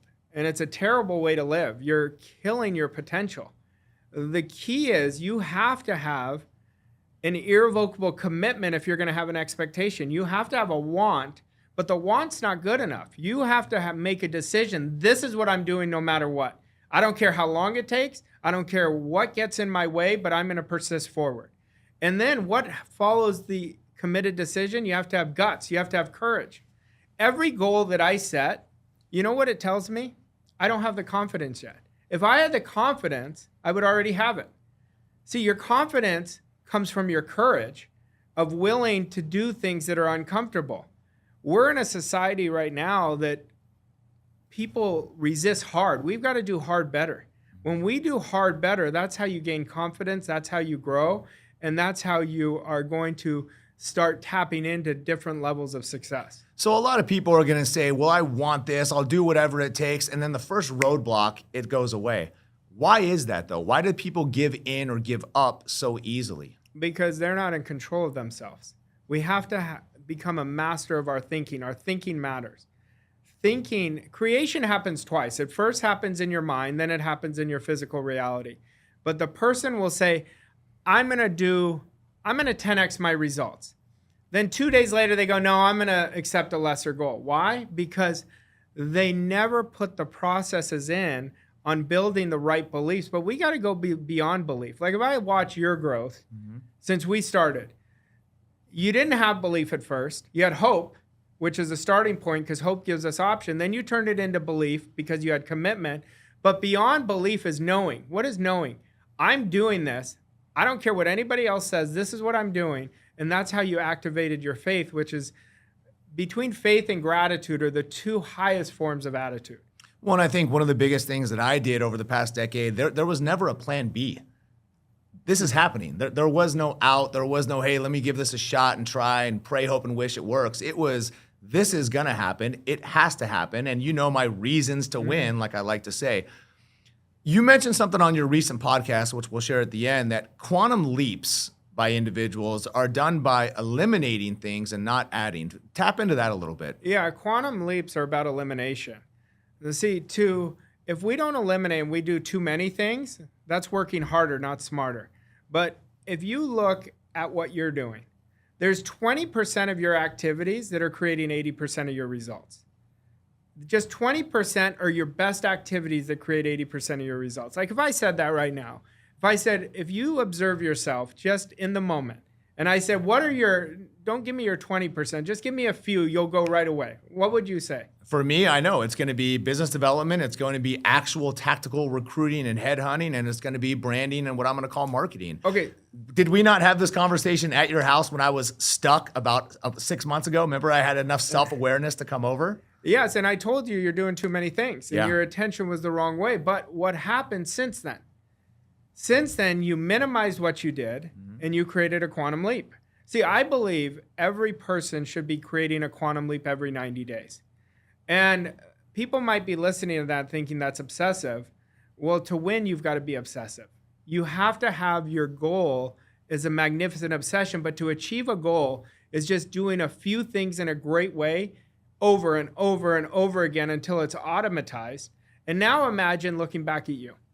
Imagine those 3 things that you just shared. Imagine if you spent 80% of your time on that, where your results will be. Oh, you're real dangerous. I mean, I know exactly what it would net. So, but you mentioned something interesting that I want to kind of stay on to, 90 days, right? So should people be focusing in almost like quarterly ranges and 90-day blocks? Is it also good to create the longer game goal as well, or kind of play in both areas? Yeah, kind of both, but I have my big goal 90 days at a time. And I know that I may not achieve it in 90 days, but I look at what are things that I have to eliminate. What parts of my mindset no longer serve me? Like when I was earning in the corporate world 100,000, I couldn't keep doing those things to earn $1 million. When I was earning $1 million, I couldn't do those to earn 5. When I was it took my business to 8 figures, I had to do different things. So you have to understand the process of elimination isn't just the type of activities you do. You've got to look at what beliefs no longer serve me. They may have served you at a time, but they no longer serve you. Because if I look at your company, your next 10x jump is going to require you to eliminate things for everybody. I'm talking to you right now, so I'm saying you, but it's for me. We have to constantly look at eliminating the low energy. Anything that gives me low energy, I quit. There's a great book I've been reading. I read it a few months ago. It's called The Dip by Seth Godin. And he says the best in the world are the best in the world because they're the best quitters. They quit at what doesn't serve them. And that's my philosophy on elimination. Once you eliminate the low energy, guess what you're going to feed? You're going to open the space for the high energy, bigger ideas, bigger concepts, better people on your team that you're going to be able to leverage, and better skill sets that you leverage. I mean, this is just so good, right? I selfishly, I'm sitting here learning stuff. So I want to tap into one other thing, and then we're going to move on to sales, because I think that is a very important subject. What are your thoughts on affirmations? What are your thoughts on, a lot of people talk about they're doing cold plunges and journaling and all this stuff. I don't think people actually are, but what are your thoughts around that? How important is it to create that belief and actually write it down or live it? I mean, if you live it, they're very effective. They could be counter-effective, though. If somebody's doing it, let's say somebody says, I'm so happy and grateful now, I'm in the best shape of my life, then the rest of the day they're eating like shit. Yep.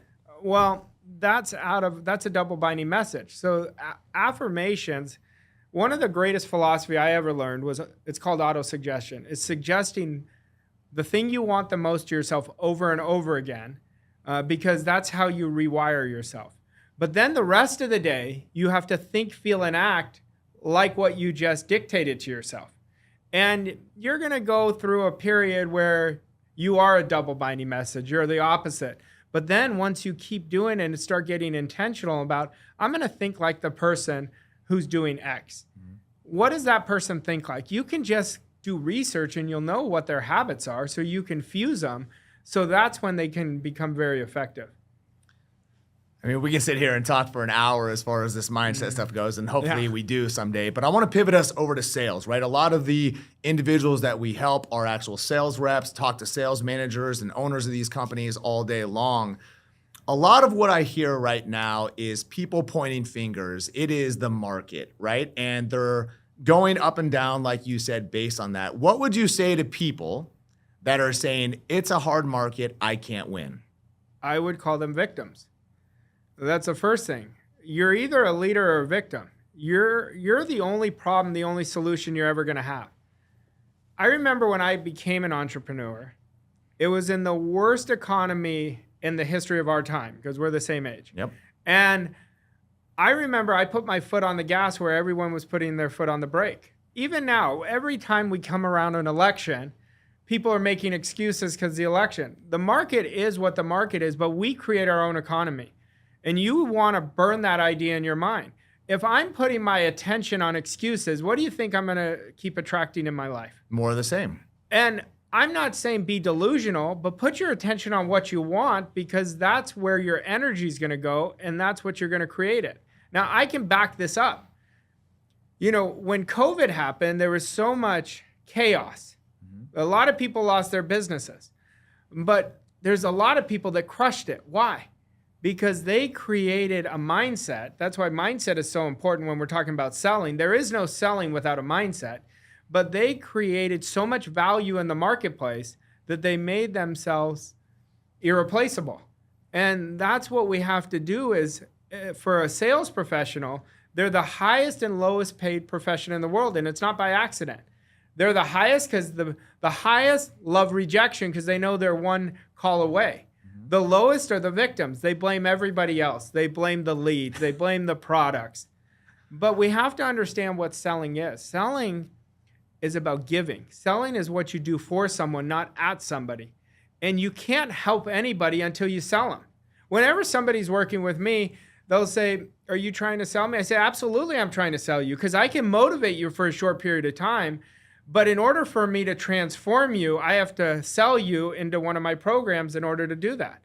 Well, and one of the biggest things that, again, I'm just speaking from experience that you taught me, you'll remember this moment. We went to one of your children's birthday parties, and you're like, man, what happened to you, right? I was beaten down, and it was because I was coming from a place at that top chapter of life that I needed the deal, right? I was forcing a deal through, or so I tried, didn't end up getting it, which you knew. Why do people, and will they ever win at a high level if they're coming from a place of themselves, I need a deal or anything? Will the universe ever reward them? No, you may get a deal, but it's going to turn into a refund. Because whenever you're coming from need, you're coming from lack and limitation, so you're going to create more lack and limitation. See, all I had to do was look at your energy that day, but really the cause of this for everybody, we've got to get this. There's an underlying fear. I work with sales reps all the time, and I'll say, what's holding you back? They say, my sales. I say, no, that's an effect. Sales is always effect. The cause is your preparation. The cause is your attitude. The cause is your mindset. So they're treating symptoms and building processes and machines around a symptom, and then they keep getting the same result, and they say, I don't know, nothing's working. We've got to get to the cause, and we have to stop lying to ourselves. So we have to say, from right now, where am I right now? That's easy to find. Just look at your results. Then to say, I have a goal that's much higher. What is the biggest obstacle? That obstacle that you define is going to be the cause. And now, once we eliminate the cause, the fear, there's a fear that's going on. What is the fear? Fear of loss, fear of comfort. Am I going to lose my house? This is what happens. Can I make my mortgage payments? Once we get rid of that fear and get in the spirit of a big goal, now the goal drives us, but we've got to build a picture. What would, if I achieved, let's use somebody who's earning 100 a year who wants to go to 500. If I was earning 500, what type of experiences would I have? What would my confidence be? What would my preparation be? Where would my focus be? And then we start installing that inside of us into the new belief, and then that person is going to change so much. Well, and would you not agree that belief then leads into behaviors? I mean, you know this. The person that is making 100 grand versus the person that do 500 grand, they play differently. The skill sets are different. Their attitude is different. Probably the type of customers they're going after are different. So how does someone inject that belief when they just can't see it, right? They've played in this 100 to 150 range for a decade. Why do some people only stay in certain buckets, if you will? Because they love being comfortable. See, I don't think the person earning 100, 150 is that many different habits from 500. They're different from 1 million, but not 500. But it's all based on if somebody is willing to commit to a bigger reality. That's the thing that they have a hard time seeing. They don't see themselves because they're letting their past control their present. So in the present moment, we're creating our future. Like what we're doing today is creating our future results. It's creating our future self. But the person who's earning 100, they do just enough to get by, and they're not challenging themselves for something greater. Why? What if I don't do it? What if you don't? At least you gave yourself a shot. So your identity is driven by your standards. And people will say, I have standards. They'll tell me this all the time. And I'll say, yeah, you have weak standards. I got a message from somebody the other day. They said, I came to your house and told you I was world class, and you told me you're the opposite of world class. And he said, you were right, and that fueled me. And I said, because you could tell yourself something, but if you observe your behaviors, it'll tell you something else. What are the characteristics of a great sales professional? The most positive mental attitude. They sell themselves before any sales call. They already know the outcome. They have a sales process that they practice over and over again, because that's the most important skill to sell, is having an amazing process that is automatized. And look at the difference between the sales winners and the sales losers. The people who are winning in sales, they study their craft and practice it until they can't get it wrong. The people who are mediocre or people who are losing, they study their presentation until they get it right once and they stop. That's why our biggest currency, there's two of them, how we use our time and how we practice our craft. Well, and I think the term sales professional is a very loose term. It's way broadly. Like to you, it is a career. It's who you are. It's an identity. Talk a little bit about the one of my favorite things you taught me, which is the law of compensation, right? Teach a little bit about that. The law of compensation is working in everybody's life, whether they understand it or not. The law of compensation states you get paid in direct proportion to the service you render, the need for it in the marketplace, and your ability to do it. The key of this law is our ability to do it. That's why we have to treat our craft like an art. And I practice my craft every day. I always say this, like I may not be as good today as I was yesterday, but it won't be because that I was not prepared. Your ability to do it is going to make you an outlier in the marketplace, because how many people are on the extra mile? Very few. And so once we understand the law, so if I was going to sell you, but I was coming from need, I was coming, God, I got to make this payment, you would feel it. 100%. So I'm sending you, I want to help you, but really what I'm saying is I want to take. Well, and one other thing, I want to stay there because this is really good, but we talked about this before. A lot of sellers, they're not actively listening. They're always kind of one step ahead about how am I going to pitch this person? They're maybe on the phone looking at pricing, whatever. How important is it through the sales process to be a servant seller, right? And ask questions and all these things. Well, questions are the key to being a great seller, number one, but there's three keys. Number one, well, I just said number one. So number two would be listening, and then in no particular order. And number three is how you communicate. See, first, when you're a great listener, you're listening with your intuition. You're listening to understand, not listening to speak. Most people are listening to speak. And number two is communication, how you're transferring the information. It's not what you say, it's how you say it that makes the imprint on somebody. Like Maya Angelou has a great quote. She said, people always remember not what you say, but how you make them feel. When you're selling, you want to put all your attention on that other person and make them the most important person, because to them they are. And you want to ask great questions, because questions shape our behaviors. But questions unlock the need that you're going to fill to the consumer or opposite. How important also is energy levels, tonality, right? Because I've always said sales in general is an exchange of energy. People are going to feel you and it's essential, but how do you inject that into somebody, or how do you teach people that? Well, you have to prioritize. Tone transfers belief. That's why tone is so important. Tone is going from your vibration and installing it into somebody else. But the key is you've got to authentically believe that you can help them. Like if your product or service cannot help them, you've got to walk away. Most people are selling wrong goods. When they're selling based on, I need this commission, but it might not be the right fit. So we've got to make sure our product or service is really going to help whoever they're selling. And so let's say I was selling you a product that you didn't need, you would be pissed at me. Right. You'd be like, this dude is not good. He's a taker, So that's the first thing. We never come from need. But to teach people tone, they've got to love their product. They've got to buy into their product. That's why I said the first person you have to sell every day is yourself, because every day I have to conquer myself.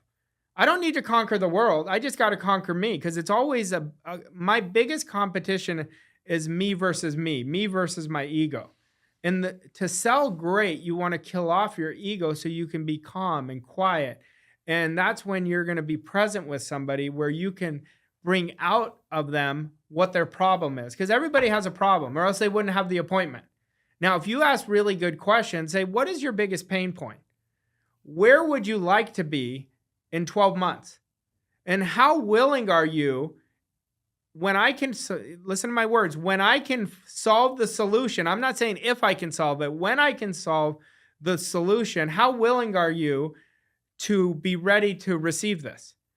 See, when I hear that, again, you're coming from a place of not only belief in what your product or service is, but number two, an expectation to win. You already know you can help this person, so why would you not? Now, here's another question, though, too. When you go and teach in these corporate environments or sales rooms, how much is training lacking in a lot of what you see? Tremendously lacking. I mean, most companies, their sales reps are not trained, and then you'll have their leaders blame them for not having the results. But the responsibility is always on the leader, and it's always how well their training is. Like any leader, I want you to observe this right now. How well is your training? And it's not about, oh, they have a manual of what to do. No, how often are you putting energy into your team? And are you holding the image, not as they are, but as they can be? See, you always, when you're leading, you want to hold the image of what people can be, not as they are.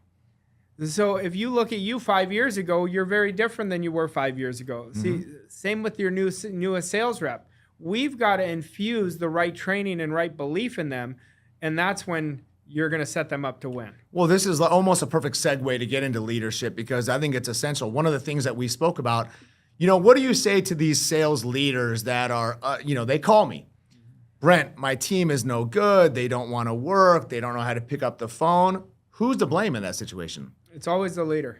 It always goes back to the training. The greatest leaders lead by example. See, if I was working with a team and they said that to me, I'd say, tell me the reasons. Instead of just saying they don't want to pick it, we're assuming something. We're assuming they're not good enough. But what are their reasons of why to pick up the phone? Are they committed to their daily goal? Every sales rep has to have a daily goal. I'm going to make this many calls. I've already sold this many in a day. I've made this many connections, this many referrals. But we've got to set them up with the metrics of what's going to set them up to win. But blaming is the worst thing you could do. The best leaders are demanding, not demeaning. They're very different. See, when you're putting pressure in a bad way and not leading with a standard from a leadership position, people are always going to come from lack and limitation. And it comes from a fearful leader is going to have a fearful team. Okay, so let's stay there again because let's talk about someone is not performing at the levels, maybe you want to call it standards, that is an expectation around. If somebody were to go on like a PIP, a performance review, are they ever going to break out of that cycle, or are they going to start to come from the wrong place just to kind of keep their job or survive? Well, most of them are going to come from the wrong place unless they have a great leader that's saying, these are the metrics that you've had. Why? Now, do you really want to be here? What is your goal? Most leaders don't even know what their sales team's goals are. They've given them the goal, but you can't give somebody a goal. The person has to have the goal or else they're not going to get emotionally involved. It's got to be their goal. And most sales leaders, when they're doing the performance, they never ask the right questions. Like, do they ask, what can I help you with? Where is your struggling? Where would you need more training for you? What are you feeling? See, we got to start understanding it's not them. Their results are telling you, first, as a leader, you want to take full responsibility. Now, if you give them the greatest training and they're not doing it, they don't have desire, it's time to let them go. How do you find out about someone's desire, their reasons to win, as I like to say, or whatever? I think that's almost a lost art, even during the interview process, right? So how do you pull that out of somebody, or how do you identify if they're built the right way, so to say? You got to ask great questions. You got to find out what they want, why they want to work there. What are their goals? Where do you see them? Where do they see themselves 12, 24 months from now? What would you say if somebody said, if you were to interview somebody and you ask them, hey, what do you want to be in 24 months? And they can't clearly define that. Is that a red flag to you? To me, that's a huge red flag. Why? Because they're not clear what they want. And my standard is I want people that are clear, or else they're not going to mesh with my culture. See, if your culture has a high standard, you can't bring C- players in. If you bring C- players in, it's going to infect your whole culture. So you have to be strong enough to have the ideal characteristics of what you're looking for. And if they don't match it, then you wish them well. Well, I always say you are what you tolerate. And I think a lot of companies tolerate a lot of mediocrity and average. Why is that though? Why do they allow for these people just to kind of stay aboard if they're not producing, not playing at a high enough level? We see it all the time, but why? Because they're mediocre themselves. They have a mediocre standard. See, whatever we tolerate, we're going to get more of. And so the problem is they're coming from need. The leader's coming from need. I need this sales rep. I need them to do better. And what we have to do is hold our firm standard, because standard always wins. Standard is what sheds your old identity and your company's identity. Every company should be thinking, how can I 10x my results? What are we doing excellent at? And every great leader thinks that like this. They say, what am I doing excellent at? And how can I even make that excellence greater?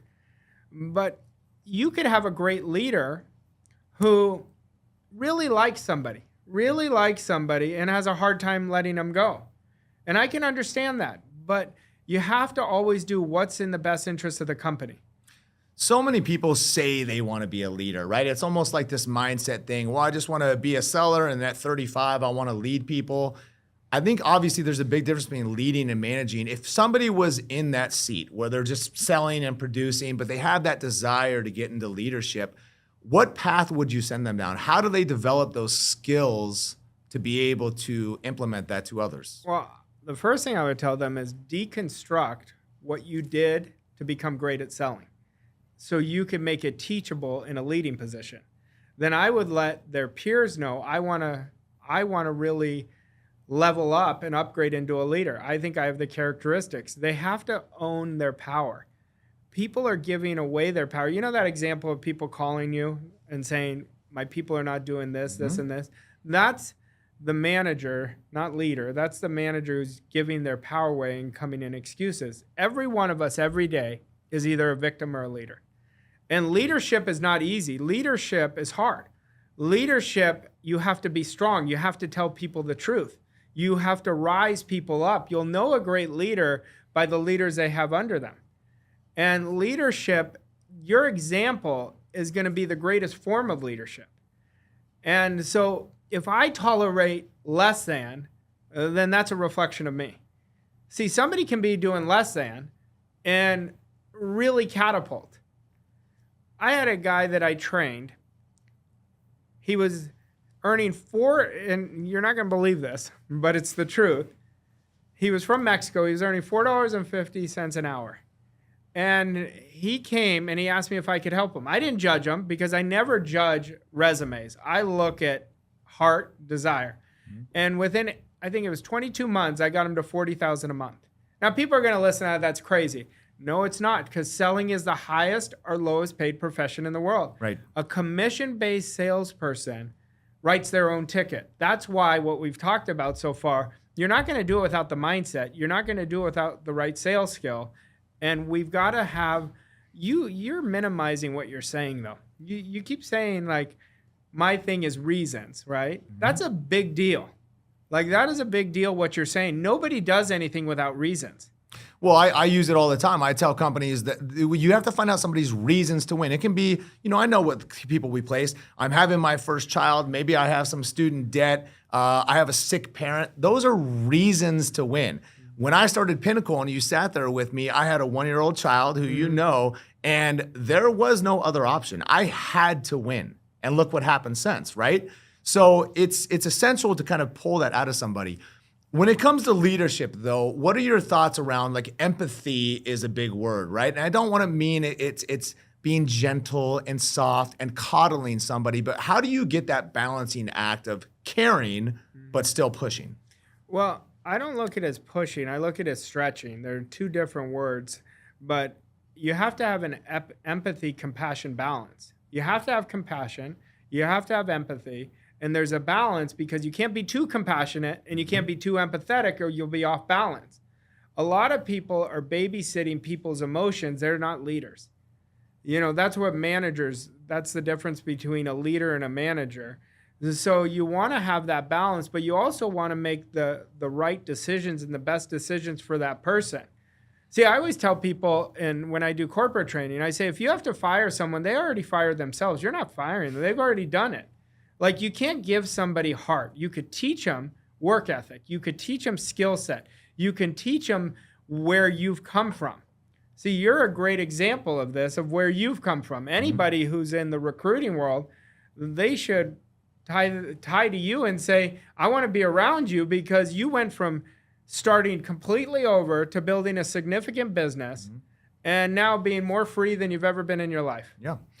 When it comes to leadership, though, and setting these standards, a lot of companies will take the top sales rep, right? Well, you got to know what you're doing. We're just going to turn you into a manager. And I've seen that backfire and fail so many times. Why do companies go that path and just assume that person is a leader? And then can you be a leader without being a high producer? Let's just use sales again. Have you seen that work? Never. Why? Because they can't be respected. Your team has to respect you if you're going to lead them. And they're not going to respect you if you don't have the track record of performing. People will know. Like, I see companies make a mistake where they have managers and the managers don't sell. The managers always have to sell because they're a great example of what they're doing. And the manager should really sell at a significant level. So you actually, there's two individuals that I'm going to mention, Jeremy and Scott, who are going to love hearing this because they are big player coach people. So you actually believe in the player coach model. Absolutely, because you don't want selling to be a dormant skill. You want to keep upgrading it because now you're going to be able to transfer to your team much better. And they're going to say, I keep blaming the marketplace, but using Jeremy and Scott keep selling. Yep. So I can't go to him and blame the marketplace. Well, not just that, but aren't they also continuing to create value for themselves to open doors down the road? And they're going to increase their skill set. That's the most important thing. They're not just increasing their skill set for themselves. They're not just increasing opportunities for themselves, but they're showing their next person, if I can do it, you could do it. Let me ask you a question. I say this, and I try not to say it too loosely, but I don't think there's ever been an easier time to win. I agree with that. Do you know why? Why? I know my own feelings is I think we live in a very distracted world. I think people put their head in their phones too much, where I think people like you and me can lock in and put blinders on. But why do you think? Because our world has never been more full of victims than there are now.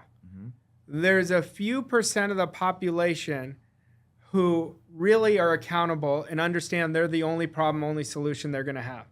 See, if you look at the world right now, there's never been an easier time to earn money, ever. And if somebody's not earning the money, it's because they don't have the right mindset, they don't have the right skill set, and they do not have the right processes. Because with not just AI, but once AI came in, it changed the game of leverage. And we have to leverage our skill set. We want to always upgrade our skill set.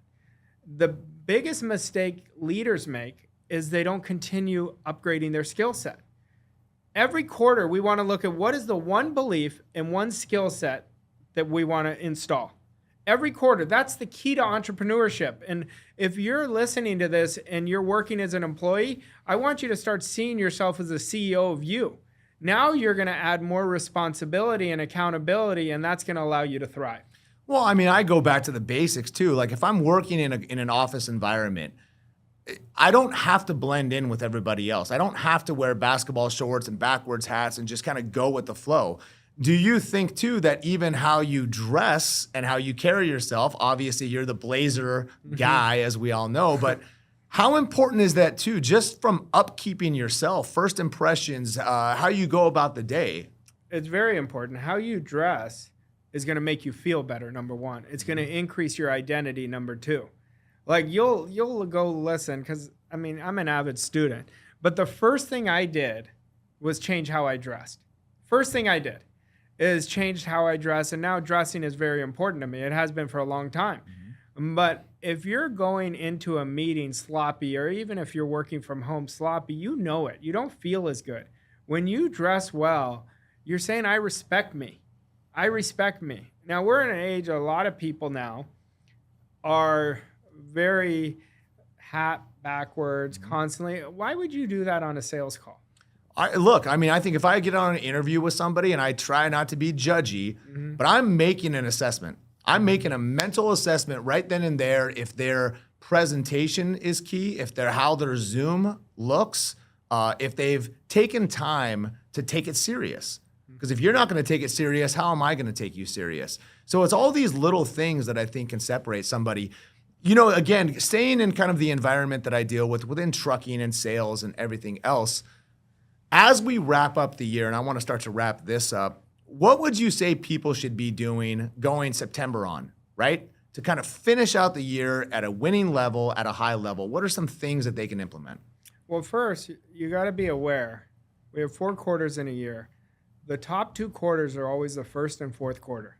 So I would be setting a big goal on how to finish the year strong.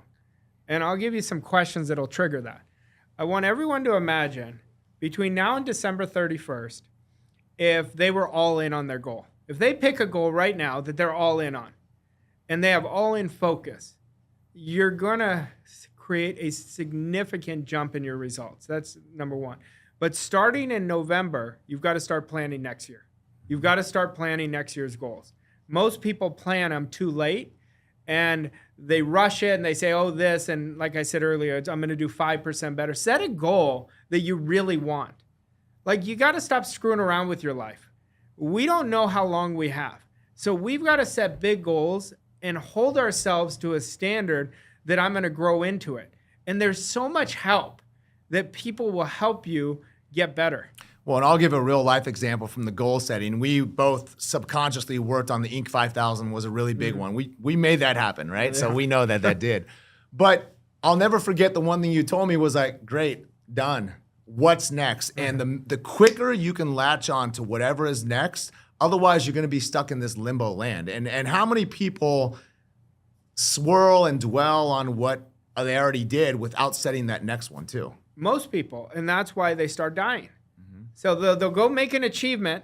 They did all the right things, and then they start drinking their Kool-Aid, but it's always what's next. That's done. Think about this. If we go back to your Inc. 5000 achievement, which is a great achievement for you, think about when it was actually done in your mind before you saw it. You already know that answer. It was 2019, 3 years before when we had the graphic made. It was already done. The belief was already there. Yeah. See, for me, I've trained myself like this. Right now, I'm thinking of myself 24 months in advance, and I make every decision for me 24 months from now. I'm building disciplines from the person 24 months, because all I have to do is look back at me 2 years ago, and I'm so much better now than I was 2 years ago. Think of where you were 2 years ago. Well, 2 years ago, I was sitting there with some busted Achilles and not in my best physical health. I don't even recognize that person at 45 versus now at 47. And I'm okay with that, and I hope I don't recognize 47 at 49. But you're understanding that your future drives you. Most people don't. Most people think they're going to be the same as they are 2 years from now, and it's not true. See, when we become obsessed with a better future, we create a better future. What if I told you you're not even close to getting started? Like, where you're about to head, you're going to look back at this interview and be like, I can't even believe where I was. And that's the beautiful part. You and I can sit here and talk for hours, but I want to tap into something different. You know, we're both dads. We're both husbands. We're both dads, children around the similar age. What can parents be doing to inject belief into their kids, to make their kids stand out in today's world as well? They have to lead by example. That's the most important thing that we're doing from our kids. You know, I'll tell you a story about this. My daughter and my son got this book for Father's Day, and they fill in the answers of whatever the questions triggered. Anyway, to my kids, what they remember me as is their favorite quote, that the losses create the big wins. Both of them wrote the same thing, because I've trained them, because I want them to have a great relationship to losing just as much as winning. So my point is, our example, the way we communicate with them, not talking at them, not putting pressure on them, but really influencing them by listening to them, by showing them. There's a thing that I do that drives my kids crazy every morning. I'm coming home from the gym, but I know they're driving to school. I call my wife's phone and I say, what do we get to do today? And they're like, oh, Dad. And I always say, we get to get better today, because I want them to understand we get. It's not putting pressure. We don't have to do it. We get to do it. So the more we put them in positive situations, one positive act is going to create increased self-esteem for them. I saw you put a post about doing vision boards with your girls. Brilliant. Brilliant. Well, I think too, you've always taught me this and many others, things are caught, not taught. Yeah. Like that just, what we're trying to do is normalize this. This is who we are. This is how we operate. We come from the future, and you know, the future self is a really big thing for you. But I think that is something that we want to inject into them. That's just, again, going back to standard. It's how we roll. You know, it was so funny going on this kids topic. My son's really into gymnastics, and the coach tells my wife, "Well, there's only 18 schools that have Division I. And so you might want to let him know that he probably won't do it." And she goes, I don't think you know what my husband does. And I'd be like, this is a guy coaching these kids who is such a weak thinker. Yeah. I hope he's listening to this, because like all you have to do is never steal the kids' dreams. You know, I think I look back and I said, God, I wish I was around this 20 years earlier, this philosophy. This philosophy changed my life, and it's never going to end. Well, and as we wrap up here too, you know, I say the same thing as well. I wish that I got into personal development, focused on myself. I always say, you taught me the language of success. It's not that it wasn't always up here. I just didn't speak it. I didn't know how to interpret it. And another thing that I've noticed over the years too is, you know, I remember you Think and Grow Rich is a book that a lot of people read. Reading that 10 years ago versus now, very different. It's night and day, because I've changed. Yeah. So now I interpret the information different. So if people are, and again, not a lot of people do this on LinkedIn especially, but if people are not tapped into personal development, where do they start? Where do they begin? What do they do?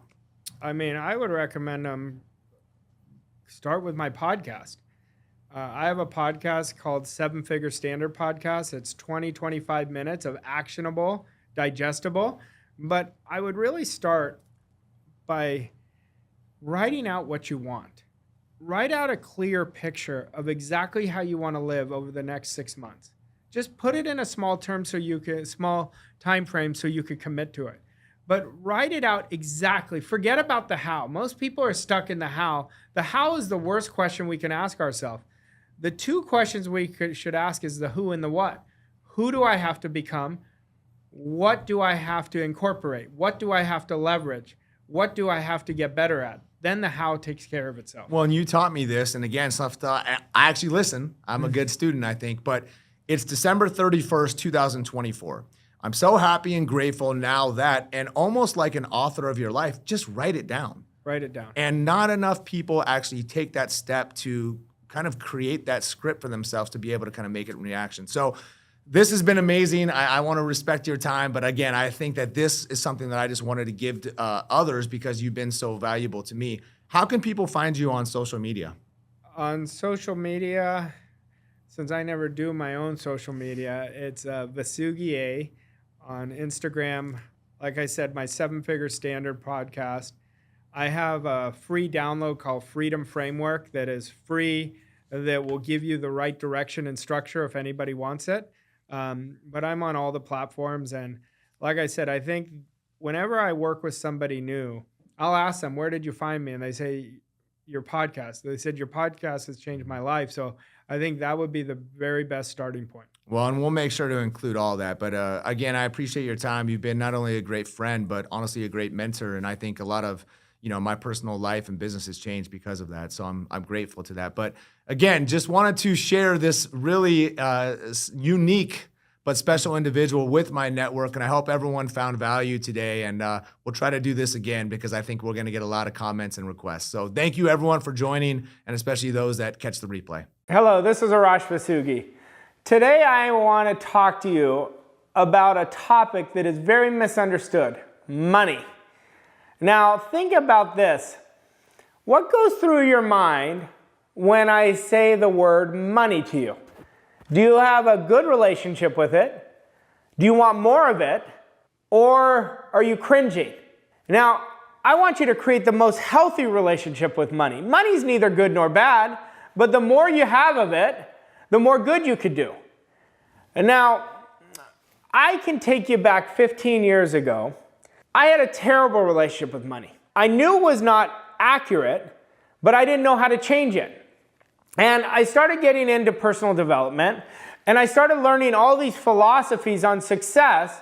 And I had this image that if you had money, then you weren't a good person, or you never talked about money. I had it so backwards. I met a mentor who taught me the rules of money. Now, I'm going to teach you the first rule right now. If you want to earn a lot of money, you have to develop yourself significantly. Money comes to the person that really wants it. And a lot of people will earn it then lose it right away because they don't feel worthy of it. That's self-image. And as you develop a significant image of yourself, you're going to raise your financial thermostat. I'm very adamant about this. I think money is a very good thing. And I think financial freedom is a very good goal. I think it's one of the most worthy goals anybody can create. I say this over and over again. Because number one, and the most important thing, is what it makes of you. But number two, you're working in harmony with the law of compensation. The law of compensation states that you get paid in direct proportion to the service you render, your ability to render the service, and the need for it in the marketplace. Now, just ask yourself this. How good am I at what I do? Am I focused on getting better every day? Am I really focused on my craft, that I'm practicing my presentations, I'm practicing getting better at what I do a thousand times? See, it's not going to take 1,000 times to be great. Every time I mentor sales professionals, I say, I could teach you a presentation that you will never lose. Now, you may not sell everyone, but it's not because of your presentation. And they say, sign me up, show me how to do that. And I say, you've got to practice. You've got to be willing to do those 1,000 hours. Now, it's not going to take 1,000 hours to become successful at it, but to become a master. See, every master was a beginner at some point. But your ability to do it is what I want you to focus on if you want to earn more money. Now, I can look back 15 years ago now, and I can see what I did to change my relationship with money. Number one, I had to purify my heart. I had to remove any type of resentment. I had to start circulating more money. I can look at a few things that I did right away. I remember I would play this game with myself that I'd spend $10,000 in my mind. Now, I didn't physically spend it, but in my mind, I would drive by a nice car and I say, I could pay for that. As I was spending $10,000 a day, my subconscious didn't know the difference between what's true and what's imagined. I was developing a wealth consciousness. And I kept saying this affirmation. I'm so happy and grateful now that I attract money from expected and unexpected sources. Well, I was putting all my attention on how I could earn money. And beknownst to me at the time, I didn't know what I was doing, but I was creating a new relationship with money. See, I want you to think about money in terms of when you spend money, do you have a hard time letting it go, or do you let it go freely? That'll tell you your relationship. See, we have an attitude towards everything, and money is an idea. Money is a habit. Your income is an idea and it's a habit. What are you earning? And you could always ask yourself, to know the truth, what is my relationship with money? If I ask you that, just look at your bank account. It'll tell you. It'll tell you whether you feel worthy of it. If somebody's earning $100,000 a year, I'll ask them what the most they've earned. They'll tell me $100,000 a year. I say, well, that's what you feel like you're worth. They say, no, I'm worth a lot more. I said, no. The thing is, you are worth a lot more, but you subconsciously don't feel and understand that. But I will tell you, there's only 2 rules of money that you have to follow. Number 1, you have to master the law of compensation. And number 2, you have to be in control of your mind. See, mindset is 95% of success. You have to become really good at accepting and rejecting ideas. Anything that's not in harmony with where you want to go, you've got to say no to. And everything that is, you say yes to. and you invest in yourself, invest in mentorships. I've never met anyone who got mentored that got worse, as long as they did what the mentor told them to do. You've got to keep planning all these beautiful ideas in your mind. And that's why we have to be in control of our mind. And look at the service you're rendering. How well are you at improving your service? Are you giving people 10 times in use value than you take back in return in cash value? That's how you'll know where your income is. See, nobody can tell you how far you could take your income. See, if you want more money, you have to understand the rules of money. I'll give you another rule. If you have no interest in it or had no interest to this point, you've never decided to do that. The man or woman, the difference between somebody who's earning an exorbitant amount of money, who is financially free, and the person who has very little is the person who's earning an exorbitant amount invested in learning the rules of money. Money has rules. And the biggest rule is compensation. You get rewarded based on your service. So take a look at what you're doing right now. How well do you serve? I want you to be honest with yourself. How well are you serving? I remember my mentor, he used to give me an affirmation. And he said, say this over and over again. And he got it from Catherine Ponder's book, The Dynamic Laws of Prosperity. And it's, I'm so happy and grateful now that money keeps coming to me in increasing quantities through multiple sources on a continuous basis. I said, I feel silly saying this. He said, do you want more?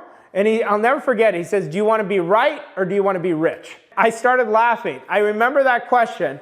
And I said, I'm going to do exactly what this man tells me. He has a lot more money than me. He's a lot happier than I was. And he's definitely a lot more successful. Well, what I did was I invested in understanding from somebody who had a higher awareness. But I could tell you right now, what I told you earlier, master the law of compensation. You get paid in direct proportion to the service you render. Now look at your industry that you're in. Is there a need for it? If there's not a need, you find an area that you're passionate about, and money will always come when you fall in love with it. But here's the trick. Don't become obsessed with the money. Then you become a slave to it. Money is here to be your slave. It's here to serve you. What you want to do is focus on how can I serve more? How can I serve in a greater way? And how you do that is by developing yourself. Now, every day, I'll give you an exercise to do. Write on top of a piece of paper what your income goal is. Then every day, write 5 ideas that can take you there. And you do that 5 days a week, that's 25 ideas. Over a course of a year, that's 1,000 ideas. Now, some of them will be great ideas. Some of them will be very bad. Some will be in the middle. But what you're focusing on now is how you can. Money is wonderful. Get on the frequency of it because it's going to allow you to donate more. It's going to allow you to be more philanthropic. You're going to be changing people's lives the more money you earn. Why? Because you get paid in direct proportion to the amount of service you render, your ability to do it, and the need for it. Make yourself such an outlier in the marketplace where you are the go-to person. You are the absolute go-to person in the area you're at. Fill your life with passion. Passion is an idea you fall in love with. What is success to you? Success is important to have a definition. You know, Earl Nightingale has a great definition. Success is the progressive realization of a worthy ideal. Understand what ideal means. Ideal is an idea you're in love with that you step out and act on. My definition is that I'm beating my personal best every day. What am I focusing on? Getting better. How can I improve my service? Start watching this. You want more money? Understand, improve your self-esteem, improve your image, improve your confidence, fall in love with what you're doing. And if you're not doing what you love, stop screwing around with that. Find what you love. Start setting goals. Set the best goals. Set these world-class goals that'll take you to grow, to stretch. And as you do that, you're going to see that money flow into your life beautifully. Thank you so much.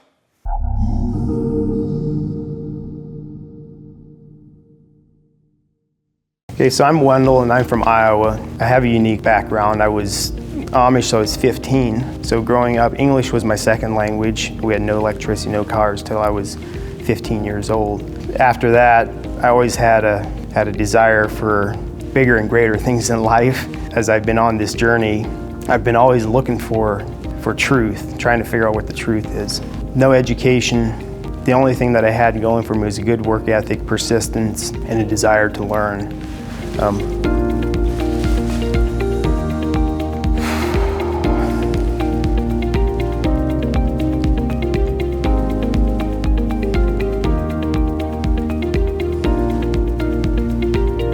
It's hard. Yeah, so my profession, I'm a builder, carpenter by trade. I grew up doing construction with my dad, and that's all I knew till about 10 years ago. I had an opportunity to manage a small manufacturing facility. I took that company grew it from the ground up to about a $20 million company. It was through that journey, found out that Arash started his own company, Voss Coaching Co. So I called him up. He said, well, you need to do the Quantum Leap coaching. So I signed up right on the spot. And that's when I started getting drastic results. 4 months into the coaching program, I started seeing some big results. We had some things happen, and I had to make some big decisions. The coaching program gave me the confidence in myself, to believe in myself, to make those difficult decisions, and helped me set those standards to where I knew how to make those decisions and why I would make those decisions. I have now transitioned out of that company, and I'm pursuing the life that I always dreamed of. It was one of the most difficult things I've ever done, transitioning out of a partnership and a long-term business relationship. Arash and Voss Coaching gave me the confidence and the tools to take that next step, and it's been exciting, it's been great. I feel like I'm just getting started. It sounds like you.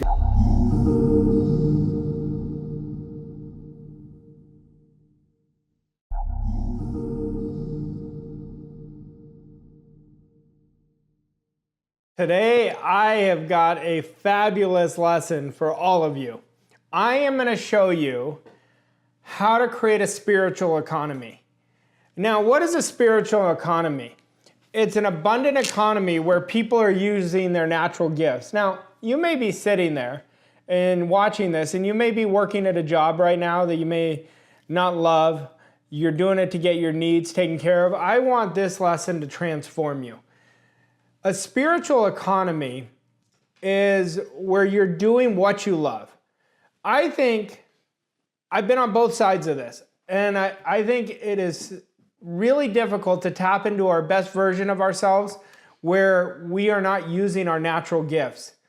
But that's going to demand you to start looking at yourself much different of how do I want to live.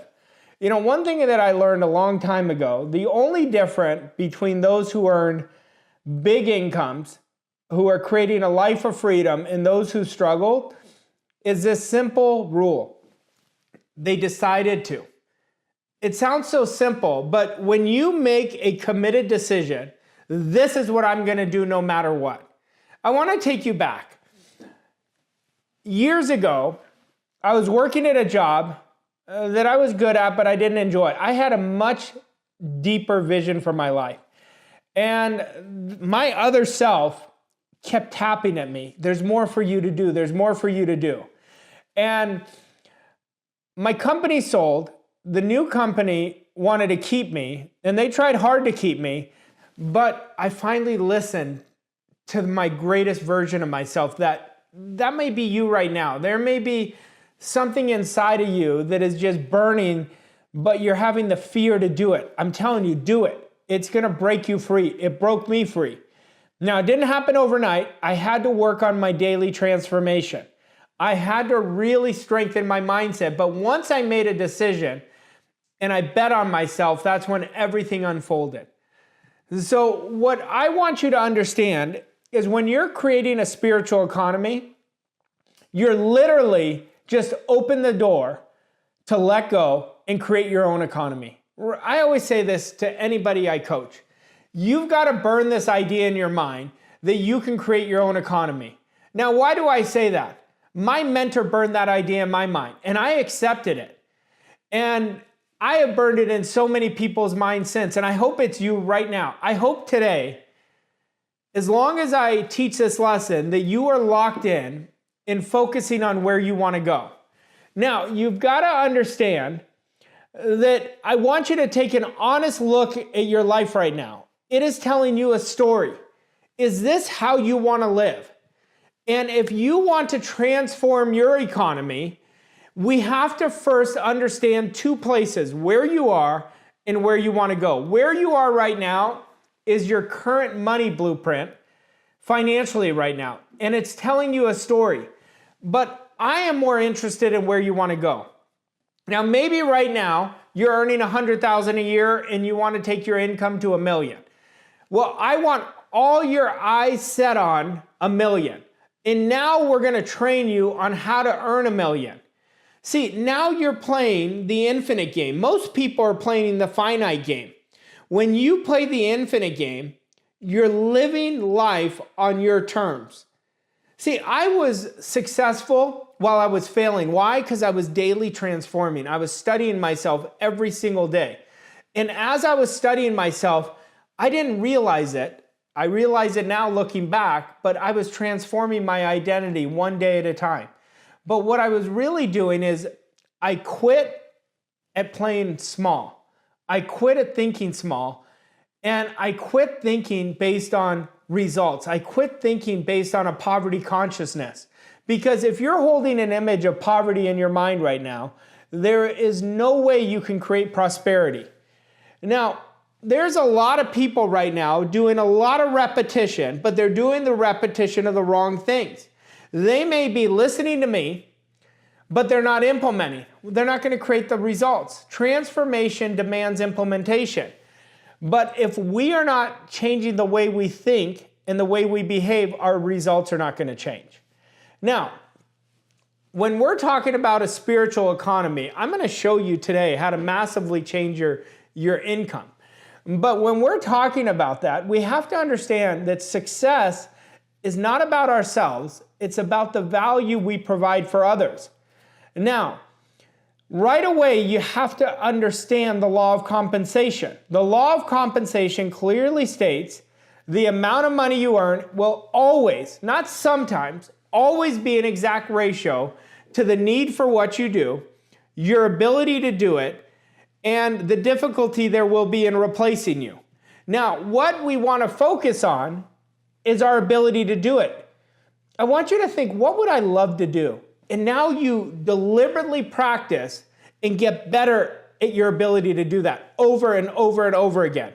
If you were a fly on the wall in my office, I am forever practicing my ability to do it. I have such a hyper intention on getting better at my craft. Now, you may hear me tomorrow and I may be not as good as today, but it won't be because of my effort. It won't be because I'm not working on it. That's your ability to do it. That is where you are going to be rewarded in the marketplace. But when you start working in harmony with the law of compensation, your rewards are going to be so much greater than you could ever imagine. Literally, money will be flowing in your bank account. It's like what Napoleon Hill said. I don't know where it was during all those lean years, you're going to start attracting an avalanche of abundance. But money is a consciousness, and it must be earned. So this is why the law of compensation is so important. We have to focus on value. Why value? Value creates growth. Growth is implementation of a new idea. Individuals and ideas is what creates creation. And so what we have to understand, where people make their mistake, is when people attempt to transform their income, the biggest mistake is they prioritize income itself. It's all about value. Value changes the game. You will always be paid based on the value, not based on the cost that you are charging. The key is to increase your value, which will result in increased income. So how do we increase value? We hire mentors to work on our mindset. The greater the mindset, the greater you're willing to create the confidence. The confidence is going to create bigger ideas. But value is what I want you to prioritize, not income. You will always be paid in proportion to the value you offer. Now, when we talk about value, I want you to look at what you're excellent at already. That's where your gifts are. Now I want you to think about, how can I create my business around that? And if you already have an existing business, how can I 10x my value obsession? How can I take what I'm already good at and increase it to excellent? How can I make that idea better and better? How can I serve the most amount of people? Rather than focus on your present income, I want you to build a vision of a larger goal beyond your current situation. Why? Because now you've got juice, you've got fuel. You're gonna be so inspired and you're gonna be on fire working on your craft and working on your idea. If you're 1xing and 2xing your goal, there's no fire. There's no inspiration. It's just about working harder. You're not gonna create a life of financial freedom working harder. It's about leverage. It's about setting and achieving proper goals. Now, your 10x value obsession is critical to increasing your income. Value is always the worth you create for others. How can I create more worth for others?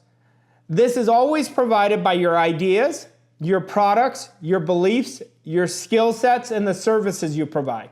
Now let's go over this. This is the question you want to ask yourself.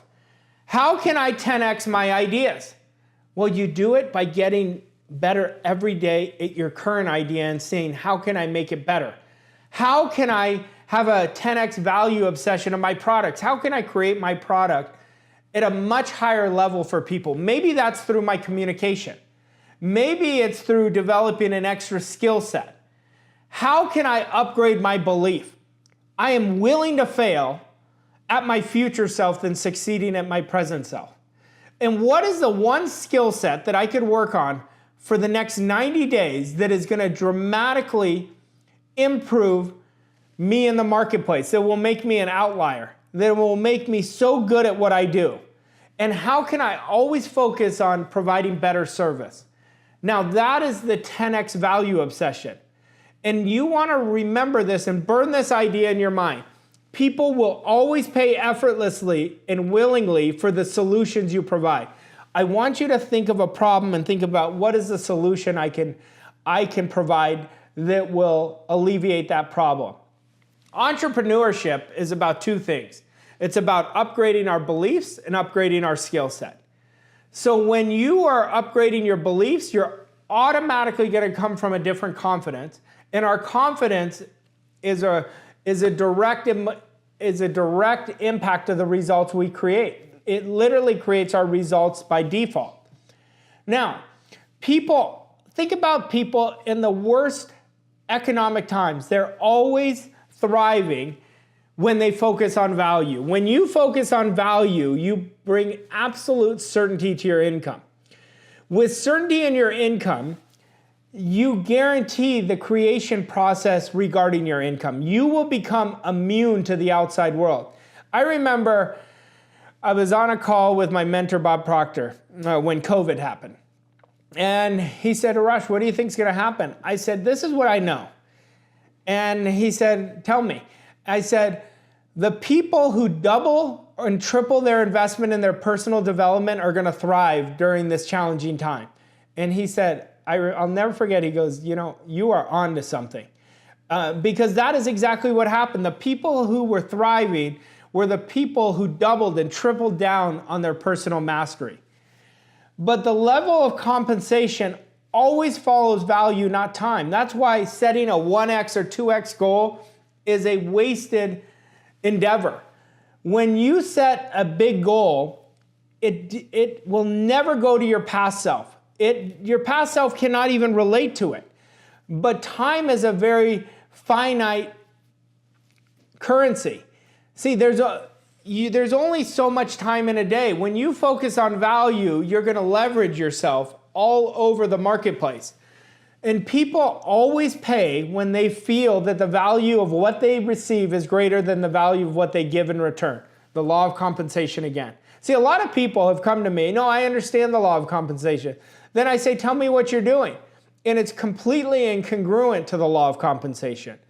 I want you to focus on increasing your value and skill sets. It will always determine increased income. Now, by focusing all your energy, and when you're focusing on value, you're giving yourself juice, but you're focusing on creating value sets yourself apart in the marketplace. This leads to increased demands of your ideas, products, and services. This moves your business from transactional to relational, where you're not focusing on the sale, you're focusing on how I can give. And this approach ensures long-term gains rather than short-term gains. You're playing the long game. Wealth is about the long game. Wealth is about fulfillment. It's not about what you get. It's about the fulfillment, that psychic income you receive. And your wealth will explode. And people really got to understand wealth is not about the money. It's about doing what you love and having freedom of choice. And that comes from value. Value creation is more fulfilling than chasing money and sales. When you put all your energy on creating more and more value, you're giving yourself more and more juice, and you're really tapping into the essence of who you are. By making living the impression of increase your dominant identity of your business, you are making a significant impact in the marketplace.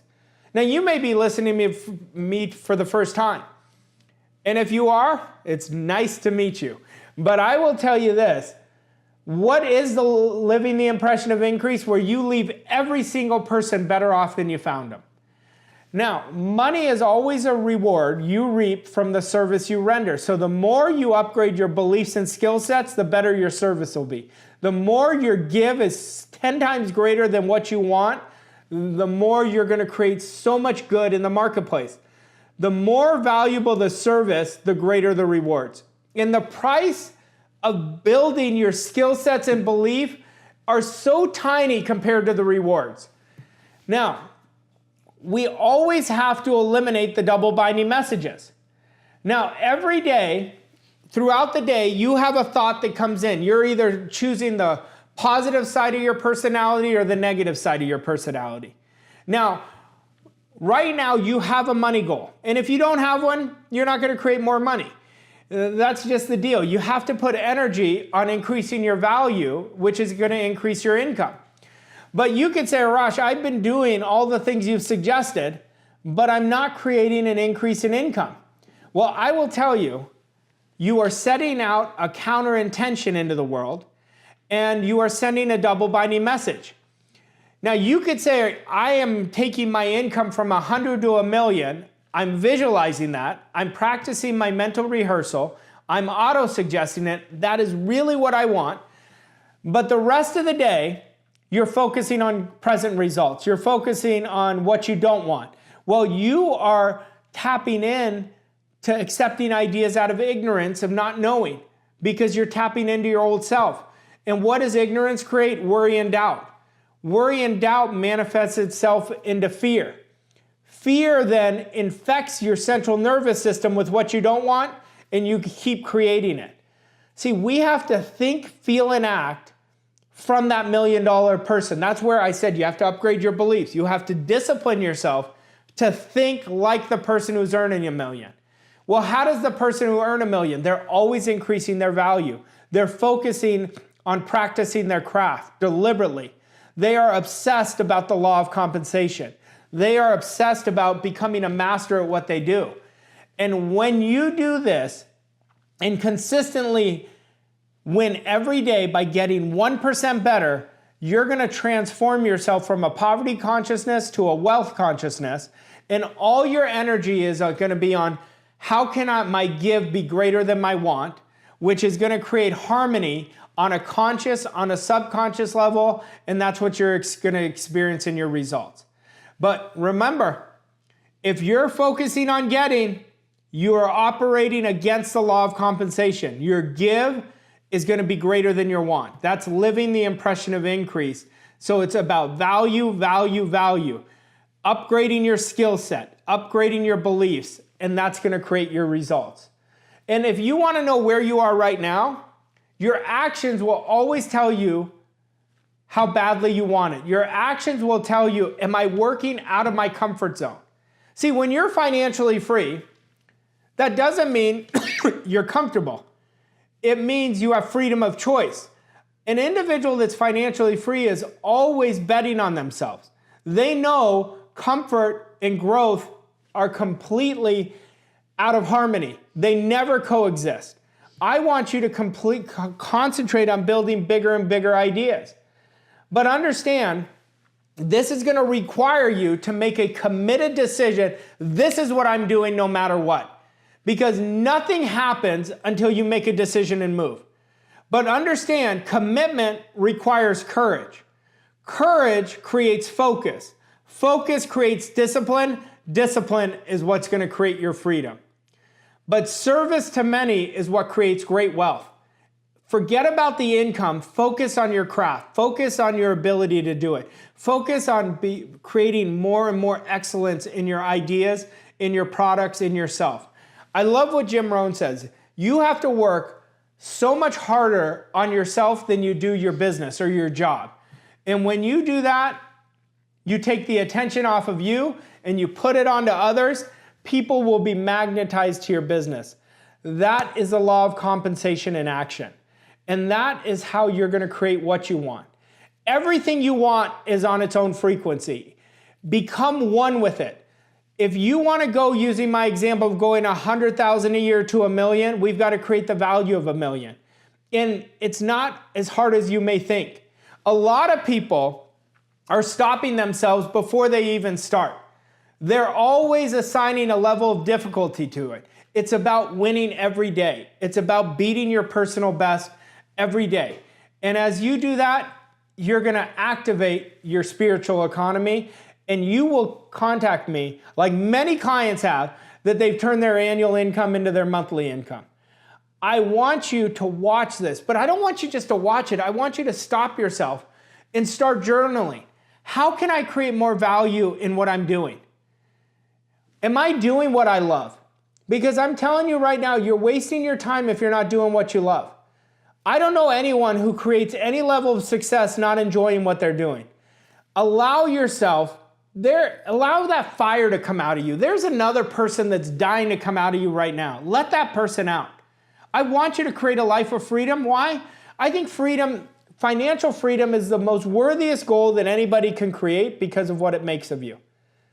But if you're blaming circumstances, you're in the wrong direction. If you're blaming other people, wrong direction. Your only competition is you versus you.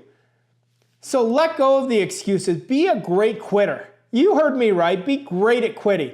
Quit at what is limiting you. Quit the excuses. Quit the small thinking. Quit being a watcher in your life. Start taking extreme ownership. Because if one person can create great wealth, so can you. And when you create great wealth, you're going to be changing people's lives through your ideas, products, and services. I want you to watch this over and over again. And if you found great value in this, share this with somebody. I really want my YouTube channel to create so many success stories. Share it. Share it with as many people. I'm telling you, you're going to create great juju for yourself. You're going to create great ripple effects. But understand, wealth is your birthright. Have the courage to go after it. Watch how much good you're going to do, because you're not going to create wealth without putting good in the marketplace. Value, value, value. Value is what I want you to focus on. Your income will take care of itself. Thank you so much.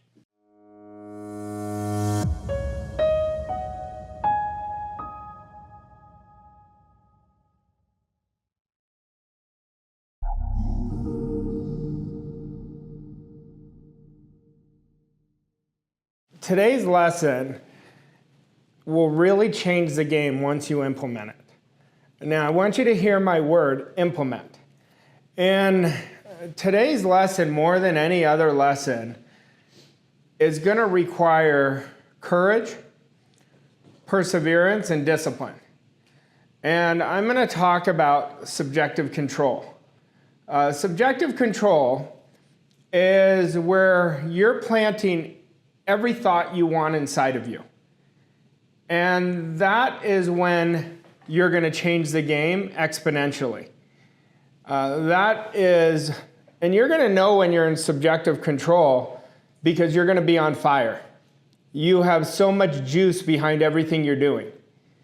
When you're not operating with juice, you're always holding back. I want you to remember that as a trigger. So If we're mechanical, we have no fire in us. We have no juice. And that will tell you you're coming from your past self. Whenever I'm working with clients one-on-one, like I feel their energy right away and I tell them right away, it is impossible to create great results if we're always holding back. And so I want you to remember that, because you're going to be aware of your energy. You're going to be like, I'm kind of tired. That'll tell you a big story. So I want you to remember that for yourselves. Now, if we all look at all of our results right now, all of our results are an exact reflection of our confidence. So if you 10x your confidence, you're going to 10x your results. Now, we've got to look at how do we change our confidence? First thing we have to do is we have to put all our energy on what we want. If we have 50% on what we want, 50% on what we don't want, we're not going to improve our confidence. And you have to radically decide, this is where I'm going no matter what. If you're holding back, if you're letting, I say this all the time, because this is what most people do. They make decisions in their comfort zone. And they let their bank account dictate what they can do or what they can't do. So when an amazing opportunity comes for them, they give themselves outs. They negotiate with themselves. And they say, when this happens, then that'll happen. That's a person who's operating with very little confidence. How else do we change our confidence? Number one, we have to let go and eliminate everything that does not serve us. I want you to make a list. I'm going to give you a second to do this, because I want you to actively do this right now for me. I want you to make a list of any activity or people that don't really inspire your energy. What are those activities that you're doing that does not give you any fire, any juice? What are those? Like, I'd like you to write those down.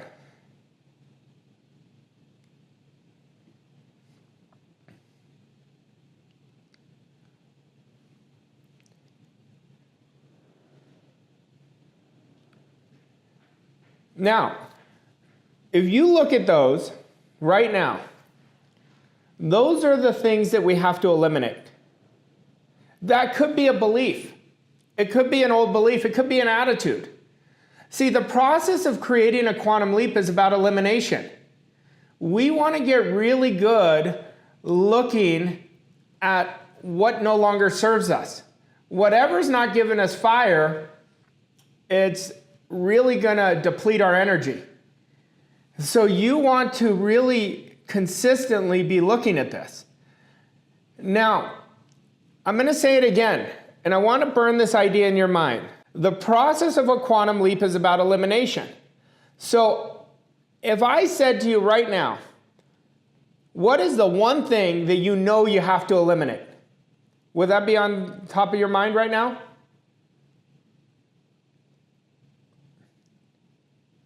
So we want to get really good at understanding that, because if we keep doing what we're doing, we're going to keep getting what we're getting. Now, I'll even go a step further in this. Like, I talk a lot about attitude. Your attitude is going to determine the difference between failing and succeeding in your goals. And so we've got to get really good at constantly improving our attitude every day. One of the best things to change somebody's attitude, besides accepting and rejecting ideas, I'll give you two. One is looking for the good in every situation. And the second one is eliminating negotiating with yourself. Those are the two, because remember, every time you negotiate with yourself, your past self is the one that overtook because you weren't thinking, and it negotiates with your present self to stay the same. So we want to take a good look at that. Now, what else is critical with confidence? It's about letting go. When you completely are free, and the best thing that I could tell you, if any of you want to create freedom, you cannot worry about what other people are thinking. The biggest thing that robs confidence is you're so concerned about what other people are thinking. But you know what else that robs? That robs your energy and it robs your attitude. So think about a time that you really let go. You're just like, this is what I'm doing. I don't care if whatever happens, I'm just going all in. That was when you let go completely and you activated your genius, which is your subconscious mind. Now, like if I say this, you have to practice it because nothing is going to speed up the goal achievement process than letting go. When you're letting go, you are in subjective control. Now, we talked about it on the Q&A last week. I said confidence is about the choices you make. Nothing is going to define your results and define your life by the choices you make. Now, are you making choices just this week? If you just observe Monday through Thursday, it's the start of Thursday where I am. And if I look at my choices, I can say my choices came from my past, my present, or my future self. I'll know that right away. So if you've been operating with low energy this week, just know the choices you've made this week have been playing small, coming from your past self. If you've been constantly in upgrade mode, constantly thinking about how I can make my processes better, how I can take bigger and better actions, how I can operate with a bigger idea of myself, then you're going to know you've been coming from your future self. You'll know that right away. So if we're going to be in subjective control, which I want all of you to be in, the dominant idea of your day, it's going to demand you to let go of resistance. So what does that mean? That means it's going to demand you to stop being attached to anything. We've got to live a life where you're coming from the fifth dimensional world, and I'll get into higher faculties because that's how you tap into the fifth dimension world, where you are living the way you want to live and you're not attached to anything. The minute you have any resistance, you're coming from your mechanical mind. The minute we have anything from the past still holding us back, we're going to operate from a negative mental attitude. See, nobody wakes up and says, listen, I want to have the worst attitude today. Nobody wakes up like that. What happens is they don't start their day right, and so that affects their attitude, so they're going through the motions. And it's like Groundhog's Day. See, every one of us has had something in the past that really impacted us negatively, right? And we want to use that so we don't feel that again. Like whenever I have a painful situation, I think it's really good to feel it. I don't think pain's bad. I've told you this before. I think pain is really bad for the ego, but it's really great for the soul because that's how you grow. But the reason I want to feel it is I don't want to feel that pain again. So I don't want to make those same choices again. And I told you this in week 1 that now you guys are probably seeing this. It's not easy to conquer yourself. But if it was easy, it wouldn't be valuable. So accepting and rejecting ideas is going to be critical to conquering yourself. But letting go of resistance is critical. So I had a gentleman yesterday tell me, I just can't prospect. And I said, well, what is your goal? And he says, we're building a new house. And I said, well, if you don't prospect, how are you going to pay for the house? He said, I don't know. And I said, just ask yourself that. Every time you don't want to prospect, I said, put the house in your mind. Because he gets really jazzed up talking about the house. But what happens is the resistance is always connected to a past. And so for you, you've got to get on top of that and say, no, the minute you have that negotiation, you got to say, nope. This is what I'm doing. And you get up and do one good activity because our conscious mind can only think of one thought at a time. So you ask yourself this question, why did I start? And as soon as you do, you're not going to lose that battle. And we have to train ourselves to always remind ourselves the reasons we're doing everything. Like every single thing we do throughout the day, there's a reason we do it. Like when we put an obstacle in front of us, we love it. We love it. That just makes us comfortable. I could rationalize, right? There's a reason we do everything. But remember, if you want to create the results of the top 1%, you have to be willing to do the things the top 1% do. And it's going to require courage. But you know, commitment requires courage. And it's not about living a life of comfort, it's about living a life of inspiration, living a life of freedom. Every level you're going to get to, for all of you, every single level, it's going to demand you to be uncomfortable. It's going to demand you to be uncomfortable. I don't care how much your bank account says, your next level is still going to demand you. And I will tell you this, what I've learned over 17 years of deeply studying this.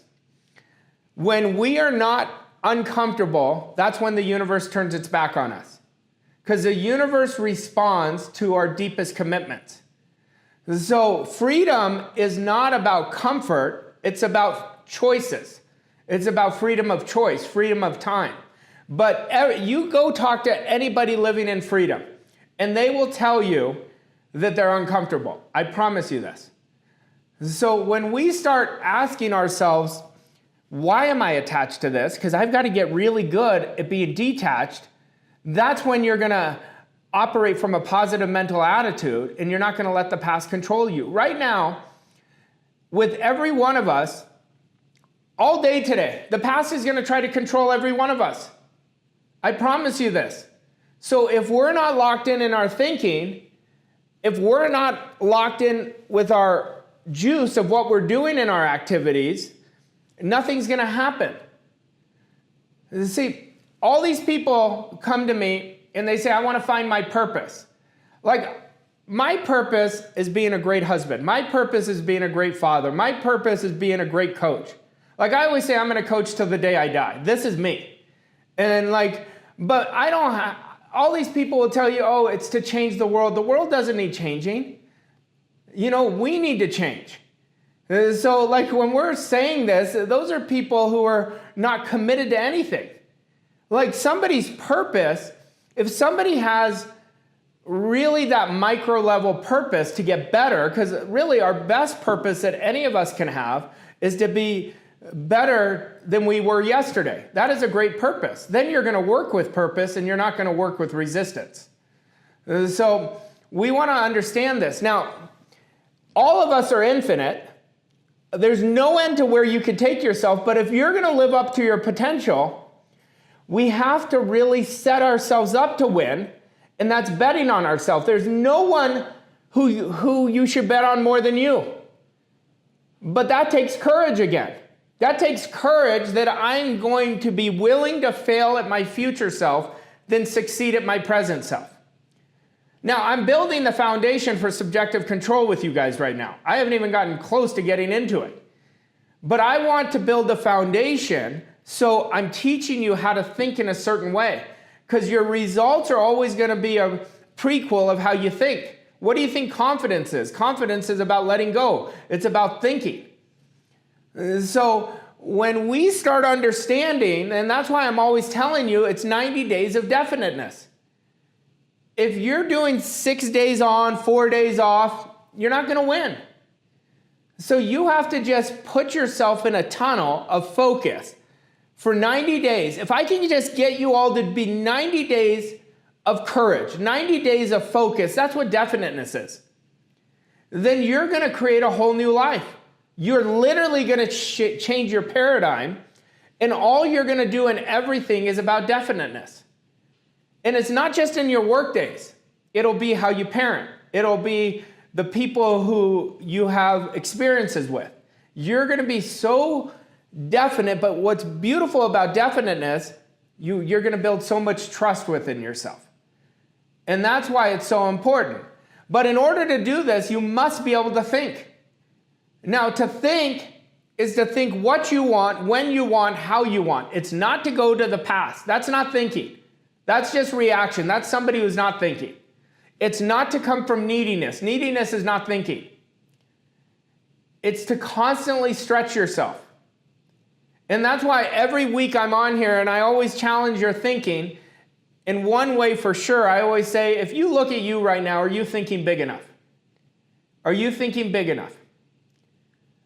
See, so I want to keep challenging your thinking. I want you to keep challenging it. I'll give you an idea of how I think. Like Monday morning, I woke up and the first call I made was to Mikey. And I said, I want us to upgrade every system we have on our back ends. And I said, our system is going to demand it. And so she's like, well, what are you thinking about? And I said, I think there's tools that we have to look deep in that will upgrade our systems, because we're only going to be as great as our systems as a business. So I'm always thinking about upgrade. Now, I've trained myself to think like this. And it's not because I'm thinking of, oh God, this isn't going good. We're doing amazing. But it's like what Viktor Frankl said. He says, fix it before it's broken. See, most people wait too long and they try to fix it when it's broken. And then you know what happens with most entrepreneurs? They have cash flow issues. For most of them. Why? Because they were not thinking. They felt it. They got these warning signs months in advance, but they never changed it. So if I can get you all to start thinking right now, where can I upgrade? And just start thinking about it, you're going to start getting the ideas coming in.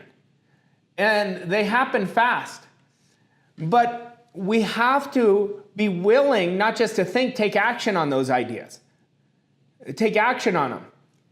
See, that's why the biggest sabotager to resistance is excuses. It's victimhood. And any of us, if we're either a victim or a leader, there's no in between. So anytime we're in a negative mental attitude, we're a victim. And anytime we take responsibility, even when shit is hitting the fan, we're a leader. Because it demands extreme ownership to grow. And that's why I don't want any of you shaming yourselves. I want you to course correct, always pivot forward. That is a thinking. But when we look at this, to create subjective control, we have to create a new identity. We have to create an identity that I am a great thinker, that I am phenomenal of accepting and rejecting ideas, because our behaviors are driven by our ideas. Our behaviors are driven by our identity. And we're never going to outperform that identity. But I want you to accept this idea from this moment on, regardless of what the results are in your life, good, bad, great, indifferent, whatever they are, that you are a great thinker from today on. From today on.